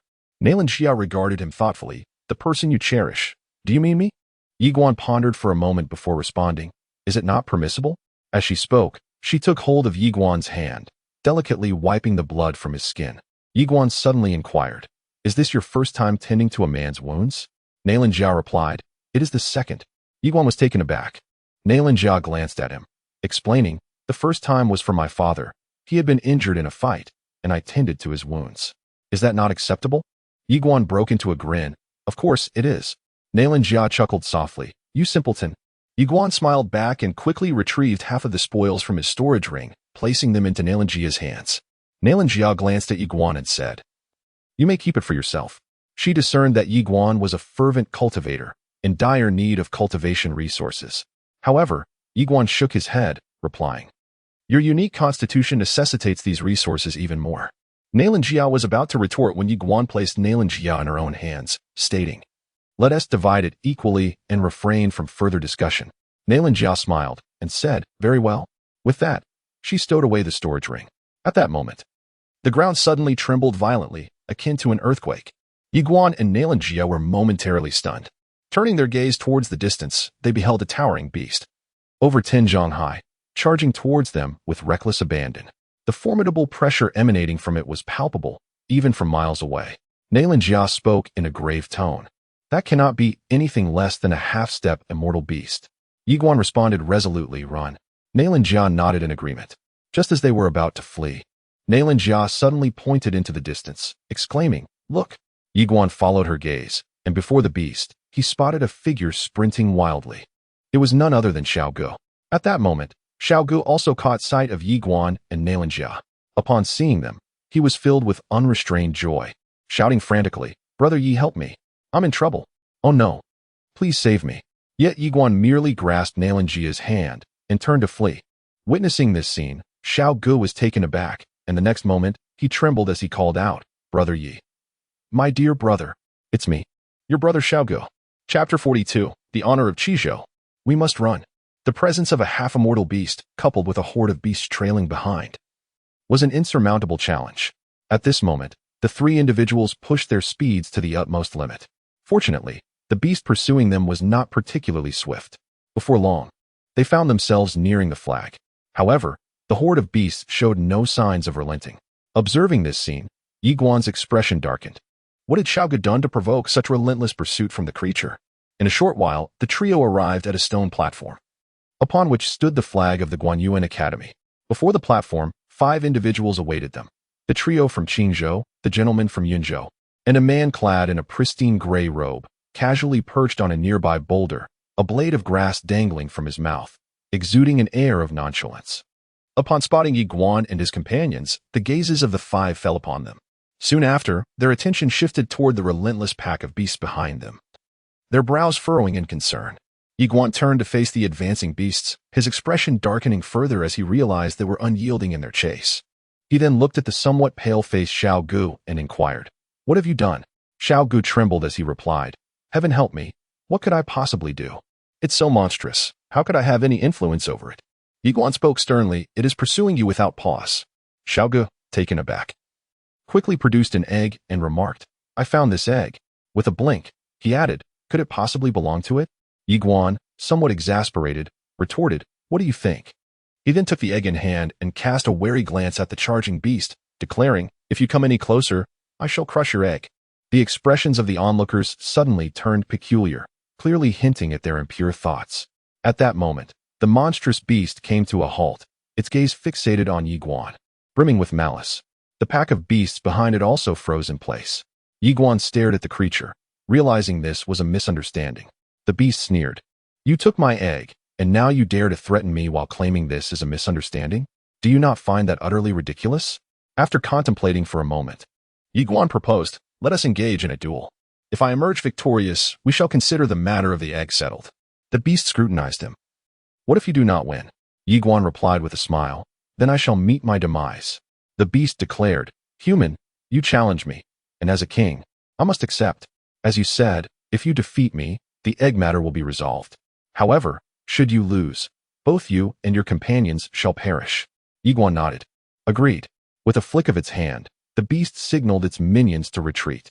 Xiao Gu suddenly interjected, "Yi, why don't I take your place?"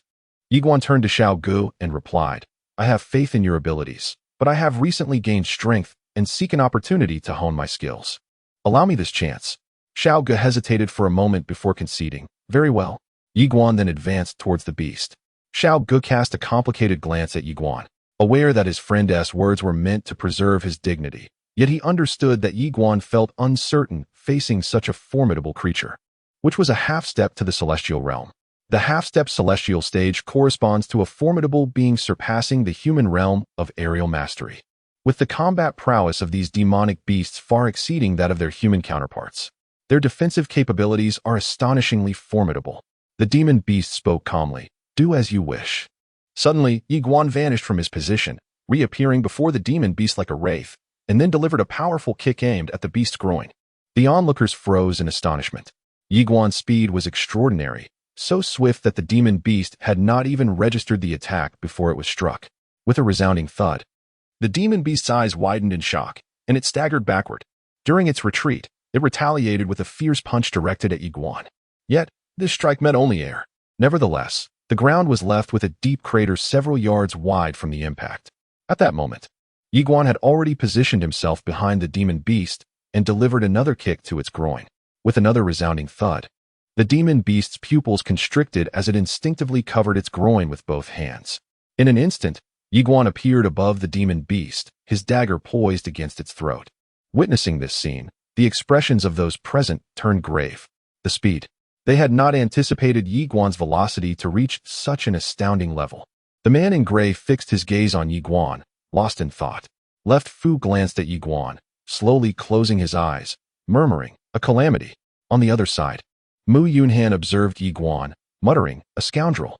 Ao Han shook his head, recognizing that this approach was most effective when confronting an adversary with such extraordinary defensive power.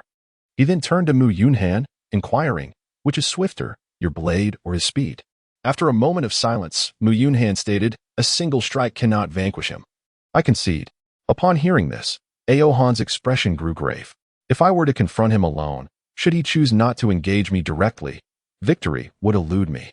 As he spoke, he cast his gaze toward the distant Ye Xuan, never anticipating that such a remarkable talent would emerge from the previously underperforming southern province. In the distance, Ye Xuan refrained from slaying the beast. Instead, he withdrew to the side and placed the egg upon the ground. "This, esteemed one, belongs to you." The beast fixed its gaze upon Ye Xuan. "Your speed is extraordinary." Ye Xuan offered a faint smile, remaining silent. After a prolonged pause, the beast stowed the egg away and declared, "A bet is a bet. Our grievances are now resolved." With that, it turned and departed with a throng of other beasts. Left behind, Ye Xuan remained contemplative. Speed. He realized that when velocity reaches its zenith, it becomes insurmountable. What a pity. The beast, alas, was still not sufficiently powerful to provide him with a thrilling battle. Ever since he triumphed over the shadow in the 9th layer of the trial tower, he had not encountered any adversary capable of instilling a sense of urgency within him. As if struck by a thought, Ye Xuan turned his gaze toward the distant Enmu of Qizhou. Noticing Ye Xuan's attention, the man in gray beside him broke into a knowing smile. Suddenly, Ao Han remarked, "Enmu, he is looking at you. This fellow seeks to challenge you, haha." Enmu glanced at Ye Xuan and slowly closed his eyes, murmuring, "This is not my battlefield." With a grin, Ao Han replied, "Understood. The Central Land is indeed your arena. Though this fellow possesses considerable strength, he is still far from being able to challenge you." Enmu gently shook his head. Whether it be himself or Zhuofu, their target this time is me, which signifies their confidence. I shall not underestimate any of them, for to belittle one's opponent is a most foolish endeavor.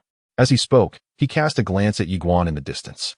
At this moment, should he conceal his true abilities, when engaged in combat, his speed would render you utterly defenseless. The reason the half-step celestial tier beast fell so swiftly was due to its failure to regard its opponent with the necessary respect. Ao Han nodded, understanding. Enmu slowly closed his eyes, vowing to protect the honor of Qingzhou, which has endured for nearly a millennium. Should the divine obstruct me, I shall slay the divine. Should the Buddha impede me, I shall vanquish the Buddha. Chapter 43. Accompanying you, Ye Xuan, Nalanjia, and Xiao Ge moved aside to sit, their gazes fixed upon the distance, awaiting Sun Xiong. However, as an hour passed, Sun Xiong still had not made his appearance. The expressions of the three grew increasingly grim. At that moment, Xiao Ge suddenly remarked, "Have no worries. Within this realm, if one were to forfeit voluntarily, the Academy will retrieve you. Thus, he should encounter no issues." Ye Xuan nodded slightly, directing his gaze towards the edge of the plain. Although he had exchanged few words with Sun Xiong, he still harbored hopes that the latter could pass this trial. After all, they hailed from the same place. Nevertheless, as dusk approached, Sun Xiong remained absent. Yet, individuals from other regions had begun to appear. Since their arrival, approximately 20 others had gradually joined them. At this moment, only half an hour remained until the assessment concluded. Beside Ye Xuan, Xiao Ge gazed at the figure of a man clad in gray in the distance. This individual, hailed as a prodigy from Yongzhou, was none other than Junmu. Ye Xuan turned his attention towards Junmu, who had arrived here even before them. Just then, as if sensing Ye Xuan's gaze, Junmu also looked over and flashed a smile. Ye Xuan returned the gesture with a slight smile, and thus, a silent greeting was exchanged between the two. Xiao Ge then remarked, "I have counted, and there are 19 participants from various states present here. If no new arrivals from other states come, it will be a contest among 19 states for 10 available spots." Ye Xuan nodded subtly, directing his gaze towards the edge of the plain, where no one else seemed to be approaching. At that moment, Luo Zhaoqi suddenly appeared on the scene. Upon seeing her, the crowd realized that the second round of the martial examination had come to an end. Just then, Xiao Ge pointed into the distance and exclaimed, "Look." Ye Xuan turned to see a man struggling to run towards them from the far end of the plain. The man's face was pale, and he clutched his abdomen with his right hand, from which fresh blood continually oozed. The onlookers remained silent, their eyes fixed on the approaching figure. Luo Zhaoqi observed the man without uttering a word. As he reached her, the man managed a weak smile, his expression painfully pale, and said, I'm not late, am I?" Luo Zhaoqi replied calmly, "You are late." The man stood frozen for a moment, then forced a wry smile.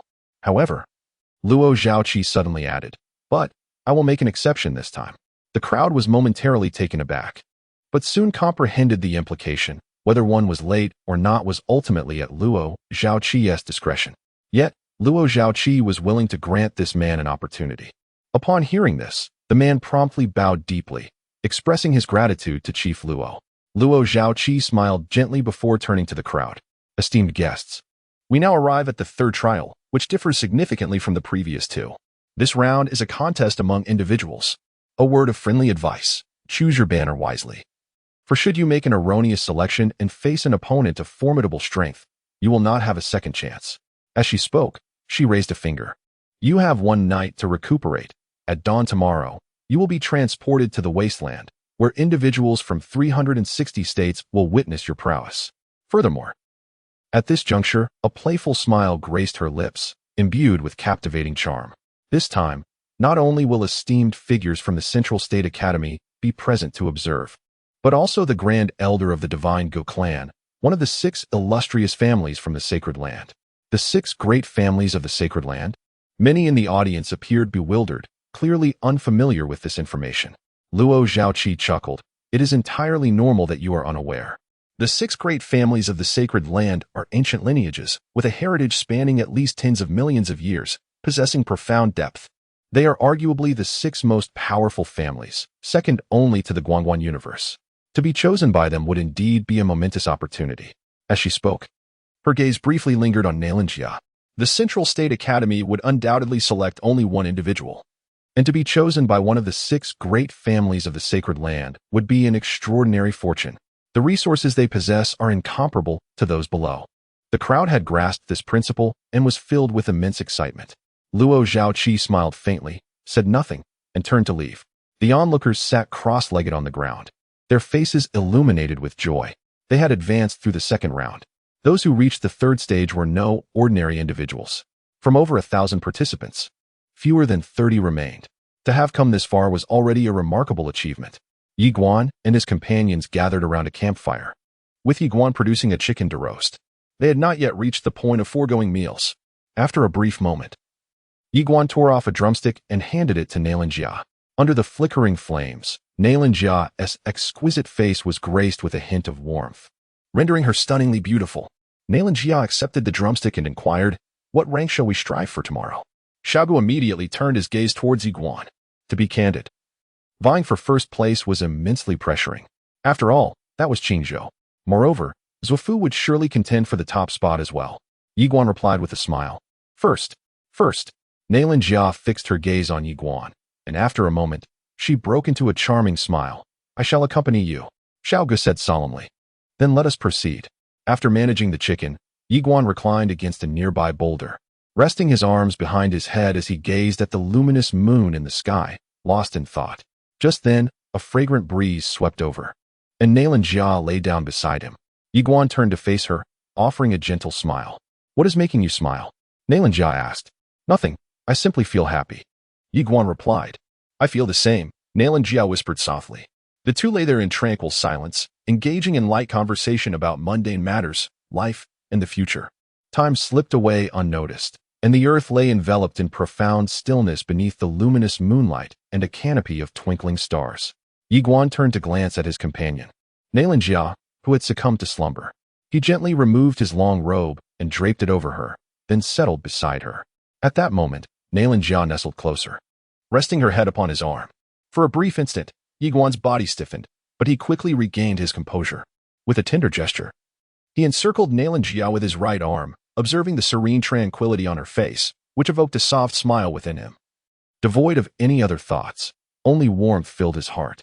Slowly, Ye Xuan closed his eyes and contemplated. "Master Tower, are you asleep?"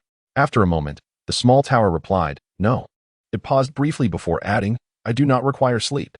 Ye Xuan, perplexed, inquired, "Why not?" The small tower responded, "Let us discuss matters."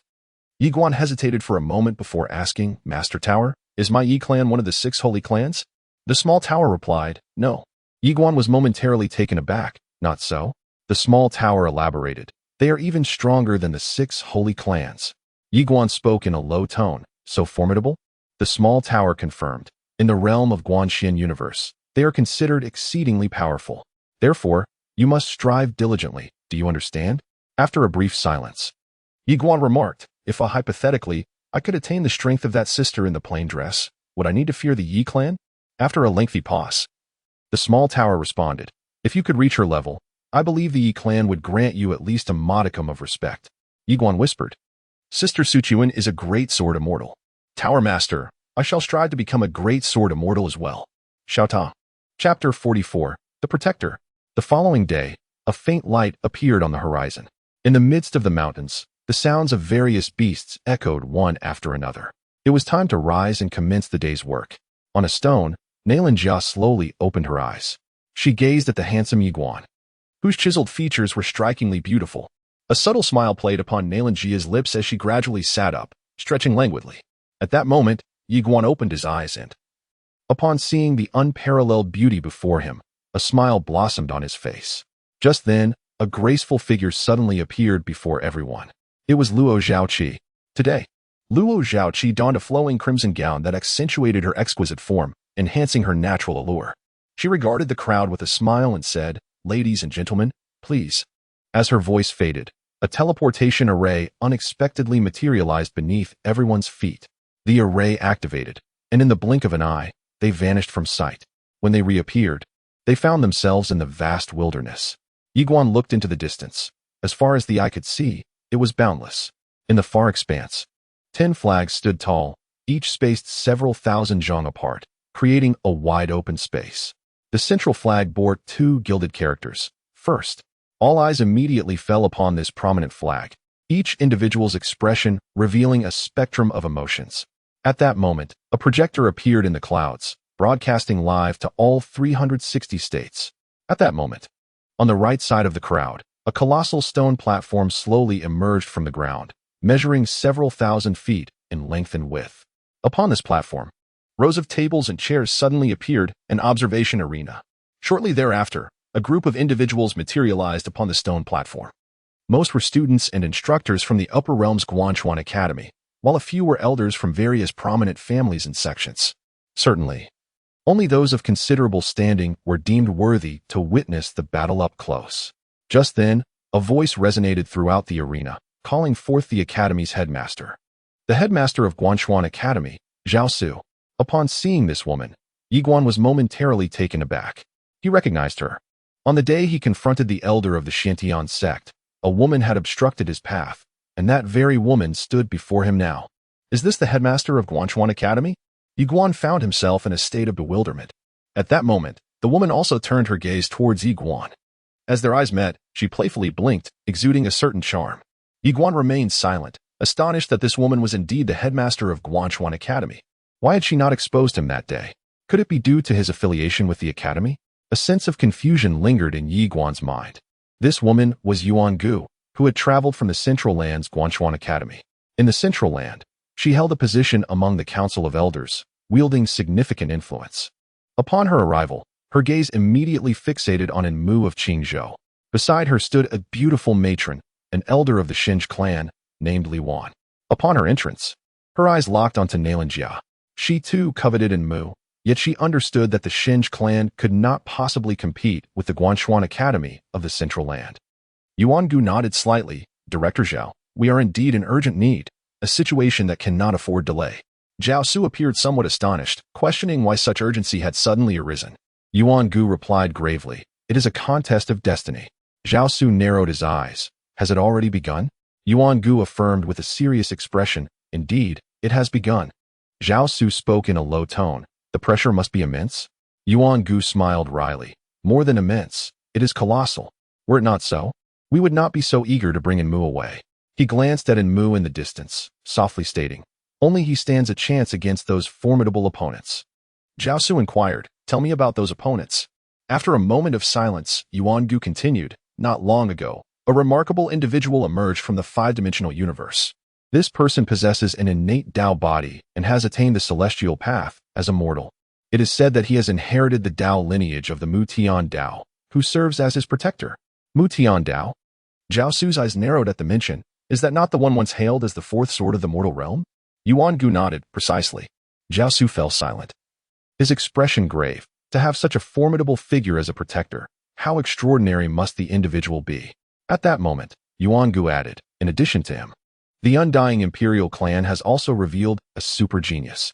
It is said that this person has completely awakened the undying bloodline, and furthermore, he has awakened a fragment of the mad bloodline left by the former sword master of the mortal realm within the undying imperial clan. If we exclude the mortal sword master, he is the most prodigious individual in the history of the undying imperial clan." The undying imperial clan. Upon hearing this, the expression of the head of the Li Academy suddenly turned grave. The undying imperial clan, one of the 6 great clans of the Holy Land, ranks first among them. Currently, aside from the few super clans of the Guanyu universe, the undying imperial clan reigns as the foremost clan across the myriad realms. Even the super clans of the Guanyu universe must show deference to the undying imperial clan, as the mother of the human sword master hails from this lineage. Zhao Su inquired, "Who is this person's protector?" Luo Zhaoqi replied in a hushed tone, It is said to be the boundless lord, who once fought alongside the human sword master in the void true world. The mention of the boundless lord left Zhao Su in silence, her heart shaken by the revelation of yet another unparalleled figure. Yuan Gu continued, moreover, the demon realm has birthed a super genius. Upon his arrival in this world, he astonished the entire demon race, for he is the legendary primordial sacred body, endowed with innate sacred eyes. It is rumored that the head of the Demon Institute, Miss Arya, personally ventured into the demon realm and may have become his protector. Yet, the authenticity of this claim remains uncertain. He paused momentarily, then added, all these prodigies are indeed exceptional, and their protectors are increasingly formidable, with the one from the Milky Way being the most terrifying of all. Zhao Su furrowed her brow. The Milky Way? Yuan Gu nodded, his expression growing increasingly serious. It is said that the individual from the Milky Way is the destined one of this generation. At these words, Zhao Su was left in a daze. The destined one? Who was the last destined one? That would be the human sword master. Throughout history, the destined ones have been terrifyingly unparalleled beings, almost always overshadowing all their contemporaries. And now, yet another destined one has emerged? Yuan Gu offered a bitter smile. Now you understand why we are in such a hurry, don't you? Zhao Su abruptly turned her gaze toward the distant Enmu. Who is his guardian? Yuan Gu replied solemnly. We speculate it could be the divine warrior Enwu. The mention of Enwu caused Zhao Su's expression to become unusually grave, suddenly struck by a thought. She glanced at Ye Xuan, who stood afar, a flicker of pity crossing her eyes. This era is unlike the previous one. Without a formidable guardian, one cannot venture far. Even possessing talent is insufficient.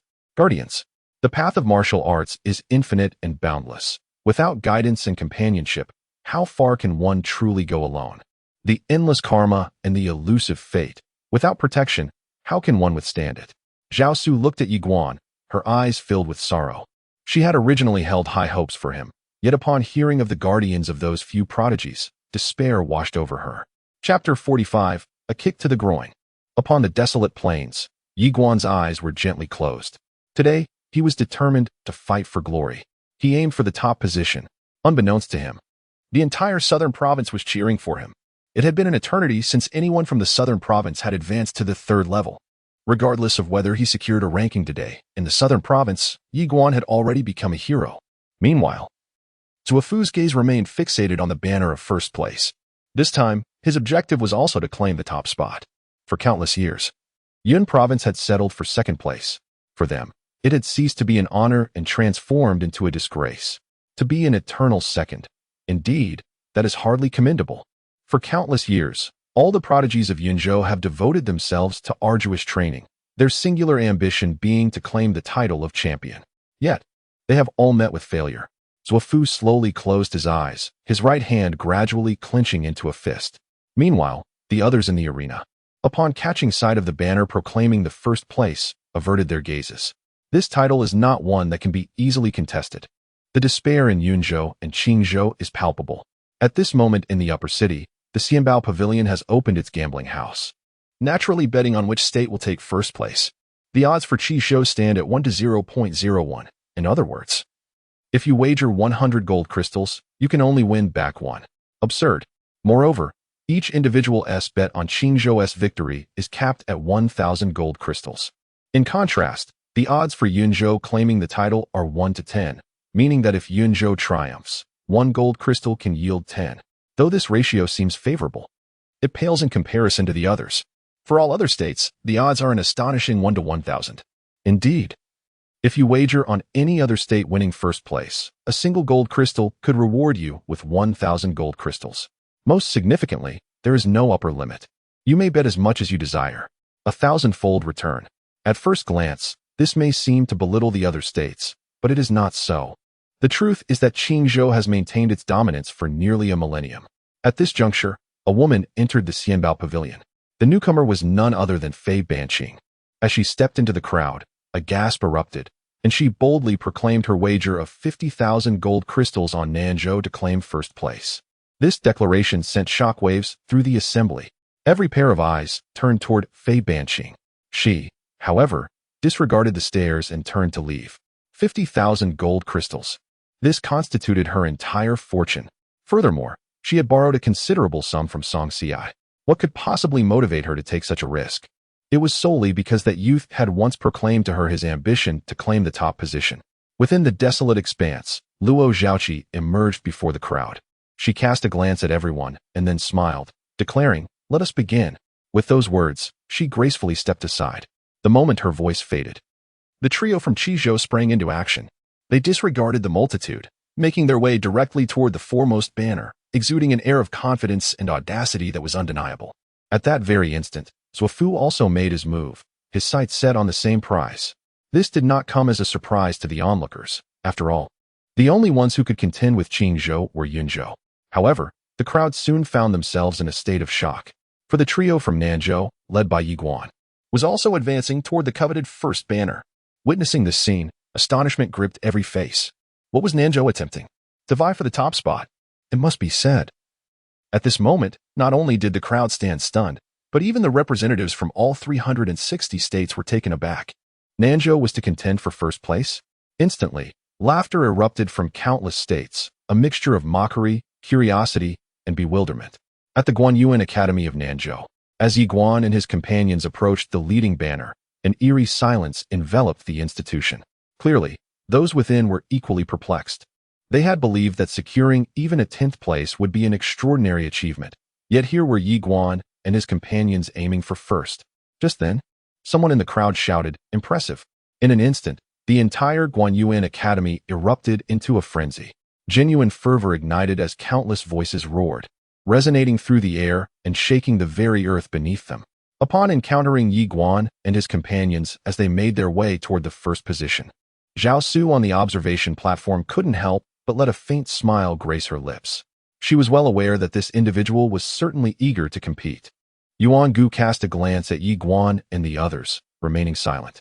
Not far off, Luo Zhaoqi looked at Ye Xuan with a mixture of surprise and curiosity. At that moment, the trio from Qinzhou came to a halt. Mu Yunhan suddenly turned to face Nailan Jia, inquiring, "I have heard that you possess a sacred spirit physique." Nailan Jia nodded affirmatively. Indeed. Mu Yunhan's gaze fixated on Nailan Jia, admiring her exquisite features, lamenting how tragic it would be if such beauty were to perish. Nailan Jia offered a slight smile, exclaiming, "I crave death. I crave death." No sooner had her words echoed than Mu Yunhan's blade was unsheathed with an astonishing swiftness. The flash of the blade was so rapid that the onlookers could barely discern it. A piercing sound of air being torn apart suddenly resonated throughout the arena. However, this lightning-fast strike found only empty air, for Nailan Jia had inexplicably appeared several dozen feet to the right. Witnessing this scene, Yuan Gu on the observation platform was taken aback, realizing the depth of this young girl's mastery of time and space. Zhao Su too was astonished, while a smile crept onto Li Wan's face. Having missed her strike, Mu Yunhan regarded Nailan Jia with renewed intrigue. With that, she charged directly toward Nailan Jia, and in an instant, the arena was illuminated by a flurry of blade light. At the same time, Nailan Jia vanished from her original position, causing the fabric of time and space within the arena to ripple like waves. Soon, the two women were embroiled in a fierce battle. Aohan glanced at Zuofu and Ye Xuan, asking, "Which of you will spar with me?" Both men shook their heads in unison, and then simultaneously pointed toward Mu. Upon witnessing this scene, Aohan's expression abruptly darkened, and he exclaimed, "You all are making me lose face." Pointing directly at Zuofu, he declared, "I want to fight you." Zuofu furrowed his brow, questioning, "Why?" Aohan glanced at Ye Xuan and stated, "He enjoys kicking eggs." Ye Xuan's expression froze in shock. After a moment of silence, Zuofu replied, "Are you implying that you think I am cowardly?" Ye Xuan's face darkened, feeling quite offended. With an unflinching demeanor, Aohan continued, "Compared to this fellow from Nanzhou, I would prefer to battle you. Come. Let me see if Yunzhou has made any progress this year." Without further ado, he charged forward, launching a powerful punch at Zuofu. Boom. The punch unleashed a deafening shockwave, startling all present. A body cultivator. Zuofu glanced at Aohan, and suddenly, he pressed his palms together and began to chant a spell. In an instant, a beam of starlight descended from the heavens. Rumble. In the blink of an eye, Aohan was sent flying several dozen feet away, leaving behind a vast pit measuring dozens of feet in width and length where he had stood. Witnessing this spectacle, everyone in the arena was rendered speechless. Aohan stared at his charred body, and then turned to Zuofu, exclaiming in astonishment, "You are the legendary sorcerer." "A sorcerer?" an ancient and enigmatic profession. It is said that such formidable beings can effortlessly harness the powers of the universe, and the most powerful among them can even invoke the laws of an entire realm, instilling fear in the hearts of many. At that moment, the onlookers on the observation platform, including Zhao Su, were no longer composed. A sorcerer. They had not anticipated that Yun Zhou would produce a sorcerer this time around. Ye Xuan gazed at Zhuo Fu with a hint of surprise, as if a thought had crossed his mind, and he glanced towards Zhuo Fu's waist. Observing this, Zhuo Fu hastily declared, "I do not wish to fight you." After a brief pause, he added, "It's not that you lack strength, but I simply prefer not to engage." Ye Xuan. Chapter 46. Qin Zhou, the Eternal Deity. Ye Xuan's notorious kick to the groin truly left a lasting impression. He may falter countless times, yet should he succeed just once, congratulations, for you shall be rendered utterly incapable of combat. That particular spot can withstand even the fiercest of beasts, let alone mere mortals. At that moment, Enmu suddenly interjected, "You two need not quarrel. Let us confront him together." Upon hearing this, the arena erupted into a cacophony of astonishment. 1-2. At that instant, everyone in Qinzhou caught wind of Enmu's declaration, igniting a fervor among the populace. 1-2. Such confidence, such audacity. This is Qinzhou, the Eternal Deity. On the observation platform, Yuangu stroked his beard and chuckled. Good, good, good. He repeated the word thrice. To tread the path of martial arts requires such imposing spirit. Zhao Su regarded Enmu with a slight smile. Indeed, it is quite imposing. Below, Ye Xuan cast a glance at Enmu before turning to Zhuo Fu. "I shall offer you 50,000 gold crystals. Allow me to engage him first." Zhuo Fu shook his head slightly. "I will offer you 100,000 gold crystals. Permit me to strike first." Ye Xuan nodded, agreed. Zhuo Fu stared at Ye Xuan, momentarily taken aback. Ye Xuan extended his right hand. "Give it to me. You shall engage him first." After a moment of silence, Zhuo Fu produced a storage ring and handed it to Ye Xuan. To Ye Xuan's astonishment, the ring contained a staggering 100,000 gold crystals. As Ye Xuan stowed the ring away, he glanced at Zhuo Fu and remarked, "You truly possess considerable wealth." Zhuo Fu hesitated for a moment before inquiring, "Young Master Yi, do you lack even 50,000 gold crystals?" Ye Xuan shook his head, responding, "Not at all. I currently have none, though selling my inner elixir could remedy that. Nonetheless, I remain rather impoverished. The costs of cultivation have become exorbitant." Zhuo Fu surveyed Ye Xuan and remarked, "Young Master Yi, you are quite cunning." Ye Xuan smiled subtly, replying, "Brother Zhua, do your best." With that, he stepped aside. At that moment, Enmu turned to Ye Xuan and asked, "Are you certain you do not wish to join him?" Ye Xuan shook his head, saying no need. He then distanced himself further. A 2-on-1 confrontation, even if victorious, would lack honor, and it was entirely unnecessary. Enmu glanced at Ye Xuan before directing his gaze towards Zhuo Fu. "Make your move." Zhuo Fu nodded slightly, placing his hands together and murmuring an incantation. In an instant, a fierce wind surged through the arena, transforming into thousands of slicing wind blades aimed at Enmu. The air was filled with a cacophony of tearing sounds, an alarming spectacle. In the distance, Enmu suddenly placed his left hand behind his back. The next moment, he extended his right hand forward, gradually forming a fist, and then pulled it back. With a sudden motion, he unleashed a punch. The force of that blow unleashed a terrifying wave of energy, instantly shattering the myriad wind blades. The might of his punch reverberated through the air. Upon witnessing this scene, the expressions of all present grew grave. Enmu gazed at the distant Zhuo Fu and urged, "You have one final opportunity to strike. Employ your most formidable technique. And do not squander this moment." Zhuo Fu nodded slightly. "Very well." With that, he slowly brought his hands together in a gesture of reverence and began to chant an ancient incantation. Crack! Suddenly, the fabric of time and space above them ruptured, revealing an infinite expanse of starlit sky. Concurrently, a terrifying, overwhelming force swept across the desolate plains. Time and space trembled, and the earth began to fracture beneath their feet. Observing the spectacle from the viewing platform, Yuangu abruptly stood, his gaze fixed intently on the distant Zhuo Fu. Disbelief etched across his features. "This is a divine-level sorcery." Divine level. At these words, the crowd's countenance shifted dramatically.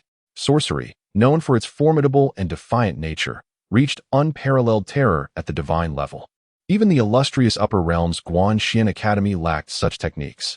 Since the severance of martial arts in bygone years, divine sorcery had become exceedingly rare, and to encounter a divine-level sorcery, even in the central plains, was a phenomenon of utmost rarity. Yet here it was, manifesting before them. The atmosphere warped and distorted, while the earth continued to fracture in layers at that very moment. Enmu lifted his gaze to the gaping rift in time and space, his expression tranquil. Just then, Zuofu's voice rang out, falling stars. As his words echoed, a cacophony erupted. Suddenly, beams of starlight shot forth from the depths of the distant cosmos, akin to meteors racing through the rift in time, hurtling towards Enmu below. Crack! As the countless starlights emerged, the very fabric of space and time in the arena suddenly fractured, resembling a terrifying spider's web. On the observation platform, Yuan Gu's expression shifted dramatically, and he nearly intervened. At that moment, Zhao Su interjected, "Elder Yuan, we must not interfere. This is a fair duel." Yuan Gu relaxed his grip and turned his gaze towards the figure of Enmu. Ye Xuan was also observing the descending starlights, his eyes filled with profound concern. One cannot deny that such an overwhelming divine technique possessed an astonishing power. It had the potential to effortlessly obliterate an entire city.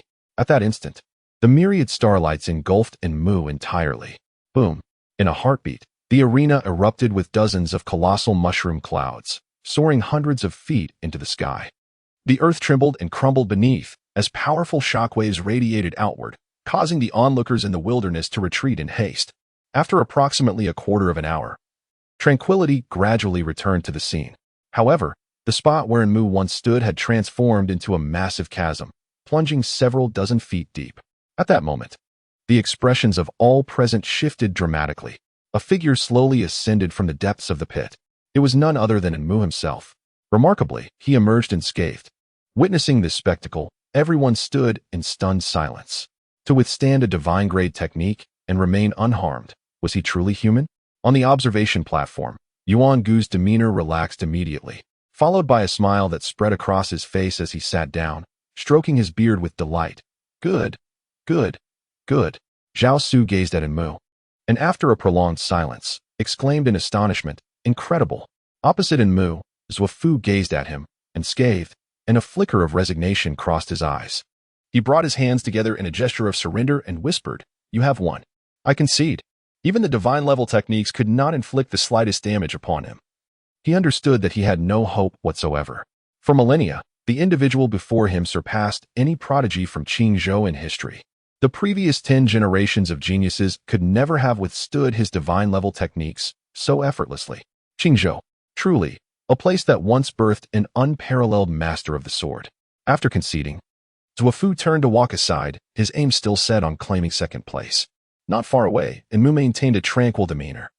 He spoke not a word and proceeded towards the first-place banner.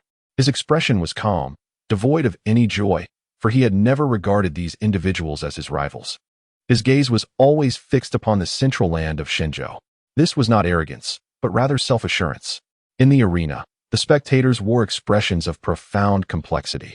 Once again, Qingzhou claimed the top spot, with no room for doubt. At that moment, a voice suddenly rang out from the crowd, "Wait." The onlookers turned to see that it was Ye Xuan who had spoken. They were momentarily stunned. Enmu halted his steps, turning to face Ye Xuan. Ye Xuan smiled and said, "It is our turn."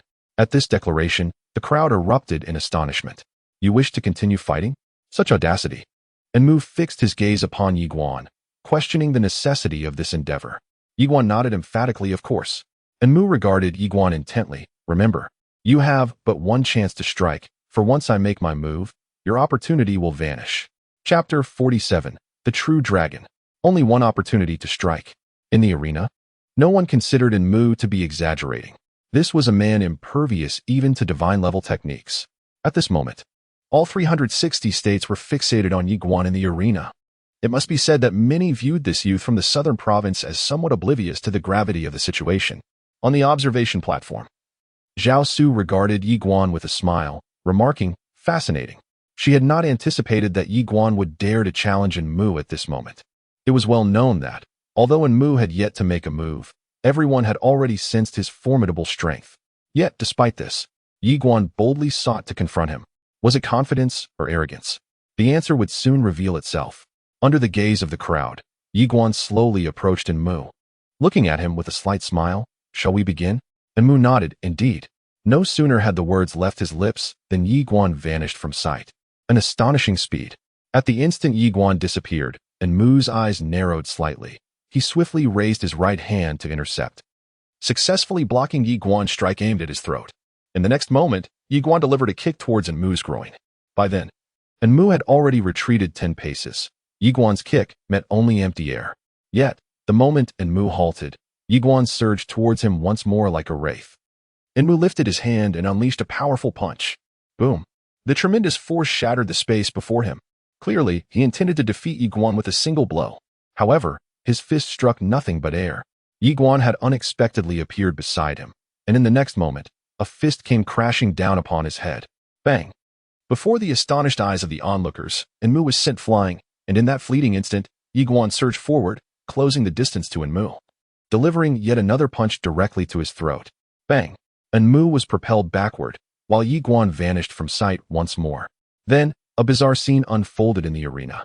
As shadowy afterimages relentlessly assaulted Mu, each strike reverberating ominously, creating an atmosphere of sheer terror. In less than a few breaths, to the astonishment of the crowd, Mu had been forced back 100 feet. The overwhelming speed was utterly crushing. Witnessing this spectacle, everyone present was left in a state of stupefaction. This youth from the southern prefecture was astonishingly powerful. The crowd was left wide-eyed in disbelief. On the observation platform, Yanhuang fixated on Ye Xuan below with narrowed eyes.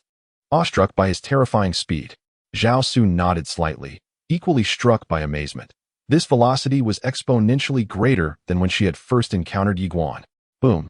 At that moment, a terrifying force erupted from within Mu, yet Ye Xuan had already retreated several paces away, successfully evading this overwhelming power. This struggle left all spectators utterly dumbfounded. Remarkably, after enduring such relentless strikes from Ye Xuan, Mu was still alive and unscathed. Was he a body cultivator? The assembly watched in shock as they regarded Mu. In the distance, Mu cracked his neck, the sound of bones snapping echoing through the air. He gazed into the distance at Ye Xuan and could not help but exclaim, "You astound me. Your speed surpasses even mine." Ye Xuan remained silent. Moments ago, he had launched lethal strikes, yet none had managed to inflict harm upon his opponent. Could it be that his adversary was indeed a body cultivator? Ye Xuan felt a flicker of doubt. At that moment, Mu suddenly declared, "Your speed is impressive, but alas, you cannot breach my defenses." As his voice resonated, he abruptly extended his right hand and leaned down, pressing it against the ground. Boom! In an instant, the earth trembled violently, and then, torrents of terrifying power surged from the depths of the earth, flooding into his palm like a raging tide. The power of the earth. At that moment, a gasp erupted from the spectators in the arena. Just then, Ye Xuan vanished from his position. In the distance, a glint of cold light flashed in Mu's eyes as he forcefully thrust his right hand upward, shouting, "Tremor!" Boom! In that instant, the ground within hundreds of feet was violently upheaved by his command, and simultaneously, a formidable force erupted from the earth, hurtling towards the approaching Ye Xuan. This was a clash of strength against speed. The might of this force was no less formidable than that of divine techniques. However, what unfolded next caused Zhao Su and the others in the viewing area to rise to their feet in astonishment. For at that moment, only they could discern the true swiftness of Ye Xuan. They beheld Ye Xuan amidst the upheaved earth, delivering consecutive punches, each striking the weakest points of that overwhelming force. With merely 3 strikes, Ye Xuan effortlessly shattered the terrifying assault, and then, like a wraith, he reappeared before Mu, employing skill to overcome brute force. Upon witnessing Ye Xuan's sudden reappearance, Mu's pupils constricted sharply, filled with disbelief. In the next instant, bang! Before the astonished eyes of the onlookers, Mu was sent flying. The scene that unfolded thereafter mirrored the previous one, as shadowy afterimages relentlessly bombarded Mu, and under this frenzied onslaught, he found himself unable to retaliate in the slightest.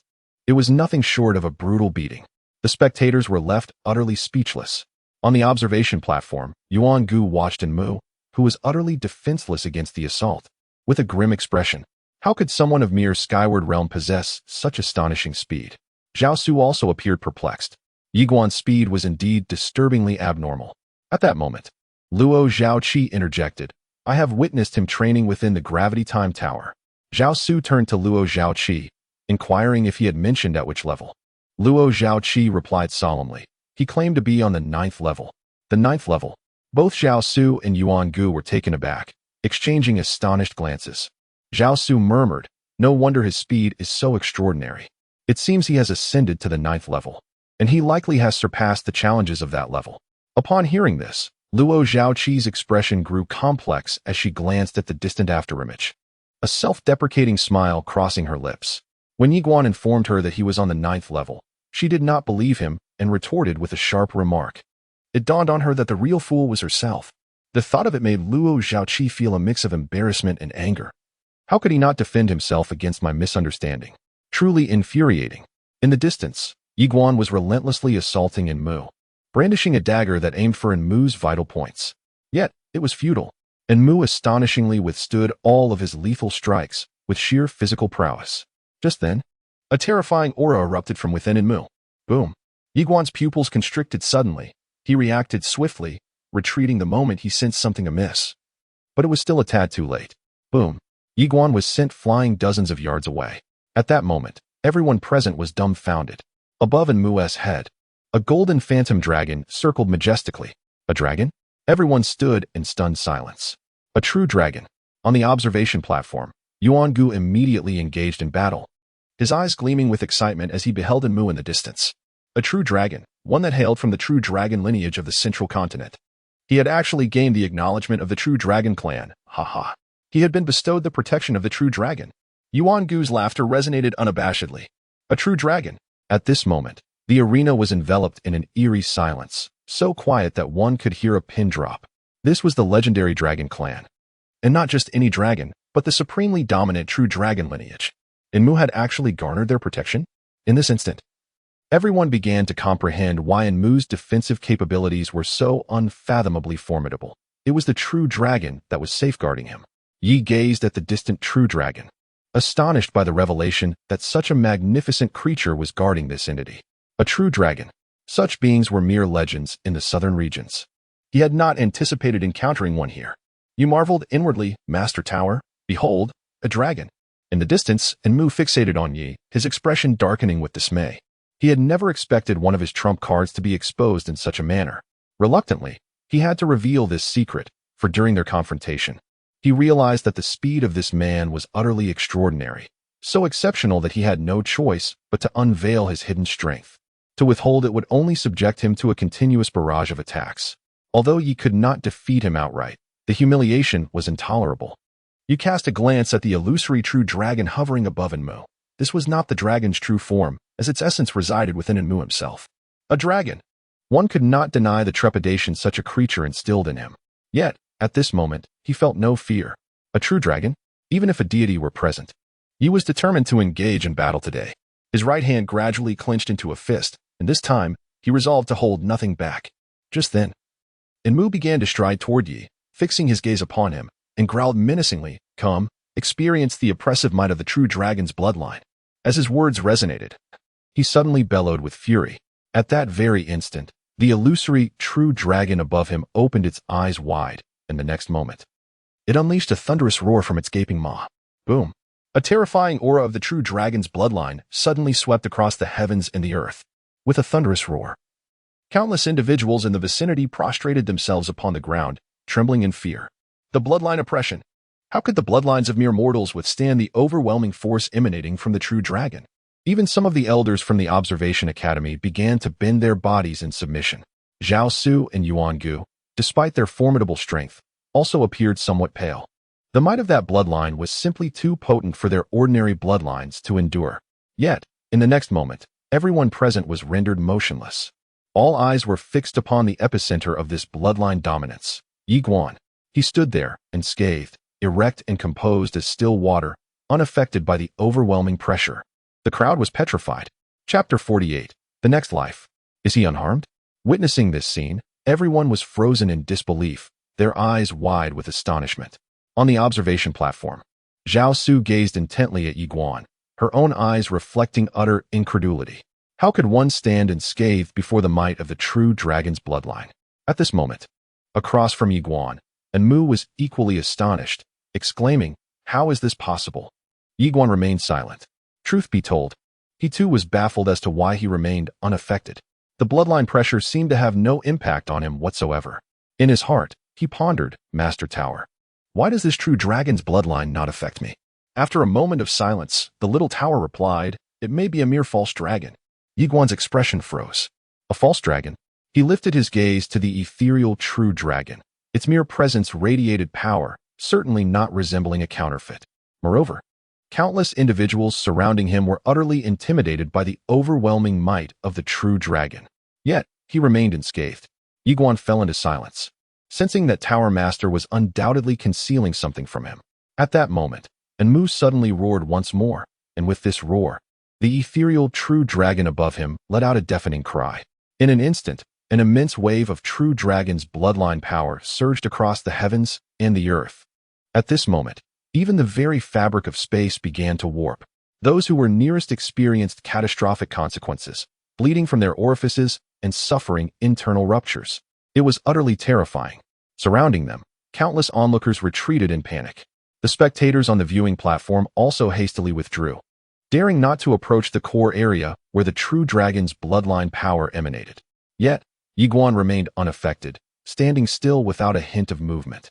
He surveyed the chaos around him, noting that everyone else was in distress while he remained untouched. His silence deepened. Something was amiss. Across from him, Enmu stared intently at Ye Xuan, feeling a twinge of confusion. How could this individual remain unharmed in the face of the true dragon's might? This enigma perplexed Enmu. Ye Xuan glanced at Enmu, choosing to disregard him. In an instant, he vanished from sight. Enmu's expression shifted dramatically. He was about to retreat when a dagger suddenly slashed across his throat. With a flash, sparks erupted. Enmu remained unscathed. At that moment, piercing sounds of slicing filled the air around Enmu.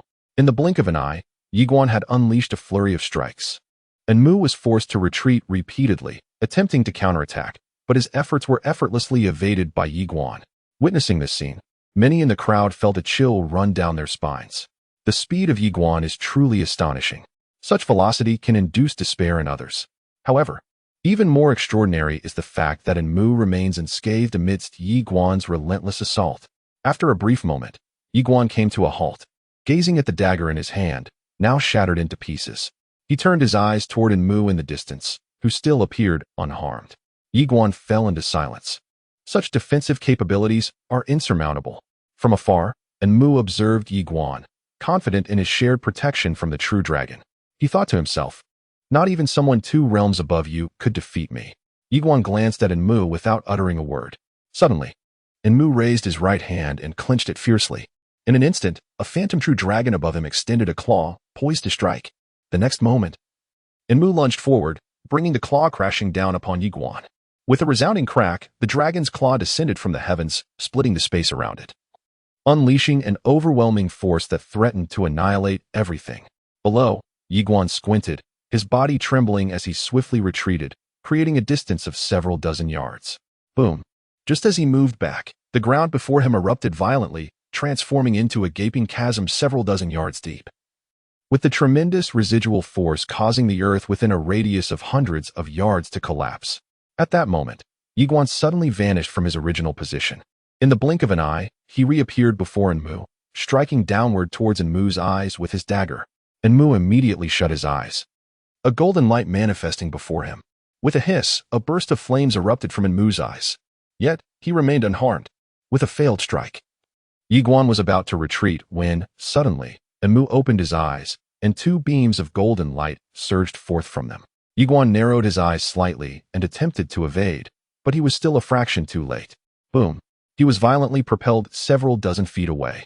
Upon halting, Ye Xuan glanced at his right hand, noticing that the skin on his arm had already turned to charred black. Witnessing this, Nalanjia's eyes immediately filled with concern. In the distance, Enmu fixed his gaze on Ye Xuan, radiating a faint golden light. That was the legendary True Dragon's Guardian. With the True Dragon's Guardian by his side, he remained invincible. On the observation platform, Yuan-gu cast a glance at Ye Xuan and smiled faintly. Although Ye Xuan was impressive, the outcome was already determined. The True Dragon's Guardian. With such a force at play, even if he were to intervene, he might not be able to vanquish Enmu. It was no surprise that he had been predetermined by the Academy from the start. Ye Xuan turned his attention to Enmu, who remarked, I must admit, forcing my trump card to surface. You have already. Just then, a sudden sound of a sword piercing the air echoed through the skies. To the astonishment of all present, a sword aura abruptly pierced through Enmu's throat. Whoosh! Enmu staggered backward several feet. Everyone in the arena turned to look at Ye Xuan, bewildered. A sword cultivator? Was this an actual sword cultivator? On the observation platform, Yanhuang abruptly stood up, ready to intervene, but was halted by Zhao Su. What a joke! With 360 states observing the battle, if outsiders were allowed to meddle, the reputation of Guanxuan Academy would be tarnished. Thus, many in the arena could only witness a flash of sword light. In the distance, Enmu retreated repeatedly, and after retreating nearly several hundred zhong, an overwhelming golden light suddenly erupted from within him. Boom! At that moment, all the flying swords shattered into pieces. Subsequently, amidst that golden radiance, a phantom of a true dragon gradually solidified. The essence of the true dragon revealed itself. Although Enmu had just been struck by a sword from Ye Xuan, he was not dead, for in that critical moment, the true dragon shielded his throat from harm. Everyone in the arena gazed at the true dragon, their expressions heavy with gravity and awe. The true dragon, even in the central plains. It represented a terrifying existence at the pinnacle of the biological chain. The true dragon looked down upon Ye Xuan, who appeared as insignificant as an ant in its presence. Ye Xuan turned his gaze toward the observation platform, pointing at the true dragon, questioning whether he should fight it or continue to battle Enmu.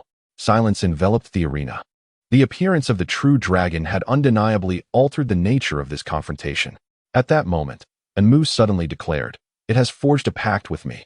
We share life and death, and one could say it is my companion. If you have a companion, you may summon it as well." Companion. Upon saying this, she paused before continuing. "If you concede now, then the battle may come to an end."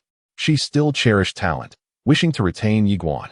While a genius like Enmu would be taken away, keeping a talent like Ye Xuan within the Upper Realm Academy would indeed be a fortunate event for the institution. Ye Xuan remained silent. Observing this scene, Zhao Su's expression grew complex. In the eyes of this young man, she discerned an indomitable spirit and a will to fight. What a pity! Zhao Su sighed inwardly. At that moment, the majestic true dragon suddenly roared furiously at Ye Xuan. Boom! The very fabric of space shattered. The earth, too, crumbled in layers at that instant. Ye Xuan lifted his gaze towards the true dragon, his right hand slowly clenched into a fist. Just then, a hand grasped his. It was Yanhuang.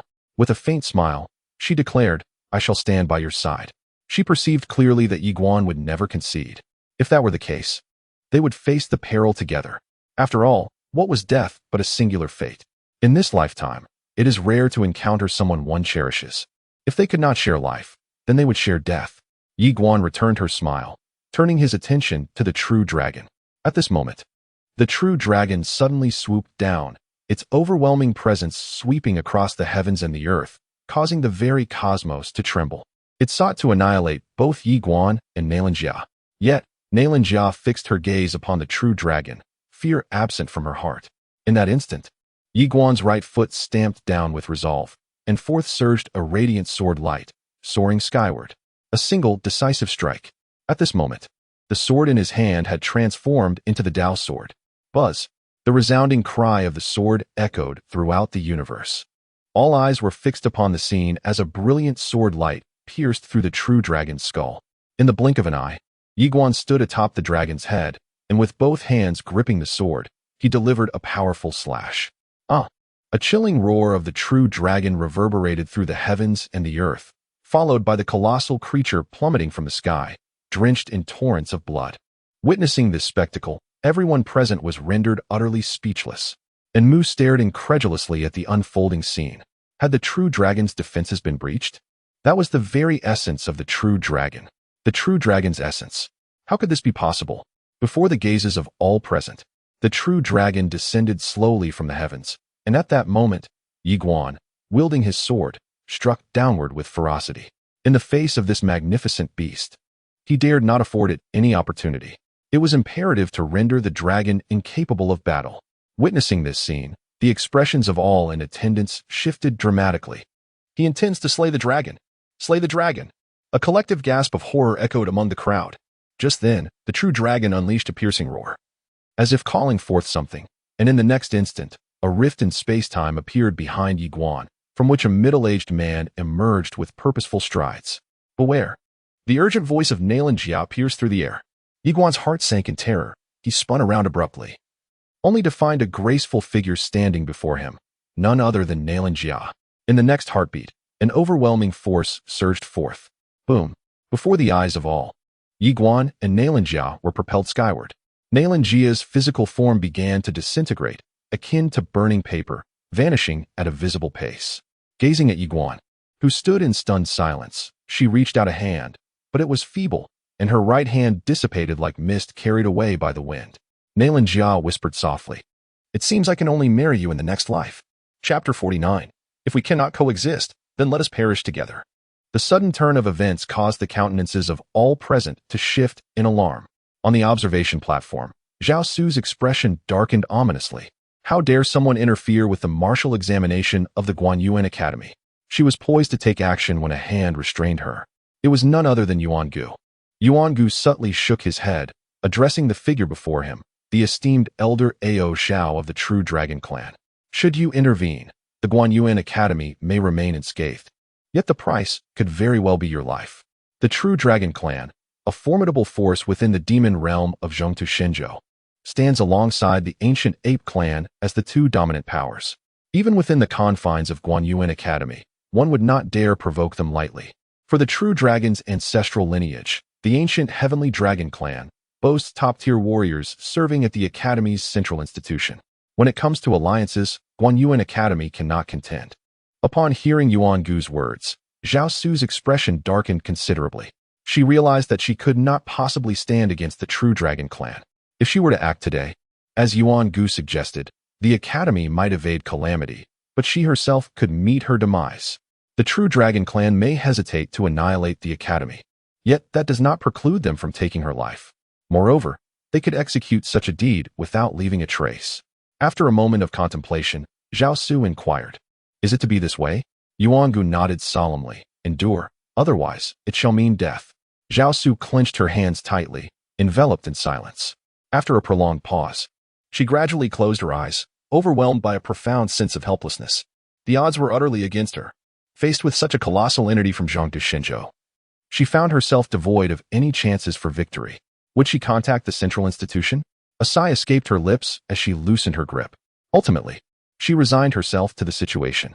Though anger coursed through her veins, the harsh reality compelled her to bow before the might of authority. Meanwhile, in the distance, Ye Xuan crashed to the ground, and at that moment, the corporeal form of Nailan Jia had completely vanished. Simultaneously, her soul was dissipating at an alarming rate.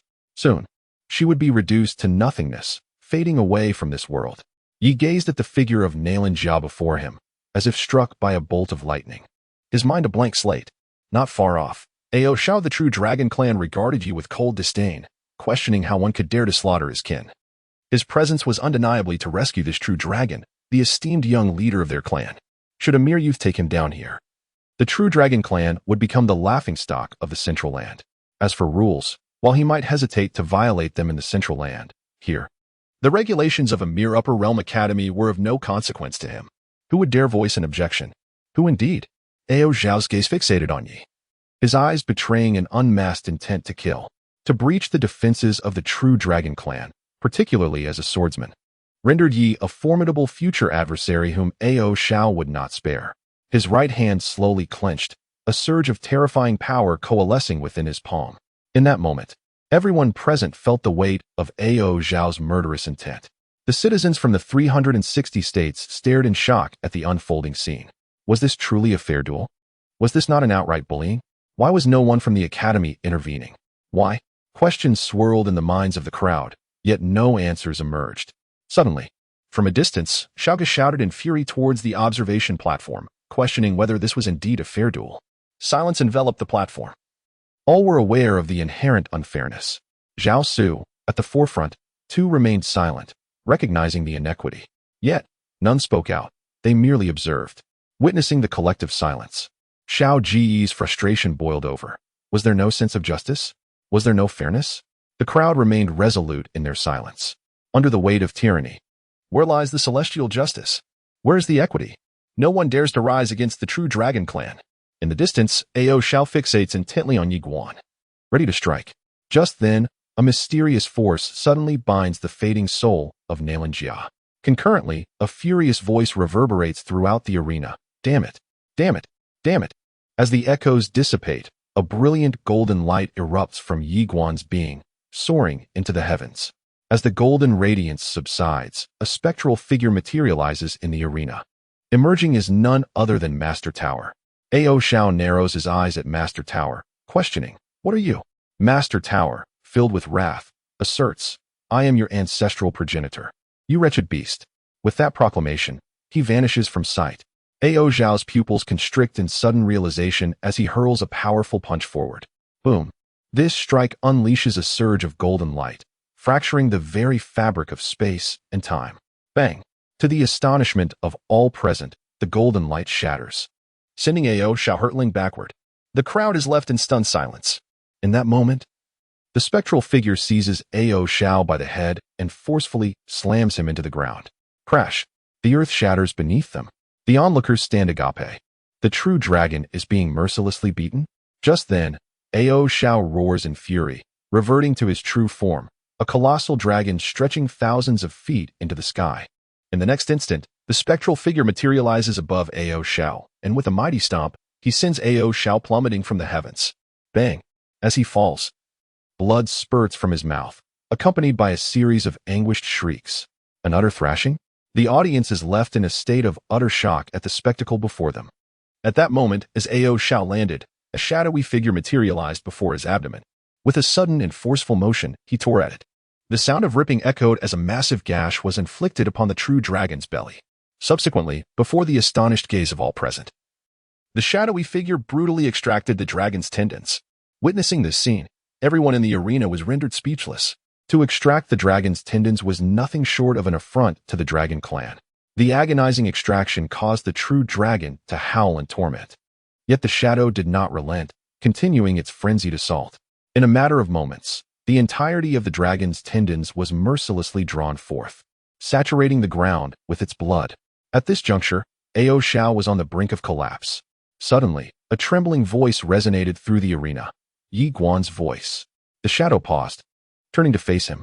Ye Xuan quivered as he asked, "Is there any hope for Xiao Jia?" The tower master slowly approached Ye Xuan, gazing at Yanhuang. After a moment of silence, he replied, "Yes." Ye Xuan implored, "Save her." The tower master replied gravely, "I am unable to rescue her at this moment. I can only temporarily preserve her soul.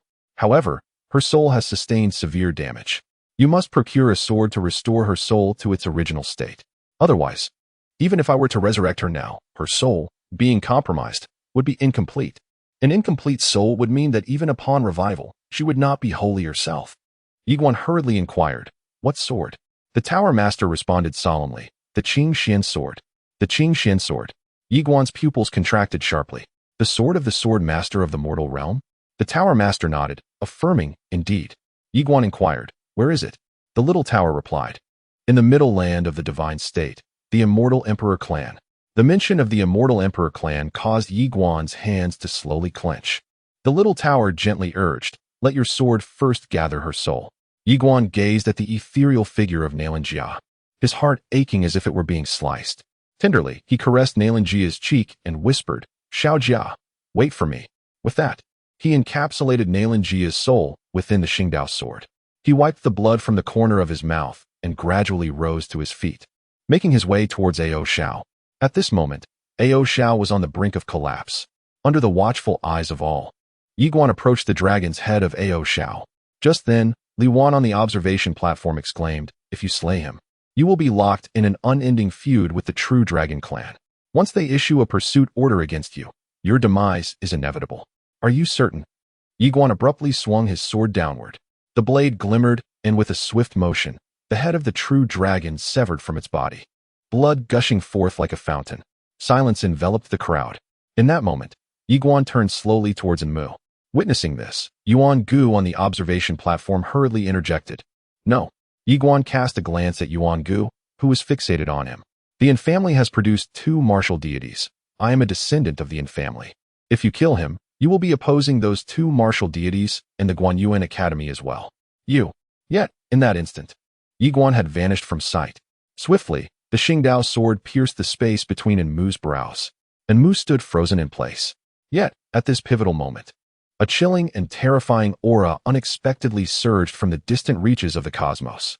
In that instant, the entirety of the upper realm trembled. Indeed, the entire upper realm. On the observation platform, Elder Yuan spoke with a quivering voice. Such a terrifying presence can only belong to an ancestor of the Yin family. The Yin family, with its legacy spanning tens of millions of years, not only boasts two formidable Valkyries but also countless elite warriors. The individual arriving this time is undoubtedly a being of immense power.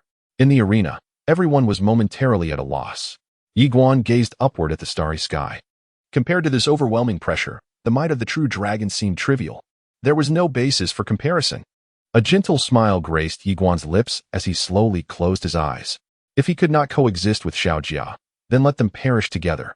At that moment, the Dao sword in his hand began to tremble slightly. Chapter 50. I await you.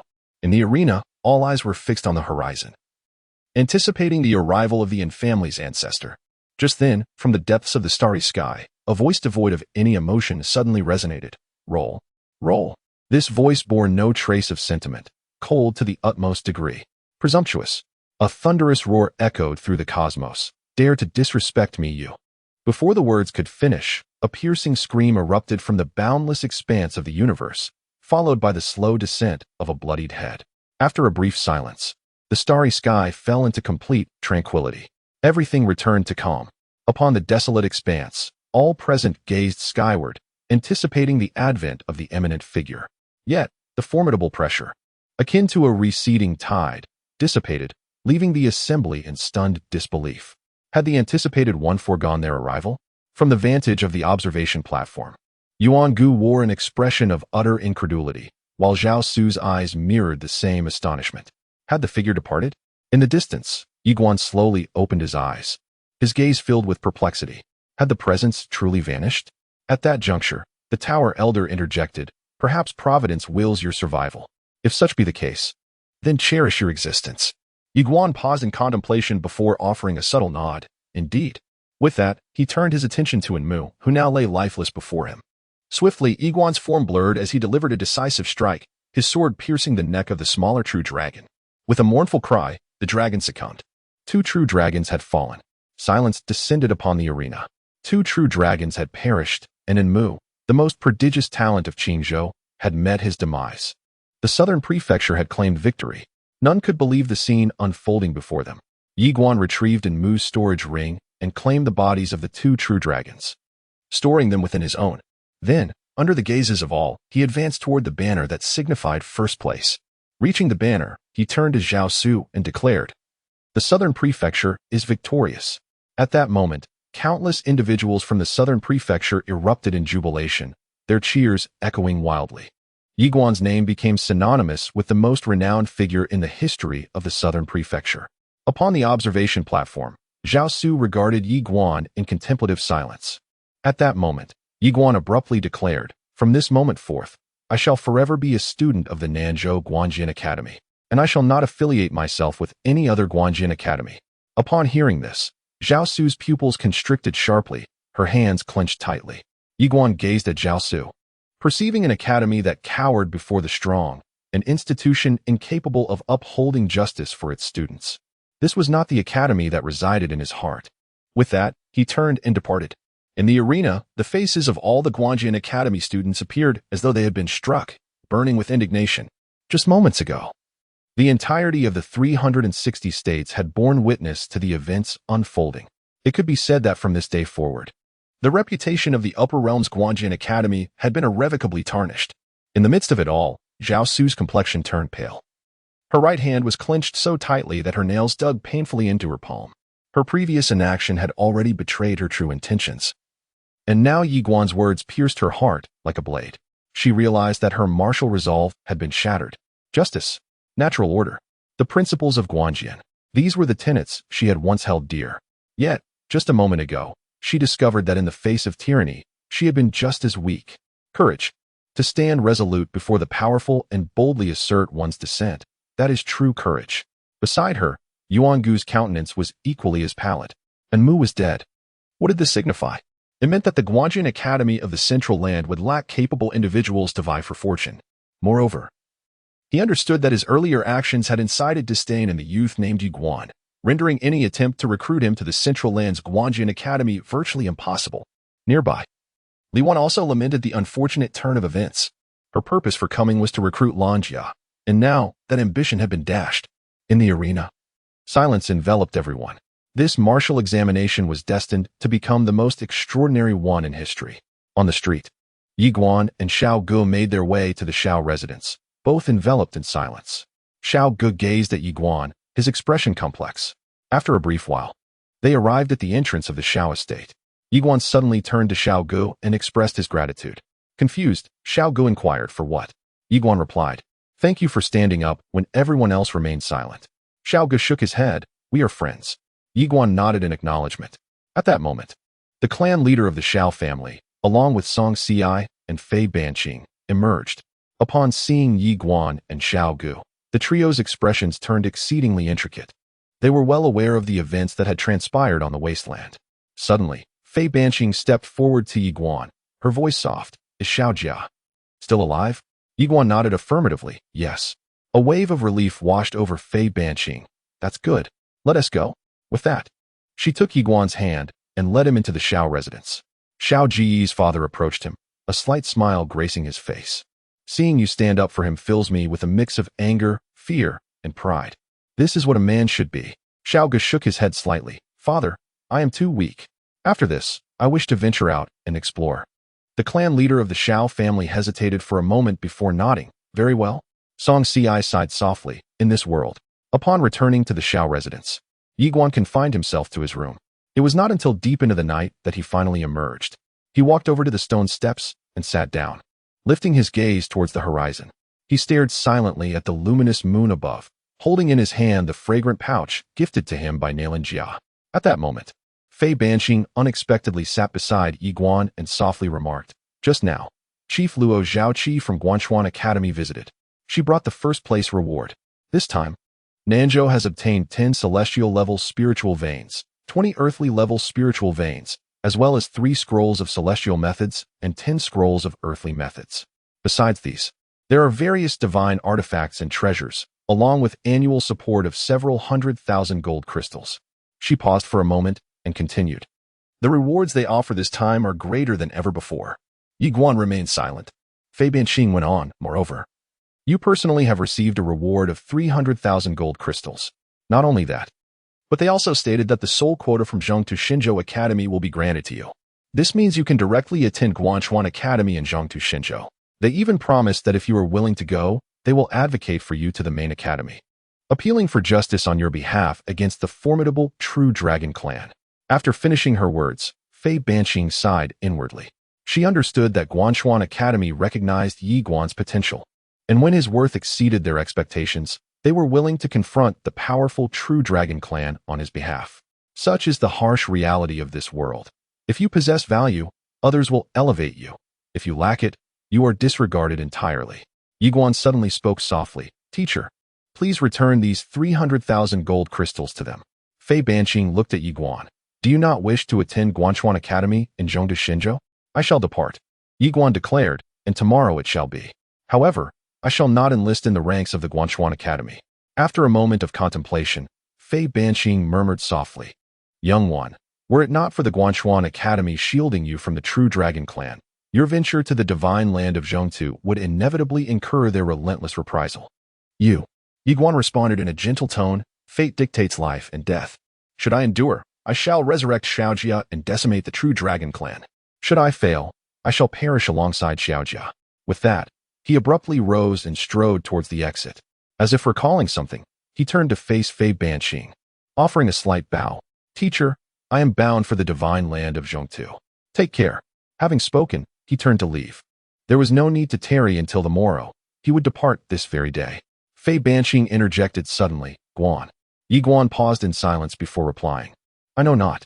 With that, he turned and departed. The moon shone brightly. The night was cool. Someone stood vigil throughout the night. Chapter 51. A Generation of Strength. To journey to the divine land of Zhengtu with utmost haste, there exist but 2 avenues. The first is through the Guanxuan Academy. which possesses a teleportation array leading directly to the divine land of Zhongtu. Of course, he would not seek passage through the Guanxuan Academy. Aside from the Guanxuan Academy, there exists another route, the Immortal Treasure Pavilion. The Immortal Treasure Pavilion has established teleportation arrays throughout the myriad realms. Provided one is willing to expend the necessary funds, they can convey one to any destination one desires. Thus, he made directly for the Immortal Treasure Pavilion. Soon, Ye Xuan arrived at the entrance of the Immortal Treasure Pavilion. There, standing before the entrance, was a woman. It was none other than Luo Zhaoqi. Ye Xuan gazed upon Luo Zhaoqi, uttering not a word. Luo Zhaoqi smiled and said, "I knew you would come here." Ye Xuan replied calmly, "Is there something you need?" Luo Zhaoqi nodded slightly. "Two matters. First, the Academy head wishes for you to join the Guanxuan Academy, whether in the upper realm or in the central land of the Divine Province." Ye Xuan fell silent. Luo Zhaoqi continued solemnly, "The true Dragon Clan is one of the supreme overlords of the Demon Realm. They will not target the Yi Clan of the Southern Province or the Guanxuan Academy, but they will undoubtedly focus their wrath upon you. The true Dragon Clan would never stoop so low as to attack the Yi Clan of the Southern Province, for such actions would be beneath them. After all, the situation has escalated tremendously, and countless eyes are upon them. But you, Ye Xuan, are a different story. Targeting you is entirely justifiable. Remember, you have slain 2 true dragons." Ye Xuan fixed his gaze upon Luo Zhaoqi. "Is that all?" Luo Zhaoqi sighed softly before continuing. "The second matter is that my master wishes to extend an apology to you. As the head of the Academy, she failed to stand up for you at a crucial moment, and it is no need for that." Ye Xuan suddenly shook his head and walked towards the Immortal Treasure Pavilion. Luo Zhaoqi stood in silence. At that moment, Zhao Su appeared on the scene. Luo Zhaoqi looked at Zhao Su and softly said, "Master." Zhao Su replied, "If it were me, I would certainly feel resentment." Luo Zhaoqi shook his head, knowing that his journey to the central land of the Divine Province would draw the unrelenting ire of the true Dragon Clan, who would not rest until they exacted vengeance for the slaying of 2 of their own. This was a blood feud.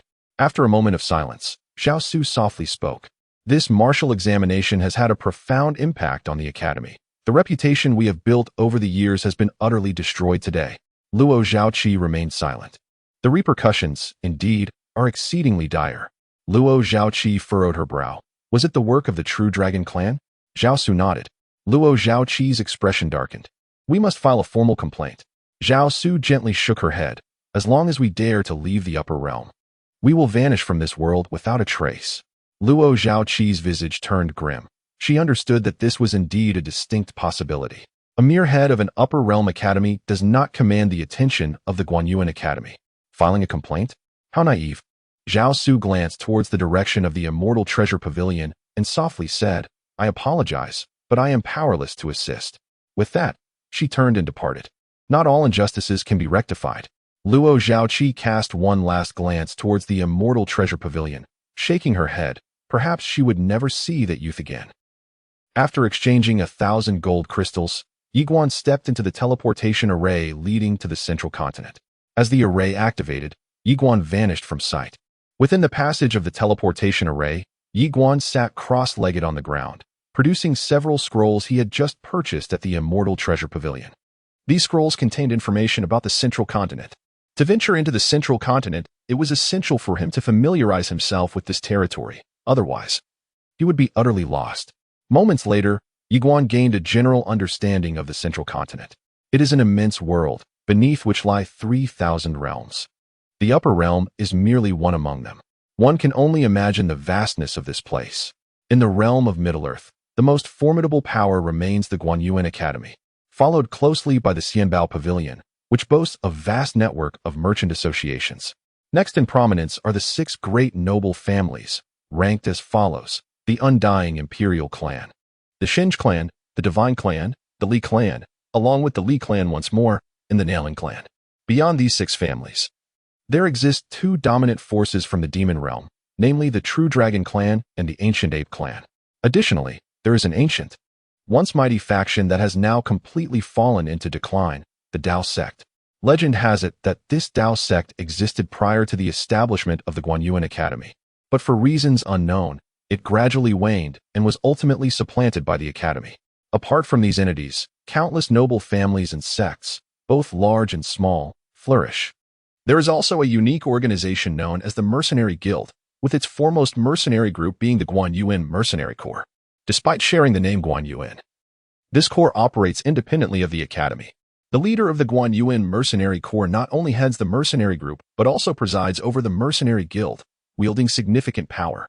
It is rumored that the leader of the Guanxuan Mercenary Corps is acquainted with the Sword Master of the Mortal Realm.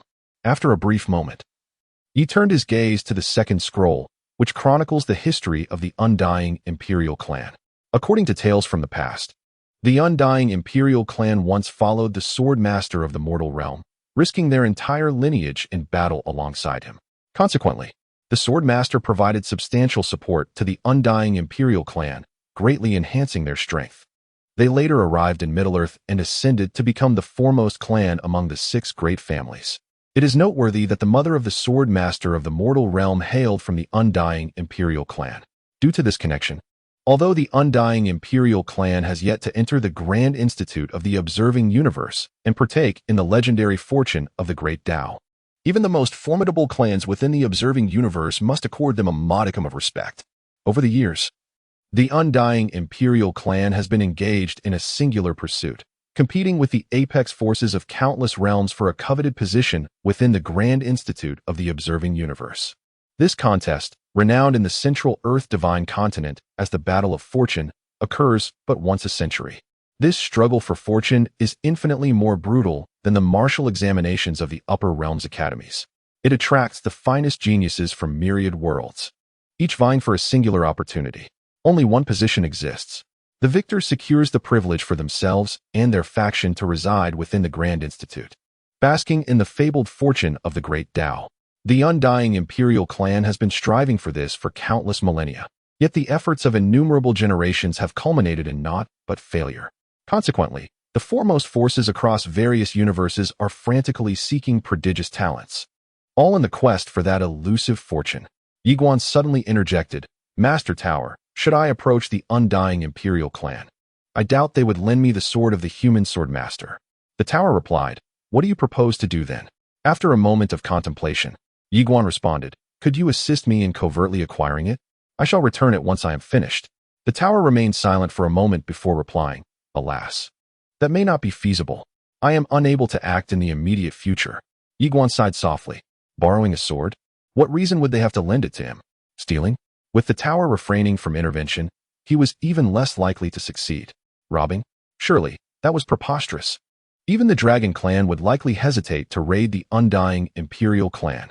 Moreover, upon his arrival in the Central Land, he would undoubtedly face relentless retaliation from the true Dragon Clan. It is a dire predicament. The little tower inquired, "What are your initial plans upon reaching the Central Land?" Ye Xuan paused for a moment before responding. "First, I shall seek a patron, relying solely on my personal strength. I am utterly incapable of contending with the true Dragon Clan. Therefore, I must find a supporter to aid me in this battle against them. Let the elders contend with the elders and the young with the young. Otherwise, the pressure upon me will be overwhelming." As he spoke, his eyes gradually closed, reflecting on the harsh reality. In this world, it is exceedingly challenging to survive without a powerful backing. Hence, I must strive even harder. If I cannot become a strong second generation, I shall endeavor to be a formidable first generation. The little tower remained silent. Chapter 52. What are you? Without further idle chatter with the tower master, he produced Enmu's ring. Within the ring lay 200,000 gold crystals, while the remaining items, including his inner core, had already been sold to the Immortal Treasure Pavilion. At present, he possessed a total of 570,000 gold crystals. This constituted his entire fortune, which should suffice for the time being. He chose not to sell the 2 dragons. The tower master suggested that he consume them to strengthen his physique, a notion he found quite sensible. Ye Xuan slowly closed his eyes, retrieving some gold crystals to begin his absorption. Cultivation. Whenever there was time, he devoted himself to it, not daring to indulge in idleness for even a moment. This time, his goal was to reach the void-breaking realm. The void-breaking realm transcends mere manipulation of time and space. It allows one to run through the fabric of time and space, enabling long-distance teleportation. With a mere thought, one can traverse thousands of feet. A being of such caliber can sever heads from a distance of several thousand feet, exhibiting unparalleled strength. Above the realm of void breaking lies the realm of void destruction. Those of such formidable stature possess the ability to unleash a vast explosion of space. When coupled with potent martial techniques or divine powers, they can effortlessly obliterate a colossal city housing millions with but a mere gesture. At this level of prowess, their capabilities begin to verge on the grotesque. Time passed, and Ye Xuan had absorbed 1,000 gold crystals, poised to continue his cultivation when suddenly a beam of white light materialized before him. Ye Xuan promptly rose to his feet, sensing an opportunity. He swiftly traversed through the radiant light, and the world around him blurred into obscurity. Moments later, he felt himself come to a halt. Gradually, he opened his eyes to find himself within a teleportation array. Not far from him stood a hunchbacked elder. The old man cast a glance at Ye Xuan, yet remained silent. Ye Xuan stepped down from the teleportation array and inquired, "Senior, how does one reach the Undying Emperor clan?" He was acutely aware that his chances of reaching the Undying Emperor clan were slim, yet he felt compelled to make the attempt. The elder gestured towards a teleportation array to the right and stated, 2,000 gold crystals. 2,000. Ye Xuan felt a pang in his heart, but refrained from further protest, producing the requisite 2,000 gold crystals and handing them to the elder. After the elder stowed the crystals away, Ye Xuan entered the teleportation array, and in the next instant, he vanished from his original location. Before long, Ye Xuan found himself amidst a sea of clouds. Not far ahead stood a stone tablet inscribed with 3 grand characters, Undying Realm. Ye Xuan approached the tablet, when suddenly an elder appeared before him. Ye Xuan clasped his fists and offered a slight bow, introducing himself. "I am Ye Xuan, seeking an audience with the leader of the Undying Imperial clan. I kindly request." The elderly man abruptly interrupted. "You are Ye Xuan?" Ye Xuan paused for a moment, then inquired, "Elder, do you recognize me?" The old man scrutinized Ye Xuan and asked, "What brings you to the Undying Imperial clan?" Ye Xuan replied solemnly, "I can contend for the grand fortunes of the Undying Imperial clan." The elder chuckled lightly, claiming to contend for grand fortunes is but a facade. "Your true intention is to seek the protection of the Undying Imperial clan, is it not?" Ye Xuan fell silent. The elder shook his head. "A mere first place in the martial examination from the lower realm amounts to little here. This is the central land of the divine continent. Do you comprehend the caliber of the prodigies competing for these grand fortunes?" He smiled again, adding, "Moreover, our Undying Imperial clan maintains a favorable relationship with the True Dragon clan. We shall not antagonize them on your behalf. Additionally, our clan is already home to extraordinary talents and has no need for your assistance. Do you understand?" After a moment of silence, Ye Xuan nodded. "I understand." With that, he turned to leave. As he watched Ye Xuan depart, the elder scoffed, having achieved first place in a lower realm martial examination. He is utterly unaware of his own limitations. How misguided. With that, he turned away. Ye Xuan approached the elder guarding the formation and asked, "Elder, how does one reach the Li clan?" The Li clan, one of the 6 prominent families of the Central Land, boasts an illustrious ancestry. Li Banji, its forebear, is quite remarkable. He was an elder within the cabinet of the Guanxuan Academy. The cabinet represents the true core of power within the Guanxuan Academy, wielding tremendous influence. Regrettably, despite Li Banji's esteemed position as a senior member of the cabinet, she is bound to adhere to the regulations established by the Guanxuan Academy and cannot directly escort the Li clan into the main campus. Nevertheless, her singular presence can bestow immeasurable benefits upon the Li clan. Were it not for the connection between the deathless Imperial clan and the master of the human sword, the Li clan would undoubtedly hold the title of the foremost clan. This is precisely why he seeks to ally with the Li clan, for they hold no fear of the True Dragon clan. Thus, he chooses the Li clan. Upon hearing Ye Xuan's words, the hunchbacked elder calmly stated, "To teleport to the half-realm from the Li clan, one must present 1,200 gold crystals. 1,200 gold crystals. It is undeniable that the prices and expenses in this vast world are remarkably different, exceedingly steep." Without further hesitation, Ye Xuan produced 1,200 gold crystals and handed them to the hunchbacked elder. The elder glanced at the crystals and then said, "Follow me." With that, he led Ye Xuan to another area of the teleportation array, pointing to one of the arrays. "Step inside." Ye Xuan nodded and proceeded into the teleportation array. Boom. The array activated, and Ye Xuan vanished from his location. Shortly thereafter, he materialized amidst a sea of clouds, and a monumental stone tablet loomed before him, towering hundreds of feet high. The half-realm. Ye Xuan approached the stone tablet, but before he could draw near, a formidable consciousness enveloped him. Sensing the overwhelming presence, Ye Xuan's expression shifted to one of grave seriousness. How powerful. This must be a top-tier expert beyond the void destruction realm. At that moment, an elderly figure suddenly appeared before Ye Xuan. The elder fixed his gaze upon Ye Xuan and inquired, "Who are you?" Ye Xuan clasped his fists, declaring, "I am Ye Xuan." Ye Xuan. The elderly man squinted his eyes slightly and interrupted Ye Xuan's words. "You are Ye Xuan." Ye Xuan was momentarily taken aback. "Senior, do you know me?" The elder fixed his gaze upon Ye Xuan. "Not only did you slay a member of the True Dragon clan, but you also killed a Mu of the Yin family in Qingzhou." Ye Xuan nodded in acknowledgement. The elder scrutinized Ye Xuan for a moment before asking, "Have you come to my Li clan with the intention of joining us?" Ye Xuan slightly inclined his head. "Indeed." The elder smiled. "What can you bring to my Li clan?" Ye Xuan replied solemnly, "Striving for the fortune of the great Tao." The elder was taken aback. Ye Xuan met the elder's gaze with unwavering determination. After a brief silence, the elder said, "Wait a moment." He then turned and walked away. Ye Xuan cast a glance into the distance and slowly closed his eyes. In the Li clan's council hall, the elder stood respectfully. Not far from him stood a middle-aged man, Li Yungang, the current patriarch of the Li clan. After a moment of silence, Li Yungang inquired, "What is this person's strength?" The elder responded gravely, "He is a sword cultivator, capable of slaying a young true dragon. His strength is certainly formidable. His talents are beyond question." After a prolonged silence, Li Yungang shook his head. "No, it won't do." The elder looked at Li Yungang. "Are you concerned about the True Dragon clan?" "I believe that as long as this youth is sufficiently exceptional, our Li clan can certainly confront the True Dragon clan. After all, with our half-knowledgeable ancestor present, we need not fear the True Dragon clan at all." Li Yungang shook his head. It was not merely the True Dragon clan at stake. The Yin family was involved as well. He had slain Yin Mu, severing all ties, and retribution from the Yin family was inevitable. The two martial gods of the Yin family. As he spoke, a flicker of concern crossed his eyes. If the Yin family were to retaliate against him in the future, what would become of my Li clan? Should we abandon him? In that case, my Li clan would surely become the laughingstock of the world.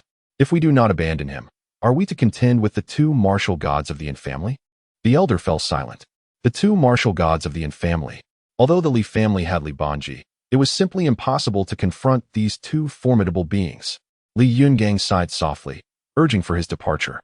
The elder hesitated briefly before stating, "I perceive that this individual possesses extraordinary demeanor. In the future." Li Yungang interjected, "This entanglement is a burden my Li family cannot bear." The elder sighed quietly, turning away. Before the stone tablet, the elder gazed at Ye Xuan with a countenance fraught with complexity. "Young Master Yi, I must apologize." Ye Xuan nodded slightly, indicating his understanding. He clasped his fists in salute and turned to leave.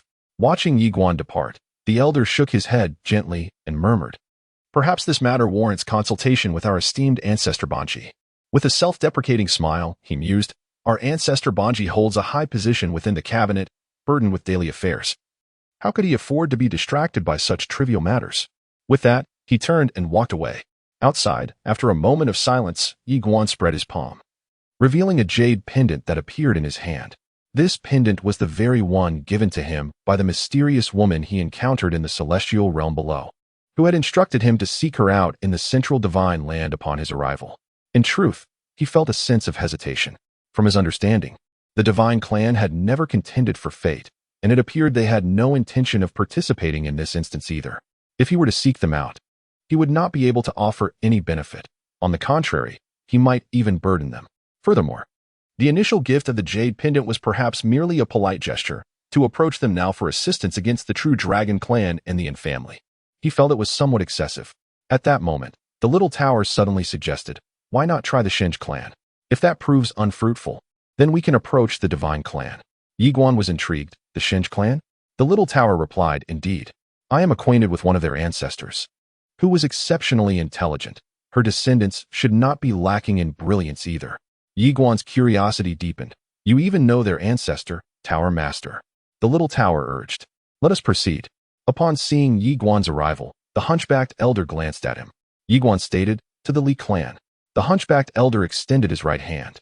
Ye Xuan placed a spatial ring into the elder's palm, who then pointed towards a nearby teleportation array. "Step inside." Ye Xuan nodded and entered the array. Once inside, he traversed the passageway of the teleportation array. Ye Xuan inquired solemnly, "Tower Master, Has the immortal treasure pavilion established teleportation arrays throughout the myriad realms? The little tower affirmed. Yes. Ye Xuan marveled. They must be making an immense profit. Just from this teleportation array alone, I can only imagine the daily earnings. The little tower blurted out. It's all because of you. At this, it abruptly fell silent. Ye Xuan, puzzled, asked, What do you mean, because of me? After a brief moment of silence, the little tower spoke. What you perceive is merely the tip of the iceberg. They possess dominions across countless realms, and the profits derived from the teleportation arrays are truly insignificant. Ye Xuan hesitated for a moment before replying. Hearing you say that, I almost feel compelled to rob them. Little tower. A moment later, Ye Xuan found himself amidst a sea of clouds. He gazed into the distance, where a towering stone monument loomed. Upon the monument were inscribed two grand characters, boundary of departure. As Ye Xuan approached the stone tablet, a powerful divine consciousness suddenly locked onto him. Ye Xuan's heart trembled. What an overwhelming aura. At that moment, a figure clad in black appeared before him. The elder in black regarded him for a moment and inquired, What brings you here? Ye Xuan clasped his hands in greeting. I am Ye Xuan, here too. Ye Xuan. The elder's eyes narrowed slightly. You are the one from the lower realm. Ye Xuan nodded affirmatively. Yes. The elder scrutinized Ye Xuan and asked, Do you wish to join my divine spear clan? Ye Xuan gave a slight nod. Indeed. The elder instructed, Wait here, and turned to depart. Ye Xuan remained silent, lost in thought. Suddenly, Little Tower interjected, Do not worry. Should they refuse, I shall personally intervene. And their ancestor will surely grant me some regard. Ye Xuan nodded slightly. I trust you, Tower Master. At that moment, the distant horizon abruptly fractured through the fabric of time and space, and in the next instant, a cataclysmic force surged forth. Boom. The entire continuum of time and space erupted into turmoil. Ye Xuan was momentarily stunned. In the next instant, his pupils constricted sharply as a true dragon materialized at the horizon. The Dragon Clan. At that moment, a dozen formidable warriors from the Xingu clan suddenly surrounded him. Ye Xuan's expression darkened considerably. The Xingu clan had actually summoned the Dragon Clan. Just then, a middle-aged man appeared before Ye Xuan. He was Li Yun, the current leader of the Xingu clan. Li Yun fixed his gaze on Ye Xuan, a sneer playing on his lips. You still wish to join my Xingu clan? What are you thinking? Would my clan offend the Dragon Clan and the Yin family for your sake? How utterly ridiculous. However, it suits me well. We can use you to curry favor with the Dragon Clan and the Yin family. At that moment, a small tower suddenly emerged before Ye Xuan, facing Li Yun with an imposing air. Bring out your ancestor, Li Gu, to meet me. Li Yun glanced at the small tower, his brow furrowing. What kind of worthless object are you, to be worthy of meeting my ancestral kin? The small tower remained silent. Ye Xuan was equally speechless. Chapter 53. So poor. The small tower erupted in fury. Your ancestor would address me as Tower Master upon seeing me. How dare you? A mere insignificant insect, belittle me. Do you believe that I could sever the fates of the Xingu clan today? Li Yun regarded the tower with derision. Sever the fates of my Xingu clan? You truly are a frog in a well, boasting with such arrogance. The small tower fell silent once more. Boom. At that moment, the very fabric of time and space above them trembled violently. The true dragon had arrived. Suddenly, Xiao Ta seized Ye Xuan, his form trembling before vanishing into thin air. Witnessing this spectacle, Li Yun's expression shifted dramatically. Was he attempting to flee? As the words fell, he forcefully thrust his right hand forward. Boom. The fabric of time and space shattered, and a colossal hand pierced through the void, appearing 1,000 miles away. Thunderous roars followed, as the space encompassing tens of thousands of miles collapsed in an instant. Yet Ye Xuan and that shadow had already disappeared.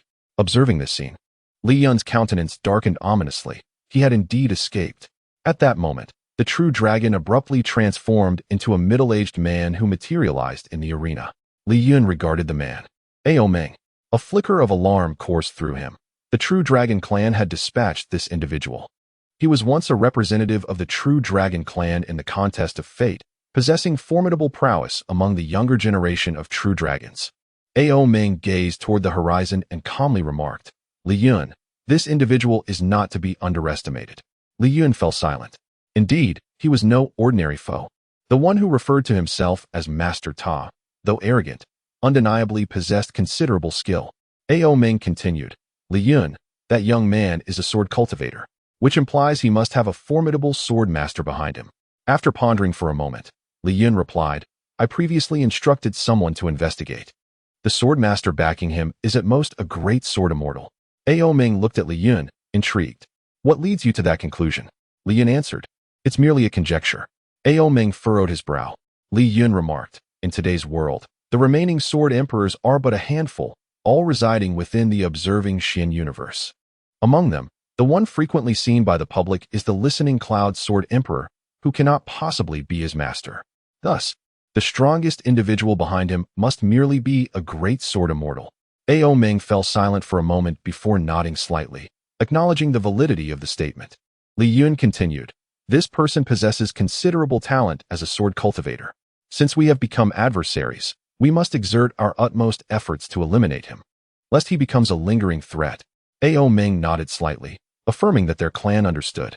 He then turned to Li Yun, saying, Clan leaderly, we have a group of exceptionally gifted true dragons emerging. If your noble clan is willing, you may send 2 individuals to the true dragon tribe to allow them to choose their companions. A smile instantly brightened Li Yun's face, for he was indeed willing. A profitable venture. If the younger generation of the Divine Spear clan could ally with the true dragons, their combat prowess would soar exponentially. Furthermore, the Divine Spear clan would establish a stable alliance with the true dragon tribe. This truly was a blood-soaked profit. Ao Ming turned to gaze toward the horizon, sneering. I am eager to see who in this central land dares to protect him. Meanwhile, amidst the clouds, the small tower halted with Ye Xuan.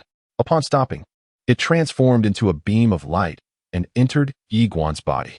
Ye Xuan quickly inquired, Master Tower, are you all right? He could sense the grave injuries afflicting the Master Tower. After a brief moment, the small tower responded, I can no longer take action. Ye Xuan nodded slightly, feeling a pang of guilt. Master Tower, I have caused you trouble. Little Tower sighed softly and questioned the purpose of such words. Ye Xuan hesitated for a moment before responding. Master Tower, their target is solely me. Perhaps you should take your leave. This is my sincere advice. Just as Ye Xuan intended to say more, Little Tower interjected, Go to the Divine Clan. The young lady who bestowed upon you the jade pendant is a good person. There should be no unforeseen circumstances this time. Ye Xuan nodded, realizing that his only option was to proceed to the Divine Clan. I shall go to the Divine Clan, he declared, producing a spatial ring and offering it to the hunchbacked elder. The elder accepted the ring and gestured toward a nearby teleportation array. Ye Xuan nodded and approached the array. Casting a final glance at the hunchbacked elder, he remarked, if all goes as planned, there should be no issues. The hunchbacked elder replied calmly, typically, when everything seems assured, it is when unexpected events arise. Ye Xuan's expression froze. The teleportation array activated, and he vanished without a trace. Shortly thereafter, Ao Ming appeared on the scene. The hunchbacked elder glanced at Ao Ming but remained silent. Ao Ming, maintaining his composure, inquired, Where has that young man gone? The hunchbacked elder replied, It is against the rules of the Merchant Association to disclose a guest's whereabouts. I am a person of professional integrity. In response, Ao Ming spread his palm, and a spatial ring floated gently before the hunchbacked elder. Within the ring lay thousands of gold crystals. The hunchbacked elder immediately pointed toward the distant teleportation array of the Divine Clan. Ao Ming scoffed, Professional integrity? With that, he strode towards the teleportation array. At his words, a shadow flickered in the hunchbacked elder's eyes. Ao Ming stepped into the teleportation array. However, it remained utterly still. Ao Ming furrowed his brow as he gazed at the hunchbacked elder, who wore an expression devoid of emotion. Alas, the teleportation array is broken. It can no longer function. How unfortunate. Ao Ming fixed his piercing stare on the hunchbacked elder, suspecting him of foul play. The elder, with a hint of mockery, retorted, Go ahead, strike me. Indeed, he seemed unperturbed by the true dragon clan, who had the power to intimidate the Xianbao Pavilion. If the opposing party dared to act, the true dragon clan would pay a heavy toll. The Xianbao Pavilion was not even afraid of the Guanxuan Academy. Ao Ming's gaze remained icy as he scrutinized the hunchbacked elder, yet he hesitated to take action. Attacking a member of the Xianbao Pavilion would lead to exceedingly detrimental diplomatic repercussions. After a moment of weighing the pros and cons, Ao Ming produced a spatial ring and handed it to the hunchbacked elder, within which lay 20,000 gold crystals. However, the elder contemptuously tossed it to the ground, scoffing, Money? Do you think I lack funds? With that, he turned and departed. Left behind, Aoming's expression darkened considerably. Within the spatial teleportation channel, Ye Xuan sat cross-legged on the ground. Inside the small tower, a mysterious voice suddenly proposed, "Why not simply take him to the Guanxuan universe?"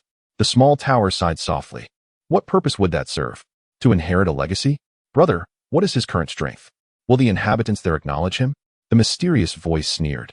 And if they do not acknowledge him, what then? Would they dare to harm him? Who would be foolish enough? Princess Xian, Emperor Yu, the Great Wilderness Clan, or the Taichu Divine Clan? The small tower replied solemnly, they may not dare, yet they could certainly undermine him. With his current capabilities, does he possess the ability to govern this boundless universe? Would it hold any significance for him to become a puppet head of the Guanxuan Academy? Moreover, have you forgotten the instructions of our master? The mysterious voice fell silent. Xiao Tao remarked, our master does not wish for this little creature to tread the path it once followed. Thus, it was sent to this distant southern state. Furthermore, have you not noticed? The Guanxuan Academy, after our master's long absence, has already begun to show signs of internal decay. If he does not ascend step by step, how can he possibly rectify these issues in the future? The mysterious voice sighed softly. At this point, it paused and continued. Moreover, the wounds we bear cannot be mended by this universe alone. In our current state, with most of the elder top-tier powerhouses either deceased or in slumber, we cannot contend with Princess Xian and the Moon Emperor. The mysterious voice declared solemnly, the foremost sword in the world. Shout aside quietly, choosing not to speak further. After a moment, it added, additionally, I wish for you to comprehend one crucial matter. We are no longer the individuals we once were. You are barely clinging to life, and my essence has suffered grave injury. We no longer possess the means to feign superiority. Should we perish at the hands of insignificant foes, would it not be utterly laughable? The mysterious voice sighed softly, expressing disbelief at its current plight. Damn it! Suddenly, Xiao Tao exclaimed. If the people of the Void Truth world were to discover his existence, they would undoubtedly go mad, shattering the earthly barrier left by our master and descending upon him. The mysterious voice immediately responded with gravity. Let him endure a bit more suffering. Let the inheritance of family assets be postponed. Within the spatial passage, Ye Xuan gazed at the storage ring before him, realizing he now possessed merely 470,000 golden crystals. Cultivation truly demands an extravagant expenditure. Ye Xuan clenched the storage ring tightly, sighing inwardly, henceforth. He must adopt a frugal lifestyle. He felt acutely impoverished. Chapter 54, My Younger Brother. Soon, Ye Xuan found himself amidst a sea of clouds. Not far ahead, there stood a towering stone tablet, inscribed with the word Divine Clan. Approaching the tablet, Ye Xuan was suddenly confronted by an elderly man who appeared before him, inquiring, Esteemed sir, who might you be? Ye Xuan produced the jade pendant gifted to him by the enigmatic woman. Upon seeing the pendant, the elder's expression dramatically shifted. Ye Xuan explained. A senior bestowed this upon me, instructing that upon my arrival in the central divine continent, I should seek her within the divine clan. The elder promptly responded with utmost reverence, Young master, please, come this way. With a wave of his sleeve, a luminous portal materialized. Witnessing this, Ye Xuan felt a wave of relief wash over him. The pendant indeed held significance. Under the elder's guidance, Ye Xuan arrived before a grand hall, its height soaring to 10,000 feet, exuding immense grandeur. Standing before this hall, an overwhelming sense of insignificance enveloped him. He couldn't help but marvel inwardly. This is the true essence of a great clan. Before the hall, a group of guards clad in golden armor stood sentinel. Upon observing these guards, Ye Xuan was taken aback. Their auras were overwhelmingly powerful, with the weakest likely possessing the strength of the void destruction realm. It was undeniable that Ye Xuan was profoundly astonished. Soon, the elder led him into the grand hall. As they entered, a sense of vastness enveloped them. The hall was exceedingly spacious, and upon glancing around, one could see its opulence, radiating a golden brilliance reminiscent of a celestial palace. Moreover, since stepping into this place, he noticed the density of spiritual energy was extraordinarily rich, at least several dozen times more concentrated than that of the upper realm Guanxuan Academy. Additionally, the purity of this energy was remarkable. To cultivate in such an environment would undoubtedly be formidable. The elder gave a slight bow and said, Young master, please wait a moment. With that, he turned and withdrew. Ye Xuan surveyed his surroundings and softly remarked, Master Tower, constructing this grand hall must have required a considerable fortune, right? If I possessed such wealth, I would deposit it in the immortal treasure pavilion and live off the interest for a long, long time. At that moment, a young man and woman entered. The man wore a brocade robe, exuding an air of elegance and beauty, though somewhat austere. The woman donned a flowing white dress, her hands clasped behind her, holding an ancient tome, her countenance exquisite and adorned with a gentle smile. They approached Ye Xuan, and the man inquired, "What is your name?" Ye Xuan replied calmly, "I am Ye Xuan." Upon hearing this, the man's brow furrowed. "Are you the Ye Xuan who achieved first place in the martial examination of the upper realm?" Ye Xuan nodded. The man continued solemnly, "You have slain 2 true dragons." Ye Xuan nodded once more. The man scrutinized him and asked, "Have you come here to join our divine clan?" Ye Xuan affirmed with a nod. The man stated, "Our ancestors have ventured into the Guanxuan universe. No longer within the divine clan, you may await her return here. As for whether you will be permitted entry into the divine clan, that rests upon her judgment." Just then, a terrifying roar of a dragon echoed from a distant place outside the hall. Upon hearing this, Ye Xuan's expression darkened. The true dragon clan. The man furrowed his brow. Turning around as an elder appeared before him, he offered a slight bow and said, "Young clan leader, Alming from the true dragon clan has come to pay a visit and wishes to meet with you." Alming. After a moment of silence, the man glanced at Ye Xuan and then proceeded to walk outside. Ye Xuan remained silent. The woman assessed Ye Xuan and smiled, saying, "I have heard that you killed in Mu." Ye Xuan nodded. The woman smiled slightly. "That is truly remarkable. You must understand that Mu was under the protection of the young clan leader of the true dragon clan, yet you managed to slay him. Your sword must be exceedingly powerful." Ye Xuan calmly replied, "It was merely luck." The woman laughed. "My name is Jianan. Since your ancestor has granted you this jade pendant, it signifies that you are undoubtedly someone of great importance to her. However, I must inform you that you need to leave now." Ye Xuan frowned slightly. "Are you implying that the man will hand me over to the true dragon clan?" Jianan nodded.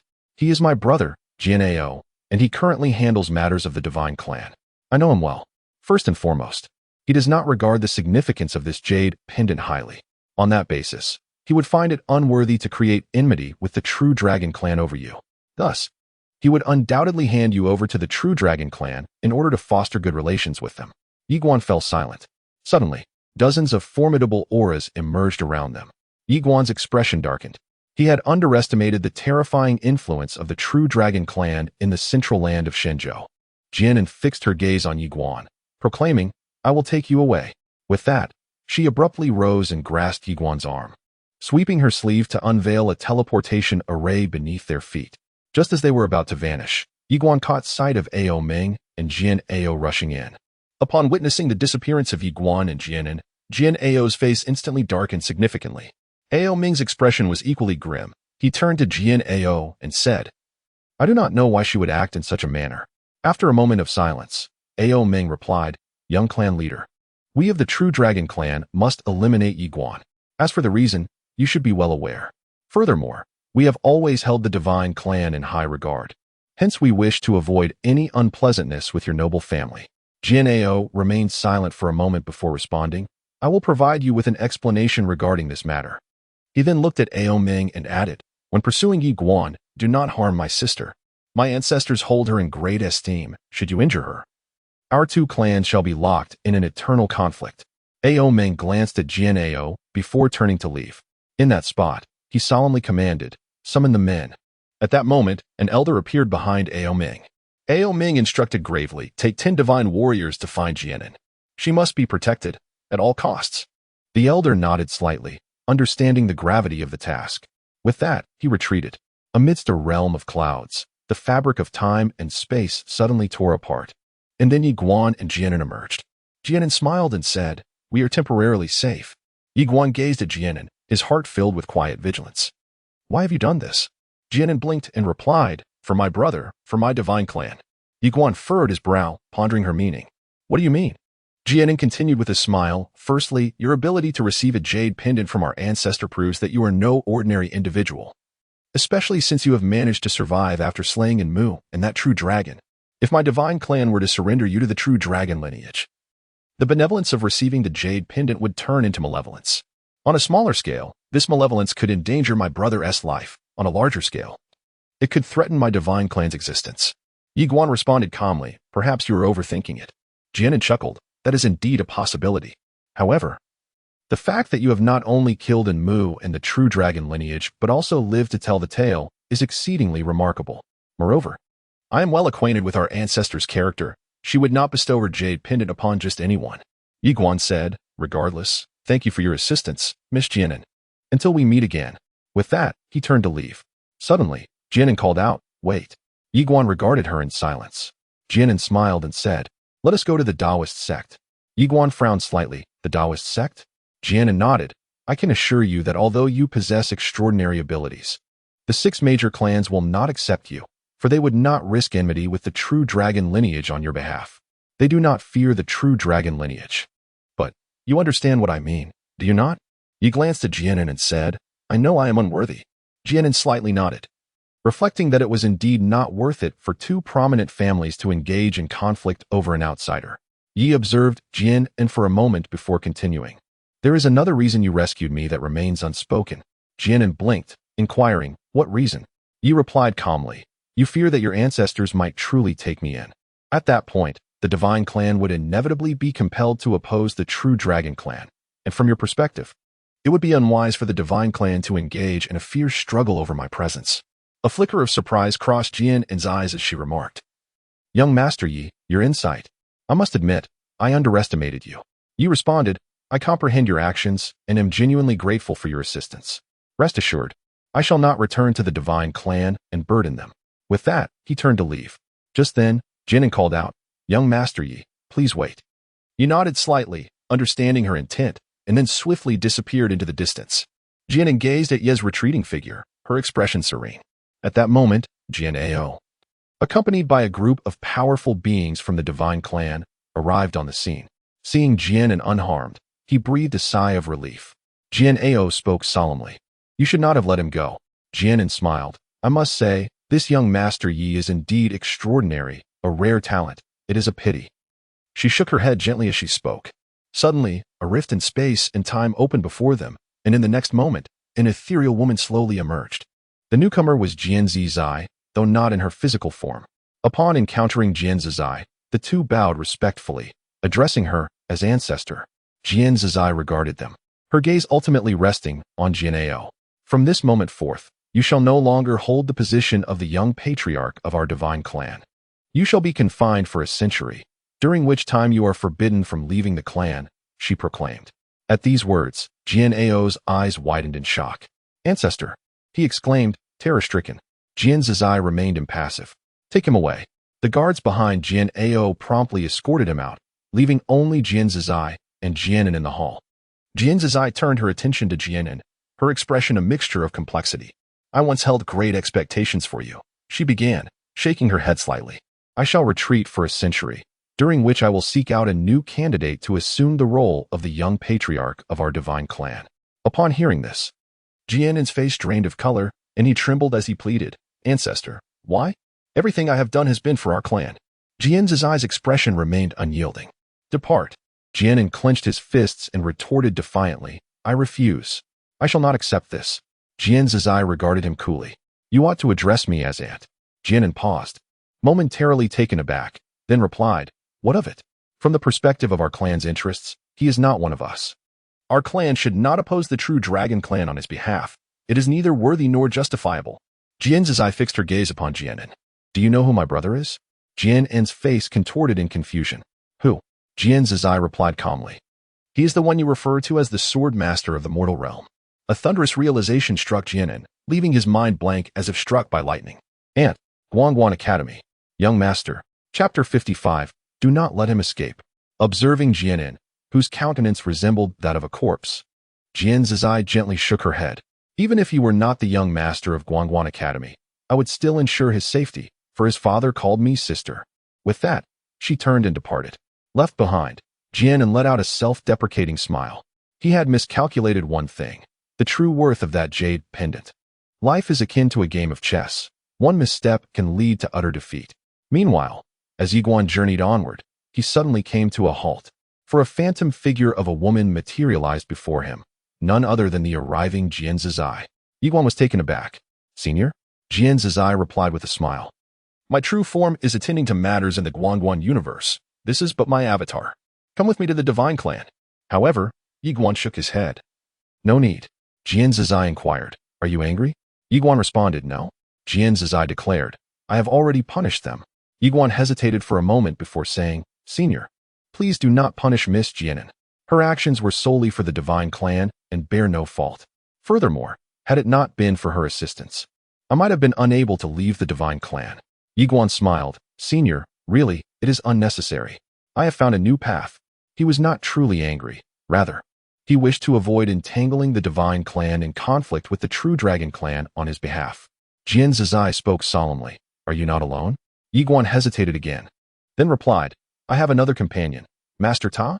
He did not conceal this fact, as everyone was already aware of Master Ta's involvement. Master Ta?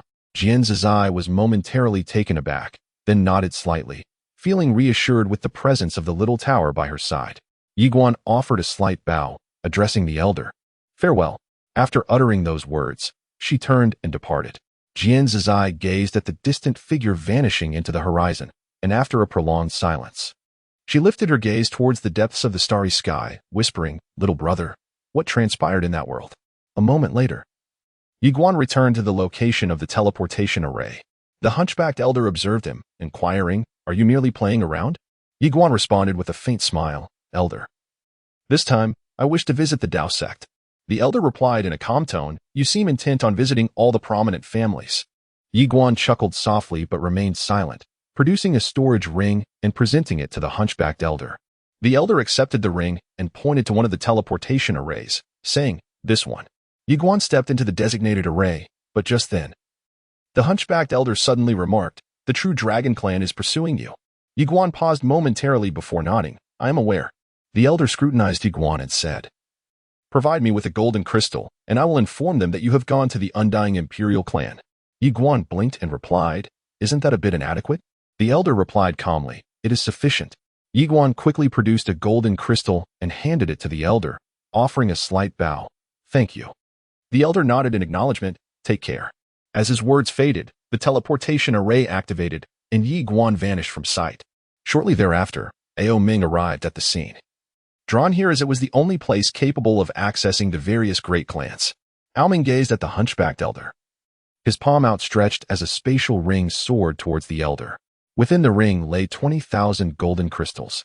The hunchbacked elder replied calmly, 100,000. Ao Ming narrowed his eyes, questioning, Why not seize it? The elder retorted nonchalantly, You may give or withhold as you please. A glimmer of cold light flickered in Ao Ming's gaze. Yet the elder paid him no heed. Such was the arrogance of the celestial treasure pavilion. Suddenly, Ao Ming extended his palm once more, and a ring flew to the hunchbacked elder, this time containing precisely 100,000 golden crystals. The elder remarked, Immortal Emperor Clan. Ao Ming stepped into the teleportation array. Casting a glance at the hunchbacked elder, his brow furrowing slightly. You are heading to the Immortal Emperor Clan again? The elder nodded, affirming, Indeed. Pondering for a moment, Ao Ming turned to the elder and warned coldly, Life is fraught with unexpected twists. Tread carefully. With that, he vanished from sight. The hunchbacked elder scoffed, What a fool, and then turned to depart. Ye Xuan arrived at the foot of a mountain, lifting his gaze towards the summit. A stone staircase, hewn from azure stone, wound its way up to the peak, where two wooden doors could be faintly discerned at its end. Ye Xuan began his ascent up the stairs. Along the way, he suddenly inquired, Elder Tower, do you possess extensive knowledge of the Taoist sect? The little tower replied, Fairly well. Intrigued, Ye Xuan remarked, I have heard that the Taoist sect boasts a profound history, predating the Guanxuan Academy. The little tower confirmed, Indeed. The Taoist sect once served as the guardians of order in this universe, while the Guanxuan Academy represents the new custodians of order. Ye Xuan blinked, contemplating the notion of dynastic change. The little tower chuckled, You could say that. Ye Xuan felt somewhat perplexed. If a change in dynasty had indeed occurred, why had the Taoist sect not been completely eradicated? The little tower replied, Because the master of the mortal sword was once a member of the Taoist sect himself. Therefore, after re-establishing order, he chose not to annihilate the sect entirely, but instead allowed it to persist. Ye Xuan nodded slightly and murmured, In that case, the master of the mortal sword possesses quite a grand vision. The little tower continued, Although the Taoist sect has declined, it still harbors many capable individuals. If you could join the sect, it might not be a bad thing after all. Ye Xuan nodded again, quickening his pace. Inside the little tower, A mysterious voice suddenly inquired, "Are you certain about allowing him to enter the Taoist sect?" The little tower replied calmly, "Is there a problem?" The mysterious voice answered, "What concern could I possibly have? As long as you remain untroubled, all is well." The little tower softly remarked, "The Taoist sect has, in the past, contributed greatly to this universe. Their achievements are acknowledged by the young master. Moreover, the decline of the Taoist sect also bears significant responsibility on the young master's part. If this young fellow could rejuvenate the sect," pausing momentarily, it added, "then it would truly be destiny." At that moment, Ye Xuan arrived before a wooden door. Gazing at the door, he fell into silence. The door was quite dilapidated. The characters' Daomen were partially worn away, and cobwebs adorned its surface. This was no longer a mere decline. It was desolation. Ye Xuan felt a wave of doubt wash over him. Given such a dismal state, perhaps it would be best not to bring misfortune upon others. As he hesitated, a woman suddenly approached from the side. Ye Xuan turned to observe her. She was adorned in a flowing azure gown, her long, ebony hair cascading down to her waist. Delicate jingling bells adorned her wrists, and she carried a small bamboo basket on her back, filled with an assortment of fruits and vegetables. At that moment, she gazed at him, her pristine face illuminated by a pair of enchanting eyes, brimming with warmth. Without warning, the woman stepped closer to Ye Xuan, and with each movement, the bells on her wrists chimed with a melodious sound. She stood before him, playfully blinking her eyes, and asked, "Who are you?" Ye Xuan hesitated for a moment before responding, "I am Ye Xuan, here to." Before he could finish, the woman interjected, "Join our Taoist sect?" Instinctively, Ye Xuan nodded. Upon seeing this, her eyes sparkled with excitement. She seized his arm and began pulling him inside, exclaiming joyfully, "Master, someone wishes to join our Taoist sect. Hurry out and don't let him escape." Ye Xuan's expression froze. Chapter 56, My Claims. Thus, Ye Xuan was led by the woman towards a dilapidated hall not far away. He found himself contemplating an escape, for the Taoist sect appeared rather dismal. He felt it might be best to avoid mutual harm. Just then, a monk clad in robes emerged from within the sect. The monk sported a long beard and a protruding belly, his countenance fierce, while he clutched a sizable chicken leg, grease glistening at the corners of his mouth. Upon seeing the monk, Ye Xuan's heart sank. Wasn't this a Taoist sect? Why was there a monk present? It seemed quite irregular. The woman brought Ye Xuan before the monk, exclaiming with excitement, "Master, this is he. He wishes to join our sect." Ye Xuan remained silent. The monk scrutinized Ye Xuan, pondering, "A sword cultivator?" Ye Xuan was taken aback, wondering how the elder could discern this. The monk replied calmly, "You carry heavy karmic burdens. Our sect does not accept you." With that, he turned to leave. "Master." The woman suddenly grasped the monk's arm, urgency in her voice. "It's rare to have someone like him. Why won't you accept him?" The monk sighed, feeling helpless. "This individual bears formidable karmic obstacles if we take him in. Our future as master and disciple may be fraught with adversity." The woman glanced at Ye Xuan and remarked, "I think he looks quite handsome." Ye Xuan. The monk was momentarily at a loss for words. Just then, the sky abruptly tore open, and a terrifying aura descended. The monk squinted, sensing a true dragon. Ye Xuan furrowed his brow, turning to see a middle-aged man approaching from the heavens. It was Ao Meng. At that moment, Ao Meng's expression was exceedingly grim. He could have arrived sooner, but he had been deceived by that hunchbacked elder. How infuriating! If the other party were not from the Immortal Treasure Pavilion, he would have longed to eliminate him personally. Below, Ye Xuan's countenance darkened upon seeing Ao Meng's swift arrival. Ao Meng's gaze fell upon Ye Xuan, and suddenly, the monk grinned, "The true dragon clan. Surely your clan leader has not failed to mention that you must not step into the Tao realm?" Ao Meng looked at the monk, and in the next instant, his expression shifted drastically. "A monk. In the realm of Zhongtu Shenzhou, there exist 12 supreme beings, the very pinnacle of power, among whom stands the formidable Tao monk." Ao Meng spoke solemnly, "Tao monk, this individual is marked for death by my true dragon clan. You leave." In response, the Tao monk erupted with a thunderous roar, unleashing a formidable force that rent the fabric of space itself, causing the sky to crack like a spider's web.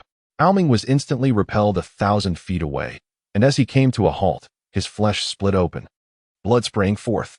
Witnessing this spectacle, Ye Xuan's eyes widened in astonishment. What incredible strength! At the edge of the heavens, Ao Meng was gripped by fear and, without uttering a word, turned to flee. Below, the Tao monk turned his gaze toward Ye Xuan, inquiring, "Do you harbor enmity against the true dragon clan?" Ye Xuan nodded, declaring, an irreconcilable feud. The Tao monk narrowed his eyes, contemplating the gravity of Ye Xuan's words. Ye Xuan affirmed, I have slain a true dragon.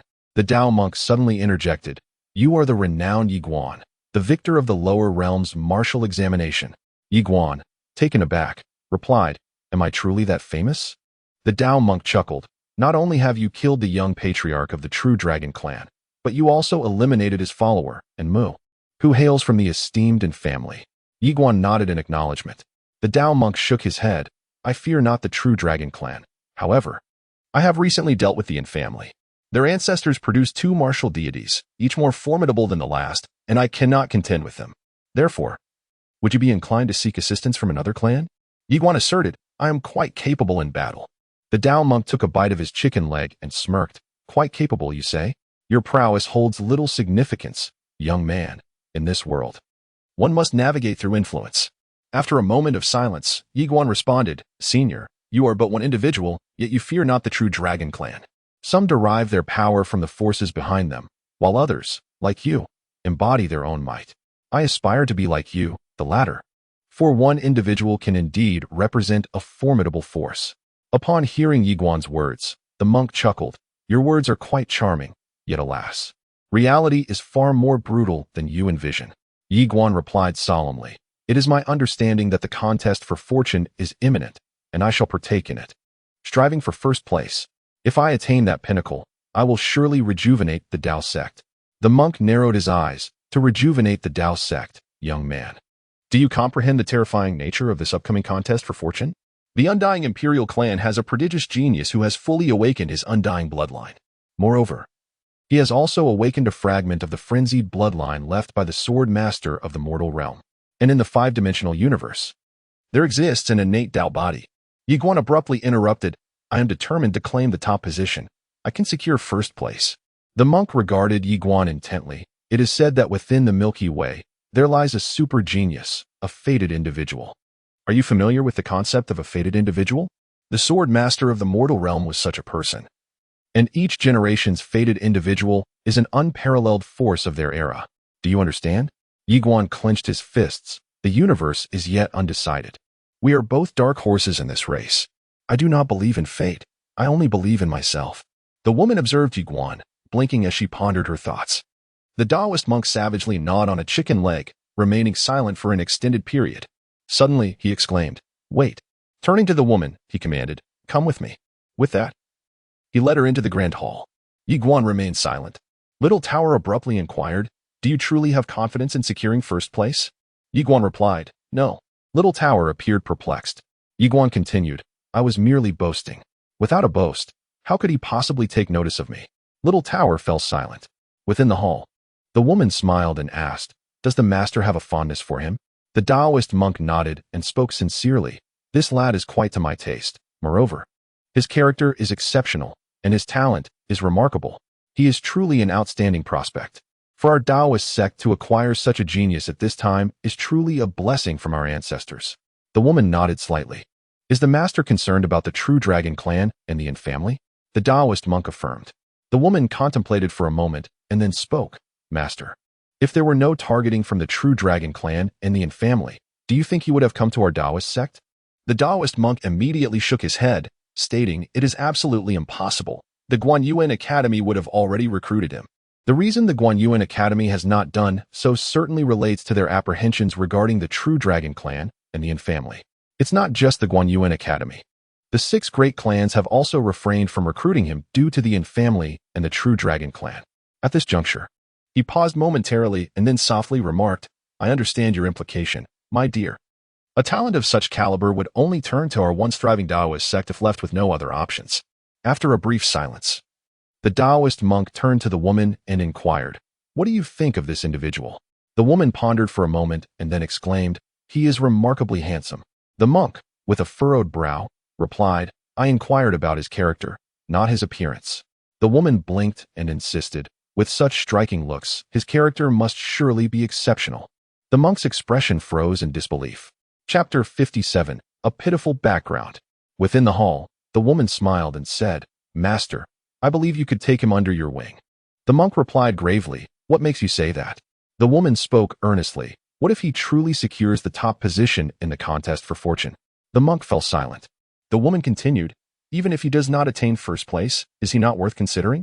The monk remarked, I fear not the true dragon clan, but rather the infamily. Moreover, this young man carries substantial karmic burdens, which gives me considerable concern. The woman chuckled.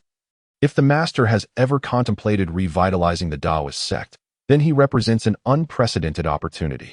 However, if the master harbors no such aspirations and merely wishes to enjoy a tranquil old age, then he should be allowed to depart.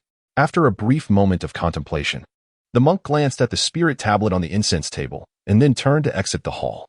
Outside, the monk regarded Ye Xuan and declared, from this moment forth, You are one of my Taoist disciples. Ye Xuan bowed deeply, acknowledging, I pay my respects to the master. The monk smiled and said, The contest for fortune begins in a year, which means you have but 1 year remaining. Ye Xuan nodded and stated, I only require financial support. The monk shook his head, not at all. After a moment of hesitation, Ye Xuan asked, Could you spare a little? The monk shook his head resolutely, stating no. Ye Xuan was rendered speechless. The monk continued, I can only offer you guidance and cultivation. As for everything else, I have nothing to provide. It is not that your master is stingy. When he assumed control of the Taoist sect, there was not a single grain of rice to be found. Ye Xuan fell silent. The monk added, Moreover, there is no house. You must construct one for yourself. Ye Xuan could only respond with silence. The monk waved his hand dismissively, I reside in this dilapidated great hall. Should you need anything, come find me. With that, he turned and departed. Ye Xuan was utterly at a loss for words. At that moment, a woman approached him, smiling as she said, Junior brother Ye, greetings. I am Nanling Yi. Ye Xuan hesitated briefly before responding, Sister Yi. Nanling Yi smiled and remarked, Your current task is to build a house. However, the night is fast approaching, so we'll have to wait until tomorrow. Ye Xuan nodded in agreement. All right. Nanling Yi then cheerfully stated, I shall prepare dinner. With that, she slung a bamboo basket over her shoulder and turned to leave. Alone, Ye Xuan surveyed his surroundings, realizing that this Taoist sect was in a truly dire state. He murmured, Master Tower, did the Taoist sect truly experience glory in the past? The small tower replied, Indeed, it did. Ye Xuan shook his head, pondering. Then how has it fallen to such a lowly state? Even a thief would surely feel pity. The small tower remained silent. With a soft sigh, Ye Xuan reflected that it was not disdain he felt, but rather a determination to improve the environment here. Having entered the Taoist sect, he was now one of its members.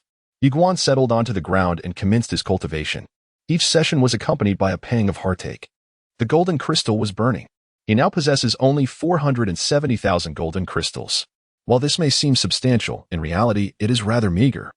For each session of cultivation consumes at least 10,000 crystals, and with prolonged practice, the expenditure increases. Moreover, the crystals are slowly depleting without any means of replenishment, and it won't be long before they are entirely exhausted. After all, if one cultivates daily, they could be depleted in just over a month. He must devise a strategy to earn more. After a considerable time, Ye Xuan heard the sound of footsteps. He opened his eyes to see Nanling approaching him. Smiling as she said, Junior brother Ye, it's time for dinner. Ye Xuan nodded in agreement. The two entered the grand hall, which appeared quite dilapidated, with a wooden dining table supported by only 3 legs. Nevertheless, the meal laid out was quite sumptuous, featuring 5 dishes and a soup. The Taoist monk chuckled. We are all companions here. Feel free to indulge. With that, he began to eat heartily, and Ye Xuan followed suit. Suddenly, the Taoist monk inquired, Little Xuan, as a sword cultivator, you must have a master in the sword path. Who is your sword master? Ye Xuan replied, I do not know her name, but I know she prefers to wear a simple dress, so I call her Sister Simple Dress. Sister Simple Dress. The Taoist monk furrowed his brow, pondering, as he did not recall such a person. He then asked, What is her realm? Ye Xuan shook his head. I am unsure. I only know she is a grand sword immortal. The small tower. A grand sword immortal. The Taoist monk glanced at Ye Xuan and nodded slightly, choosing not to press further. A grand sword immortal is indeed a prominent figure in the central land of divine continent. The Taoist monk refrained from further inquiries, understanding that everyone has their own privacy. At that moment, Nanling Yi abruptly inquired, Junior brother Yi, as a sword cultivator, you can manipulate your sword, correct? Ye Xuan glanced up and affirmed, Indeed. However, I cannot sustain sword control for an extended period, as my profound energy cannot support it for long. Nanling Yi smiled and remarked, That is splendid. When we travel to Yang City, we can fly with our swords. Ye Gu turned his gaze towards her. Yang City? Nanling Yi nodded. Our realm is quite remote, and the nearest city is Yang City, which lies thousands of miles away. There are no teleportation arrays here. And each time I venture there, I must soar through the skies for quite a while. It is truly exhausting. Ye Gu slightly nodded. If you wish to go next time, I can accompany you. Nanling Yi responded cheerfully. Very well. After their meal, Ye Gu stepped outside the hall, seated himself on the stone steps, and took out his traveling sword. He gently caressed the blade, feeling the essence of Xiaojia within. Xiaojia, the undying imperial clan. Ye Gu slowly closed his eyes. It is utterly impossible to reach the undying imperial clan for a sword now. I must seek a suitable opportunity. As he gazed at the traveling sword in his hand, his heart felt as though it were being cleaved. It was he, Ye Gu, who should have perished. With his eyes gradually shutting, he clenched his hands tightly and softly declared, Master Tower, I shall eradicate the entire True Dragon clan. The small tower remained silent. Ye Gu lifted his gaze towards the horizon and murmured, I understand. It is best not to speak of what cannot be accomplished. As he spoke, his expression grew increasingly cold. At that moment, Nanling Yi suddenly appeared beside him, smiling. Am I disturbing you? Ye Gu sheathed the traveling sword and shook his head. Nanling Yi sat not far from Ye Xuan, smiling as she said, Now the Dao sect finally has another member. This feeling is truly delightful. Ye Xuan, somewhat curious, inquired, For so many years, has it only been you and Master in the Dao sect? Nanling Yi nodded, Indeed. Ye Xuan then asked, What about your family, senior sister? Nanling Yi fell silent. Ye Xuan softly murmured, I apologize. Nanling Yi chuckled, Where did your thoughts wander? They are not deceased. In fact, I belong to the Nanling clan. Nanling clan. Ye Xuan was taken aback. The Nanling clan is one of the 6 great clans. Nanling Yi smiled slightly. Surprised, are you? Ye Xuan nodded. Within the small tower, a voice whispered, The Nanling clan. She is a descendant of that person. Nanling Yi chuckled lightly. In truth, I am merely an illegitimate daughter. Ye Xuan was taken aback. Nanling Yi gently tucked a strand of hair, tousled by the wind, behind her ear and continued softly.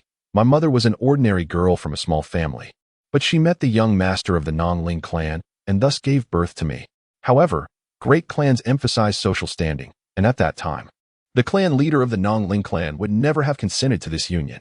Therefore, she said, shaking her head with a smile, My mother and I were not recognized by the Nanling clan. Now, my father has become the clan leader, and I thought he would acknowledge both me and my mother, but he never even glanced our way until my mother passed away. In that moment, I understood that he had long forgotten us. Ye Xuan remained silent. Nanling glanced suddenly at Ye Xuan and smiled. You shitty, you wouldn't look down upon me. Would you? Ye Xuan immediately shook his head. Actually, I am also a bastard. Nanling was taken aback. Bastard? Ye Xuan nodded. My master told me that I am, in fact, a bastard of the Yi clan. Our Yi clan is a prominent family in the Guanxuan universe, and my father is merely a son-in-law. Little Tower. Nanling spoke solemnly. You shitty, with your remarkable talent, if they were to find out, the Yi clan would surely embrace you. Ye Xuan sighed and shook his head. That won't happen. My master has informed me that if the Yi clan learns of my existence, they would seek to eliminate me. After all, being a bastard is quite disgraceful. Nanling fell silent. She understood that esteemed families are particularly concerned about their reputation. Ye Xuan then reclined on the stone steps, resting his hands beneath his head. I will strive forward. My unfortunate birth is unchangeable, but my future is within my control. At his words, Nanling gazed at Ye Xuan, her beautiful eyes reflecting a peculiar light. One must admit, a confident man exudes a unique charm. After a moment, Nanling inquired, Ye shitty, do you hate your father? Ye Xuan paused for a moment before shaking his head. I do not harbor hatred. In fact, I find him rather pitiable. To depend on others at such a young age, I wonder what he was thinking. Little Tower. A certain someone. A mysterious voice suddenly interjected, Little Tower, have you contemplated how you will meet your end in the future? Xiaotang. Nanling glanced at Ye Xuan beside her and sighed softly. I once believed my plight to be quite tragic. Yet, it appears, dear Ye shitty, your circumstances are even more lamentable. Striving to accumulate material for future endeavors, I aim for another significant breakthrough. By the way, does everyone still recall the Nanling clan? Chapter 58. Inexpressible. Ye Xuan meditated at the entrance of the grand hall throughout the night. As dawn broke, he entered the hall. It remains unclear what he discussed with the monk Dao, but shortly thereafter, he departed from the grand hall. At that moment, Nanling had come to seek him out. Today, Nanling adorned herself in a delicate light blue gown, her bright eyes and radiant smile rendering her exceptionally beautiful. She looked at Ye Xuan and said with a smile, "You shitty, let us proceed." The two had agreed to venture to Yang City for shopping that morning. The Dao sect was indeed in a pitiful state. He resolved to renovate the Dao sect. At the very least, the grand entrance and the Dao hall required restoration. Ye Xuan nodded slightly, then opened his palm, summoning a chi sword that materialized in his hand. In the next moment, the sword expanded severalfold before gracefully settling before him and Nanling. Excited, Nanling quickly stepped onto it, and Ye Xuan followed suit, maintaining a considerate distance between them. Despite the space kept, he caught a whiff of a faint fragrance, reminiscent of herbal essences, soothing to the senses. Ye Xuan's expression remained tranquil, his mind devoid of distractions. With a mere thought, the sword transformed into a beam of light, soaring skyward, swiftly piercing through the clouds and vanishing at their zenith. Nanling lowered her gaze to the mountains below, which appeared to shrink rapidly in size. With excitement, she exclaimed, "Master Yi, your speed on the sword is truly remarkable." Ye Xuan smiled faintly, opting for silence. Amidst the clouds, the two soared on their swords, the velocity of sword flight surpassing that of mere aerial navigation. In less than a quarter of an hour, they arrived at Yang City. As they approached the city, they halted and proceeded to walk towards the city gate. Nanling's cheeks flushed with exhilaration as she remarked, "Master Yi, flying on a sword is incredibly delightful." Ye Xuan chuckled softly, saying nothing in reply. Nanling continued, "It's a pity that my constitution is not robust. I can only cultivate certain magical arts and serve as a sorceress." Ye Xuan, somewhat taken aback, inquired, "A sorceress?" Nanling nodded with a smile, "Indeed. I possess numerous spells and even some forbidden techniques. However, I generally avoid combat." Ye Xuan's curiosity was piqued, and he wished to ask further questions, but at that moment, a commotion erupted nearby. Both Ye Xuan and Nanling turned their attention to the source of the noise, where a crowd had gathered at the city gate. Surrounding an individual, no, a being that was part human and part beast. It was a woman whose hands and feet were covered in various blood-red scales, and her face and upper body bore the same eerie crimson markings, which were unsettling upon first glance. The crowd was animatedly pointing and whispering about her. Suddenly, Nanling murmured, "That is a demon." Ye Xuan turned to her, pondering, "A demon?" Nanling slightly nodded and softly remarked, "These beings are the offspring born from the union of demon beasts and humans. If both the demon beast and human possess extraordinary strength, their progeny will start with a remarkable advantage, capable of seamlessly transforming into either human or demon beast forms. Conversely, if one parent is formidable while the other is frail, the result is a hybrid, neither fully human nor entirely demon." Ye Xuan turned his gaze once more towards the hybrid. She appeared quite young, seemingly no older than 17 or 18, her face still retaining a hint of youthful innocence, yet her eyes bore an icy coldness. Nanling continued softly, "In her case, neither the demon clan nor humanity acknowledges her. What awaits her is a fate of enslavement." After contemplating for a moment, Ye Xuan approached the hybrid, with Nanling hastily following suit. Surrounding them, onlookers pointed and jeered at the caged hybrid, their taunts ringing harshly in the air. Ye Xuan reached the front of the cage, casting a glance at the young hybrid before directing his attention to a portly man nearby. "What is her price?" Startled murmurs arose among the crowd as they turned to listen. The rotund man scrutinized Ye Xuan before responding with a grin. "Does this young master wish to make a purchase?" Ye Xuan nodded. The man continued, 10,000 gold crystals." Gasps of astonishment echoed throughout the crowd. Such a sum was no trifling matter. However, Ye Xuan uttered not a single word of protest, promptly producing a spatial ring and handing it to the portly man. The man inspected it briefly before accepting it. "She is now yours," he declared, turning to leave. At that moment, the hybrid glanced at the retreating figure of the fat man. Ye Xuan surveyed the crowd and commanded, "Disperse." The crowd did not linger long, turning away as they departed. However, as they left, they continued to point and gossip about the demon. Ye Xuan observed the demon before him, who, in turn, was fixated on him. Ye Xuan declared, "You are free." The demon scoffed, "Human, what trickery do you intend to employ?" Ye Xuan gazed at the demon, feeling a mix of unwillingness, anger, and hatred, yet he understood that such emotions were futile. To alter his fate, he needed to fight relentlessly. "I save you for 2 reasons. First, out of a moment of kindness. Second, A mere 10,000 gold crystals are not a burden for me. That is all. Nanling, he could not help but chuckle. Ye Xuan pondered for a moment and continued, I enjoy reading as well, but the type of novels you mention seldom captures my interest. I suggest you read less of them, and if you must, do so without overthinking. With that, he and Nanling made their way toward the city. The demon watched Ye Xuan as he retreated into the distance. After a brief silence, she suddenly turned and dashed deep into the mountains, swiftly vanishing within the forest. Amidst the dense thicket, she ran and exclaimed, Master, are you certain that fellow possesses destiny? A voice echoed suddenly from the surroundings, indeed, though it is quite concealed. But what kind of person do you think I am? How could I fail to sense it? This individual not only bears the mark of destiny, but also possesses some unique fortune. Alas, had you acted earlier, you would have had a significant chance to eliminate him and consume his fortunes. The demon replied solemnly, He does not seem like a wicked person. A voice spoke urgently. In the grand contest of destiny, there exists no distinction between right and wrong, only victors and vanquished. If you do not eliminate him and consume his celestial fortune, how will you contend with those prodigies in the struggle for destiny a year hence? The creature shook its head. But he even funded my rescue. To repay kindness with malice is simply unfathomable. After a brief silence, the voice replied, Child, as one who has traversed this path, I must impart this wisdom. Often, mercy leads to defeat. If you show compassion, you will surely falter. The creature protested, yet to kill him would betray my true nature. After another moment of silence, the voice conceded, Very well. Engaging in malevolent actions is indeed not advisable. The creature chuckled softly and inquired, Master, did you truly engage in combat with the sword master of the mortal realm? The voice retorted, Do you presume your master to be spinning tales? In my prime, I was formidable indeed. Are you acquainted with the boundless sovereign? He was the one who fought alongside the sword master of the mortal realm, and that little wretch fled upon encountering me. The creature shook its head, unfamiliar with the boundless sovereign, and asked, Is the sword master truly as powerful as they say? The voice responded with a measured tone, He is indeed powerful. However, when discussing invincibility, one must mention his exceedingly formidable sister. Just thinking about it sends shivers down my spine. The creature, perplexed, asked, Sister? The voice continued, Yes. And also his wife, who incessantly wreaks havoc with all manner of chaos. It is utterly preposterous.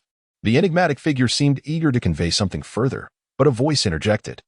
Let us not dwell on this topic any longer. Come, let us seek out the scattered fortunes of the world. Should we find a master, we shall employ the art of fishing for evidence. The enigmatic figure inquired, Master, is this tactic not rather unscrupulous? Who taught you such methods? The voice replied, The sword master of the mortal realm. He ensnared me in such a manner once upon a time. Truly, he possesses no shame. I assure you, he is utterly devoid of it. I have never encountered a person so lacking in propriety. It is beyond description. The enigmatic figure remained silent. Chapter 59.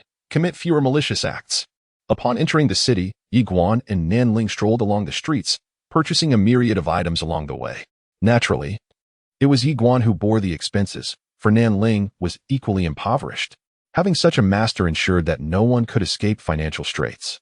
After a leisurely perusal, the pair arrived at the Celestial Treasure Pavilion, a veritable cornucopia of goods. After a thorough exploration, Ye Xuan found himself spending nearly 50,000 gold crystals. It must be said, he felt a twinge of regret. However, expenditures must be made when necessary. Once their shopping was complete, the two prepared to depart. Just as they stepped out of the pavilion, a voice suddenly called out from the side, Nanling. Upon hearing this, Ye Xuan turned to see several individuals observing them from a distance, 3 men and 1 woman. The leader, a man clad in white, approached with a smile, having recognized them. It truly is you. Nanling cast a glance at the man in white and his companions but remained silent. Ye Xuan furrowed his brow, wondering if they had come seeking trouble. The man in white continued, Ling, I never expected to find you here. Nanling nodded slightly, then turned her gaze towards Ye Xuan. Ye Xuan understood that she did not wish to engage further with the other party, and so he decided to lead Nanling away. At that moment, the man in white suddenly called out, Ye Xuan, please wait. Ye Xuan looked at the man in white in astonishment. Do you know me? The man nodded. Ye Xuan, you may not be aware, but the True Dragon clan has placed a bounty on your head throughout the entirety of Central Continent. A bounty on himself. Ye Xuan furrowed his brow. Yet he said nothing further. It was, after all, within his expectations. The man in white pondered for a moment, and then said, Ye Xuan, I would like to speak with my sister for a moment. Sister. Ye Xuan cast a glance at the man in white, somewhat surprised to discover that he was indeed of the Nanling clan. Ye Xuan then turned to Nanling Yi, who calmly addressed the man, Nanling Ren. What do you wish to say? Nanling Yi shook her head. She shook her head again, then turned to Ye Xuan. Let us go. Ye Xuan nodded and began to lead Nanling Yi away. Nanling Ren hurriedly called out, Yi, wait. He stepped forward, presenting a spatial ring to Nanling Yi. Yi, the path of the Tao is not easy. Take this 300,000 gold crystals, and please do not refuse. After a long silence, Nanling Yi ultimately shook her head and grasped Ye Xuan's arm, walking towards the distance. Observing this, Nanling Ren let out a quiet sigh and added, Ye Xuan, the True Dragon clan may soon make significant moves, so please be cautious. In the distance, Ye Xuan turned to glance at Nanling Ren. Thank you. With that, he and Nanling Yi quickened their pace towards the end of the street. Standing still, Nanling Ren gazed at the ring in his hand and sighed, shaking his head. He mused that it was not entirely fair to say so. Although he had not gained his father's acknowledgement, he bore the blood of the Nanling clan and shared a lineage with them. As he spoke, his eyes drifted towards the distant figures of Ye Xuan and Nanling Yi at the end of the street, and he softly remarked, the mistakes made by the elders should not be shouldered by the younger generation. My father is indeed at fault in this matter. Only this elder brother would dare to voice such sentiments regarding the head of the Nanling clan. This elder brother was destined to be the future leader of the Nanling clan, as decreed by their illustrious ancestor, Nanling Han. The position of the young clan leader was arguably the most secure in history. Nanling Ren observed the silhouette of Ye Xuan in the distance and praised. This brother Yi truly possesses an extraordinary demeanor and profound presence. He is a rare talent. Were I the leader of the Divine Clan or the Li clan, I would gladly accept him. The man responded solemnly, Elder brother, he has offended the True Dragon clan and even slain members of the Yin family. To accept him would mean making enemies of both the True Dragon clan and the Yin family. While he may be commendable, I believe it is not worth antagonizing those two clans for his sake. Nanling Ren shook his head slightly. Previously, I too thought it unworthy. However, upon meeting him, I have changed my mind. The man's brow furrowed in confusion. Why? Nanling Ren smiled and explained. All our attention has been focused on the Yin family and the True Dragon clan, neglecting a crucial fact. This brother Yi has slain Enmu and that True Dragon. Who was Enmu? This individual is undoubtedly a prodigious talent destined to contend for fortune within the esteemed Guanxuan Academy. His innate gifts and prowess are unparalleled, not merely in the upper realms, but also across the central continent, rendering him among the elite. Furthermore, he carries within him a genuine dragon, a young patriarch of the True Dragon lineage, which in itself is extraordinarily remarkable. At this juncture, he paused, then spoke gravely. However, even with their combined might, they fell to this esteemed young Master Yi. Yet, these matters are of secondary importance. The crux of the matter is that he has been accepted as a disciple by the Venerable Tao. The Tao, indeed, is one of the 12 paragons of the central continent. The Taoist monk. The man fell silent, acknowledging the extraordinary stature of this figure. Although the Tao sect is singular in its presence, none dare to underestimate it, all due to him. Nanling Ren continued, the Venerable Tao cannot be oblivious to these intricate dynamics, yet he still chose to take young Master Yi as his apprentice. This leaves us with two possibilities. First, that the Venerable Tao has indulged in too much wine. The man shook his head. Impossible. Nanling Ren chuckled. The second possibility is that our young Master Yi is even more extraordinary than we dare to imagine. A being of such caliber has captivated the Venerable Tao, who could not resist the allure of accepting him as a disciple. If I surmise correctly, young Master Yi is destined to vie for the fortune of the Tao sect. The fortune of the Tao. The man spoke somberly. Brother, this fortune is not easily contested. Nanling Ren nodded, asserting that this time may well be the most arduous in history. The man turned to Nanling Ren. Brother, do you intend to compete? Nanling Ren shook his head, expressing his lack of capability, stating that no one in the Nanling clan possessed such strength. Thus, they could only strategize before taking action, striving to cultivate numerous benevolent relationships while committing fewer malevolent deeds. Throughout history, the demise of great clans has often been attributed to the unjust actions of their own members, sowing seeds of malice and reaping the bitter fruits of their deeds. As he spoke, he glanced at the few individuals behind him. Despite being one of the 6 major clans, they were but a speck in the vast cosmos. Therefore, it was imperative for them to restrain their own words and actions, committing fewer wrongs. The others nodded in agreement. Nanling Rin gazed into the distance and softly expressed a hope that they would survive this tribulation. After Ye Xuan and Nanling Yi departed from Yong City, the two ascended upon their swords, soaring into the clouds. Nanling Yi remained silent, and after a moment, he nodded, commenting on the merits of the Taoist path. Ye Xuan chuckled lightly, and then came to a halt. Confused, Nanling Yi inquired, "Senior brother Yi, why have you stopped?" Ye Xuan smiled faintly, turning his gaze to the side. "Will you not come out?" As his words fell, the clouds parted suddenly, revealing a middle-aged man before Ye Xuan and Nanling Yi. The newcomer was none other than Ao Meng. Upon seeing Ao Meng, Nanling Yi's expression shifted dramatically, while Ye Xuan maintained an air of calm, as if he had anticipated this encounter. Noticing Ye Xuan's demeanor, Ao Meng furrowed his brow, a sense of unease rising within him. Just as he was about to speak, a terrifying aura suddenly descended from below, followed by a blade of light soaring hundreds of feet into the sky. Ao Meng's expression changed instantly as he roared, "You are setting a trap for me." As he spoke, sensing the terrifying aura of the blade's radiance, he dared not be the slightest bit careless and immediately reverted to his true form. A true dragon, thousands of zhang long, manifested amidst the clouds, its overwhelming might cascading down. However, it was unable to thwart the blade's radiance. With a sharp rip and a piercing scream echoing, the true dragon was effortlessly severed in half by the blade's light, countless drops of dragon blood cascading down. Ye Xuan swiftly opened his palm to retrieve Ao Meng's storage ring, then used another ring to collect the abundant dragon blood and Ao Meng's corpse. Nanling Yi gazed in astonishment. Such a deft maneuver. At that moment, Dao the monk appeared on the scene, wielding a large steel blade. A monk armed with a blade. Ye Xuan immediately exclaimed, "Master's might is unparalleled." Dao the monk fixed his gaze upon Ye Xuan, declaring, "Dragon meat, we shall share equally." Yet, he furrowed his brow, realizing it was he who had slain the dragon, questioning why he should share with the scoundrel. At that moment, Ye Xuan urged, "Master, the true dragon clan will surely return. We must withdraw." Dao the monk regarded Ye Xuan, recalling that he had refrained from eliminating this fellow last time to avoid a complete rupture in their relationship. However, now they had irreparably severed ties with the true dragon clan. "Do you understand what this signifies?" Ye Xuan remained silent for a moment before responding. "They will seek to avenge themselves with a vengeance." Dao the monk's expression darkened immediately. Upon overhearing the conversation between Ye Xuan and Dao the monk, Nanling Yi suddenly understood. This was a scheme. His junior disciple and master had conspired against Ao Meng. Nanling glanced at the monk and shook her head, thinking to herself, "The master is truly quite insidious." She then turned her gaze to Ye Xuan, inwardly marveling. The junior brother possesses unparalleled wisdom. Chapter 60, A Wretched Fate. Shortly after their departure, the fabric of space and time in the arena was abruptly torn apart, and a middle-aged man clad in golden robes, accompanied by an elderly man, slowly emerged.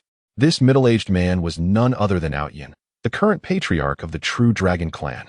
Ao Yin surveyed the scene, his eyes narrowing slightly, and remarked, "We have arrived too late."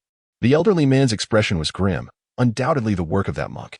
Ao Tian nodded slightly, acknowledging that Ye Xuan lacked the strength for such an endeavor. He then turned his attention toward the direction of the Dao realm, softly stating, "Since you, monk, neglect to enjoy your retirement, the true dragon clan shall have no choice but to see you through to the end." Upon returning to the Dao sect, Ye Xuan and the others promptly entered the grand hall. Ye Xuan produced the spatial ring of Ao Meng, and Nanling stared at it, filled with curiosity. The monk was also somewhat exhilarated. The true dragon clan is indeed exceedingly wealthy. Ye Xuan opened the ring, revealing a staggering 30,000 golden crystals. Additionally, there were 12 celestial-grade demon beast cores, though not a single imperial-grade one. "We have struck it rich." Ye Xuan and the others exchanged knowing smiles, for this was certainly a considerable fortune for the three of them. Suddenly, Ye Xuan remarked, "Master, the true dragon clan is likely to seek revenge against us." The monk regarded Ye Xuan and asked, "What do you believe we should do?" Ye Xuan pondered for a moment and then said, "As a disciple, my strength is currently feeble. I can only confront one, and the rest shall depend on your prowess, master." Nanling Yi chuckled softly, finding her junior brother exceedingly astute. Dao Shan fixed his gaze upon Ye Xuan, remarking, "You appear to be an honest young man. Yet there is a cunning spirit lurking within you, not exactly the virtuous type." He then glanced at Nanling Yi, advising, "Be cautious of him." Nanling Yi shot Dao Ye Xuan an irked look, muttering, "Why meddle in my affairs?" Ye Xuan sighed, "In truth, I am simply unable to contend with the others." Dao Ye Xuan replied in a calm tone, "But do you dare to slay a true dragon of the Dragon Clan?"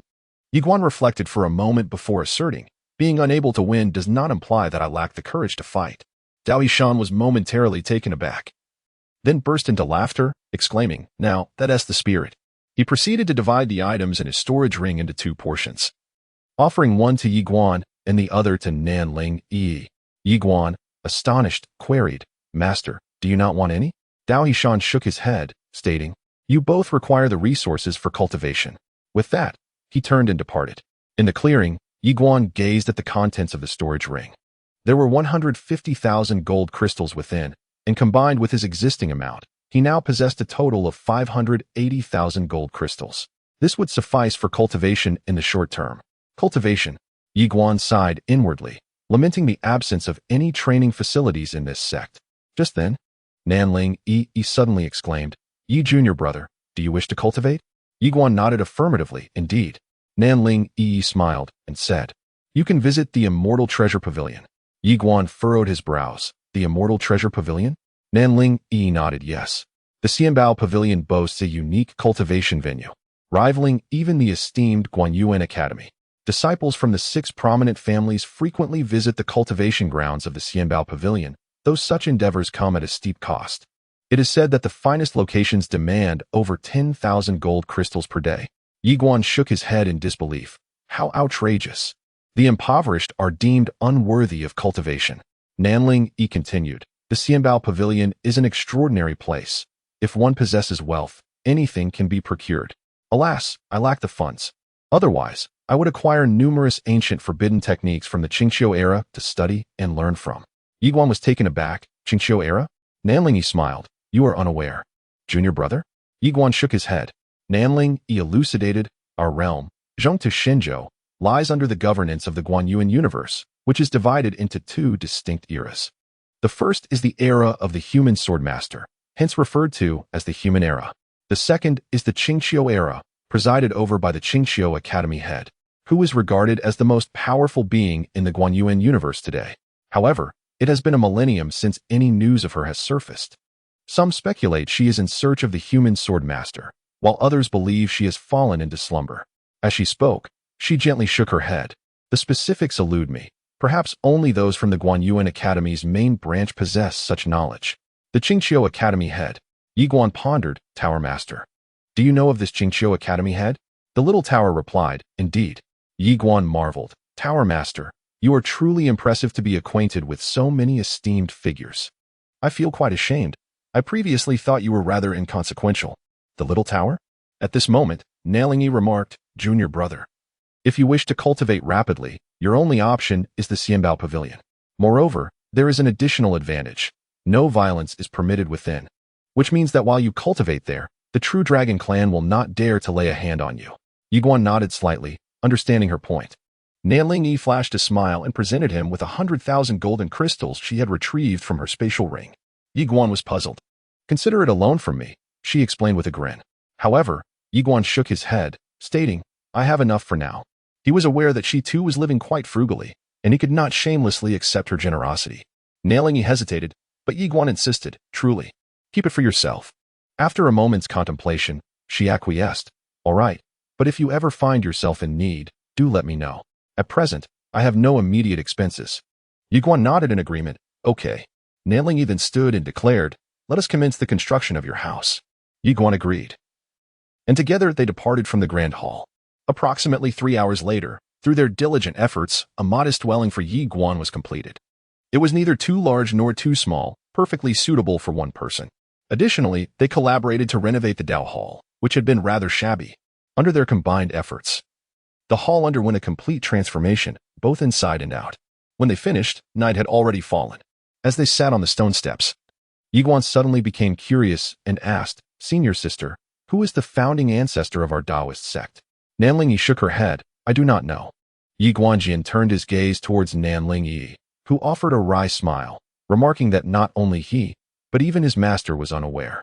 Ye Guanjian fell silent, seemingly struck by a thought, and inquired within his heart, "Tower Master, Do you possess the answer? The small tower responded affirmatively. Indeed. Ye Guanjin quickly pressed on. Who is it? The small tower replied. The master of the great Dao Pen. Ye Guanjin furrowed his brow, pondering the implications of this title. The master of the great Dao Pen? How does he compare to the sword master of the mortal realm? After a moment of contemplation, the small tower responded. If the mortal sword master does not call upon anyone, the master of the great Dao Pen is formidable. However, if the mortal sword master invokes others, he holds the advantage. Invoke others? Ye Guanjin expressed surprise, questioning whether the mortal sword master typically called upon aides in battle. The small tower nonchalantly remarked. It is quite customary. Ye Guanjin was left speechless. After a brief interval, Ye Guanjin parted ways with Nanling Yi and proceeded directly to the Immortal Treasure Pavilion. He was resolute in his decision not to squander time. Every moment was an opportunity for cultivation. The contest of fate demanded strength. To vanquish the true Dragon Clan required power. To borrow a sword from the Undying Emperor clan necessitated might. Ye Guanjin had no time to waste for him. It was a matter of exerting every ounce of effort. This individual was none other than the Dao monk. Within the Immortal Treasure Pavilion, Ye Guanjin was greeted by Emoya, the steward of the Yongqing Immortal Treasure Pavilion. She was a strikingly beautiful woman, exuding an air of astuteness. Emoya smiled and said, Esteemed sir, we offer 6 types of cultivation chambers. The Rin chamber, the Di chamber, the Xin chamber, the Tian chamber, the Di chamber, and the Shin chamber. May I inquire which one you desire? Ye Guanjin replied in a deep voice. What is the price for the Tian chamber? Emoya smiled gently. 10,000 gold crystals per day. 10,000 gold crystals. Ye Guan fell into silence. Truly expensive. After a moment of hesitation, he asked, What about the Imperial level training room? Emoya's eyes immediately lit up with enthusiasm. Young master, the Imperial level training room is 20,000 gold crystals per day. Ye Guan nodded. I want the human level training room. Emoya's smile froze. Are you joking? After all that questioning, you choose the cheapest option?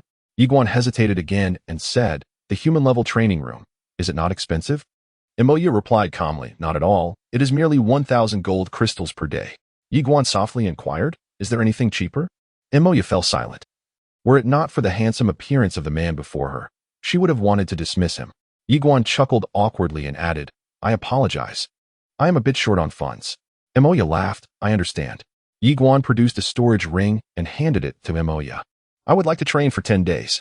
Emoya nodded slightly, accepting the storage ring, and said, Follow me. As she spoke, she led Ye Guan into a grand hall filled with nearly 100 teleportation arrays. Emoya looked at Ye Guan and asked, Which aspect of training are you interested in? We have numerous types, all sorts available. After a moment of contemplation, Ye Guan replied, Gravity.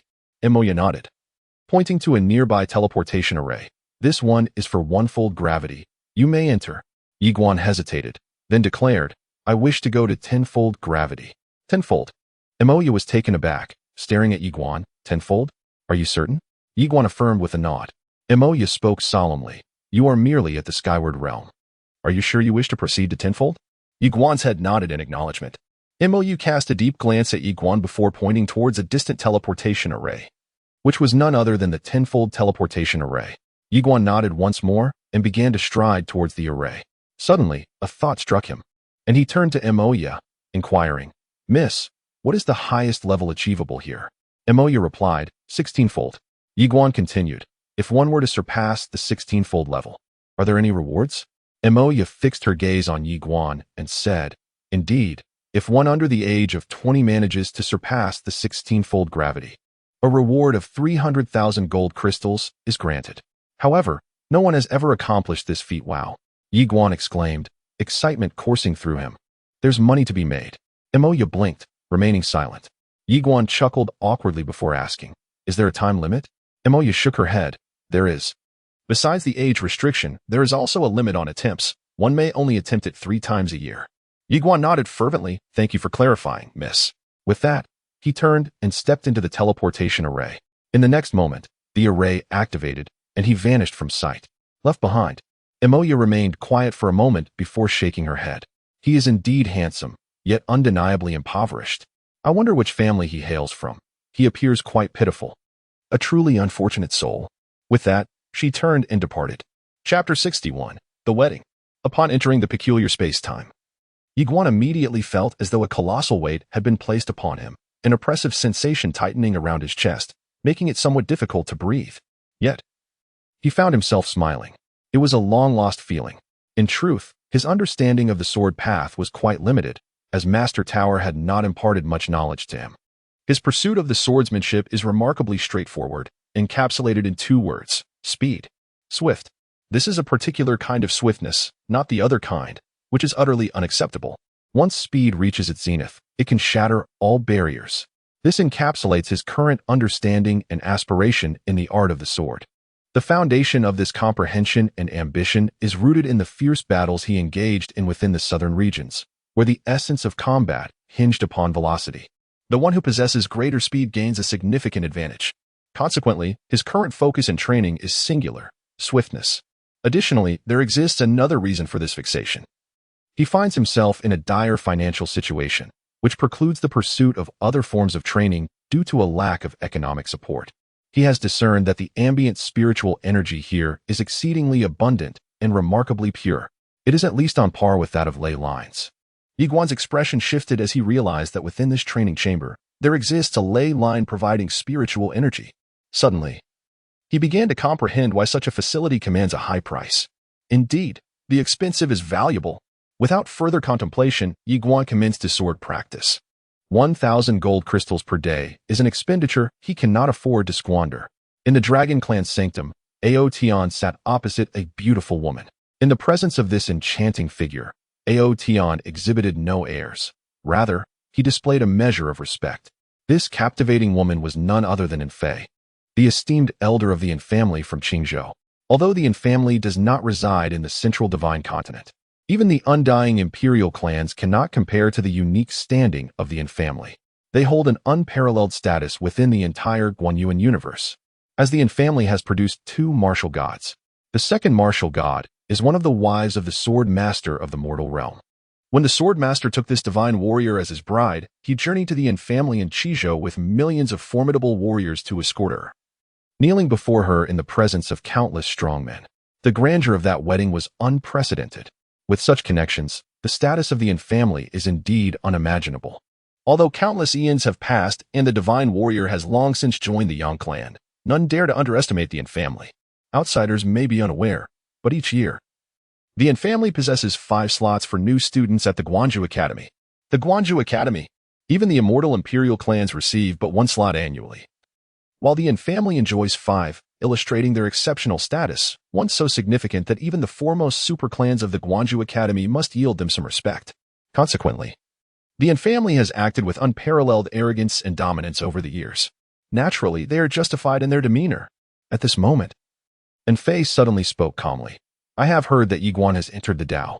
Ao Tian nodded in affirmation, and Fei turned her gaze towards Ao Tian, pondering how the clan leader intends to proceed. After a moment of silence, Ao Tian remarked, that Taoist monk possesses formidable strength. Fei glanced at Ao Tian, asserting that no matter how formidable, he remains but a single individual. Ao Tian looked at Fei, noting that the youth is a sword cultivator, and his sword is no ordinary weapon. Behind him, there must be a great sword immortal. Fei chuckled softly. Are you suggesting that the Yin family should take a stance, clan leader Ao Tian? Ao Tian remained silent. He has yet to take action, seemingly desiring a stance from the Yin family, or perhaps a form of support. Fei stated calmly, Mu is a rare talent within our lineage. Yet he perished at the hands of that youth. This enmity shall not be easily dismissed by the Yin family. However, she turned her gaze towards Ao Tian. We cannot overtly retaliate. Do you understand, Chief Ao? Ao Tian nodded, comprehending the implications. After all, Mu and Ye Xuan engaged in a fair battle. If the Yin family were to seek vengeance now, it would inevitably provide grounds for criticism. Suddenly, Fei declared, this year, the Yin family possesses 5 slots to attend the main academy of Guanxian, yet our current generation is somewhat lacking in talent. Thus, we would like to cede one of these slots to the true Dragon Clan. Upon hearing this, Ao Tian's eyes narrowed with excitement, for this was precisely his objective. The misdeeds would be carried out by the true Dragon Clan, yet the Yin family must provide the incentive. Containing his exhilaration, Ao Tian replied with a smile, rest assured, Elder Fei, that youth shall not survive. Fei nodded slightly and then rose. Chief Ao, this youth possesses formidable strength, far beyond that of an ordinary talent. The most effective strategy against such an extraordinary individual is to eliminate him completely before he has the chance to grow. She glanced at Ao Tian. Tonight, dream duo. Ao Tian nodded, signaling his understanding, and Fei gave a slight nod, refrained from further comment, and proceeded towards the exit. As soon as she departed, Ao Tian could not help but smile. One slot. Despite the true dragon clan's formidable status in the Central Land, it is but a mere shadow when placed within the esteemed halls of the Guanxuan Academy. Even the most prodigious talents of the true dragon clan would find it incredibly arduous to gain admission to the main branch of Guanxuan Academy. That place is simply extraordinary. The Central Land oversees 3,000 worlds, yet there are 9 major regions, collectively known as the 9 provinces, all under the dominion of the Guanxuan universe. Beyond these 9 provinces, there exist countless parallel universes, with over 10,000 currently known. Each parallel universe encompasses realms that surpass the Central Land in magnitude. The geniuses from all these parallel universes also aspire to join the main branch of Guanxuan Academy. One can only imagine the ferocity of the competition. It is not merely the 6 great families. Even the prodigies of the Guanxuan Academy in the Central Land face insurmountable challenges to reach the main branch. In simpler terms, there are only 2 pathways to enter the main branch of Guanxuan Academy. First, one must possess an extraordinary background, akin to that of the Yin family or the undying imperial clan. Second, one must be exceptionally gifted, to the extent that the main branch cannot refuse them. Such individuals are rarely seen, perhaps only once in a millennium. The last of such caliber was Ye Yu from the Ye family of Qishou, who is now renowned as the foremost swordsman of the Guanxuan Academy. Therefore, the opportunity for the true dragon clan to secure a single spot is immensely precious. Suppressing his excitement, Ao Tian commanded, "Summon all adult true dragons of our clan. We shall proceed directly to the Dao Gate." He wished to avoid any unnecessary delays. Having reaped the benefits of settling down, he naturally must exert every effort to eliminate Ye Xuan, lest this prodigy be afforded the opportunity to flourish. The elder hesitated for a moment before speaking. "Chief, Ye Xuan is currently not within the Taoist sect." Upon hearing this, Ao Tian furrowed his brow. "Not within the Taoist sect?" The elder nodded. "He is presently cultivating at the Immortal Treasure Pavilion." Cultivating. After a brief silence, Ao Tian declared, "Summon all adult dragons to the Immortal Treasure Pavilion." The elder was taken aback and quickly protested, "Chief, that is unwise. The Immortal Treasure Pavilion is the only superpower capable of contending with the Guanxuan Academy in the current universe. The true dragon clan is not to be trifled with." Ao Tian replied calmly, "Rest assured, I have no intention of attacking the Immortal Treasure Pavilion. I merely intend to wait for him to emerge, and then execute him without mercy." Upon hearing this, the elder felt a sense of relief. If the chief truly intended to assault the Immortal Treasure Pavilion, it would only result in a mutiny. Sharing wealth is acceptable, but sharing death is not. Soon, a host of formidable warriors from the true dragon clan soared from the true dragon realm, heading straight for the Immortal Treasure Pavilion. At the Immortal Treasure Pavilion, Ye Xuan had already arrived at the 11th level of the gravity training space. He had fully adapted to the 10th level in less than 3 hours. However, upon reaching the 11th level, he furrowed his brow in discontent. Not strong enough. Thus, he proceeded directly to the 12th level. As he felt the weight of his legs akin to 1,000 pounds, a smile broke across his face. This was precisely the sensation he craved. He sought to push himself. He aimed to challenge his limits. At that moment, the small tower hesitated before inquiring, "Why do you exert yourself so relentlessly?" Upon hearing this, Ye Xuan fell into a momentary silence before responding, "I am but a minor heir of the Yi family. Fortunately, I have forged a connection with Master Ta, acquiring the inheritance of the swordsmanship and the opportunity to defy fate.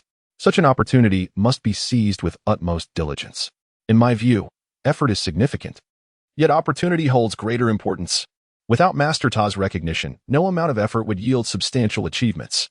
Diligence is the foundation. However, upon encountering opportunity, one must endeavor even harder." Within the little tower, a gentle voice remarked, "In this young lad, I perceive the shadow of the former master. In certain aspects, he surpasses the old master." The mysterious voice fell silent, fully aware of whom the little tower referred to, the renowned green robe sword master, one of the invincible 3 swords of yore. The little tower continued softly. If the young master and his lady were to witness this young one, they would surely feel a sense of pride. At this point, it refrained from further commentary, and the mysterious voice became completely mute. Chapter 62. A sword technique that determines life and death. 2 days later, Ye Xuan had thoroughly acclimatized to the gravitational forces of the spatial realm. Yet, he showed no intention of departing. Instead, he sat cross-legged on the ground, fervently absorbing the spiritual energy present in the environment. Such energy must not go to waste. It was purchased with effort. He intended to extract every last bit before leaving. In the Celestial Treasure Pavilion, Emoya faced a somewhat irate young lady. Sister Emoya, that fellow has already adapted to the 13-fold gravity, yet he refuses to leave, insisting on draining every ounce of spiritual energy before departing. This is utterly exasperating. It was akin to ordering a simple dish of cabbage at a restaurant and then devouring an entire bucket of rice, an undeniable exploitation. Emoya calmly responded, "We have not stipulated that one cannot absorb spiritual energy." The young woman retorted with some irritation. "However, he cannot take advantage of our immortal treasure pavilion." Emoya smiled and said, "Do you not find him impressive? He is merely at the void realm, yet has managed to enter the 13th level of gravitational space." Upon hearing this, the graceful young woman contemplated for a moment before nodding in agreement. Indeed, he was remarkable. Emoya set down a confidential document and softly remarked, "He is Ye Xuan, the first in the martial examination of the lower realm." The young woman was taken aback. "He is that Ye Xuan? The one who killed the true dragons of the True Dragon clan?" Emoya nodded, her expression slightly solemn. The young woman whispered, "I have heard that not only did he slay the true dragons of the True Dragon clan, but he also killed the unparalleled genius and Mu of the Yin family. Yet why is he so impoverished?" Emoya chuckled softly because he declined the invitation from the Guanxuan Academy of Central Earth. The young woman shook her head. "That is not rational." Emoya replied with a smile, "I find him rather principled and spirited." The young woman stated solemnly, "As far as I know, upon arriving in Central Earth, he visited the Li clan, the Divine Gu clan, and the Divine clan, but ultimately he was rejected by all. Although he joined the Dao sect, the current state of the Dao sect." She slightly shook her head. "Everyone is aware of the Dao sect's predicament. It is nearly on the brink of extinction."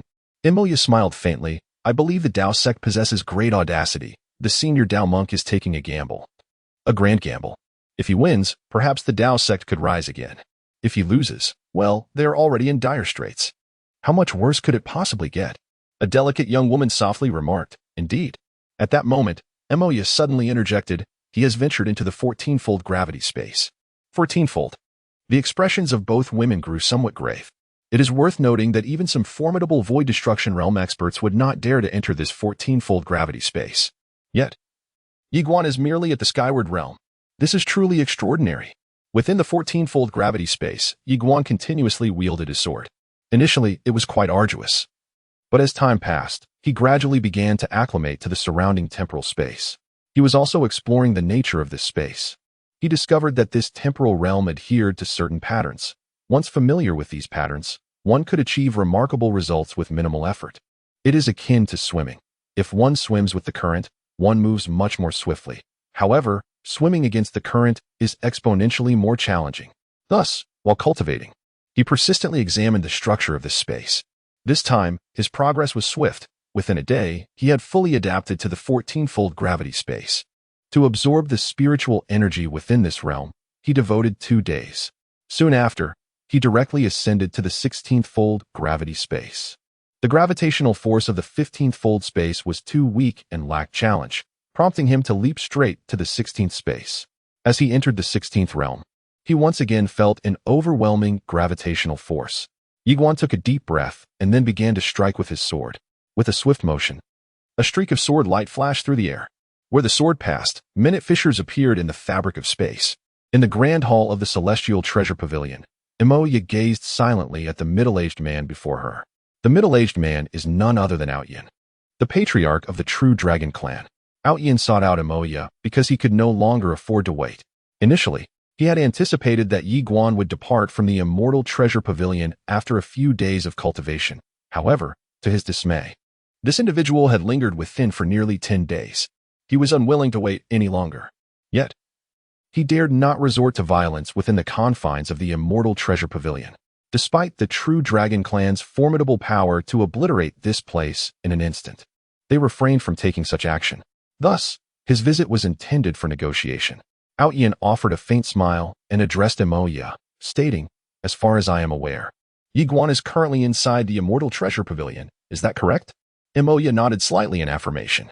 Tian continued, gazing at her. Might I inquire if you would be willing to surrender him to us? Emoya immediately shook her head, replying, Patriarch Tian. That would contradict the regulations of the Immortal Treasure Pavilion. Tian remained unperturbed. He opened his palm, and a storage ring gracefully floated before Emoya. Within the ring lay a staggering 30,000 golden crystals. Emoya regarded the ring in silence. Fully aware that Tian's courteous demeanor stemmed from her affiliation with the Immortal Treasure Pavilion. She could certainly refuse, but doing so would equate to offending the true Dragon Clan. While they would hesitate to act against the Immortal Treasure Pavilion, it did not imply that they would spare her, Emoya. Should the true Dragon Clan be willing to eliminate her position as the steward of the Immortal Treasure Pavilion, they could do so with ease. Once stripped of that protective identity, it would be exceedingly simple for the true Dragon Clan to manipulate her. This was not a risk she could afford to take. Contemplating this, Emoya offered a slight smile, saying, Patriarch Tian, you are too kind. With that, she accepted the storage ring. Observing this, Tian expressed his gratitude, saying, Thank you. Emoya spoke in a low voice, Tian, the clan leader, we cannot engage in conflict within the Immortal Treasure Pavilion, for doing so would violate the rules. And that would lead to significant consequences. Tian nodded, I understand. Upon finishing his words, he turned and departed. Emoya sighed softly, then made her way towards the trial grounds. Meanwhile, Ye Xuan was still immersed in his cultivation. Behind Emoya, a graceful young woman inquired, Shall I bring him out? Emoya replied calmly, Let us wait a moment. The young woman, puzzled, asked, Sister Emoya.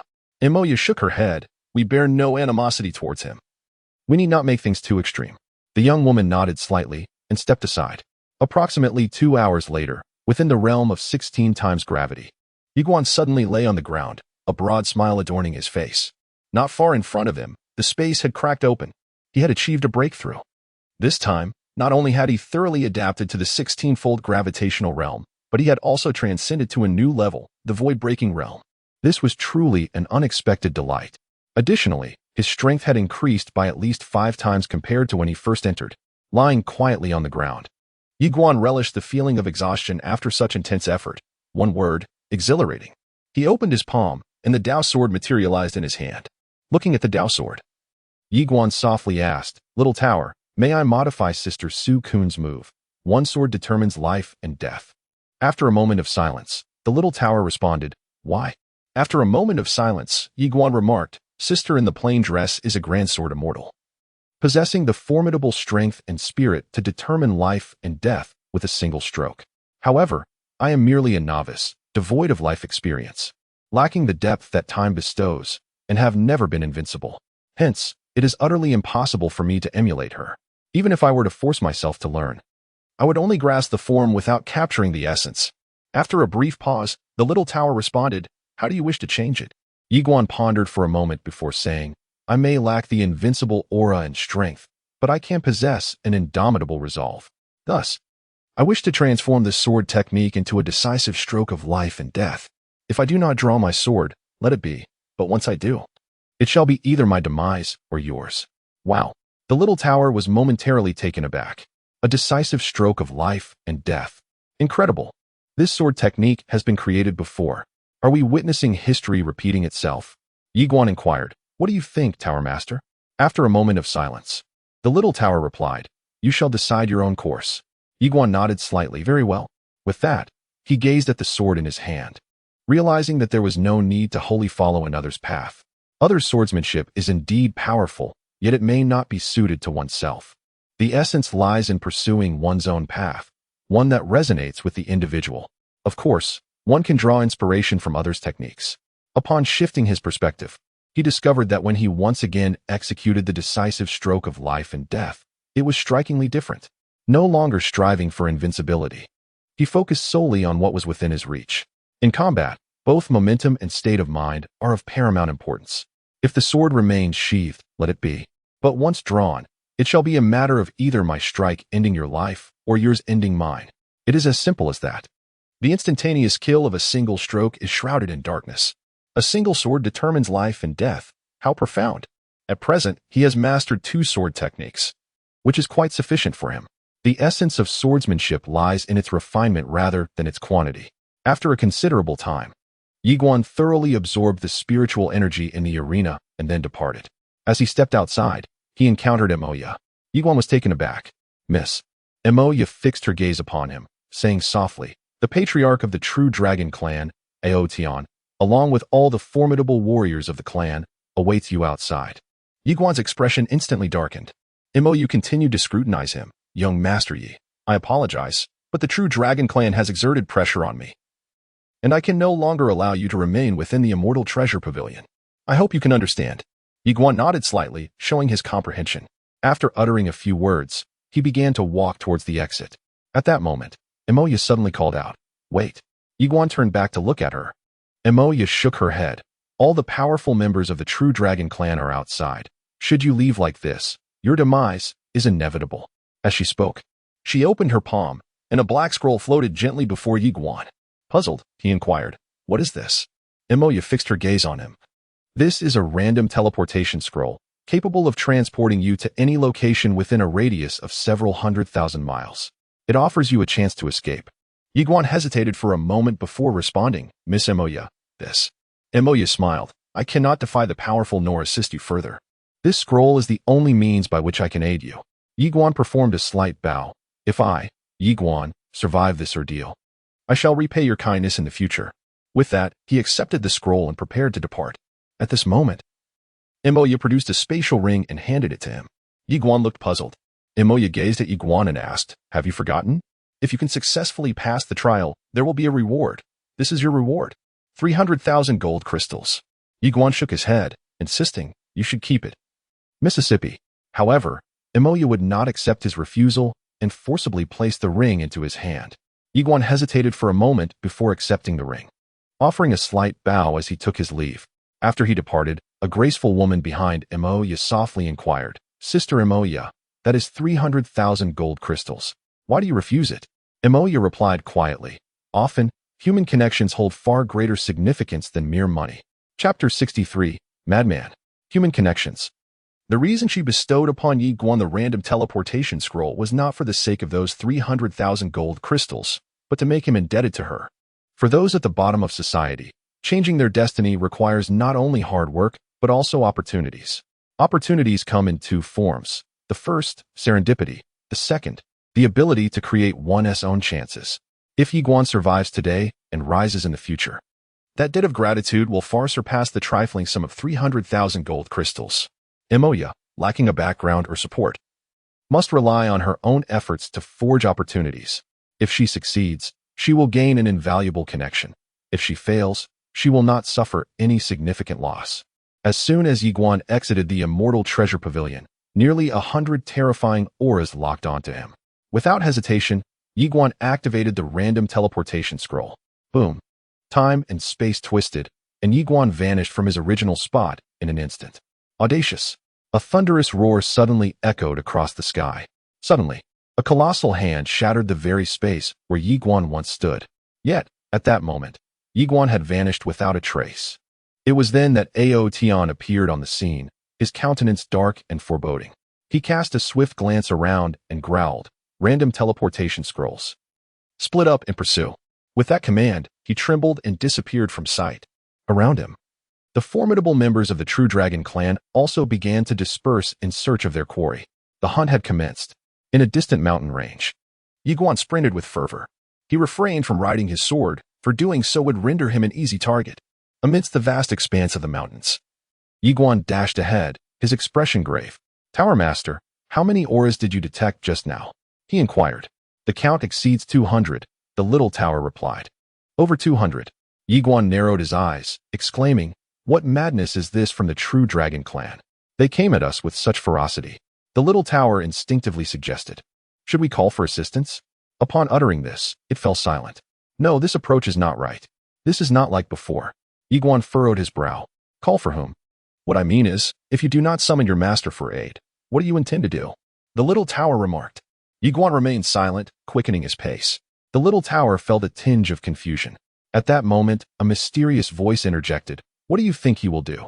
The little tower replied solemnly. According to past patterns, he would call for help. The mysterious voice retorted, "That pattern is outdated." "Let us observe," the little tower said. Within the mountain range, Ye Xuan continued his frantic dash. His speed was extraordinary, and in the blink of an eye, he had covered 100 miles. However, his destination remained the Xianbao Pavilion. Within the Celestial Treasure Pavilion, upon encountering Ye Xuan, Emoya was momentarily taken aback. Ye Xuan directly requested, "Miss Emoya, may I utilize the teleportation array of the Celestial Treasure Pavilion?" Emoya gazed at him, inquiring, "Where do you wish to teleport?"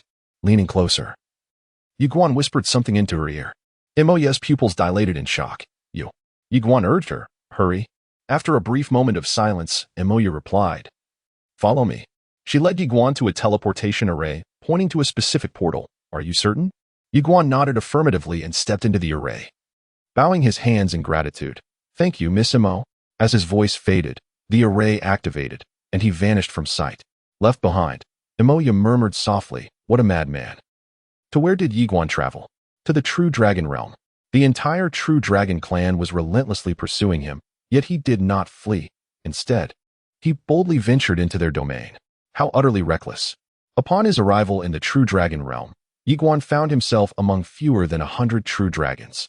The reproductive capacity of the dragon race is notoriously poor. At their zenith, they numbered scarcely over 300. Now, the entire clan had dwindled to around 200 dragons. In their fervor to hunt down Ye Xuan, they dispatched 100 fully grown dragons. However, this was not merely a show of force for Ye Xuan alone. Their true agenda encompassed the annihilation of Dao sect, with Ye Xuan as their primary target.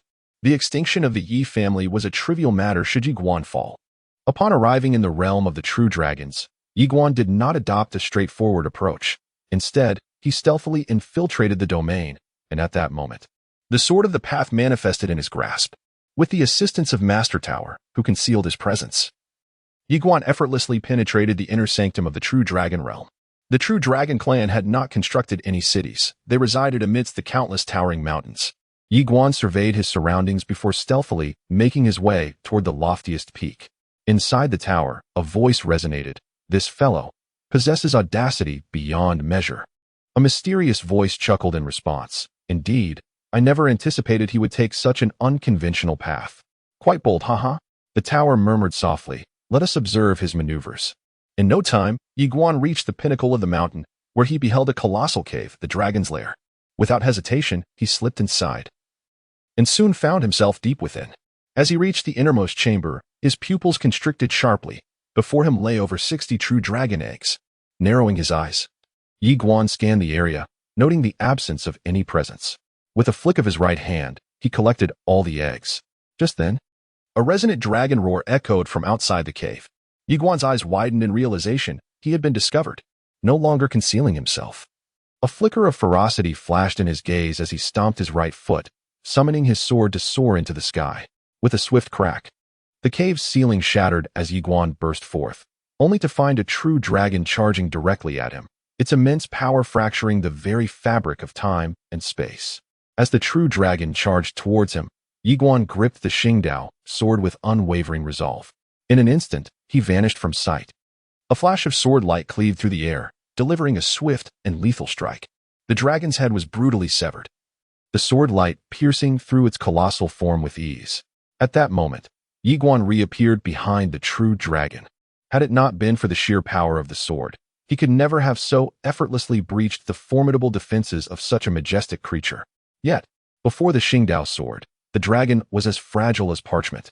Just then, another true dragon surged forward, followed closely by dozens more. A flicker of ferocity ignited in Ye Xuan's eyes. He transformed into a streak of sword light, vanishing once more. With a decisive swing, he proclaimed life and death. The sword light flashed. In the distance, another true dragon's head was cleaved apart, and in the blink of an eye, Ye Xuan dashed towards the remaining beasts. He did not flee, for he had unwavering faith in his strength and speed. After slaying one dragon, he stood before another, and at that moment, the Xingdao sword soared into his grasp. With a fierce stroke, he swung the sword forward. A cascade of sword light descended. As he struck, the head of the dragon before him split open, blood gushing forth. In that instant, Ye Xuan vanished again, only to reappear several yards away, where yet another flash of sword light ignited. Soon, a terrifying spectacle unfolded in the heavens as anguished dragon roars echoed and true dragons fell from the sky. Drenched in blood, It was a massacre. This was nothing short of slaughter. The formidable defenses that the true dragons prided themselves upon crumbled before Ye Xuan's speed and the prowess of the Sword of the Way. The primary reason, of course, was that the true powerhouses of the true dragon clan were absent. In no time, Ye Xuan had slain over 30 true dragons, and the remaining ones were finally gripped by fear. They no longer charged forth recklessly, but instead turned to scatter in flight. Ye Xuan remained composed. He chose not to pursue, but rather collected the corpses of the slain dragons before turning and vanishing into the horizon atop his sword. In the arena, the remaining true dragons exchanged apprehensive glances. In a remote mountainous region, Aotion suddenly halted, sensing a slight tremor in the fabric of time and space before him. Moments later, his eyes widened in fury as he bellowed, "Ye Xuan!" Boom! As the sound reverberated, an overwhelming draconic aura surged forth, enveloping the entire sky, causing the space around to ripple ominously. The assembly of dragons was baffled. Aotion abruptly transformed into a streak of golden light and vanished into the horizon. Fury. The entire true dragon clan was engulfed in rage.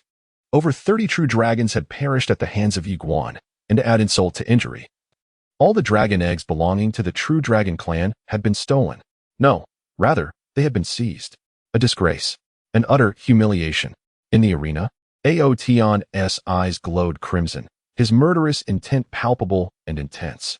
The true dragon clan had suffered a grievous loss this time, leaving their pride utterly shattered.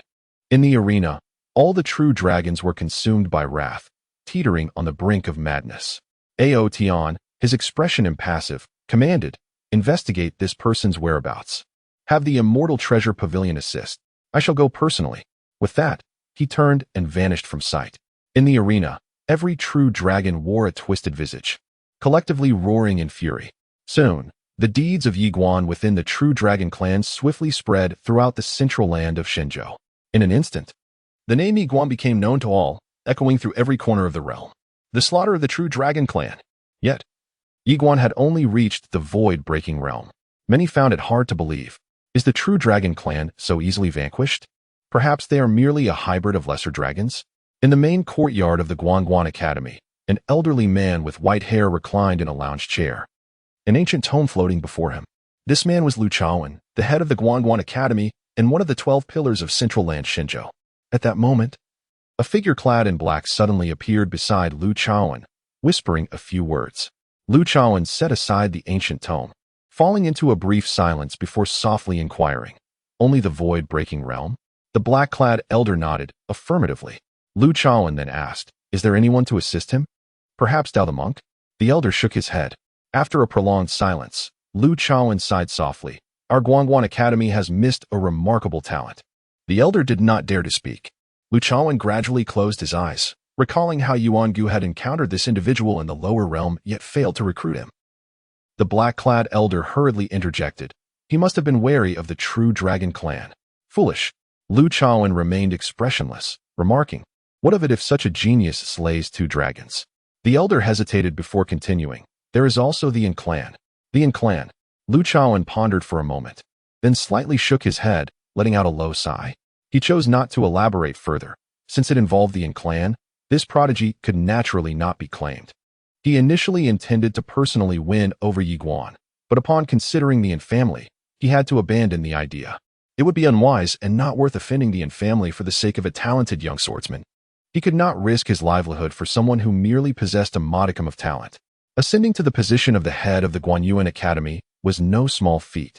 Chapter 64. The Snap of a Finger. The Divine Spear Clan. When the clan leader, Li Yun, learned of Ye Xuan's massacre within the true dragon realm, his expression darkened considerably. Such audacity. Li Yun immediately summoned all the formidable members of the Divine Spear Clan. He perceived the gravity of the situation, one that could significantly affect the future of the clan.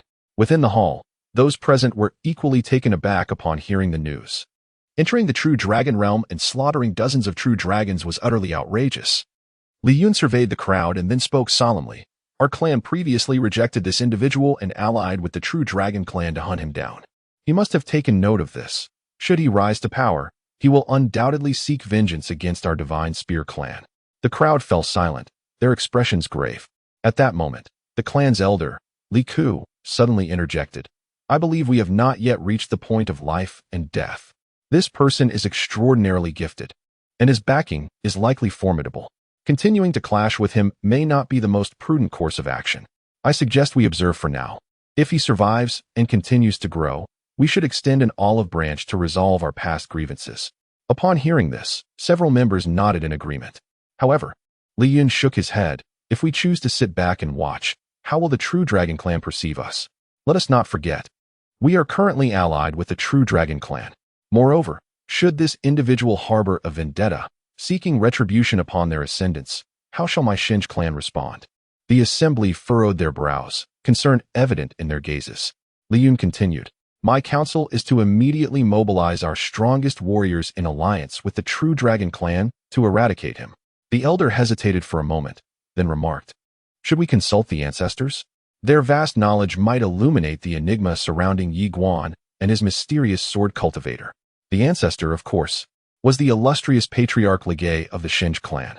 It was through Ligay's unparalleled ingenuity that they secured an alliance with the human sword master, enabling the Xinj clan's meteoric rise to prominence. The individual who contributes most to the family legacy is bestowed the foremost position in the clan's genealogy, and presently, Ligay occupies the pinnacle. Upon hearing the elder's words, Li Yun gently shook his head, deeming it unnecessary to seek the ancestors' counsel for such a trivial matter. Furthermore, the sword immortal behind Ye Xuan is merely a great sword immortal. The Xinj clan is more than capable of vanquishing him without the ancestors' intervention. Hearing this, the elder pondered briefly before remaining silent. Thus, shortly after, the Xinj clan dispatched their formidable warriors to investigate Ye Xuan's whereabouts. As for the Li clan, upon learning of the events in the True Dragon realm, Li Yun felt a sense of regret wash over him. What a pity. Indeed, it is a lamentable circumstance. Ye Xuan had once visited the Li clan, had he chosen to align himself with them. However, he shook his head at the thought. The True Dragon clan is formidable enough. While the Yin family is an insurmountable behemoth, the Li family cannot afford to provoke them. Though it is regrettable, he harbored no regrets. As Li Banji has already conveyed, a new generation of destined individuals may soon emerge, and should they be discovered, the Li clan must wholeheartedly follow. The Li clan has reached its current pinnacle, and to advance further, they must align themselves with this new generation of destined individuals.